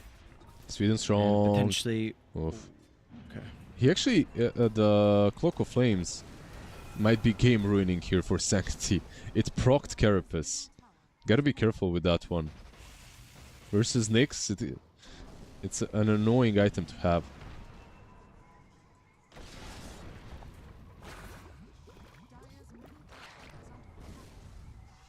Very true. Point to bring up. We'll see if that will actually catch him by surprise potentially. It'll be a bit of an issue there. Twin and Strong has been very, very difficult for them to deal with. 6, 5, and 8. Frustrating across the map. It's not only just like the kill participation, but just also how worried they have to be with the Nyx Assassin. You're preventing them from maybe getting a little bit extra farm. They're clicking on all cylinders here from One Win. And they're going to have a great ward shortly that's going to be able to scout out Shad. And 3 other heroes playing behind him. The gem should... Oh, he didn't scout it, I feel like. Yeah, they're moving back. So they are not 100% sure if they were in vision or not. It's giving enough time for One Win to actually rotate in.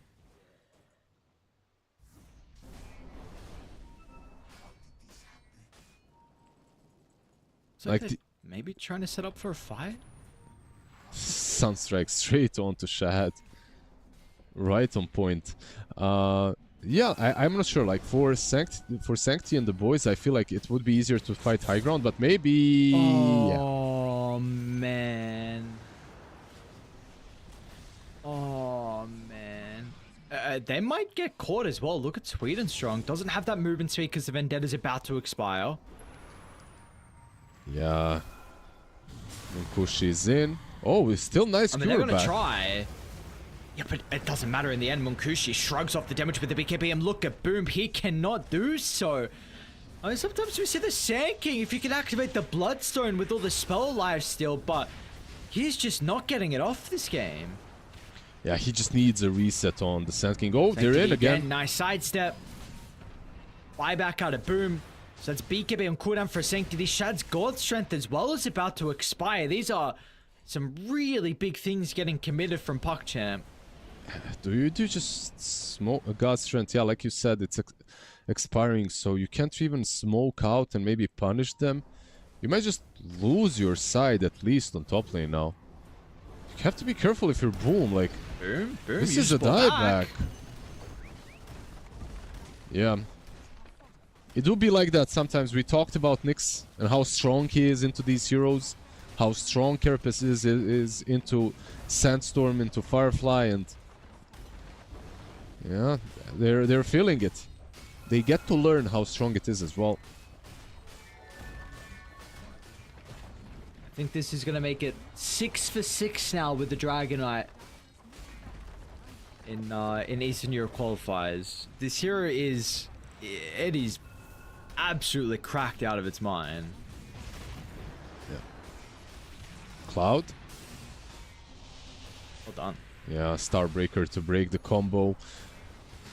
Yeah, I do believe that Dragonite is a very strong position 1, as he's finishing off PuckChamp right now. Or at least their last set of Raxes. Still has Aegis for 30 more seconds. It's got Dragon Form BKB, but it seems like they'll respect the high ground defense. I'm not sure why it was 3 versus 5. I mean, he popped God Strength, I think. Maybe they just wait. I don't know why. Like, yeah, they can wait the God Strength. Gives them some time. There's RP as well. You don't want to get like some crazy 4-man RP with God Strength, I guess. When you can just go back in after it's done. That's definitely a fair point.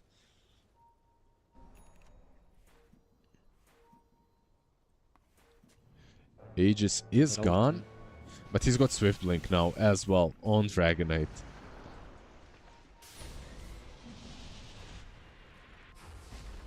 A little bit of poking onto Shad. He's going to be cautious. I've seen the ability here for One Win to be able to blow some heroes up. I'm sure... what is duration left on the smoke as well? Yeah, I'm sure they can brute force this, but they're respecting PuckChamp quite a lot. There's still some teamfight potential, like you said.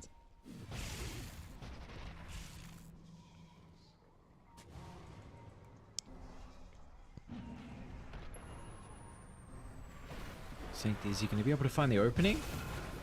Look for he's- the screw back once he will. again. But this time they'll get the instant hex, but the solar gun in to protect him. That bonus health, it's going to keep him alive. Now you've got the life drain as well from Respect. The DK, he is okay.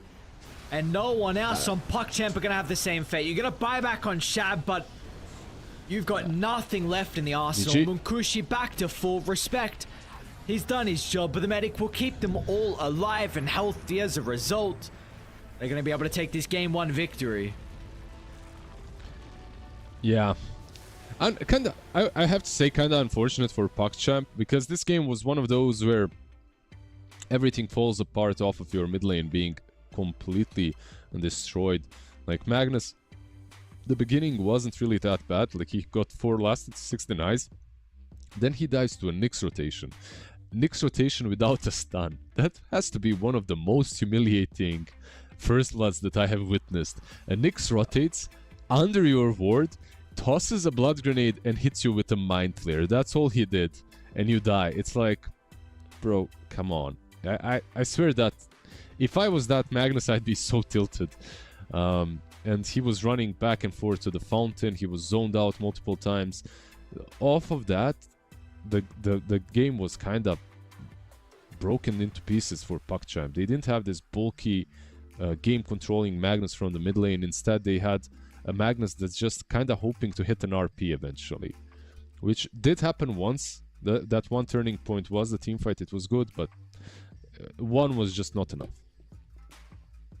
Yes, unfortunately, one was not enough for them, and you know, they were needing a lot more, and they were not able to find it. So let's see what they're going to be able to do differently. Because I mean, PuckChamp, again, you know, this is a team we have some decent expectations of. They're able to bring down one move, which are out of the invited teams, you would probably say lesser on the scale towards the bottom compared to like One Win, Liga, and VP, but.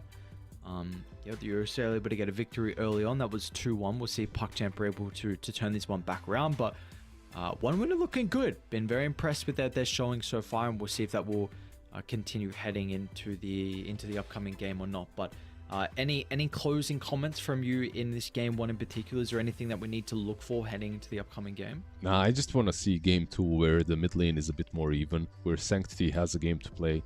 I feel like we might see a completely different game if that happens.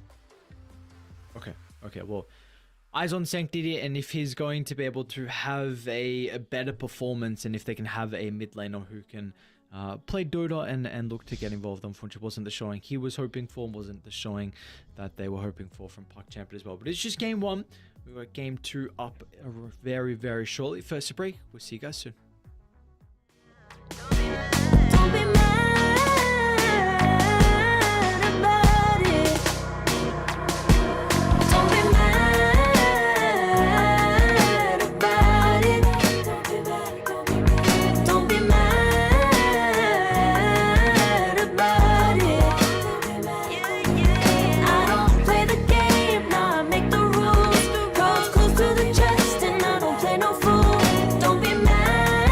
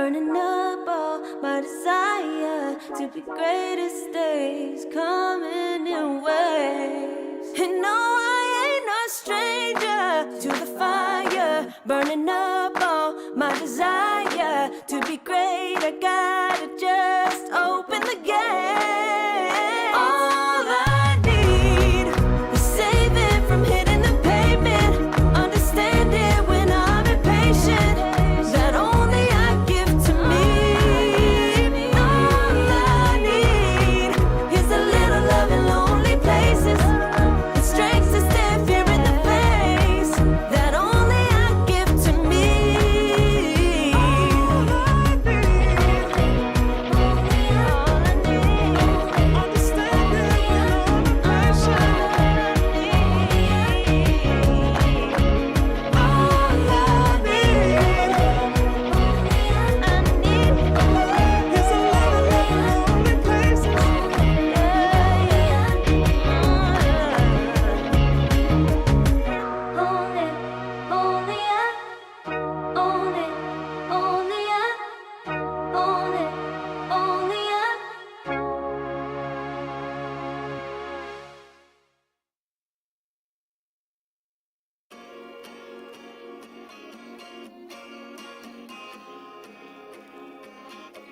Yeah.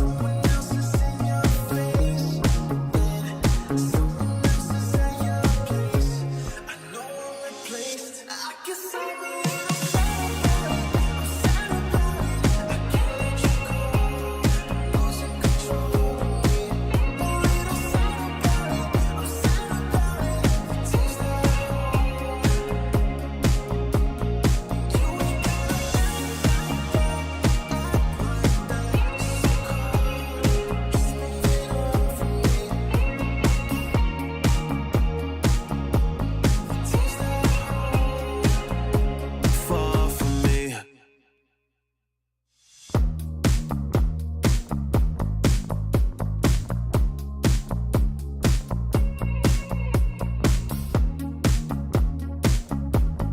Girl, what's this shit about? You told me I was different than them. Now you got yourself another man. I hate to see you out with him. I guess I'm a little upset about it. I can't let you go. Losing control of me. A little sad about it. I'm sad about it. Seems like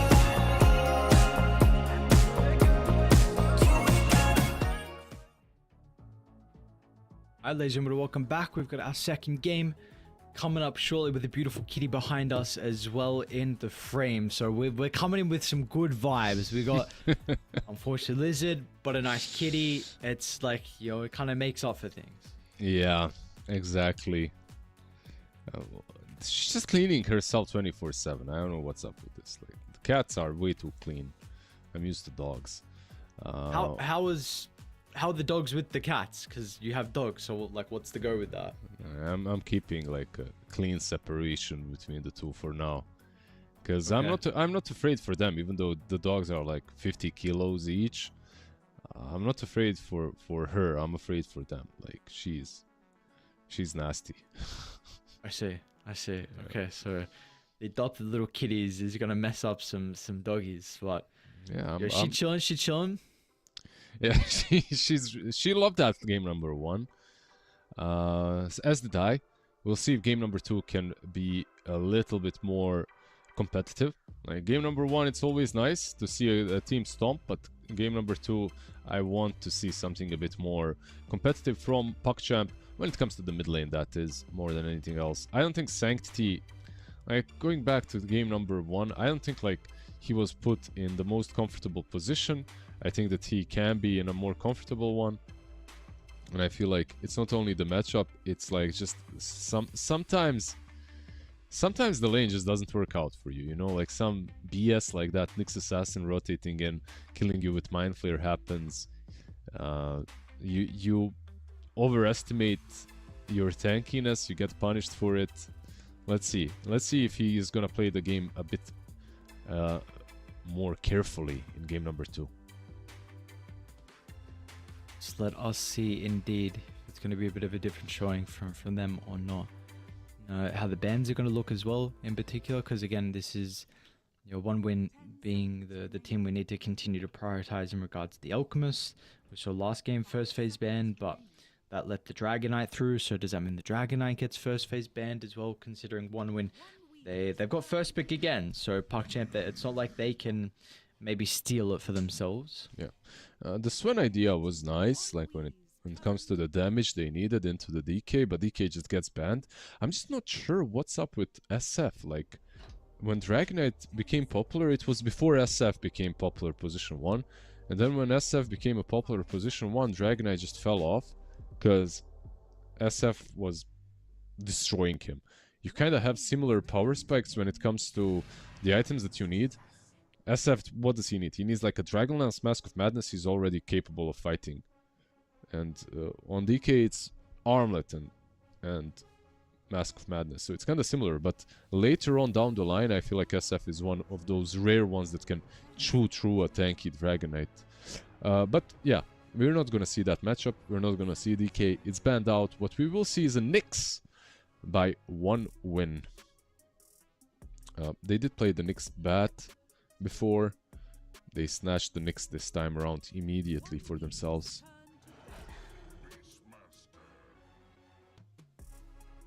We're gonna get the Beastmaster as well, so this is something that you were mentioning in the second series. You're like, you know, I'm really a big fan of the Beastmaster first phase, and you were kind of then discussing like why we felt like it wasn't picked up in that first series as a whole, and you thought it's probably just a little bit more team priority. So it looks like this time PuckChamp, they're gonna change up their strategy a little bit. I do think one of Boom's better heroes has been the Beastmaster on his transition to the offlane. So he was offlane, then mid, then offlane, right? Or was he mid, offlane, mid, offlane? He was yeah. Mid then offlane. Yeah, yeah. It's not the easiest transition to make, but overall, I feel like there's not too many heroes that you need to practice. Like last game, he played Sand King, but he was more of a mid laner, like with the way it was played. With the Beastmaster, I feel like it's kind of more straightforward. But as Beast, I actually love when players do play it a bit more greedily, because you can carry the game on this hero, really. It depends on what your matchups are like, of course, and how the lane goes, but this hero just carries some games. SF will be banned out, by the way, by One Win, and so will Hoodwink. Meanwhile, for PuckChamp, they do have that one ban in this phase, so let's see what they go for. Alchemist, of course, in the first phase. I was going to say, there are a lot of teams who play the Beastmaster at a very high level, but I feel like I always think of like old Tundra in 33 when he was playing Beastmaster. Or the new Tundra in 33, yes, right? Or the new. I mean, yes, yeah. I know his Beast, it's no different than what it was, but that was like first when, at least it would always make me think of him just with how he would just solo win games. They would give him so much farm. It felt like he could never have a bad game, and then it would always be over. Yeah, it would just always be over. They just found probably the best counter to secure his game. They banned out the Enchantress. There's a couple of other heroes as well that you might have to worry about when it comes to boars being, just negated. But right now it is the Ench, and the Gyro picked up immediately. It opens up maybe a Morphling pickup for One Win. Terrorblade is also not that bad into the Beast, or even if you want to play it on offlane, that we have seen already once today. When it comes to some other heroes for One Win, they have played Phoenix on Respect, and it looked alright. But if you want to go on anti-Beastmaster, there's maybe a Chen as an option. These kind of heroes that can eat the boars or take the boars away. Is there anything else, by the way? Enchantress? Not really, right? No, I mean, I guess Mirana. Yeah. Gotta hit those arrows on the boards. Yeah, wait, you're meaning specifically like control the creep? No, I mean take it, control it, kill it, whatever. Yeah, there's a couple. There's something like Crystal Maiden, of course, as well, right? Like these kind of heroes.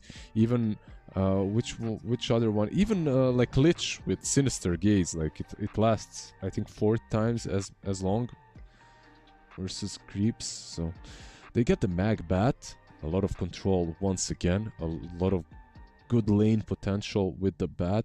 We'll see. I think this is. I mean, I don't know. The Magnus on 1 win should be on the off lane, but it can also be played mid. It looked alright versus the Gyrocopter last time Magnus was played, so I think they'll just do the same thing. Put the Mag on off lane with, we'll see, Nyx or Bat, depending on what the position 1 is like. If you're getting some like... this is what I was waiting for. Like, today, the first pick when Rubik... sorry. The first time we saw Magnus today, I was like, why not Rubik? Why not get it? It's an instant disable into a Blink RP. Stealing RP isn't that difficult. And the Aghanims on Magnus isn't as strong when a Rubik lifts you up immediately as you jump in.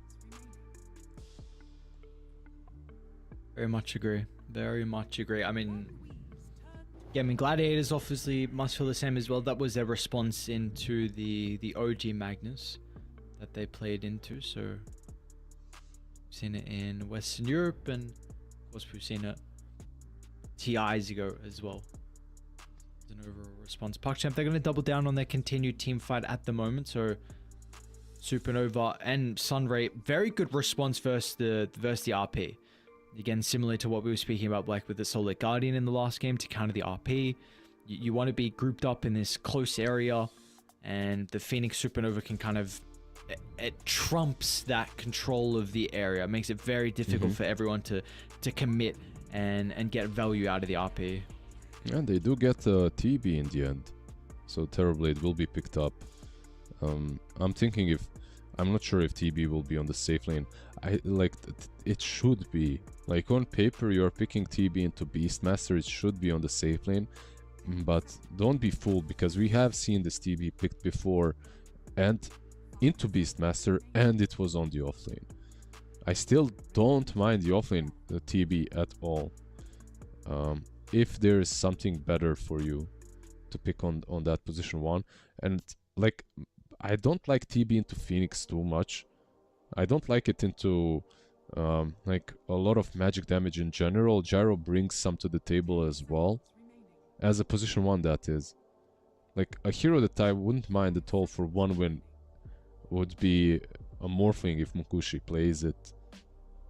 But something like that, you know. He does. I was going to say his Terrorblade is definitely one of his better heroes too, though. Yeah. When they played the offlane TB, what did they have on position 1 today? I can't remember. It was maybe a DK or something like that, right? Like something a bit more active. Yeah, but it looks like PuckChamp are just expecting a mid laner. Yeah, it was a DK. Because it kind of makes sense. Like you have this safe laner that's basically taking over the map and creating so much space that even TB can farm up a bit. You get your pipe, you get your next item on TB. But right now, PuckChamp are just expecting a mid laner, so they're banning out the Storm. A hero that would be really good into Phoenix and Rubik, into Gyro as well. And in Walker, what's left in the pool? There's something like a Puck left if you want it. On both sides, it's not too bad. Yeah, versus Nyx, it's dangerous. But maybe for 1 win, it would be a bit better. You don't have the ultimate last pick, and you can get Huskard, you can get Viper, you can get Brooded as well by PuckChamp, so gotta be careful with this pick on 1 win now. What do you feel like they're lacking, at least, that they are trying to discuss the hero to be able to fix that on issue? 1 win? Yep. they have catch, right? Like you have Bat and Nyx. You have some team fight with the Magnus. Just some playmaker that plays actively with the Nyx and Bat. I feel like anything from the mid lane, like a Puck, Earth Spirit, maybe an option as well. These kind of heroes.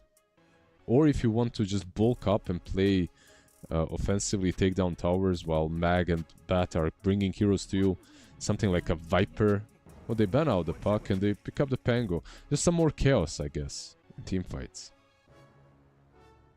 One thing that they didn't deal with, though, is having an egg hitter. You know how I feel about that. Like, I always like to have at least one hero that really deals with the egg, but you can catch him. You have Nyx Assassin. Carapace works very nicely against Phoenix at all parts of the game because of Dying Light facet. And most of his spells are AoE anyway.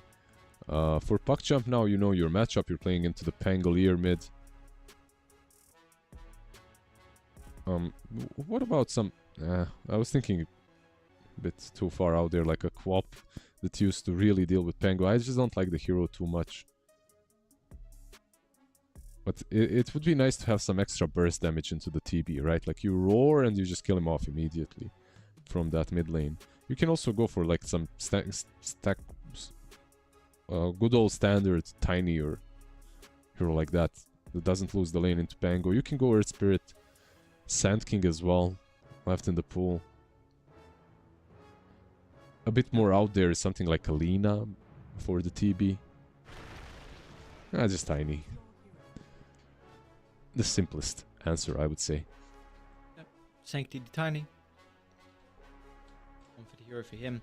And probably one of the better, at least, is not counted as easily with the Nyx Assassin as well.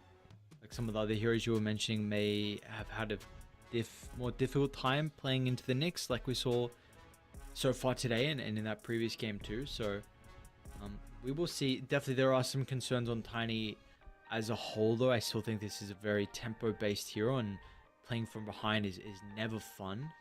So is this a game where we can see him kind of getting off to a good start, getting that blink dagger timing, being able to snowball that into multiple kills? Is it a game where we see that could be the possibility, especially with some of the heroes that he has to play with as well? I think so, yeah. I think this is a game in which Tiny can have a good time. Sanctity definitely needs to redeem himself after game number 1. This time around, like your mid lane, you saw the matchup, you picked the Tiny into it. We know the matchup, like Tiny into Pango, Tiny into most heroes that are melee on mid lane isn't that hard to play. So we'll see what he manages to do, but overall I expect a bit more than in game number 1. He can be the one that plays kind of fast with the Beast, with the Rubik.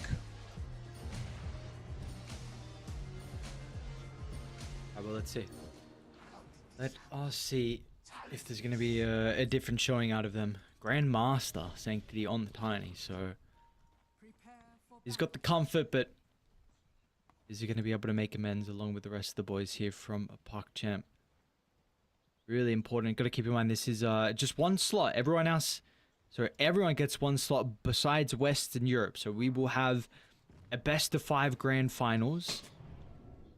And that is going to be a long run to make it through the lower bracket with the teams, the qualifier of teams and players that we have going on at the moment in Eastern Europe. And this is something to say considering Spirit, Betboom, along with Paravision have already gotten that direct invite to Bangkok. Yeah, everyone wants to go there, right? Like a lot of Dota fans. Are you gonna go, by the way? It's not too far from you. I'll be in Germany. Ah, you'll be in Germany. That feels bad, man. Oh well. Already be doing my traveling, but I will support the boys. Support the homies. Watch some good Dota. Always exciting to see. Another Southeast Asian land is very, very fun. It'll be a good turnout, I imagine. Are you thinking of going? What are you? Nah. I'd love to, though, but it's a bit too far for me. The expenses are a bit insane. You know, just the travel alone. Yeah, like let's see how far these two teams go. I believe from what we've seen so far, OneWin definitely having an advantage going into game number 2 in my eyes. But once again, you can get fooled a little bit just by the way one lane went and then everything kind of fell apart. We'll see if PuckChamp can bounce back. Interesting from Shadow. I don't know if this like level 1 flak cannon, but importantly uses it straight away to potentially counter shove the wave back into the tower of OneWin. Cloud can probably stop it from going in the tower at range if he wants to, but will not be the case. So kind of an interesting adaptation to what we've seen. Like this is a big advantage that Dai still have compared to Radiant, where the creep waves meet is much closer to the Radiant's tower compared to Dai's tower, so you can go for these body blocks and really mess around with the creep equilibrium. And I feel like when they were doing that, when they were making it that way, they wanted to make it better for Radiant. You know, it's kind of, it's closer to your tower, it's easier for you to farm under it, you know. Well, objectively it is better, but then everyone started abusing it by just blocking the wave and making the creeps meet under the tower. So something that was supposed to be good for you ended up being pretty damn bad. Yeah, so far mid lane, Tiny doing absolutely alright for himself so far. Sanctity 8-1. And I expect this to continue being this way throughout the laning stage. Well, unless there's another rotation from a pesky little Nyx assassin. Yeah, unless that happens, of course. Nice little D ward, by the way. As they did block the hard camp from Nyx, he manages to find the ward, D wards it. What's happening with TB so far? 6 last hits on him. Like, this is supposed to be, like, on paper, a counter to Beastmaster in the lane. I really haven't seen a Terrorblade counter a Beastmaster in recent times. Every time this hero is picked into Beast, Beast still has a really good time on the lane. What does that mean then? Does it just mean that the Terrorblade's lane is a little bit weaker than what it has been previously, or is it just like the Beastmaster is very overtuned? Yeah, I think Beastmaster is probably much stronger. That's it. And you can kind of adapt. Most players are adapting to the playstyle of the Terrorblade. You might get axes a little bit earlier or something like that. Not sure. We'll see. So far, Boom is doing alright. Does take a decent amount of harassing factor from Mankushi along with the respect, so nicely done. Use of the Reflector along with this Flame Break. Bounce back, so about half his damage dealt, but he was able to secure the Killing Lotus, bunch of 1 charges as well. Bottom Lotus did also go to PuckChamp, so playing with a little bit of advantage in regard to the region and the side lanes.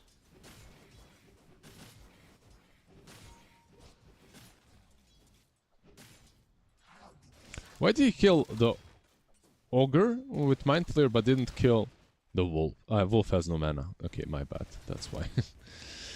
I was looking at Nyx Assassin and he's moving next to a level 5 creep to kill a level 3 creep, but level 5 creep has no mana, so makes sense. Can't kill the Wolf. Unfortunately for him. Unlucky, bro. A bit unlucky with the creeps. Imagine if Centaur spawns there, then it's completely different. Easy for him. He's zapping away. He's got 8 last hits. Somehow Rubik has 9 as well. Rubik also zapping. Rubik is securing, you know, with Fade Bolt. That's what he's doing. It's always when you play Rubik, you gotta secure some last hits with that Fade Bolt, get some experience from the range creep. It's not about the gold. Yeah, because definitely the Beastmaster can't do that. Yeah, I mean, he didn't have axes early on, so he still doesn't have true. them. Yeah, Sweden Strong might actually, he should be fine. He's got boots and salve. Yeah, but was forced to leave that creep wave that he was pulling. Couldn't re-aggro it. Still though, he's getting his levels, like almost level 3. Dude, Sanctity is, like, out of all the games that I watched recently, this man has got some strong quads, you know? Like, he's running back to the fountain very damn often. Yeah, let's see why. I mean, Creep Equilibrium just connected in the mid lane, so he's going to miss 1 melee creeps worth of last hits. And he's just used pretty much all his mana again. I think it's something to do with the supports and controlling the runes, TPing mid to help him, controlling the bounty runes. That has to be the case, because it's not normal for, natural at least, for the mid laner to be running back this many times in 2 games now. I think they're going to get a glimpse of Sweet and Strong. Panko's rotation could be really massive here for 1 win. He's going to be able to bounce back off the wall, gets a connection onto the Rubik. Now we'll turn towards the Beastmaster as well, as Boom still got a little bit of health. Chiro Jr. didn't go for the finishing kill onto Boom. And as a result, now Shadow's got an opportunity to come through the portal himself.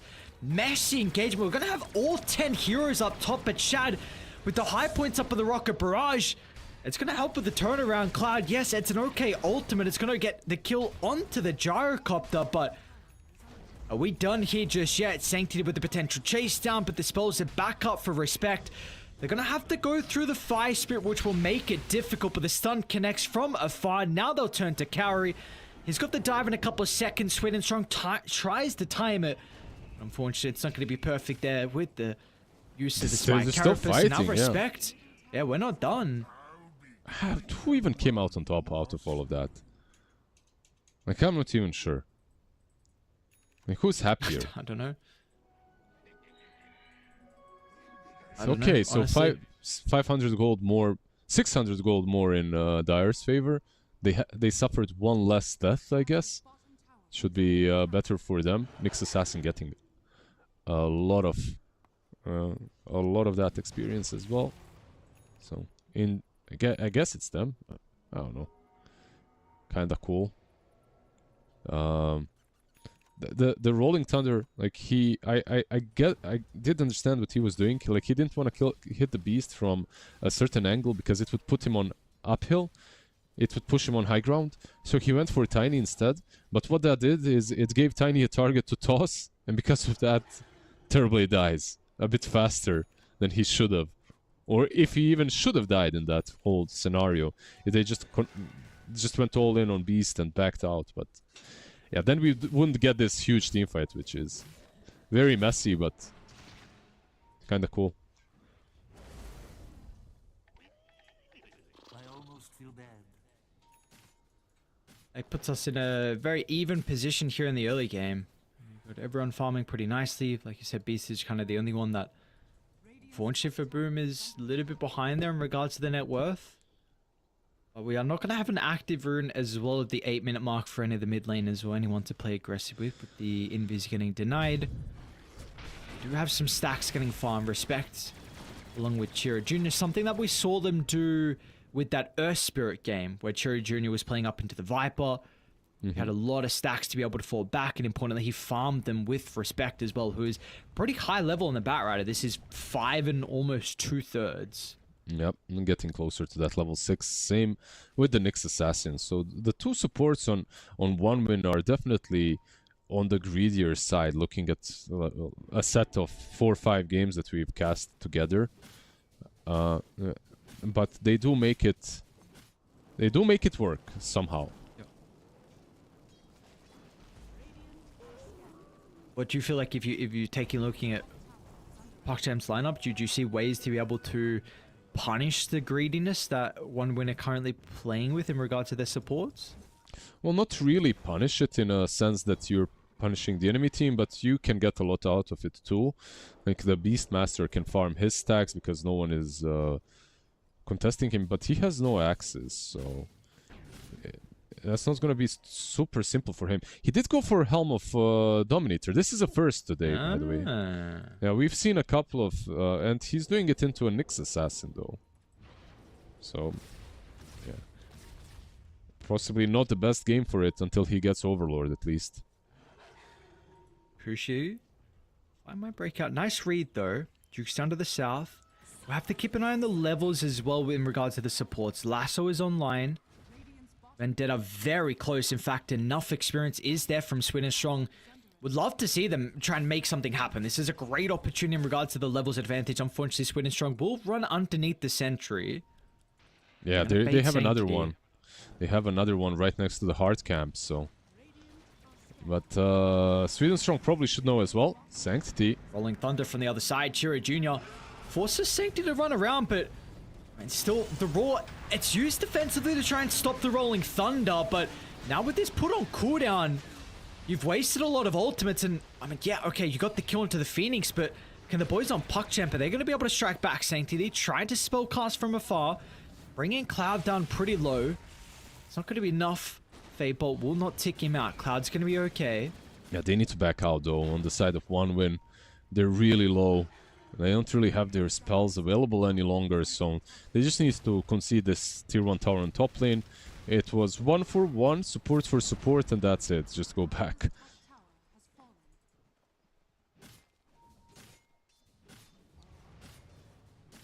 Actually looking to invade into the jungle, but Rubik's going to be a little bit cautious about doing this, especially without every single hero still in the area.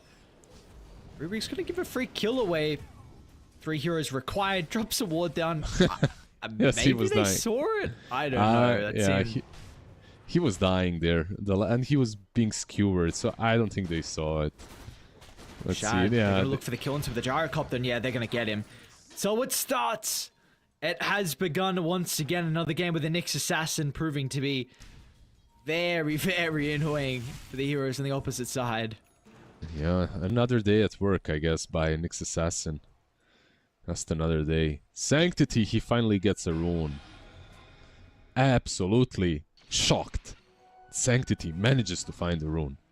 Someone, I don't know, play applause. At this point, I'm just being, you know, like, sad for him at this point. Out of those, this is the first rune in 2 games, I feel like. And all he got was a illusion rune. It's like, yay, illusion rune, that's great.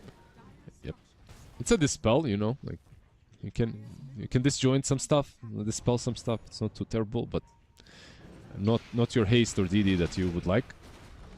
They're actually bringing Terrorblade in the area. Munkushi maybe offering up an extra hero to potentially try and take this team fight. Cloud's got Blink as well with a mag. Not going to see an opportunity to use that. I want to speak about the Terrorblade build real quick. Is this what we're seeing? Like, if TVs are going carry, are we only getting 1 meta? Am I missing something? Interesting, yeah. Duration isn't as long. I think it's something to do with Reflection just being picked every game on offlane too. It's that strong. And in this game, like, you are playing into a Beastmaster too, so it's really nice to have a Reflection maxed out. I'm just trying to justify it in my head as well. I wonder if he goes to Talon at level 11 then. Because, I mean, you've already got 4 points Reflection. And I mean, I guess, like, maybe Munkushi, because we saw he was even looking to defend the tier 1 tower mid lane even with meta on cooldown, so he's obviously feeling like he really wants to get involved early on in the fights, like we have seen so far. This was the big critique, right, with One Win in that game 1 versus Blue Submarine, that they were way too slow. We did not see them play active, and then we saw it be a little bit different with the mid lane hero in particular. And then maybe they're also trying to adapt in regards to some of the other heroes as well, and the carries and the off lanes and how they play. Yeah, we'll see. We'll see. He's got level 4. Yeah, level 4 on Reflection, maxed it out. I guess, you know, like, there's a reason why this hero is picked on offlane, and it's not the pipe. Anyone can buy the pipe. Reflection definitely comes in handy.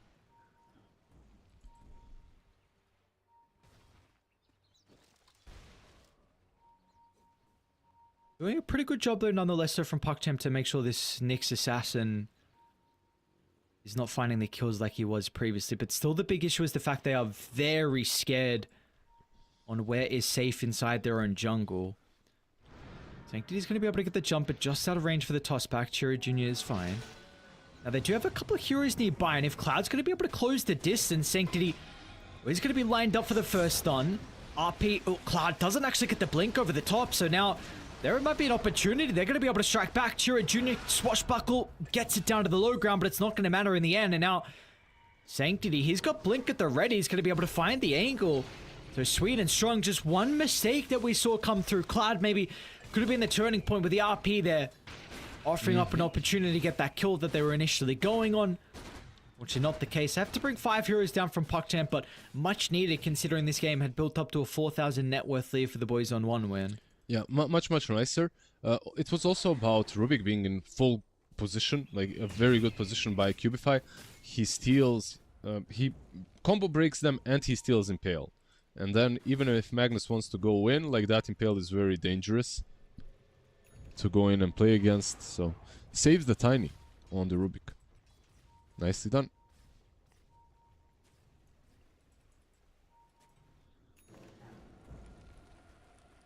Sweet and strong. Is he going to be able to solo kill? It looks like with the respect nearby, it's not going to be solo kill, but it'll be a kill though.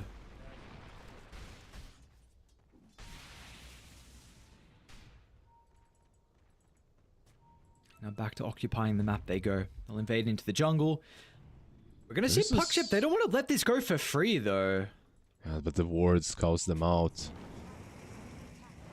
Chira Jr. is going to be able to activate the Rolling Thunder. Boom. Roar is still on cooldown for a couple of seconds, but another Rolling Thunder that really doesn't provide them a whole lot. You see the hesitancy from Chira Jr. along with some of the other members from 1 win. Yeah, they truly didn't want to fight there. The respect might even fall. He doesn't have a blink here, so he has to... Yeah, has to run away this way, but I don't think he's running. He's not getting away.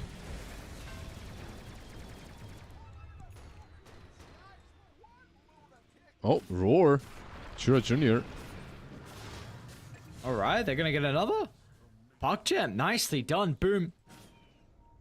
Much different showing for him. Sanctity 3, 1, and 4. Arcane Rune getting a little bit of value towards the tail end. Yeah, they're finding it much... It's much easier for them to get these pickoffs with the Tiny. Anyone they find, basically Tiny brings enough burst to kill him. On the other side, you kind of need... You're relying on this Vendetta to get the pickoffs. And your heroes are way greedier. Like TB is farming, Mag is farming, Bat Rider as well is farming. Everyone is farming on 1-win side. No one is actually making any plays. Or no one is maybe able to make them at the moment. I wonder how different this would look if the tier 1 tower mid was claimed as well, just giving you extra pathing for the Nyx Assassin, or maybe importantly just some other heroes that could connect with him. But also, you know, it's not like the Invoker or the Dawnbreaker like we saw last time that was kind of playing with the Nyx Assassin. It's purely just himself, and they are doing this buddy-buddy system really well. You see Boom and Kauri farming together. Top lane, you got the Rubik along with Shad, like pretty close by. And then you probably have arguably Roche, right? the most difficult hero to be able to kill in mid. And yeah, okay, they're actually looking at Roche as well.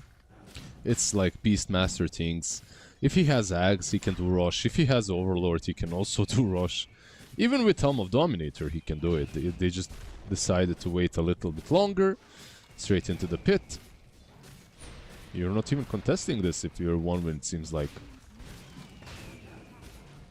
Instead, they're just gonna wait for their BKBs. Like Magnus is 150 gold away. So after that is picked up, maybe your teamfight will become a little easier. Not quite sure though. You're still playing into Rubik. It's not easy to use this RP in the best optimal way.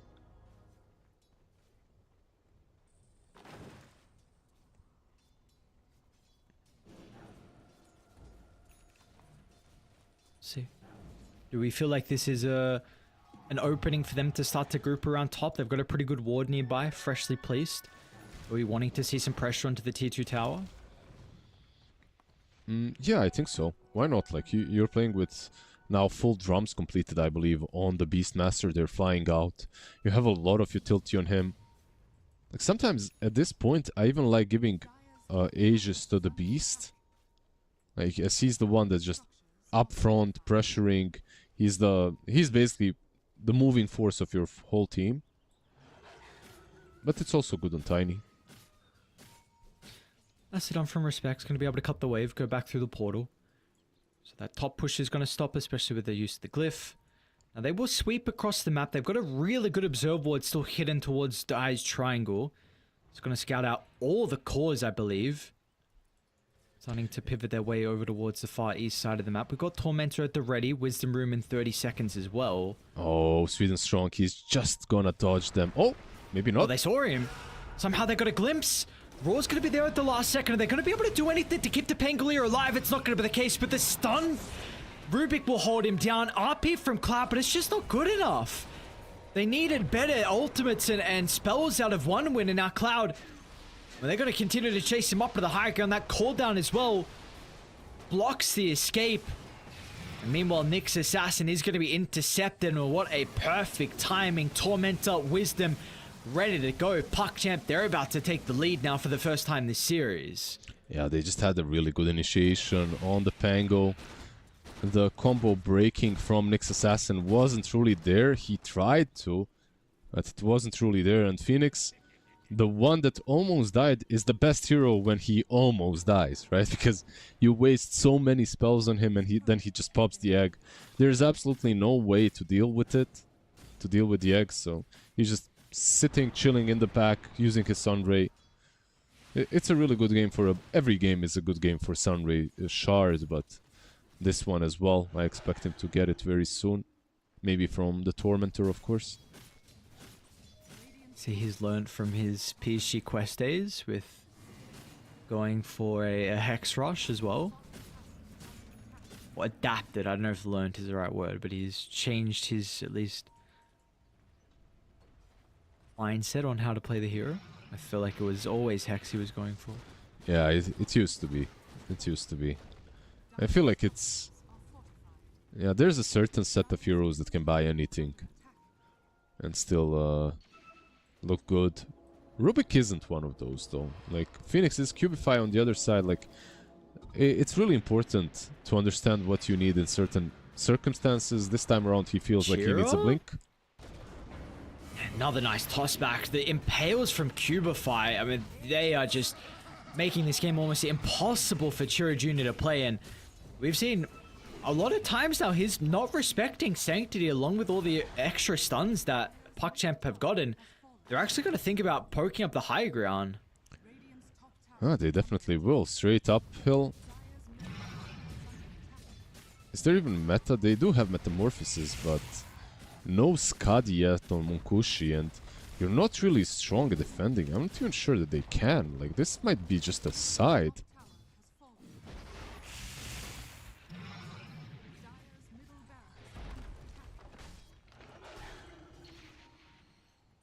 I guess they respect Cloud, after all. A little bit, at least. They don't go for him. Sanctity, however, he's under vision. It's like Aegis, Shield, Rune, Bottle. You're not killing him.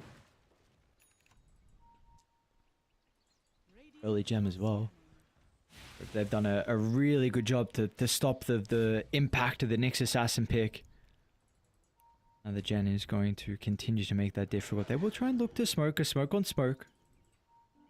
Sweden Strong's going to be positioned to be able to pop this. Oh, he got broke a glimpse it. of Shad. He broke it. He broke the smoke on Gyros, so... Like you said. Got the glimpse on him. But at this point, I'm still not sure you want to fight as Dire, right? Like, you don't have... This recipe... He has gold for it. Okay, so at least you have Skadi now on TB. I'm still very unconvinced that Manta Skadi is good enough, that you have what it takes to take this next fight. Yeah, same. I'm just not seeing them be able to activate their spells over the stuns that PuckChamp have. BKB is still going to be an issue for Munkushi. Chiro Jr. Rolling Thunder, you're always going to hold Raw for it. So somehow you need to use Rolling Thunder after Raw, or at least force Boom to use it onto someone else. We're still yet to see, like, Respect initiate with Lasso. We're still yet to see, like, there is potential for Die, which we're yet to see yet, right? We haven't seen this Blink RP. We haven't seen this Blink Lasso. So, see it working. Pango again. I still don't think like this potential of theirs, like it's strong, but I feel like they need more items unless they really execute correctly. Everything has to line up. This is big props to PogChamp and how they've been able to play the early game. Yep. You've done a really, really good job, and importantly, you have a Gyrocopter who's just continuing to free farm. Shad 1, 2, and 5. Top net worth. BKB is going to be completed very shortly. And then making sure like no one gets picked off. We are 25 minutes into the game, and they are continuing to sweep across the map as 5. And look at that. Respect. Should be like he's just trying to take as much as he can out of the enemy side of the map, and that's it. I think if you're 1-win right now, your best chances are at defending your own objectives, maybe high ground. Not really taking these outside of the base fights. But you have to be in position when they start pushing in, because they're about to do that. Maybe they can keep cutting as well. Another thing. I've seen the Batrider continue to try and do that. I don't know what Sweden Strong's up to mid lane. Yeah, he is doing the same, but they have a catapult in your base. It doesn't really matter. You're not gonna stop this push by cutting. At least the mid lane set of Raxes will fall. I still, even though they just lost the base without fighting, I think this was the proper move.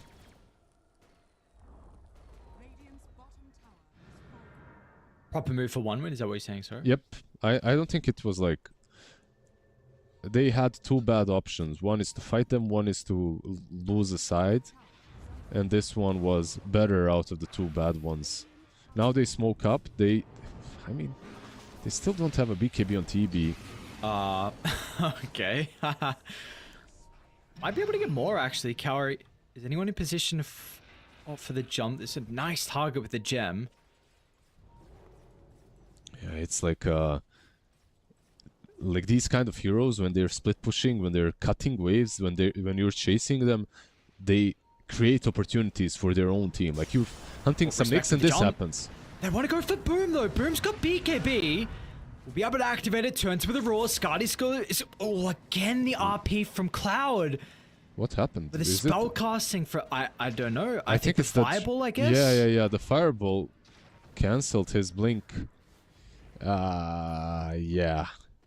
Well, it happens. What can you do?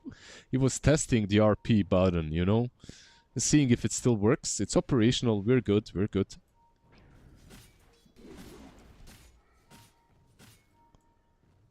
Yeah, he's just, yeah.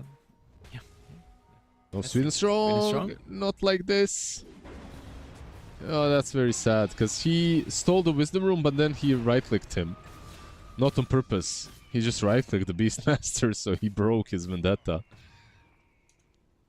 At least he got the Wisdom Rune, I guess, you know? Like, you have to count these small little wins when you fail. Keeps you sane. It's no 7-minute Wisdom Rune. It's definitely a much more valuable one. Yep. So there's as well die to be able to claim, but we do have Roche up in 35 seconds. PogChamp themselves in a pretty good position to be able to contest this. We'll see if they gamble to stay top though. It's getting close to that minute mark. Oh, sorry, 5-minute mark. They're setting up for mid, Mid actually. lane Cloud, yeah. There's a BKB on him. Cloud's though. got BKB. Just gonna look to try and BKB skew away. They might be able to continue though. Sanctity gonna miss on the tree. Yeah, he decided not to TP. He has no RP for 20 and now no BKB, so he might get Also still under the ward. caught, yeah. Gotta be careful. Nice by Carapace. It's really a fight you think, you know, taking respect. He's gonna try and Lasso? find the jump in. It's a better Rolling Thunder as well, with the backline getting handled thanks to Chira Jr. So the spellcasting's not gonna be there. Boom will find an opportunity now to turn with a roar. They need a way to protect the Penguin. No one is there. Mukushi can't get in. No one else can get in. Sanctity snipes respect on the retreat. PogChamp again doing an incredible job. Boom, last second roar to protect his supports and stop the Rolling Thunder from bringing them down. And Carry as well, you know, nothing crazy, but just that supernova sun ray used defensively to make sure they could not continue in pursuit. Yeah, I respect the idea to break them apart, like Pango controlling from the back, Bat from the front, but you just don't have the damage needed to kill off the Beastmaster. Like, you can lasso him, but you're most likely not killing him unless you commit everything. And they couldn't commit everything. They didn't even have RP in that fight. It was still on cooldown, I believe. And the BKB was used on Cloud before, so he didn't have BKB for sure. Then again, these are still like acceptable losses. They're 7k behind. PuckChamp are feeling like they're in full control though. This game is... If you're a PuckChamp fan right now, you're happy with how it's going. They're very careful about this rush bit though. They don't want to... they're setting up for Nyx. Look at this ward and sentry. They're gonna get him. Yep. Great position. They're gonna get him. Maybe not actually. Sweden strong. Oh, they know They now. got a glimpse of the Nyx. Yeah, they're gonna jump over the tops of the rest of the team. Are pretty close though. They're gonna have to take this fight 4v5. Chira Jr. with Rolling Thunder into the middle. Lasso onto Boom as well, so we can't raw Chira Jr. And this is a better RP. They'll turn to deal with the Beastmaster, and finally they're gonna get some value out of the Terrorblade. Munkushi starting to pummel into Sanctity, but the BKBs are about to expire. And once they're gone, they can take the team fight afterwards. Boom, he's going to be ready to turn around with the Raw. Mukushi, can he get the Sunder off? Last second, no. The damage is there.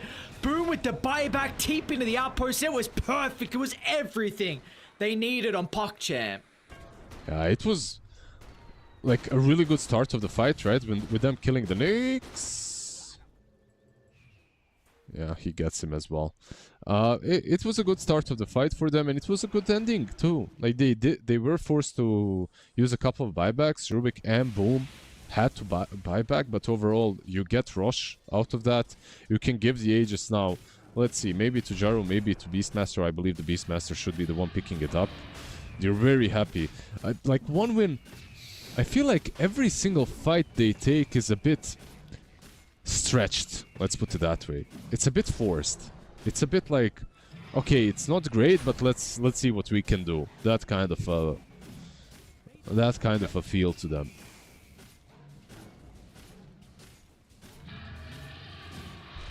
Yeah, I agree. A lot of it is... I think they're never taking the fight perfectly where they have vision as well. It's like either you're trying to scout with the Nyx, and then the Nyx is getting caught, or your Pango's been getting caught a couple times, so you're taking a fight with maybe either one hero down, or PuckChamp already set up and have information. We've never seen really have this perfect fight where they're in a choke point. We were able to set up with the RP, with the lasso at a start. We're not getting these opportunities, and a large reason I think is the vision game from PuckChamp, and also just the early gem as well has been really important. Where is the gem as well? Okay, it's on Diet now. Absolutely. A big part of this game, like that you talked about, is vision. It's always when you're playing into Nyx. Teams are sick and tired of this hero just getting pick-offs one after another. And Sweden Strong is playing a really good Nyx Assassin, but still it's not easy in a losing game to find all the right approaches. By the way... you're going... Uh-huh. Yeah, go. I was just saying, like Rubik in that last fight as well, he stole Reflection for a brief moment.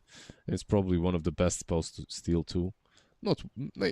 He has a lot of good spells. I wouldn't even mind seeing some Ags on Rubik at some point. Just a lot of really good spells to have.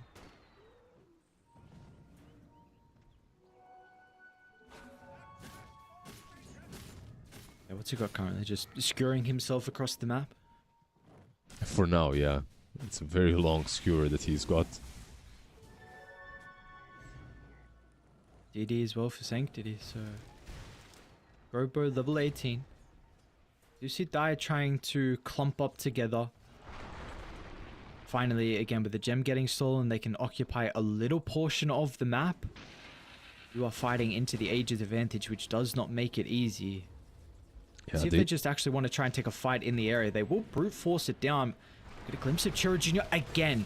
It's just another... Oh my god. Yeah, that's a DD Tiny with Kanda right there. Instantly deleted from the face of the earth. Yeah, they do have Magnus Aghanim's. They're really close to Aghanim's on bat too. Like if they could get these two things for the next fight, well, they have one. If they could get Bat Axe, they probably won't though. It looks like the fight will be forced. They're taking the outpost in case they need to TP back into the fight.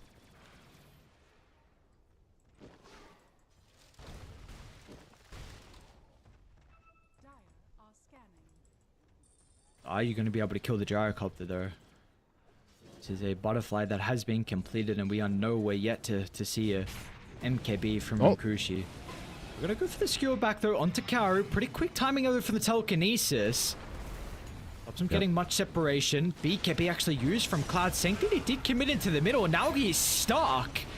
Sanctity is gone. Defensive Supernova doesn't really give them a whole lot as well, and maybe there's an opening here if they're going to be able to catch them. Swin is strong with a long wraparound. I'm not sure. I'm not sure going on their high ground is that smart now. Like, defending your own high ground is good. Going on this high ground might be dangerous. Because there is a buyback on Tiny too. Sweden strong. We try and charge first. Rolling Thunder up as well. Who do we want to go for? It's going to be Boom. Boom still got the Aegis though. Boom's first life will be taken down pretty quickly. Munkushi's meta's about to expire. Is this really a fight you want to take? BKB Sunder, turn around onto Boom, buy back out on the Tiny, and now the retreat's going to be caught as well. So recently some big buybacks have been used. One on Tiny, one on Boom. Not bad here for the boys on Dire, but PuckChamp maybe can get something out of this. Meta on cooldown for quite some time. Boom had the Aegis, right? Like they got that and the buyback on Tiny. That's what you meant, right? Like overall... Yeah, I mean in the past like 5 minutes. Because I mean, Boom's his buyback's still on cooldown for yeah. Around that rush fight, they already used it. That's true. That's true. Yeah, overall, they kind of played them there. That was a really good like force on the Tiny buyback, and then they just disengaged. It was a kind of a cool play, honestly, considering they're 10k down. It was a really nice play to see. I'm surprised PuckChamp they didn't try and force things a little bit harder here, but yeah, they're just very disciplined at the moment, waiting for all their ultis. Phoenix Egg is gonna be up soon. The Roar, of course, is there. BKB on Gyro will be up very soon as well. He's got that Daedalus flying out too. Oh, another one. He's dead for 90 seconds, by the way. So long, that timer. Dieback death timer by the looks of it. Yep. And this is getting you some value out of your Empower. Some great Empower targets as well. There's also a double damage rune too. We're going to give the bottle over to Munkushi. And importantly, he's getting close to that next item, whether it be Daedalus, Butterfly, or MKB, if it's something he's considering to try and deal with the Gyrocopter Butter. Yeah, I'm not sure which one it's gonna be. I feel like Daedalus is probably the easiest one to go for. Butterfly as well isn't that bad. Let's see what they do with this DD. Maybe they can take another tier 2. They're surely mid, no? Yeah, Tormentor was an option, and I believe that was the plan. Tier 2 top and Tormentor, but it got taken too quickly by Radiant instead. Boom almost has an AC, by the way, as well. Like, this is what we're seeing right now. Some big items are coming together for PuckChamp. The Daedalus that we just mentioned on Gyro going Satanic next. Boom, getting that AC, so he's not really that afraid of being caught any longer. Like, he's got that armor to work with. Do you reckon he still dies, though? With the Butterfly crit stick on Munkushi? Because I've been actually more surprised at how much damage Boom has been taking inside some of these fights. I still think he dies, yeah. For sure. It depends, like, if Sunray is there, if maybe some Avalanche or Roar covers him. Sorry, Roar can't cover the guy that's being gone on, but you catch my point, like, yeah. I get you, yes. Alright, Rubik defensive telekinesis, we'll see what they can do. They still have a higher ground more to play with by the outpost that Dire are not aware of just yet. Chiro Jr. Sanctity. They get a glimpse of him. They have a Also gonna DD be- on Yes. smoke up. They don't have Vendetta for 15. Maybe that's the reason why they were so anxious to go back and not take that fight, I should say. Bat has, like, with the Zags and with the Nyx Assassin going in first, I feel like one of the things that Sweden Strong is doing, like right now, he doesn't really have to kill anyone. He can just go in, force them to Carries go them on that him. pick. Yep, he's a really good pick-off. Wow, though, they're clumped up. They're going to get the double lasso. It kind of stops the skewer. Oh, With the counter action no. into the middle. At least they're going to be able to get the echo, but that was not what you were wanting. Munkushi's now stuck. I mean, can he BKB TP out? Is there going to be any way to stop this? You've got the Rubik stalking your prey. And you're going to be forced to use it now with the end. Munkushi actually wants to try and turn, but that's not going to work out. Munkushi tries to TP. He will now make it, but... This is Oh, boy. this is the first time I see a team counter-initiate themselves. Oh, God. So unlucky. They literally counter-initiated themselves with that lasso. Oh, that's just... Yeah. It happens, I guess. I don't know. These interactions, maybe they just didn't know how it works. You know, like the skewer back, the lasso just keeps them in position, doesn't break the lasso or anything.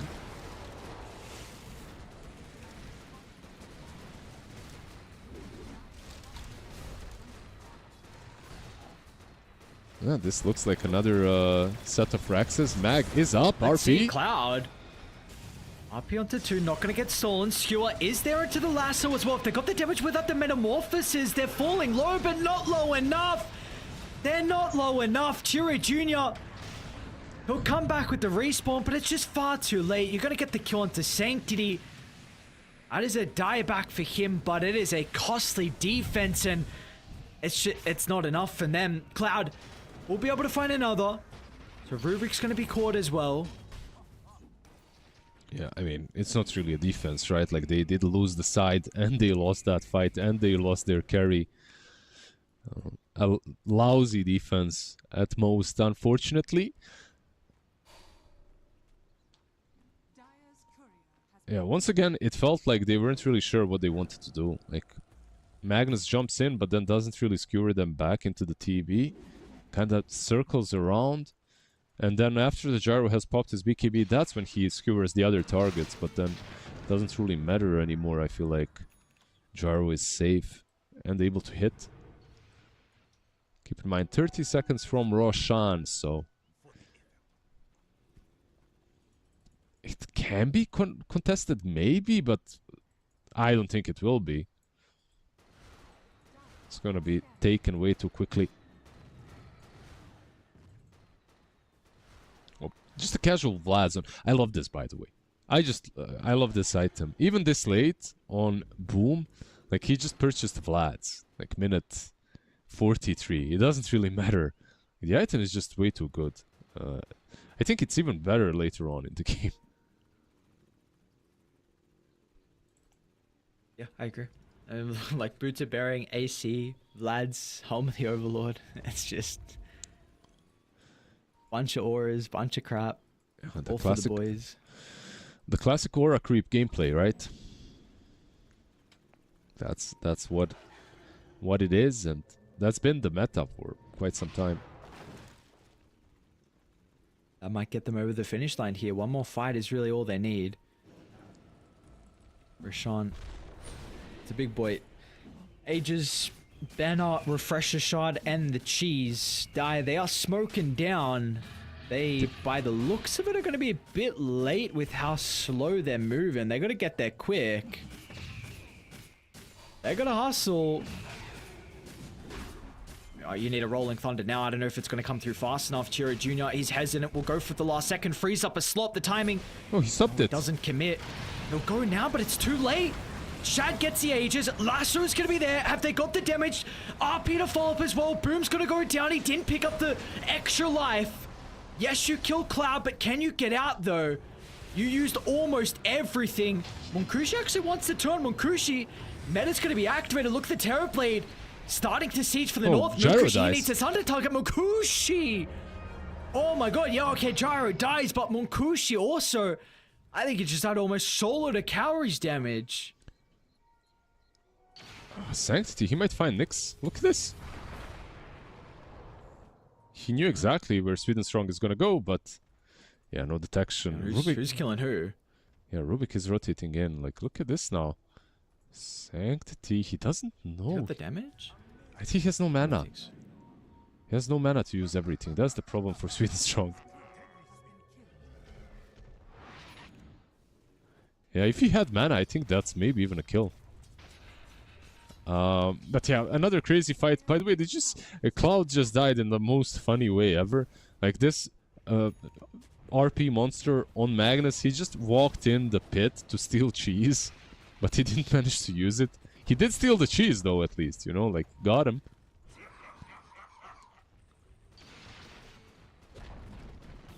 Yeah, well, cool, bro. Nice cheese, nice banner, nice base, Tira. It's a Rolling Thunder to try and waste a little bit of time, which definitely he will do. Yeah, this is still mega creeps though. Like there is no defending from losing all the sides. However, they can still def versus mega creeps. It's not the end of this game just yet. They don't have the best mega defense heroes, but still, with Empower, you can make anyone good enough to defend.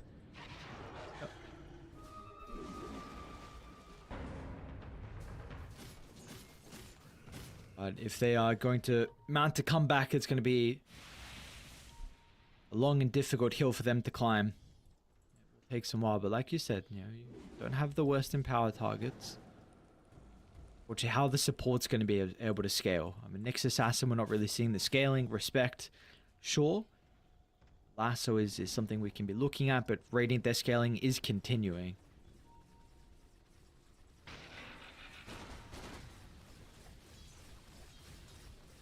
Just getting a lot of Lincoln Spheres as well, right? Like some Lotuses, Lincoln Spheres. They just found the right solutions for this Magnus this game. And the right solution has been the same since TI 10. Just get that Rubik. Lift him up the moment he goes in and tries to horn toss someone. It's instant, like it's very difficult to play against it. Unless you use a BKB, I guess, every time you go in.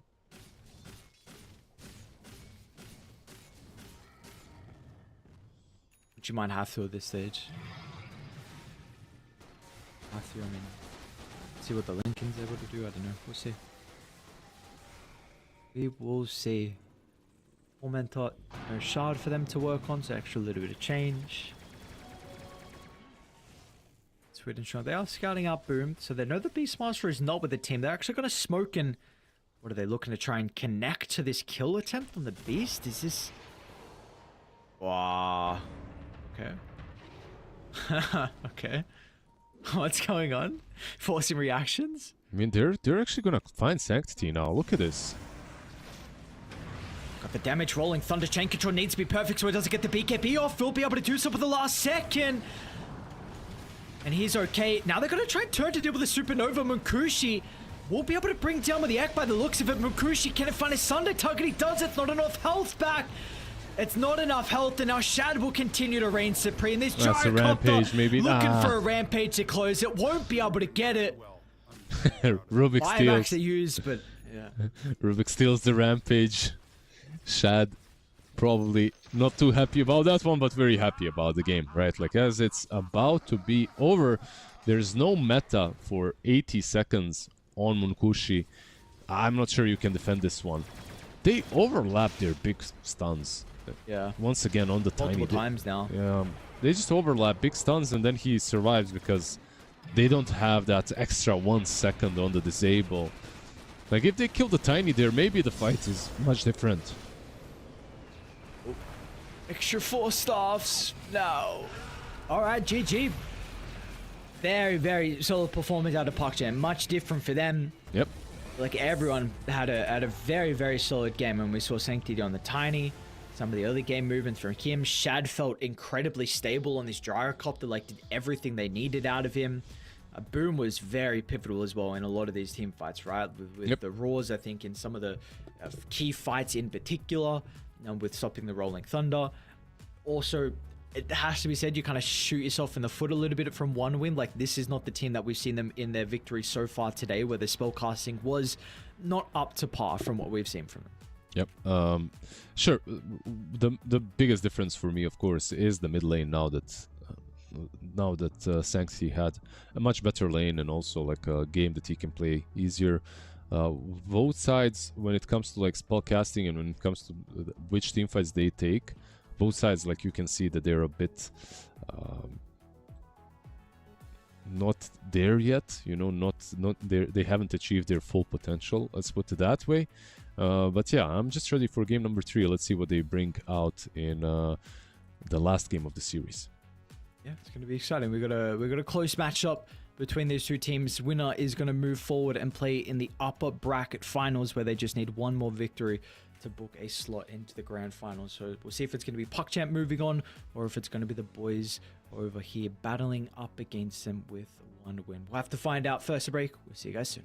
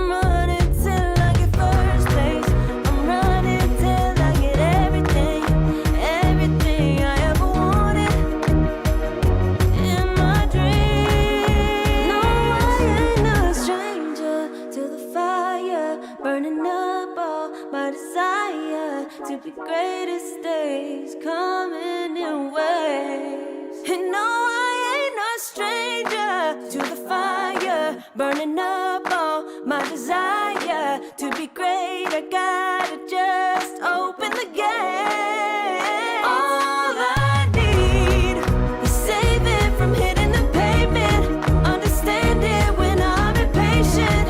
That only I give to me.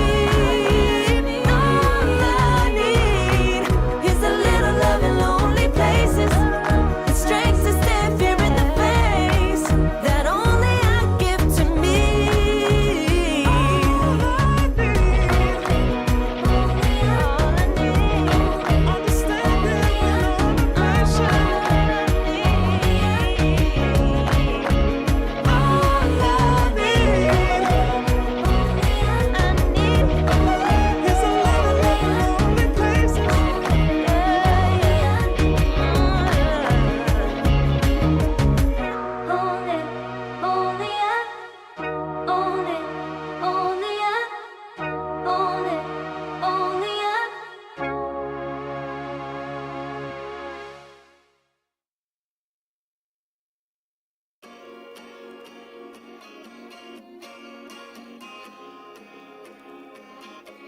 yeah.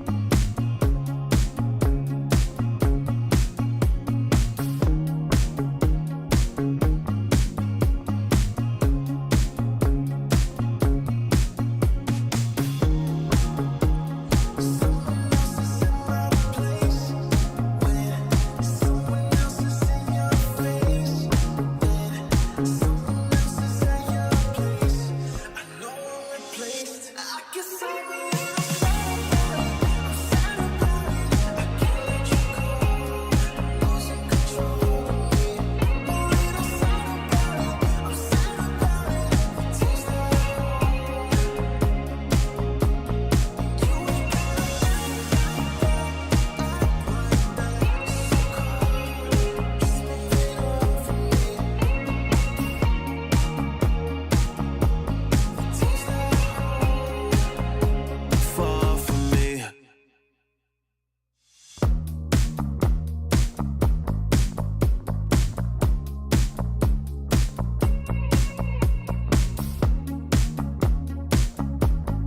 Girl, what's this shit about? You told me I was different than them. Now you got yourself another man. I hate to see you out with him. I guess I'm a little sad about it. I can't let you go. Losing control of me. A little sad about it. I'm sad about it. Taste the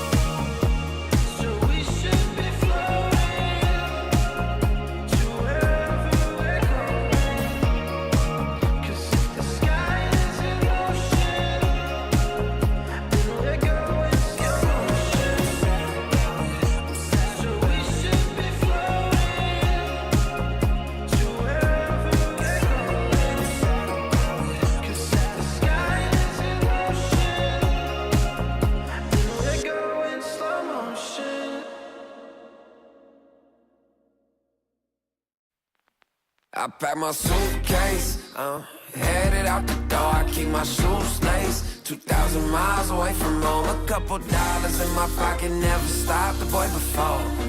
I load my bags and hit the road. Miles past, turning back, found my track, face the fact she a core one. Never gonna settle for none. Stay up every night till I won. Don't want a slow rise, nah. I'm confident. For our final series of the night, we get to go the distance here. Game 3 around the corner. 1-1 tie puck champ. We'll see if they're going to be able to continue with this momentum or if the boys on one win have what it takes. Listen, we saw a very impressive showing out of puck champ. What can they do again? What was the recipe for success which we saw for them in this game that we didn't kind of see from them in that game 1? Yeah, I think like in that game too, they had multiple things that went in their favor. Like one of those is definitely the comfort zone, like level 30 tiny on the mid lane. And another one of those is definitely like some counter picks that they put their hands really deep into the bag, you know. They kind of dive very deep and they find the Rubik. They grab him by the neck. They're like, toss him in there.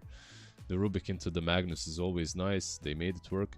And it wasn't, you know, like in this game, it's this silent presence of Rubik that isn't really felt, but that made everything that they wanted to do on the other side kind of harder.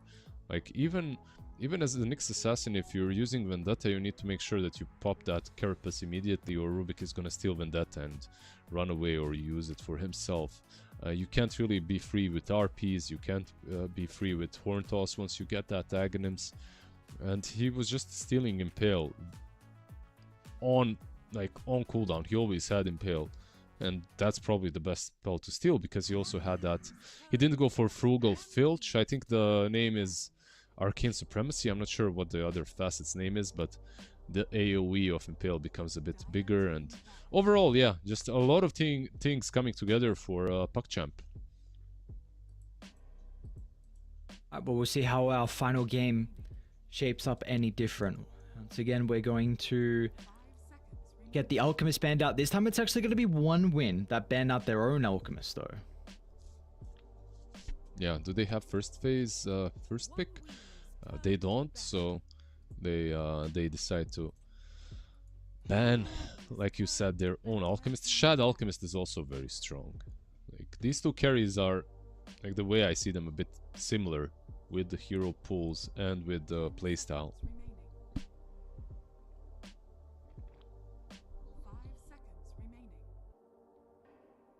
Let's see on the other side. Yeah, the Nyx Assassin, by the way. How do you feel about that being banned? Deserved? Yeah, I think maybe they're a little bit like, we don't want to verse it. It just makes, it doesn't make the game as enjoyable. Like, you have to play so incredibly different. That time it worked out very well with how they played against it. You know, Sentry Observer combinations, grouping up very early, you know, buddy system, them starting to run as like a 5-man around like 25 minutes, but it's not entirely fun with having to constantly worry about the Nyx Assassin. So I'm fine with it getting banned out. I like the different way we've gone down. Shadow Demon again, very strong support, and then we have the Invoker getting let through, so one win gonna pick that up. Yeah, I like your buddy system, by the way, that you're talking about. I like it. And it is buddy system, you know, like when you're going to school in elementary grade number 1, 2, and 3, you have a buddy and you hold hands, because it's the same reason. There's always some sneaky Nyx Assassin somewhere around. You gotta make sure you don't get ganked. Shadow Demon, by the way, also a hero that has been first phase banned in 90% of games at the beginning of this season, but now is even ignored in some of them. I don't think a lot has changed. I feel like this Shadow Demon is still incredibly strong. Demonic Purge brings issues to heroes that don't even expect the Demonic Purge to work that well against them. Of course, Menace is strong in the lane, Disruption good. Let's see what they combo it with. Today we've seen some Shadow Demon and Alchemist, not really a combo, but in any case, I feel like Shadow Demon is just strong, no matter what he's paired with. Yep, very few weaknesses.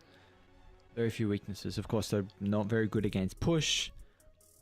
Control is, you would say, limited, although there is arguments for Purge to have some form, but I think when you think of like pure control, you would not list that. So there are definitely some limits on what the hero is able to do. And we'll see if they're going to be able to punish that, though, for one win or not. We got the Magnus banned out, Batrider banned out. Haven't honestly been that impressed with the Magnus. I think we got 3 times so far today, and the one game at one, it felt like it really didn't matter. Like, that was a game where you were saying, like, we were able to get a feel of still how reliant this hero was on RP before the Scepter was completed. And I think that game was pretty much over before we really saw the Scepter even do anything anyway with the Horn Toss. And the Phoenix pickup.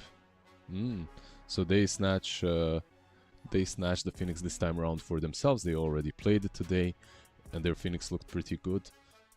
Like, one of the weaknesses as well Shadow Demon has got is, like, he doesn't really deal well with these ward type things, like wards and like from Serpent wards, Phoenix's Egg, but they do get Marcy to deal. Like, this is, if you remember, the first time Phoenix was picked today, I called for Marcy as maybe a solution, but they picked Ogre instead. With Bloodlust, I feel like Marcy is... It's a weird one, right? Like, Marcy has that true position 4 that turns into really a position 1 with BKB Armlet was damn strong. But ever since people started building more utility on her, I feel like she fell off. Ever since teams started doing like some, I don't know, like Marcy Vlads, I feel like Marcy Solar Crest or Marcy Drums, I feel like she lost that oomph where she jumps in and just eliminates a target. So you're still on board with the kind of phase BKB basher type of Marcy. Yeah, I'm still on board with that, especially when you're playing into Phoenix. I feel like it's... If you pick this hero to deal with Yag, I think you should buy a BKB. Make sure that your job is actually completed properly. If you don't, like maybe some Tornado, Deafening Blast, and you don't even kill the Yag. But PuckChamp, they follow up Marcy with a Pango. This might be offlane, might be mid into Invoker. They see their matchup already. Let's see what One Win does. Like there's a lot of heroes left in the pool that are strong into Pango that you can consider. One crazier one out there, but definitely Eastern Europe fan favorite is Bloodseeker. He's still left in the pool. Yeah. I mean, the hero isn't even that half bad, honestly. I feel like there's, especially in some games like versus Alchemist, I feel like he has... There's an argument to be made that there are good Bloodseeker games at the moment. So we got the toss. So secondary support from One Win. Have a little bit of control inside the Rolling Thunder. We'll see what the offlane heroes they look to try and combine it with. I mean, Visage and Enigma are definitely the range heroes that are standing out. But you are potentially going to be able to respond if you like Enigma. We could see something like a Gyrocopter again, potentially for Shad. So I like the Visage call. They get the Mars again. This is like that game number 1 that where they were really slow. They had Mars Phoenix and then they just lost the moment. The other side got BKBs. I feel like this is a very similar situation because they have two same cores, Mars and Invoker. Medusa into Invoker into EMP is a bit out there, but yeah, okay.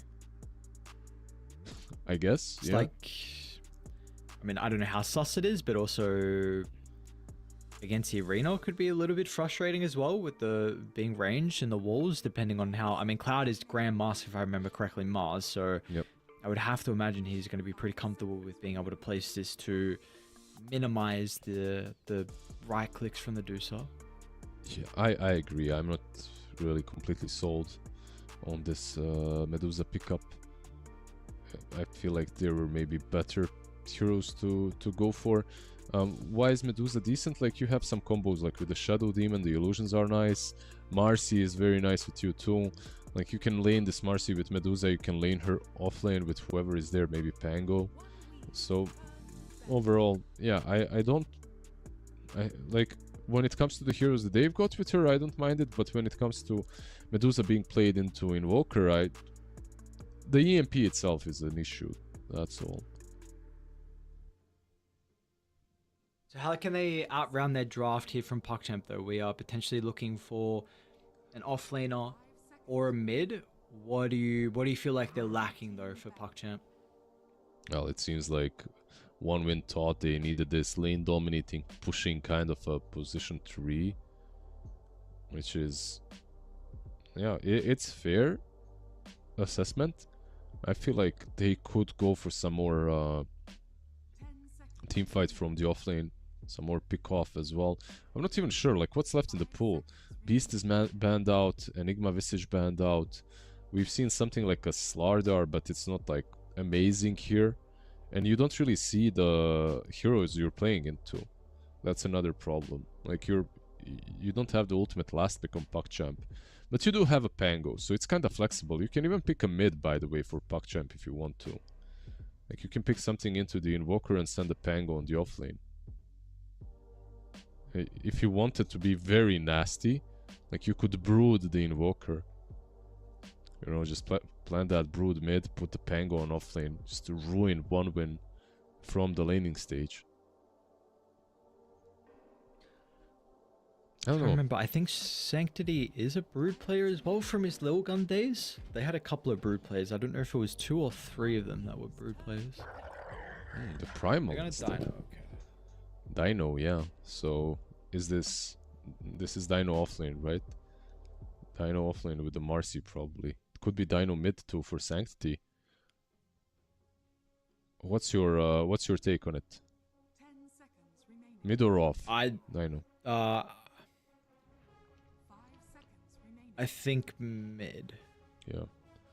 I don't know why though. Yeah, we'll see. I'm kind of worried for if it's mid because of Tornado and Cold Snap into trying to dive the Invoker, but it's definitely doable. If you're playing it on the offlane, however, then you're playing into Lucent Beam, right? But which can break. Yeah, it's gonna be offlane Primal Beast. Probably better. It is a boom hero as well. That's a nasty set, by the way, on Primal Beast. Look at Yes. That is a very, very ugly set. God damn it. But yeah, into Luna, actually, like, they picked Luna into the Primal Beast, but I kind of like... I'm not sure, like, I like it in both ways. I like the Primal into Luna, I like Luna into Primal. I like Luna into Primal in the lane because Lucent Beam can mess up a lot of his spells and you can, like, play around his Trample and his Onslaught if you Lucent Beam on time. But if Primal Beast has a good game and he's running you down post-laning stage with some couple of bracers and a Blade Mail, you can't even hit him, you can't even use your Eclipse into the Primal Beast, like, you just kill yourself. So... overall, I do like the Luna finally being picked up. Like, this hero was just gone for a full day for us, right? Like, we haven't seen a single Luna so far.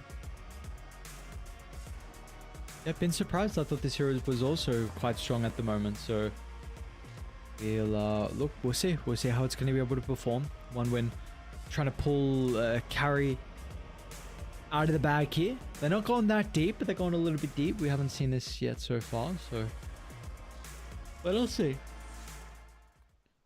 Yeah, it's like yeah, we'll see. Let's see how it goes. Prepare for battle. Would you? Yeah, I'm putting you under the bus again. Have you got a favorite, my friend? Maybe Radiant. Let's do it that way. I like the Invoker pickup overall here. I like the EMP into Medusa. I want to see what Medusa is gonna go for as well. Like, it looks like it's just a standard Manta build. I've seen a couple of Medusas recently go for Disperser Diffusal. It's like what new cool kids are buying. Would you classify yourself as cool? No. Absolutely I also not. would agree. Thank you for that. I guess I deserve it for some reason. It's okay. Yes, my friend, you do. You always do. It's always your fault. I do, though. I do. I bully you way too much. Respect, yeah. Oh. All good. Radiant. That is a long throw. What is that? Why'd he go half the screen away? Cloud. But the monster's just trying to beeline into the middle. But does Cloud really want to be here, though? Like, another round of the spell is going to be up shortly. Another long-range dispose as well if he can find it. They'll get the kill onto the Marcy, but it's going to be a double kill. And this is a bloodbath. We are not done. Cowrie goes down. Sweet and Strong's going to drop as well. Why not try and add some more? Sanctity, quarter health that he's playing with. We got 5 kills. All right, welcome to our final game of the night. Yeah, if you're this Medusa, you might be very happy as well, right? Like, you getting that first blood. On the other side, Luna getting 2 kills. So, kind of evening it out. Let's see on the net worth. Actually, same net worth. 2 kills on one side and 1 first blood on the other. Luna actually keeping up, like, okay, now with some last, it's different. But yeah, Bloodbath, level 1. I like this. I want to see more of that. I want to see more of these rune fights. Everyone is too scared to take an engagement now. I'm always down for action. It keeps the fans entertained, and that's what we are here for, right? It keeps me entertained. I don't care about the fans. Come on, bro. Ah, come on, bro. You gotta care about them. Yeah, of course I do. Yeah. I'm kidding. I care the most about you, though. Yeah, do you? No, not really. I was gonna say, do you want to know how I'm doing? How are you doing? 24 hours? I mean, it's like, what, 7 a.m. for you, and you've been up the whole night? How you doing? Are you keeping up? This good Dota is keeping you up, I know. Yes, exactly right. Top lane? Nice little banishment into the stun, but a little bit of damage on a Sweden Strong, nothing entirely crazy. So you have some excellent Dota. We keep getting action like that. We all will be able to have a very enjoyable time through this final game.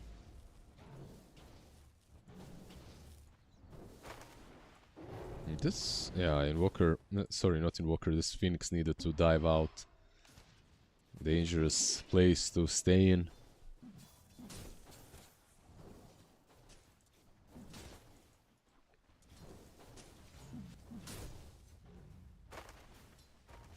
Chilling pretty. Besides that little early action we had, bottom lane actually, Munkushi is getting run down.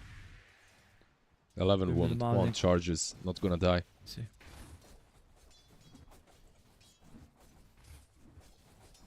Rather so, decent amount of damage to be able to output onto the Luna. We'll see if they can continue to do this a couple more times though to burn the resources.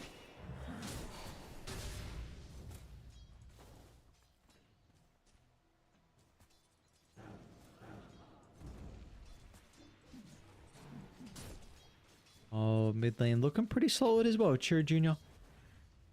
having a good time. Pango having a good time as well. Nothing too crazy.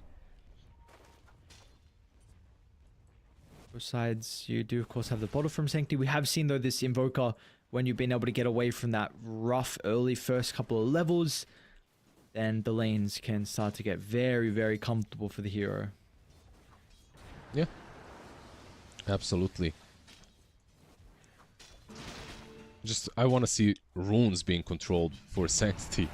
I actually want to see this man having some more luck with his resources on the mid lane, because he's been pressured in previous games. Luckily for him, he's not playing into any sort of a Nyx assassin anymore, so should be a little bit calmer of a mid lane for him. He can even get this bounty rune.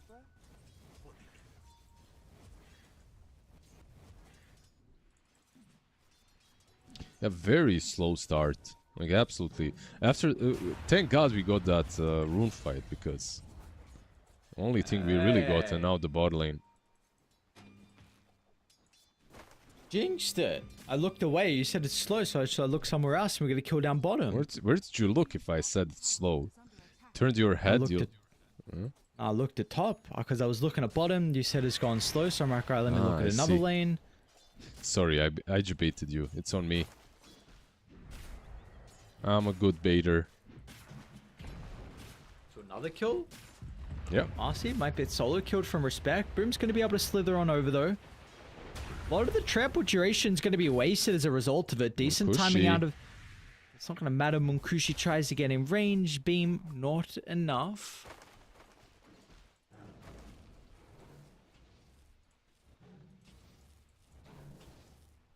Kyori, he's got sticks, he's got Healing Lotus, so he's kinda fine here, but if Sweden Strong decide to continue fighting, I think he can still get him there. He had 12 Magic Wand charges of his own. This ward has been scouted, unfortunately, so it's gonna get warded very soon. It's actually going to run the Phoenix down? Who's going to win this? I feel like Phoenix might be winning this, yeah. Yeah, I think like Phoenix wins this. Stick, Lotus gonna have to be used. Does he go for the dive? Thinking about it, but Karo's out of it. Get a little bit of separation thanks to the banishment. Yeah, level 1 dive, just not long enough, so doesn't get him, but they do deward it immediately, and Medusa meanwhile is dishing out a lot of damage to this Mars.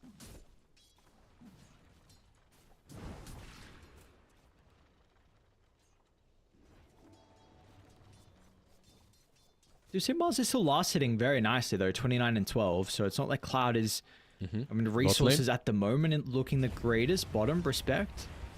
A little bit of toss back there with the Dispose. They can still help close the distance, but without the trample damage, they might have some issues with actually getting the kill. Respect is going to run into the trees.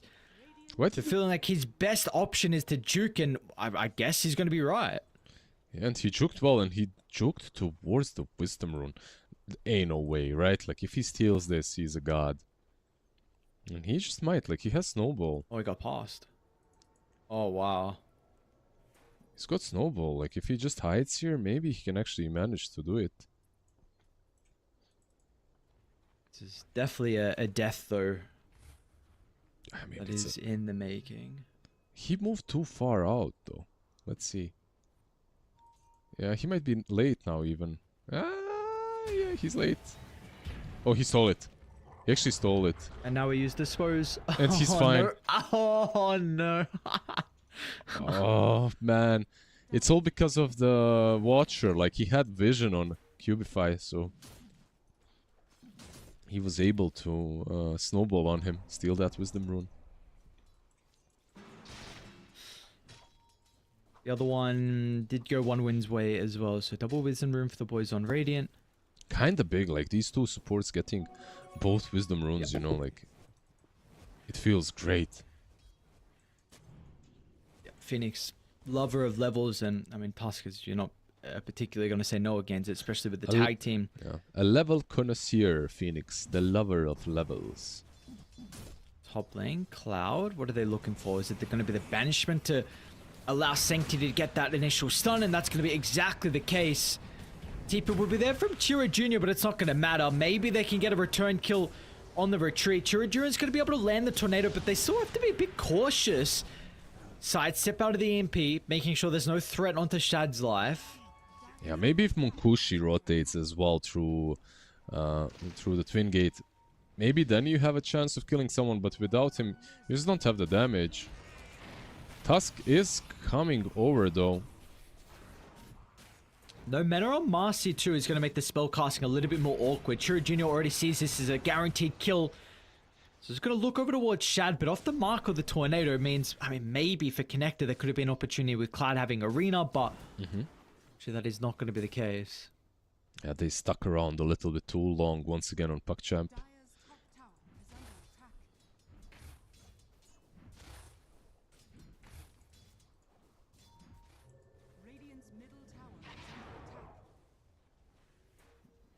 We're going to even start to the game though, 4-4. Pretty much everyone besides the Mars, even though Mars was doing a good job early on. I feel like I'm seeing this a bit more regularly now. Like Mars finding good last hits through the first like 5 minutes or so, and then all of a sudden like a couple deaths or things just don't go his way, and then that net worth takes a big hit.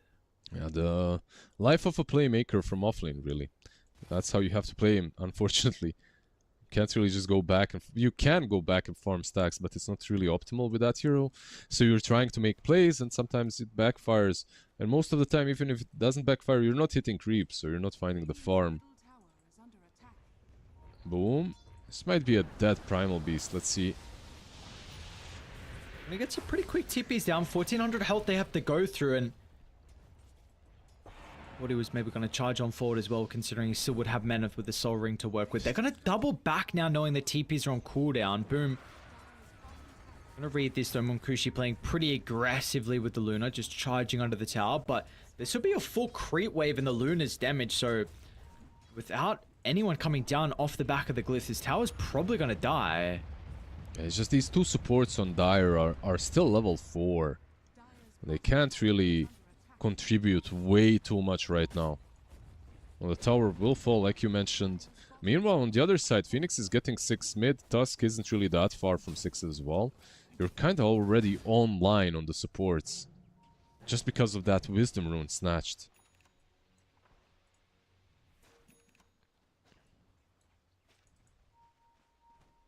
It's like, I mean, maybe Sanctity can go back and farm the jungle. He's got Diffuser Blade. They're going to opt through the Twin Gate. With the egg, why not? Like, they have the arena too, right? Like, they can use these big ults. And they will. Shad. It's going to be all the ultimates they need to be able to secure the kill onto the Medusa.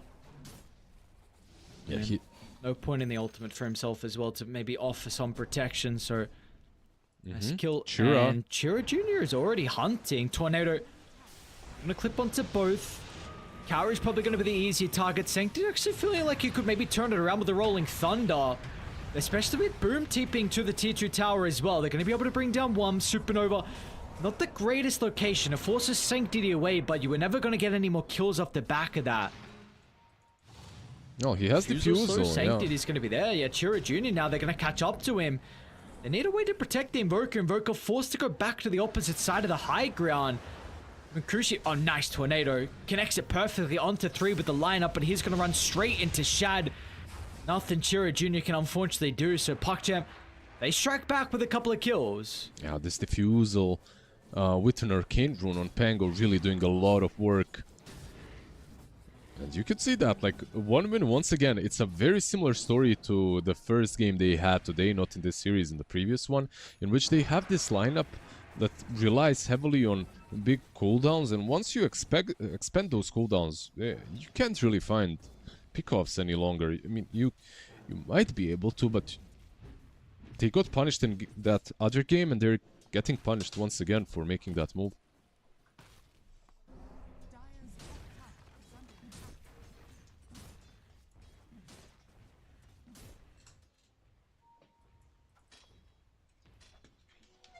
This tower will eventually go down.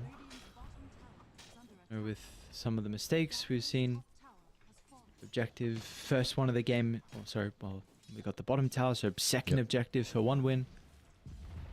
Really going to open up the map for them, make it that much easier for them to play aggressively, but also just, of course, extra camps. Dota becomes a little bit easier now. It's just much nicer for Luna now, right? Like, she can stay in the triangle, get Manta, send Manta illusions up top. Meanwhile, Mars can maybe even leave the top lane once he gets the BKB and start playing, sorry, the Blink, and start playing with the team.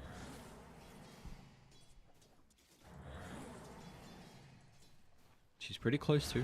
And this wave actually might give him enough gold for it. He's going They're actually starting to come over. Almost running to the Marcy. It looks like we'll do so now at the end. What, the arena tries to drop the arena, but he's not going to stay alive long enough to get the gold for the Blink. So unfortunately, arena on cooldown, Blink further away.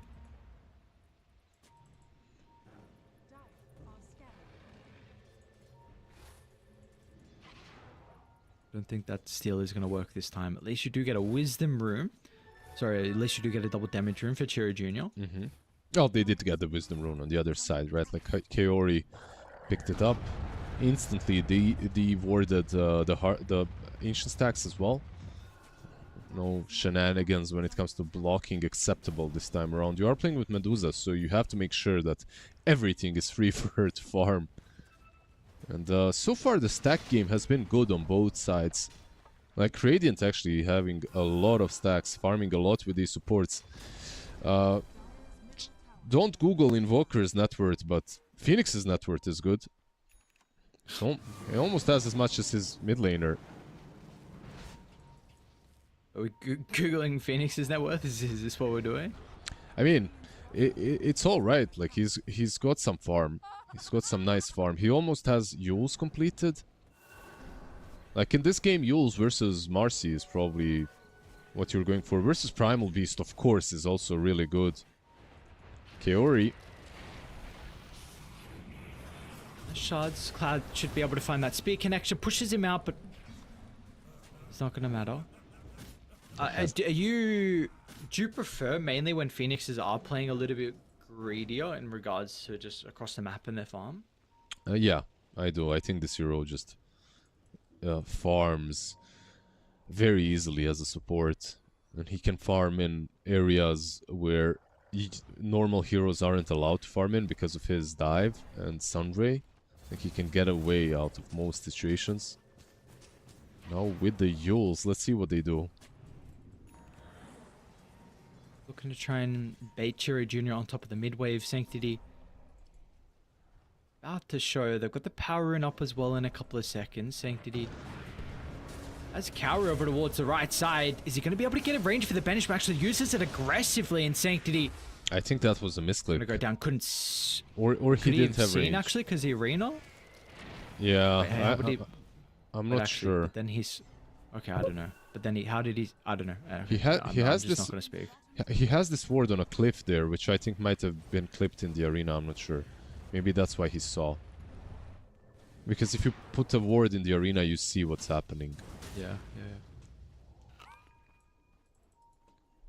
Regardless, so nice kill for them to find onto Sanctity. Top lane, they're going to be able to find another one.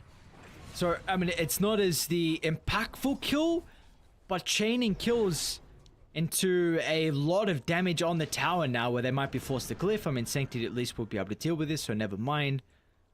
But this is what you were saying before, like, it just makes the map a little bit easier, right, for the Luna. You shove out top, send the Manta, farm back towards a triangle. He's having those perfect movements when it, like farming patterns on the Luna. Oh, he eggs actually. Supernova, yeah. Meanwhile, we got the Medusa that's going down as well. We'll go back over towards the river where Egg does get bursted. That was... So they're going to have the right clicks, but it is space created because Shad goes down. Yeah. A much bigger kill for one win, of course, killing off the Medusa. The Egg was... I guess it bought them time, right? Like, it bought them some extra time to kill off the Medusa while they were cooking some omelette.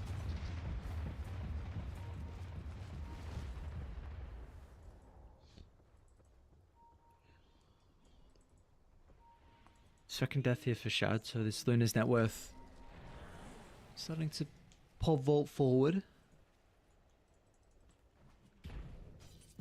3,000 net worth lead now as well, so one win. Been in this position multiple times so far this series. But a lot of the net worth is honestly on the supports. Still, like you said, this Invoker's net worth is not in the best position. The supports and kind of the Luna's net worth. No, I was... Like, that happened before. Invoker had, like, in comparison to the Pango and everyone else, every other core, he was really low. Right now, like, he's kind of catching up. It's not great. He's still the lowest. Mid lane dive into Yules, but I don't think they can follow this up, right? There's no way. At least the Invoker is catching up. He's gonna get his Pike soon as well. He's got... Actually, he's got it right now, so... Not too terrible, you know? Like, has some items. All he has to do this game, as anyway, is Tornado EMP. It is useful.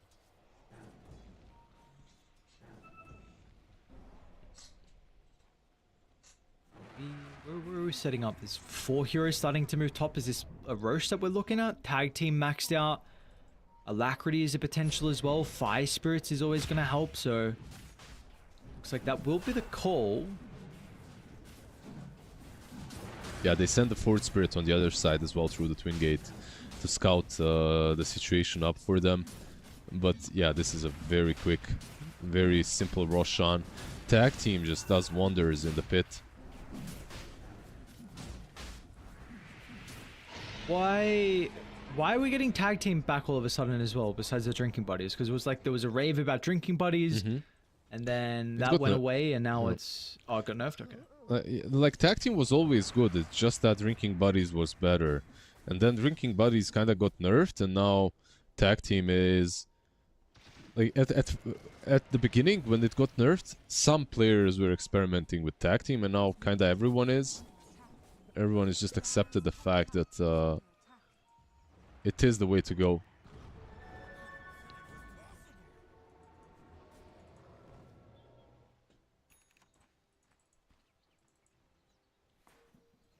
Link Dagger as well from Respect, so speaking a lot about the Phoenix's farm. So they're tossed now as well. It's gonna have a way to importantly save someone through the Pulverize. Bit of a long duration ultimate stun. It's gonna be really important.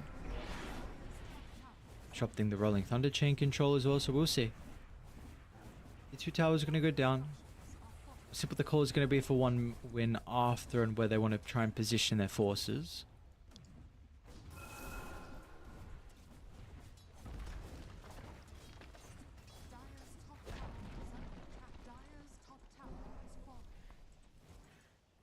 Just be back to farming, they go. Kushi will draw a line mid. They do have Cloud already getting set up to try and push the wave out, so they've still had plenty of time to try and convert with the Aegis. Still looking at some pretty decent items, whereas at the moment, PuckChamp, they group it up with pretty much all 5. How do you feel about the Manta Skadi over Manta Butterfly on Shad? And he's going for Aghanims next. Like, I've seen some players go Ags on Medusa recently. Well, Skadi always versus like a ranged carry, right? But I don't know, you know, Sunray too. But is this, do you want this second item? I'm not entirely sure. Yeah, that was my point. Like, as second item, it kind of makes more sense, but I guess you already lost the Aegis. Like, the power spike is butterfly plus Aegis, and you start taking down objectives. But without it, I don't know. We'll see. We'll see how it goes. Like you said, range carry as well.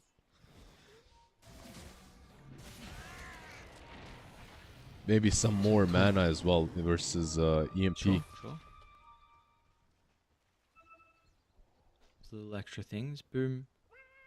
It's getting stalked, but it's just been Kushi and Chiro Jr. Rest of the team, I believe, was finishing up a Tormentor. Now start to move over back with the boys as well. Where did that shard actually go to? So Chiro Jr. got theirs. Looks like for PuckChamp, it's going to be the Marcy that gets the Ugg shard as well. Dire's middle tower.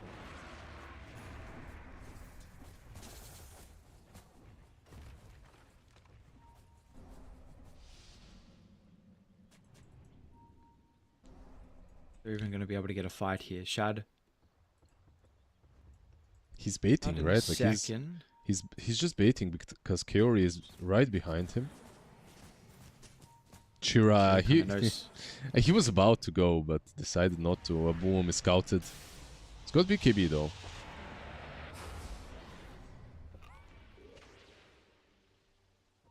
Have to use it. They cut mid. Strong's going to go back towards the T1 tower where they will get a glimpse of Boom. So what the call is going to be like, okay, they're TPing over. Luna's not with the team though, Sweet and Strong. It's a good position for the Phoenix, yeah, but they just run away. But it's just, I guess Cloud wasn't nearby as well, potentially. Maybe now onto Boom, but Boom's got BKB. You want to try and force it without a heavy commit or Sanctity. That's the committal though from Dire. Rolling Thunder and they'll get nothing out of it. So it's just either side is posturing very aggressively. He's going to go through the portal? Tornado, yeah, way too short, not really that mobile on the Invoker. Pike was already used. Yeah, like you said, they just kind of disengaged on Dire after the Rolling Thunder was used. They couldn't really find the right targets. The egg wasn't used as well. I feel like both of these teams are very methodical when it comes to the way they played this game. Like, the rune fight promised, you know, the bounty rune fight minute 1 or minute 0, I should say, it promised more than this. I expected an action-packed game, but we're getting some very slow and disciplined approach by both of these teams. And as a result, you're only going to get one tier 2 tower with the Aegis. Net worth lead hasn't drastically grown. We'll see if they try and force the issue down bottom. There's no one really here from PuckChamp besides the Marcy. Of course, they can bring some of the heroes down. But it looks like more than likely this tier 2 tower is going to go uncontested, especially with the Alacrity up Luna. Yeah, they're gonna force the high ground here. Like they don't necessarily need to fight the high ground, but they will force at least some rotations back. Yeah, Primal Beast already TPing in. That's it. That's all she wrote. You can just go back now.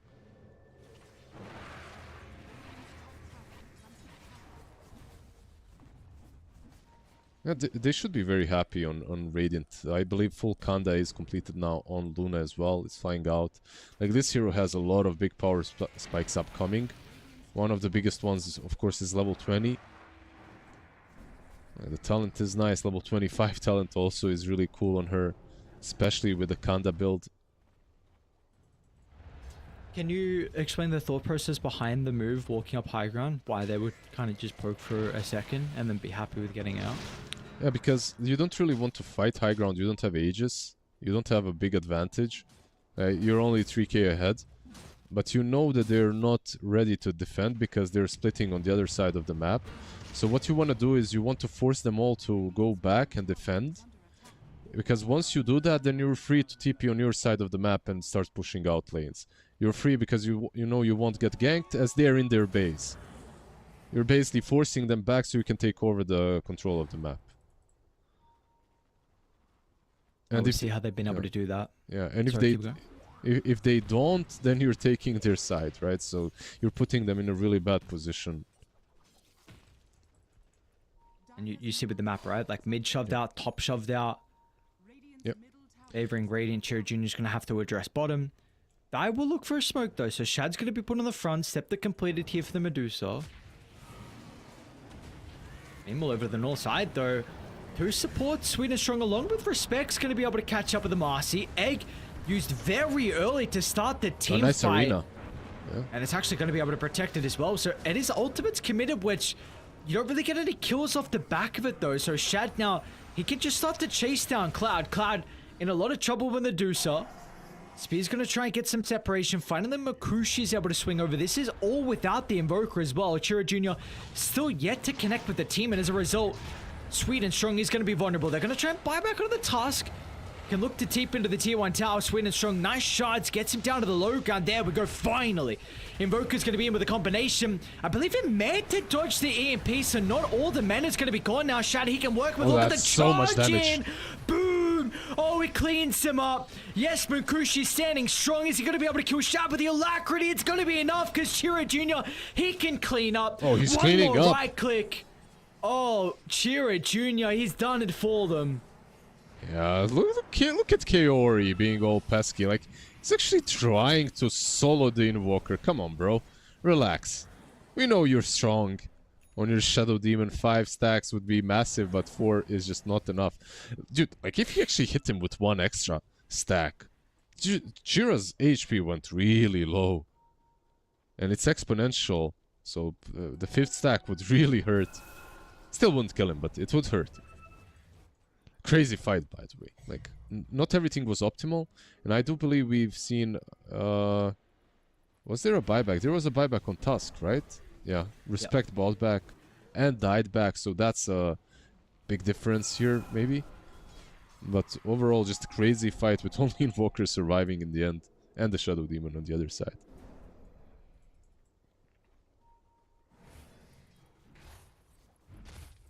Well, that's the action that we've been looking for so far inside this game. Finally, we're going to get a big team fight. And big winner. Big winner is definitely Chiro. Yeah, like one thing that happened at the beginning of that fight that we didn't mention is like this Luna didn't deal with the Shadow Demon illusions. Like you just need to press Lunar Orbit and that's it. Just click it and kill off the illusions and then you continue fighting. But he didn't do that, and because of that he was just running away from his own illusions for like 5-6 seconds. And he wasn't really able to contribute to the fight because of that.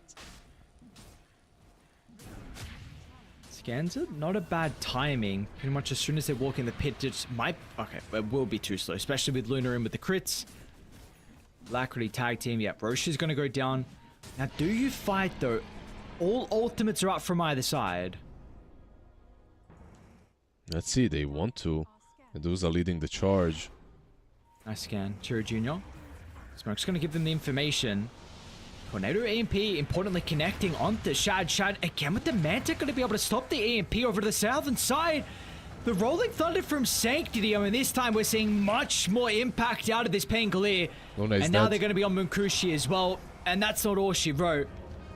Off the back of the respawn, they're going to be able to surround him. Phoenix tries to create some chaos. It's going to buy enough time for Munkushi to jump in with the arena combination, but the Medusa's mana is now gone. Munkushi's going to be able to fight back. They'll get themselves a double kill. Try to turn protected Cloud. Cloud, he's not dead, finally. A swashbuckle from downtown secures the finishing blow. Munkushi with a big snipe. This Kanda beam bursting down anyone that it's able to hit it against.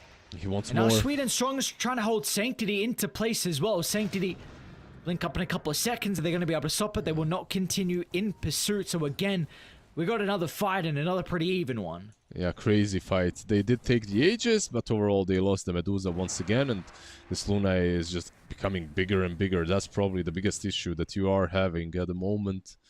Didn't manage to kill off Sanctity though, and mostly because he popped the Mask of Madness to get there on time, so he didn't have the movement speed. But now he has... So he didn't have a spell to use. I mean, he had the movement speed. But now in the end, he's got a full butterfly off of that fight. He's probably, like, the fight might have been a bit even, but he's a big winner overall. If you don't take in consideration that he lost the Aegis very quickly.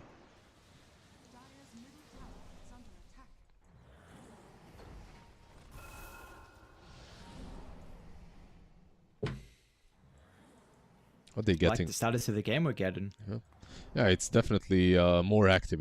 The game has come alive. Yes, it has indeed, and things that we love to see. It's going to give us a lot of action. Hopefully that will continue though, even without a potential fight around Roshan. Sweden strong. Might get jumped farming under the ward, but it's not going to be an easy jump with these two supports. Yeah, he's got full Shivas completed. By the way, Shad with Aghanims and Shard, like he is going to be doing a lot of controlling as well with Mystic Snake. But what's interesting to me is, I think it's something that Scriff was showing as well. Like he's got the Stone Gaze Duration, level 20 talent. He didn't go for the 3 Mystic Snake bounces. Considering he's got Ags and Shard, I was thinking maybe he's going to go for the bounces, but okay. Some extra duration on the Stone Gaze is always nice.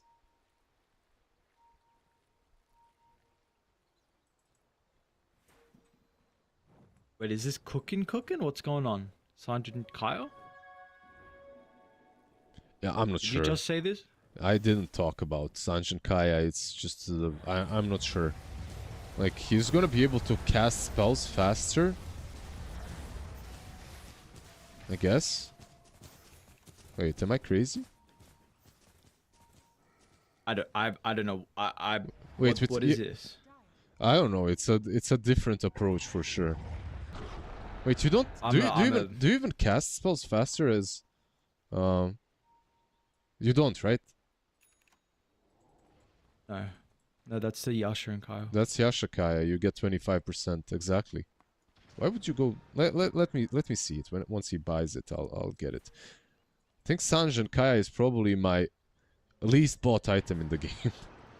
Out of everything, just has so few uses. Sure, may have to be a little bit cautious. The rest of the team was a couple steps behind him. So if you stepped a bit too far to the right, Boom was ready to go.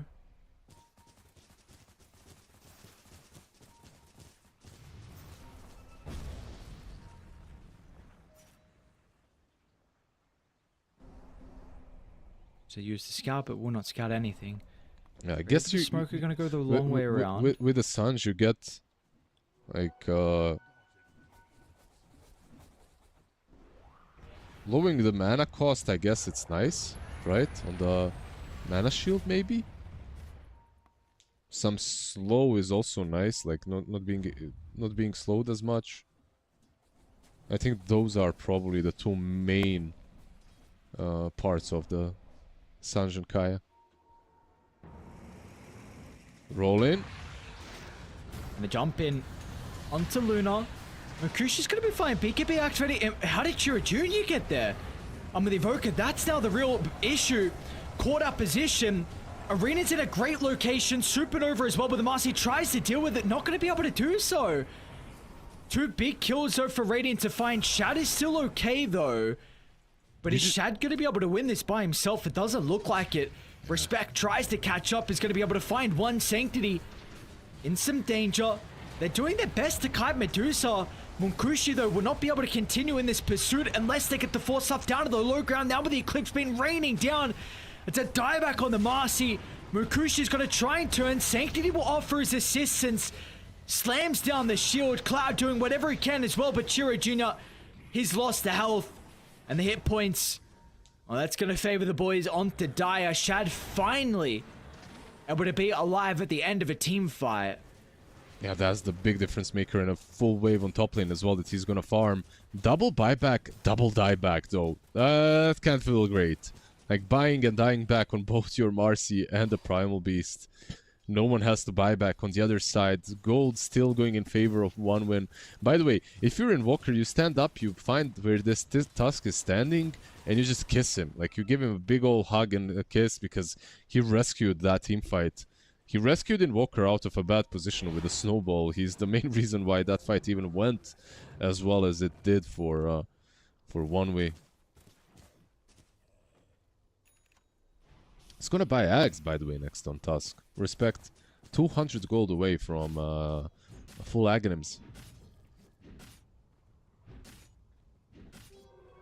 What is the call with the Scepter? We just kick in Dusa away from a fight. I guess so, right? Like you jump in, you kick the Medusa away. I feel like that's enough value in these team fights. Or you kick her in, right? Like, or you kick the Shadow Demon or someone in, if you can find the right target to get them out of position.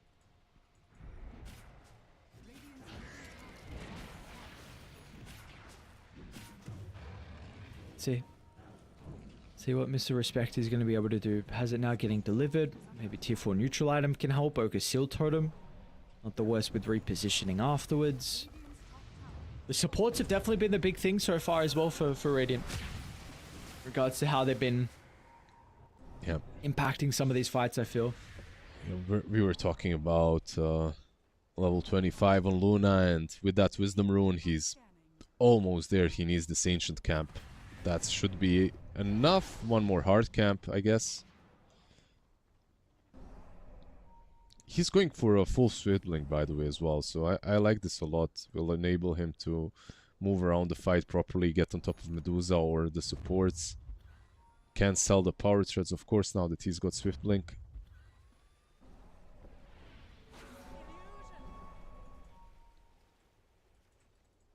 Where do they want to go with the smoke? Looking maybe a little bit hesitant, waiting for everyone to group up to get the 5-man smoke. The top it is. Once again, Roche is up and Dire. They're not set up. They're going to maybe have to come through the portal, but that could be a disaster if they do so. It's going to start channeling. Boom. Ah, never mind. Straight into the pit. It will scream, but this is way too quick. There is no contesting this, Roshan. Aghanim's completed. Ag's Luna, by the way, as well. On top of everything else, now that's something that you have to worry about. He's got that Lucent Beam. Additional target hit. Just so much damage from this hero alone. God damn. Yep. See, he's just gonna cut bottom with the Lunar Illusions, which he will not be able to get another wave, but you deal with that. You're gonna connect to the team again. Mid shoved out, and a high ground push is now inevitable. And PogChamp. So what are we looking for with the defense? Because you're probably gonna siege the Luna, and maybe even dangle his life to opt for a kickback on the Tusser. How do you try and set up a defense if you're PogChamp? I'm not even sure at this point. It will be... they have to find a way to dodge out the first initial go with this Aghanims from the Luna. I guess if you can get some really nice disruption on her. Or if you could dangle a target and then just disrupt whoever they go on, reset off of that, I feel like maybe that's the best course of action. Shadow Demon definitely enjoys that kind of a gameplay. Plus, it's really easy for him to do it. He's got Aether Lance and a Telescope. So the range on that disruption is really damn big. That's what they're doing. Just put the Medusa up front and make sure that she's unkillable.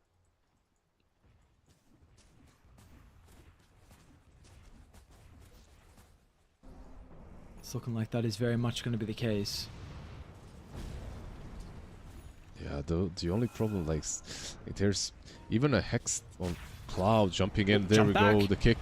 Into the Hex, and now with the beams as well, they're going to have the damage. They're going to drop everything, but the banishment is there. The banishment from Gary will keep Shadow alive. Shad's able to turn with the BKB. Down to half health. You're fighting everything against Munkushi's Aegis. You finally killed him off, but are you going to be able to get away and set yourselves up for a second round? There will not be another round, though, by the looks of it. PogChamp don't stop one win from retreating, and they thought that would go very differently. Yeah, man, these high ground pushes are way too difficult for them. They expected it to go differently, but you are pushing into a Medusa and a Shadow Demon. It's not only the Medusa that's the problem. Sweden Strong up on top. He's, I think, very dead. Let's see, Yules. No dive, though. He's dead.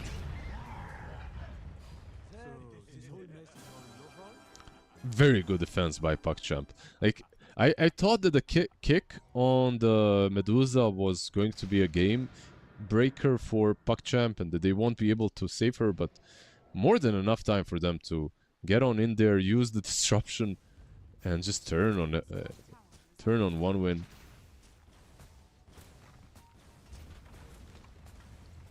I thought it was going to be enough as well, but I honestly don't know how much is Kyra and Sanji's doing. Like, this could be incredibly big brain. Yeah, I think it is. I think it's not purchased on a lot of other heroes, but it is purchased on Medusa. It definitely benefits this hero a lot. He's got level 25 now as well. Gonna finish off the MKB. The Skadi just hitting everyone is always nice to see. They do need to defend bottom. Like, Fort Spirits are actually doing a lot of damage. This tower is going to fall even. They are a bit split. You see, they're not coming back because they want to try and take a fight, and this is the pathing. They're going to intercept Respect from being able to connect with Cloud and all the other gang, but they will TP out. Yeah, we're basically at the point in which both teams, their cores have almost maxed out everything that they can buy, and now they're basically just buying refresher orbs. Like Invoker going for a refresher orb. I think I've seen Mars as well go for one, yep.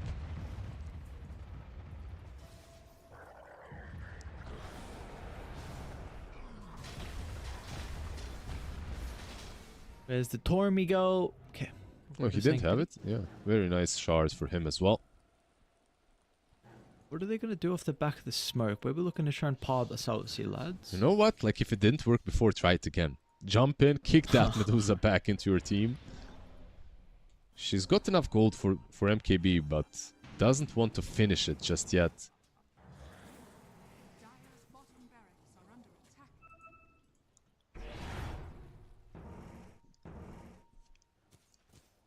Game's going to stall out by the looks of it. Slow this one down a little bit. Probability 54%, still very even with the 12,000 net worth lead that they're playing with. This one has still got a long ways to go. Has both sides got a gem? Yes, we are at that stage.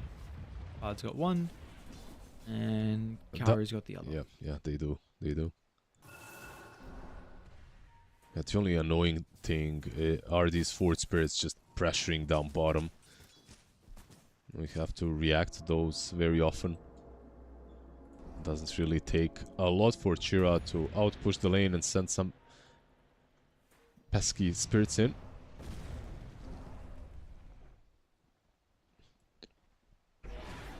By the way, he's also one of those heroes that can actually scale very nicely at this point of the game even.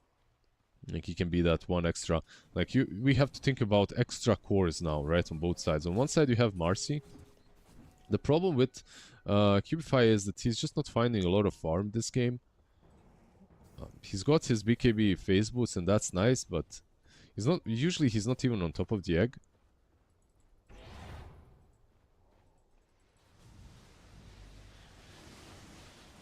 Invoker has a refresher, by the way, flying out too.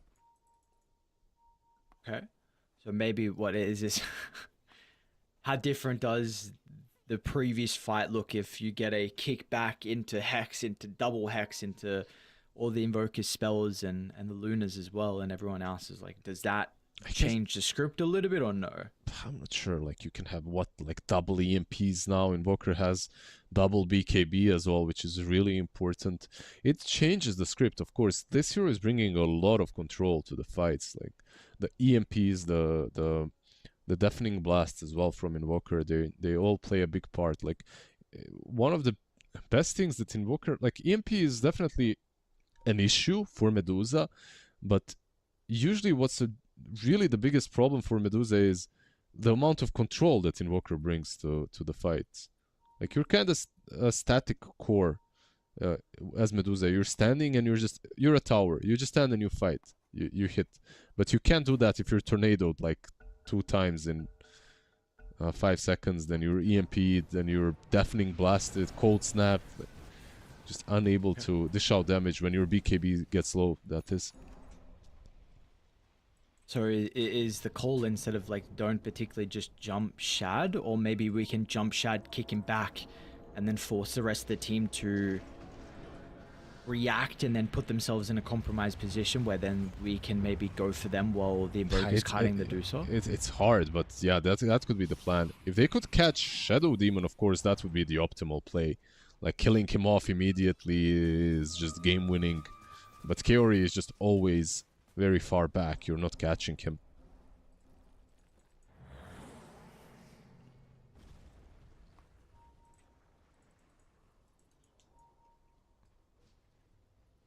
It's going to be a difficult task for them to be able to get this Shadow Demon top lane. They might go for the Marcy.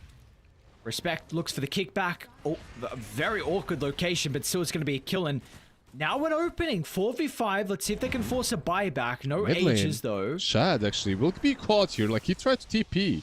It's not going to happen. Now tier 3 tower is going to go down, so it makes it that much more difficult for you to be able to set up. They're still trying to deal with the Medusa. Respect, and once again, gonna kick Shad further away from the base. I mean, Respect potentially just gets himself killed as a result of this. Maybe, boom. Nice tornado, Chira Jr. I mean, this is so much space between the two heroes. Shad. It's so annoying. Luna top lane though, she's taking your side. Oh Look my at god, Shad. Shad's not leaving. he's still stuck. They have kick again. They actually have kick again. Is Respect gonna go for this? Now they're actually gonna look for the kill onto Shad. Beam's gonna rain down. Shad forced to BKB. Boom has to use it as well. Yeah, the arena. Dude, the spell casting is incredible. Yeah, it's just so dumb. You know, when you start playing versus this Invoker at this point in the game, he's just constantly controlling you. Nice. Like the only reason why he managed to survive there and get away is because he preemptively used Manta, so it broke Respect's Blink Dagger, so he couldn't jump in and kick her back.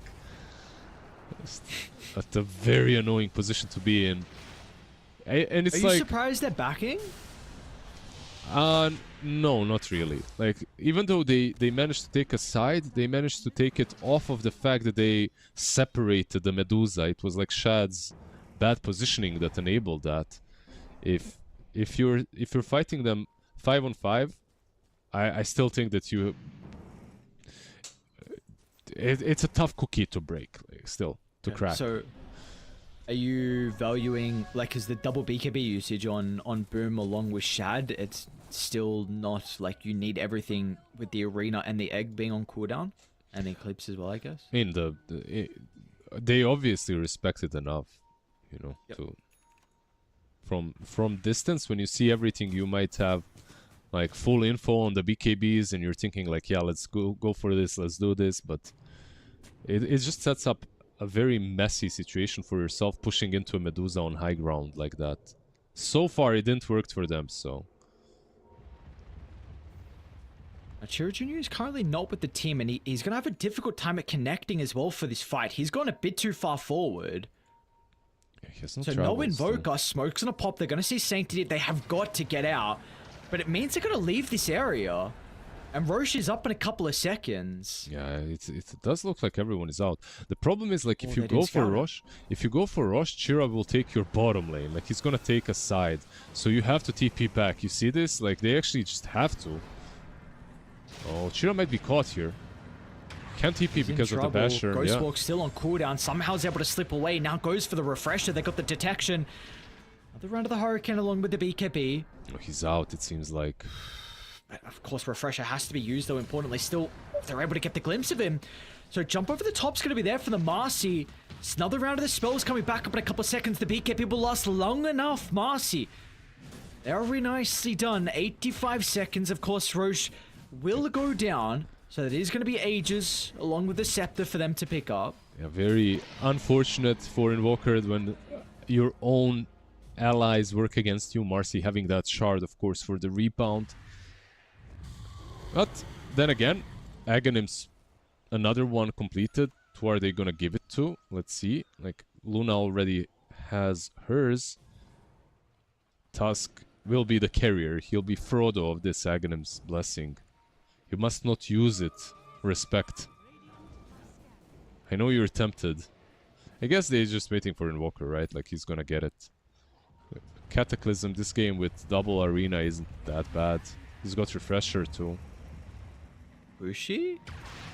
Now you guys are posturing really aggressively. Sanctity. It doubles some of the jump in. Sweet and Strong is isolated from the team.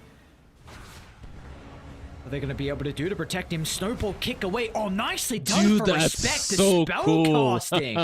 Oh my god, dude. What? That respect is... Dude, this guy is on another level. That's so cool. And he's dead because... Dude, what the...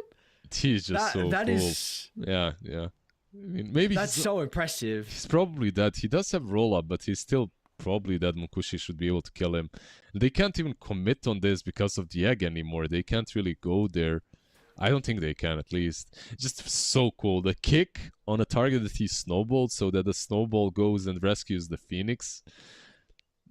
Yeah, I love it. I love to see these small little... Not small, but cool plays.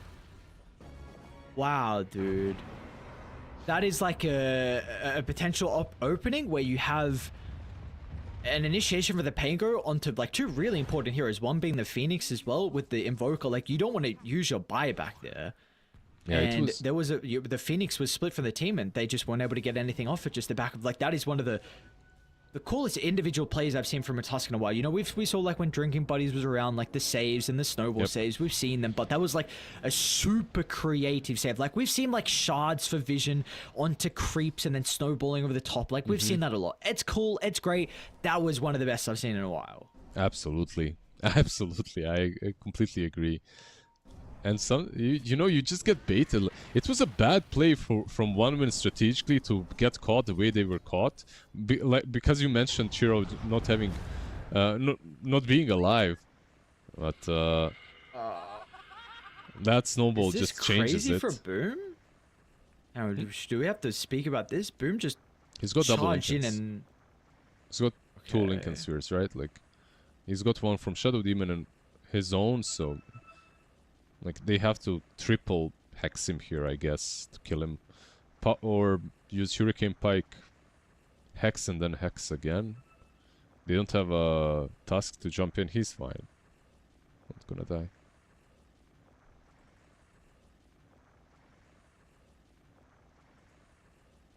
Luna is too far as well. Maybe some crazy Swift Blink with Lucent. It's just not gonna be fast enough. He can pop the BKB. Whatever happens, he should survive the skirmish. but I guess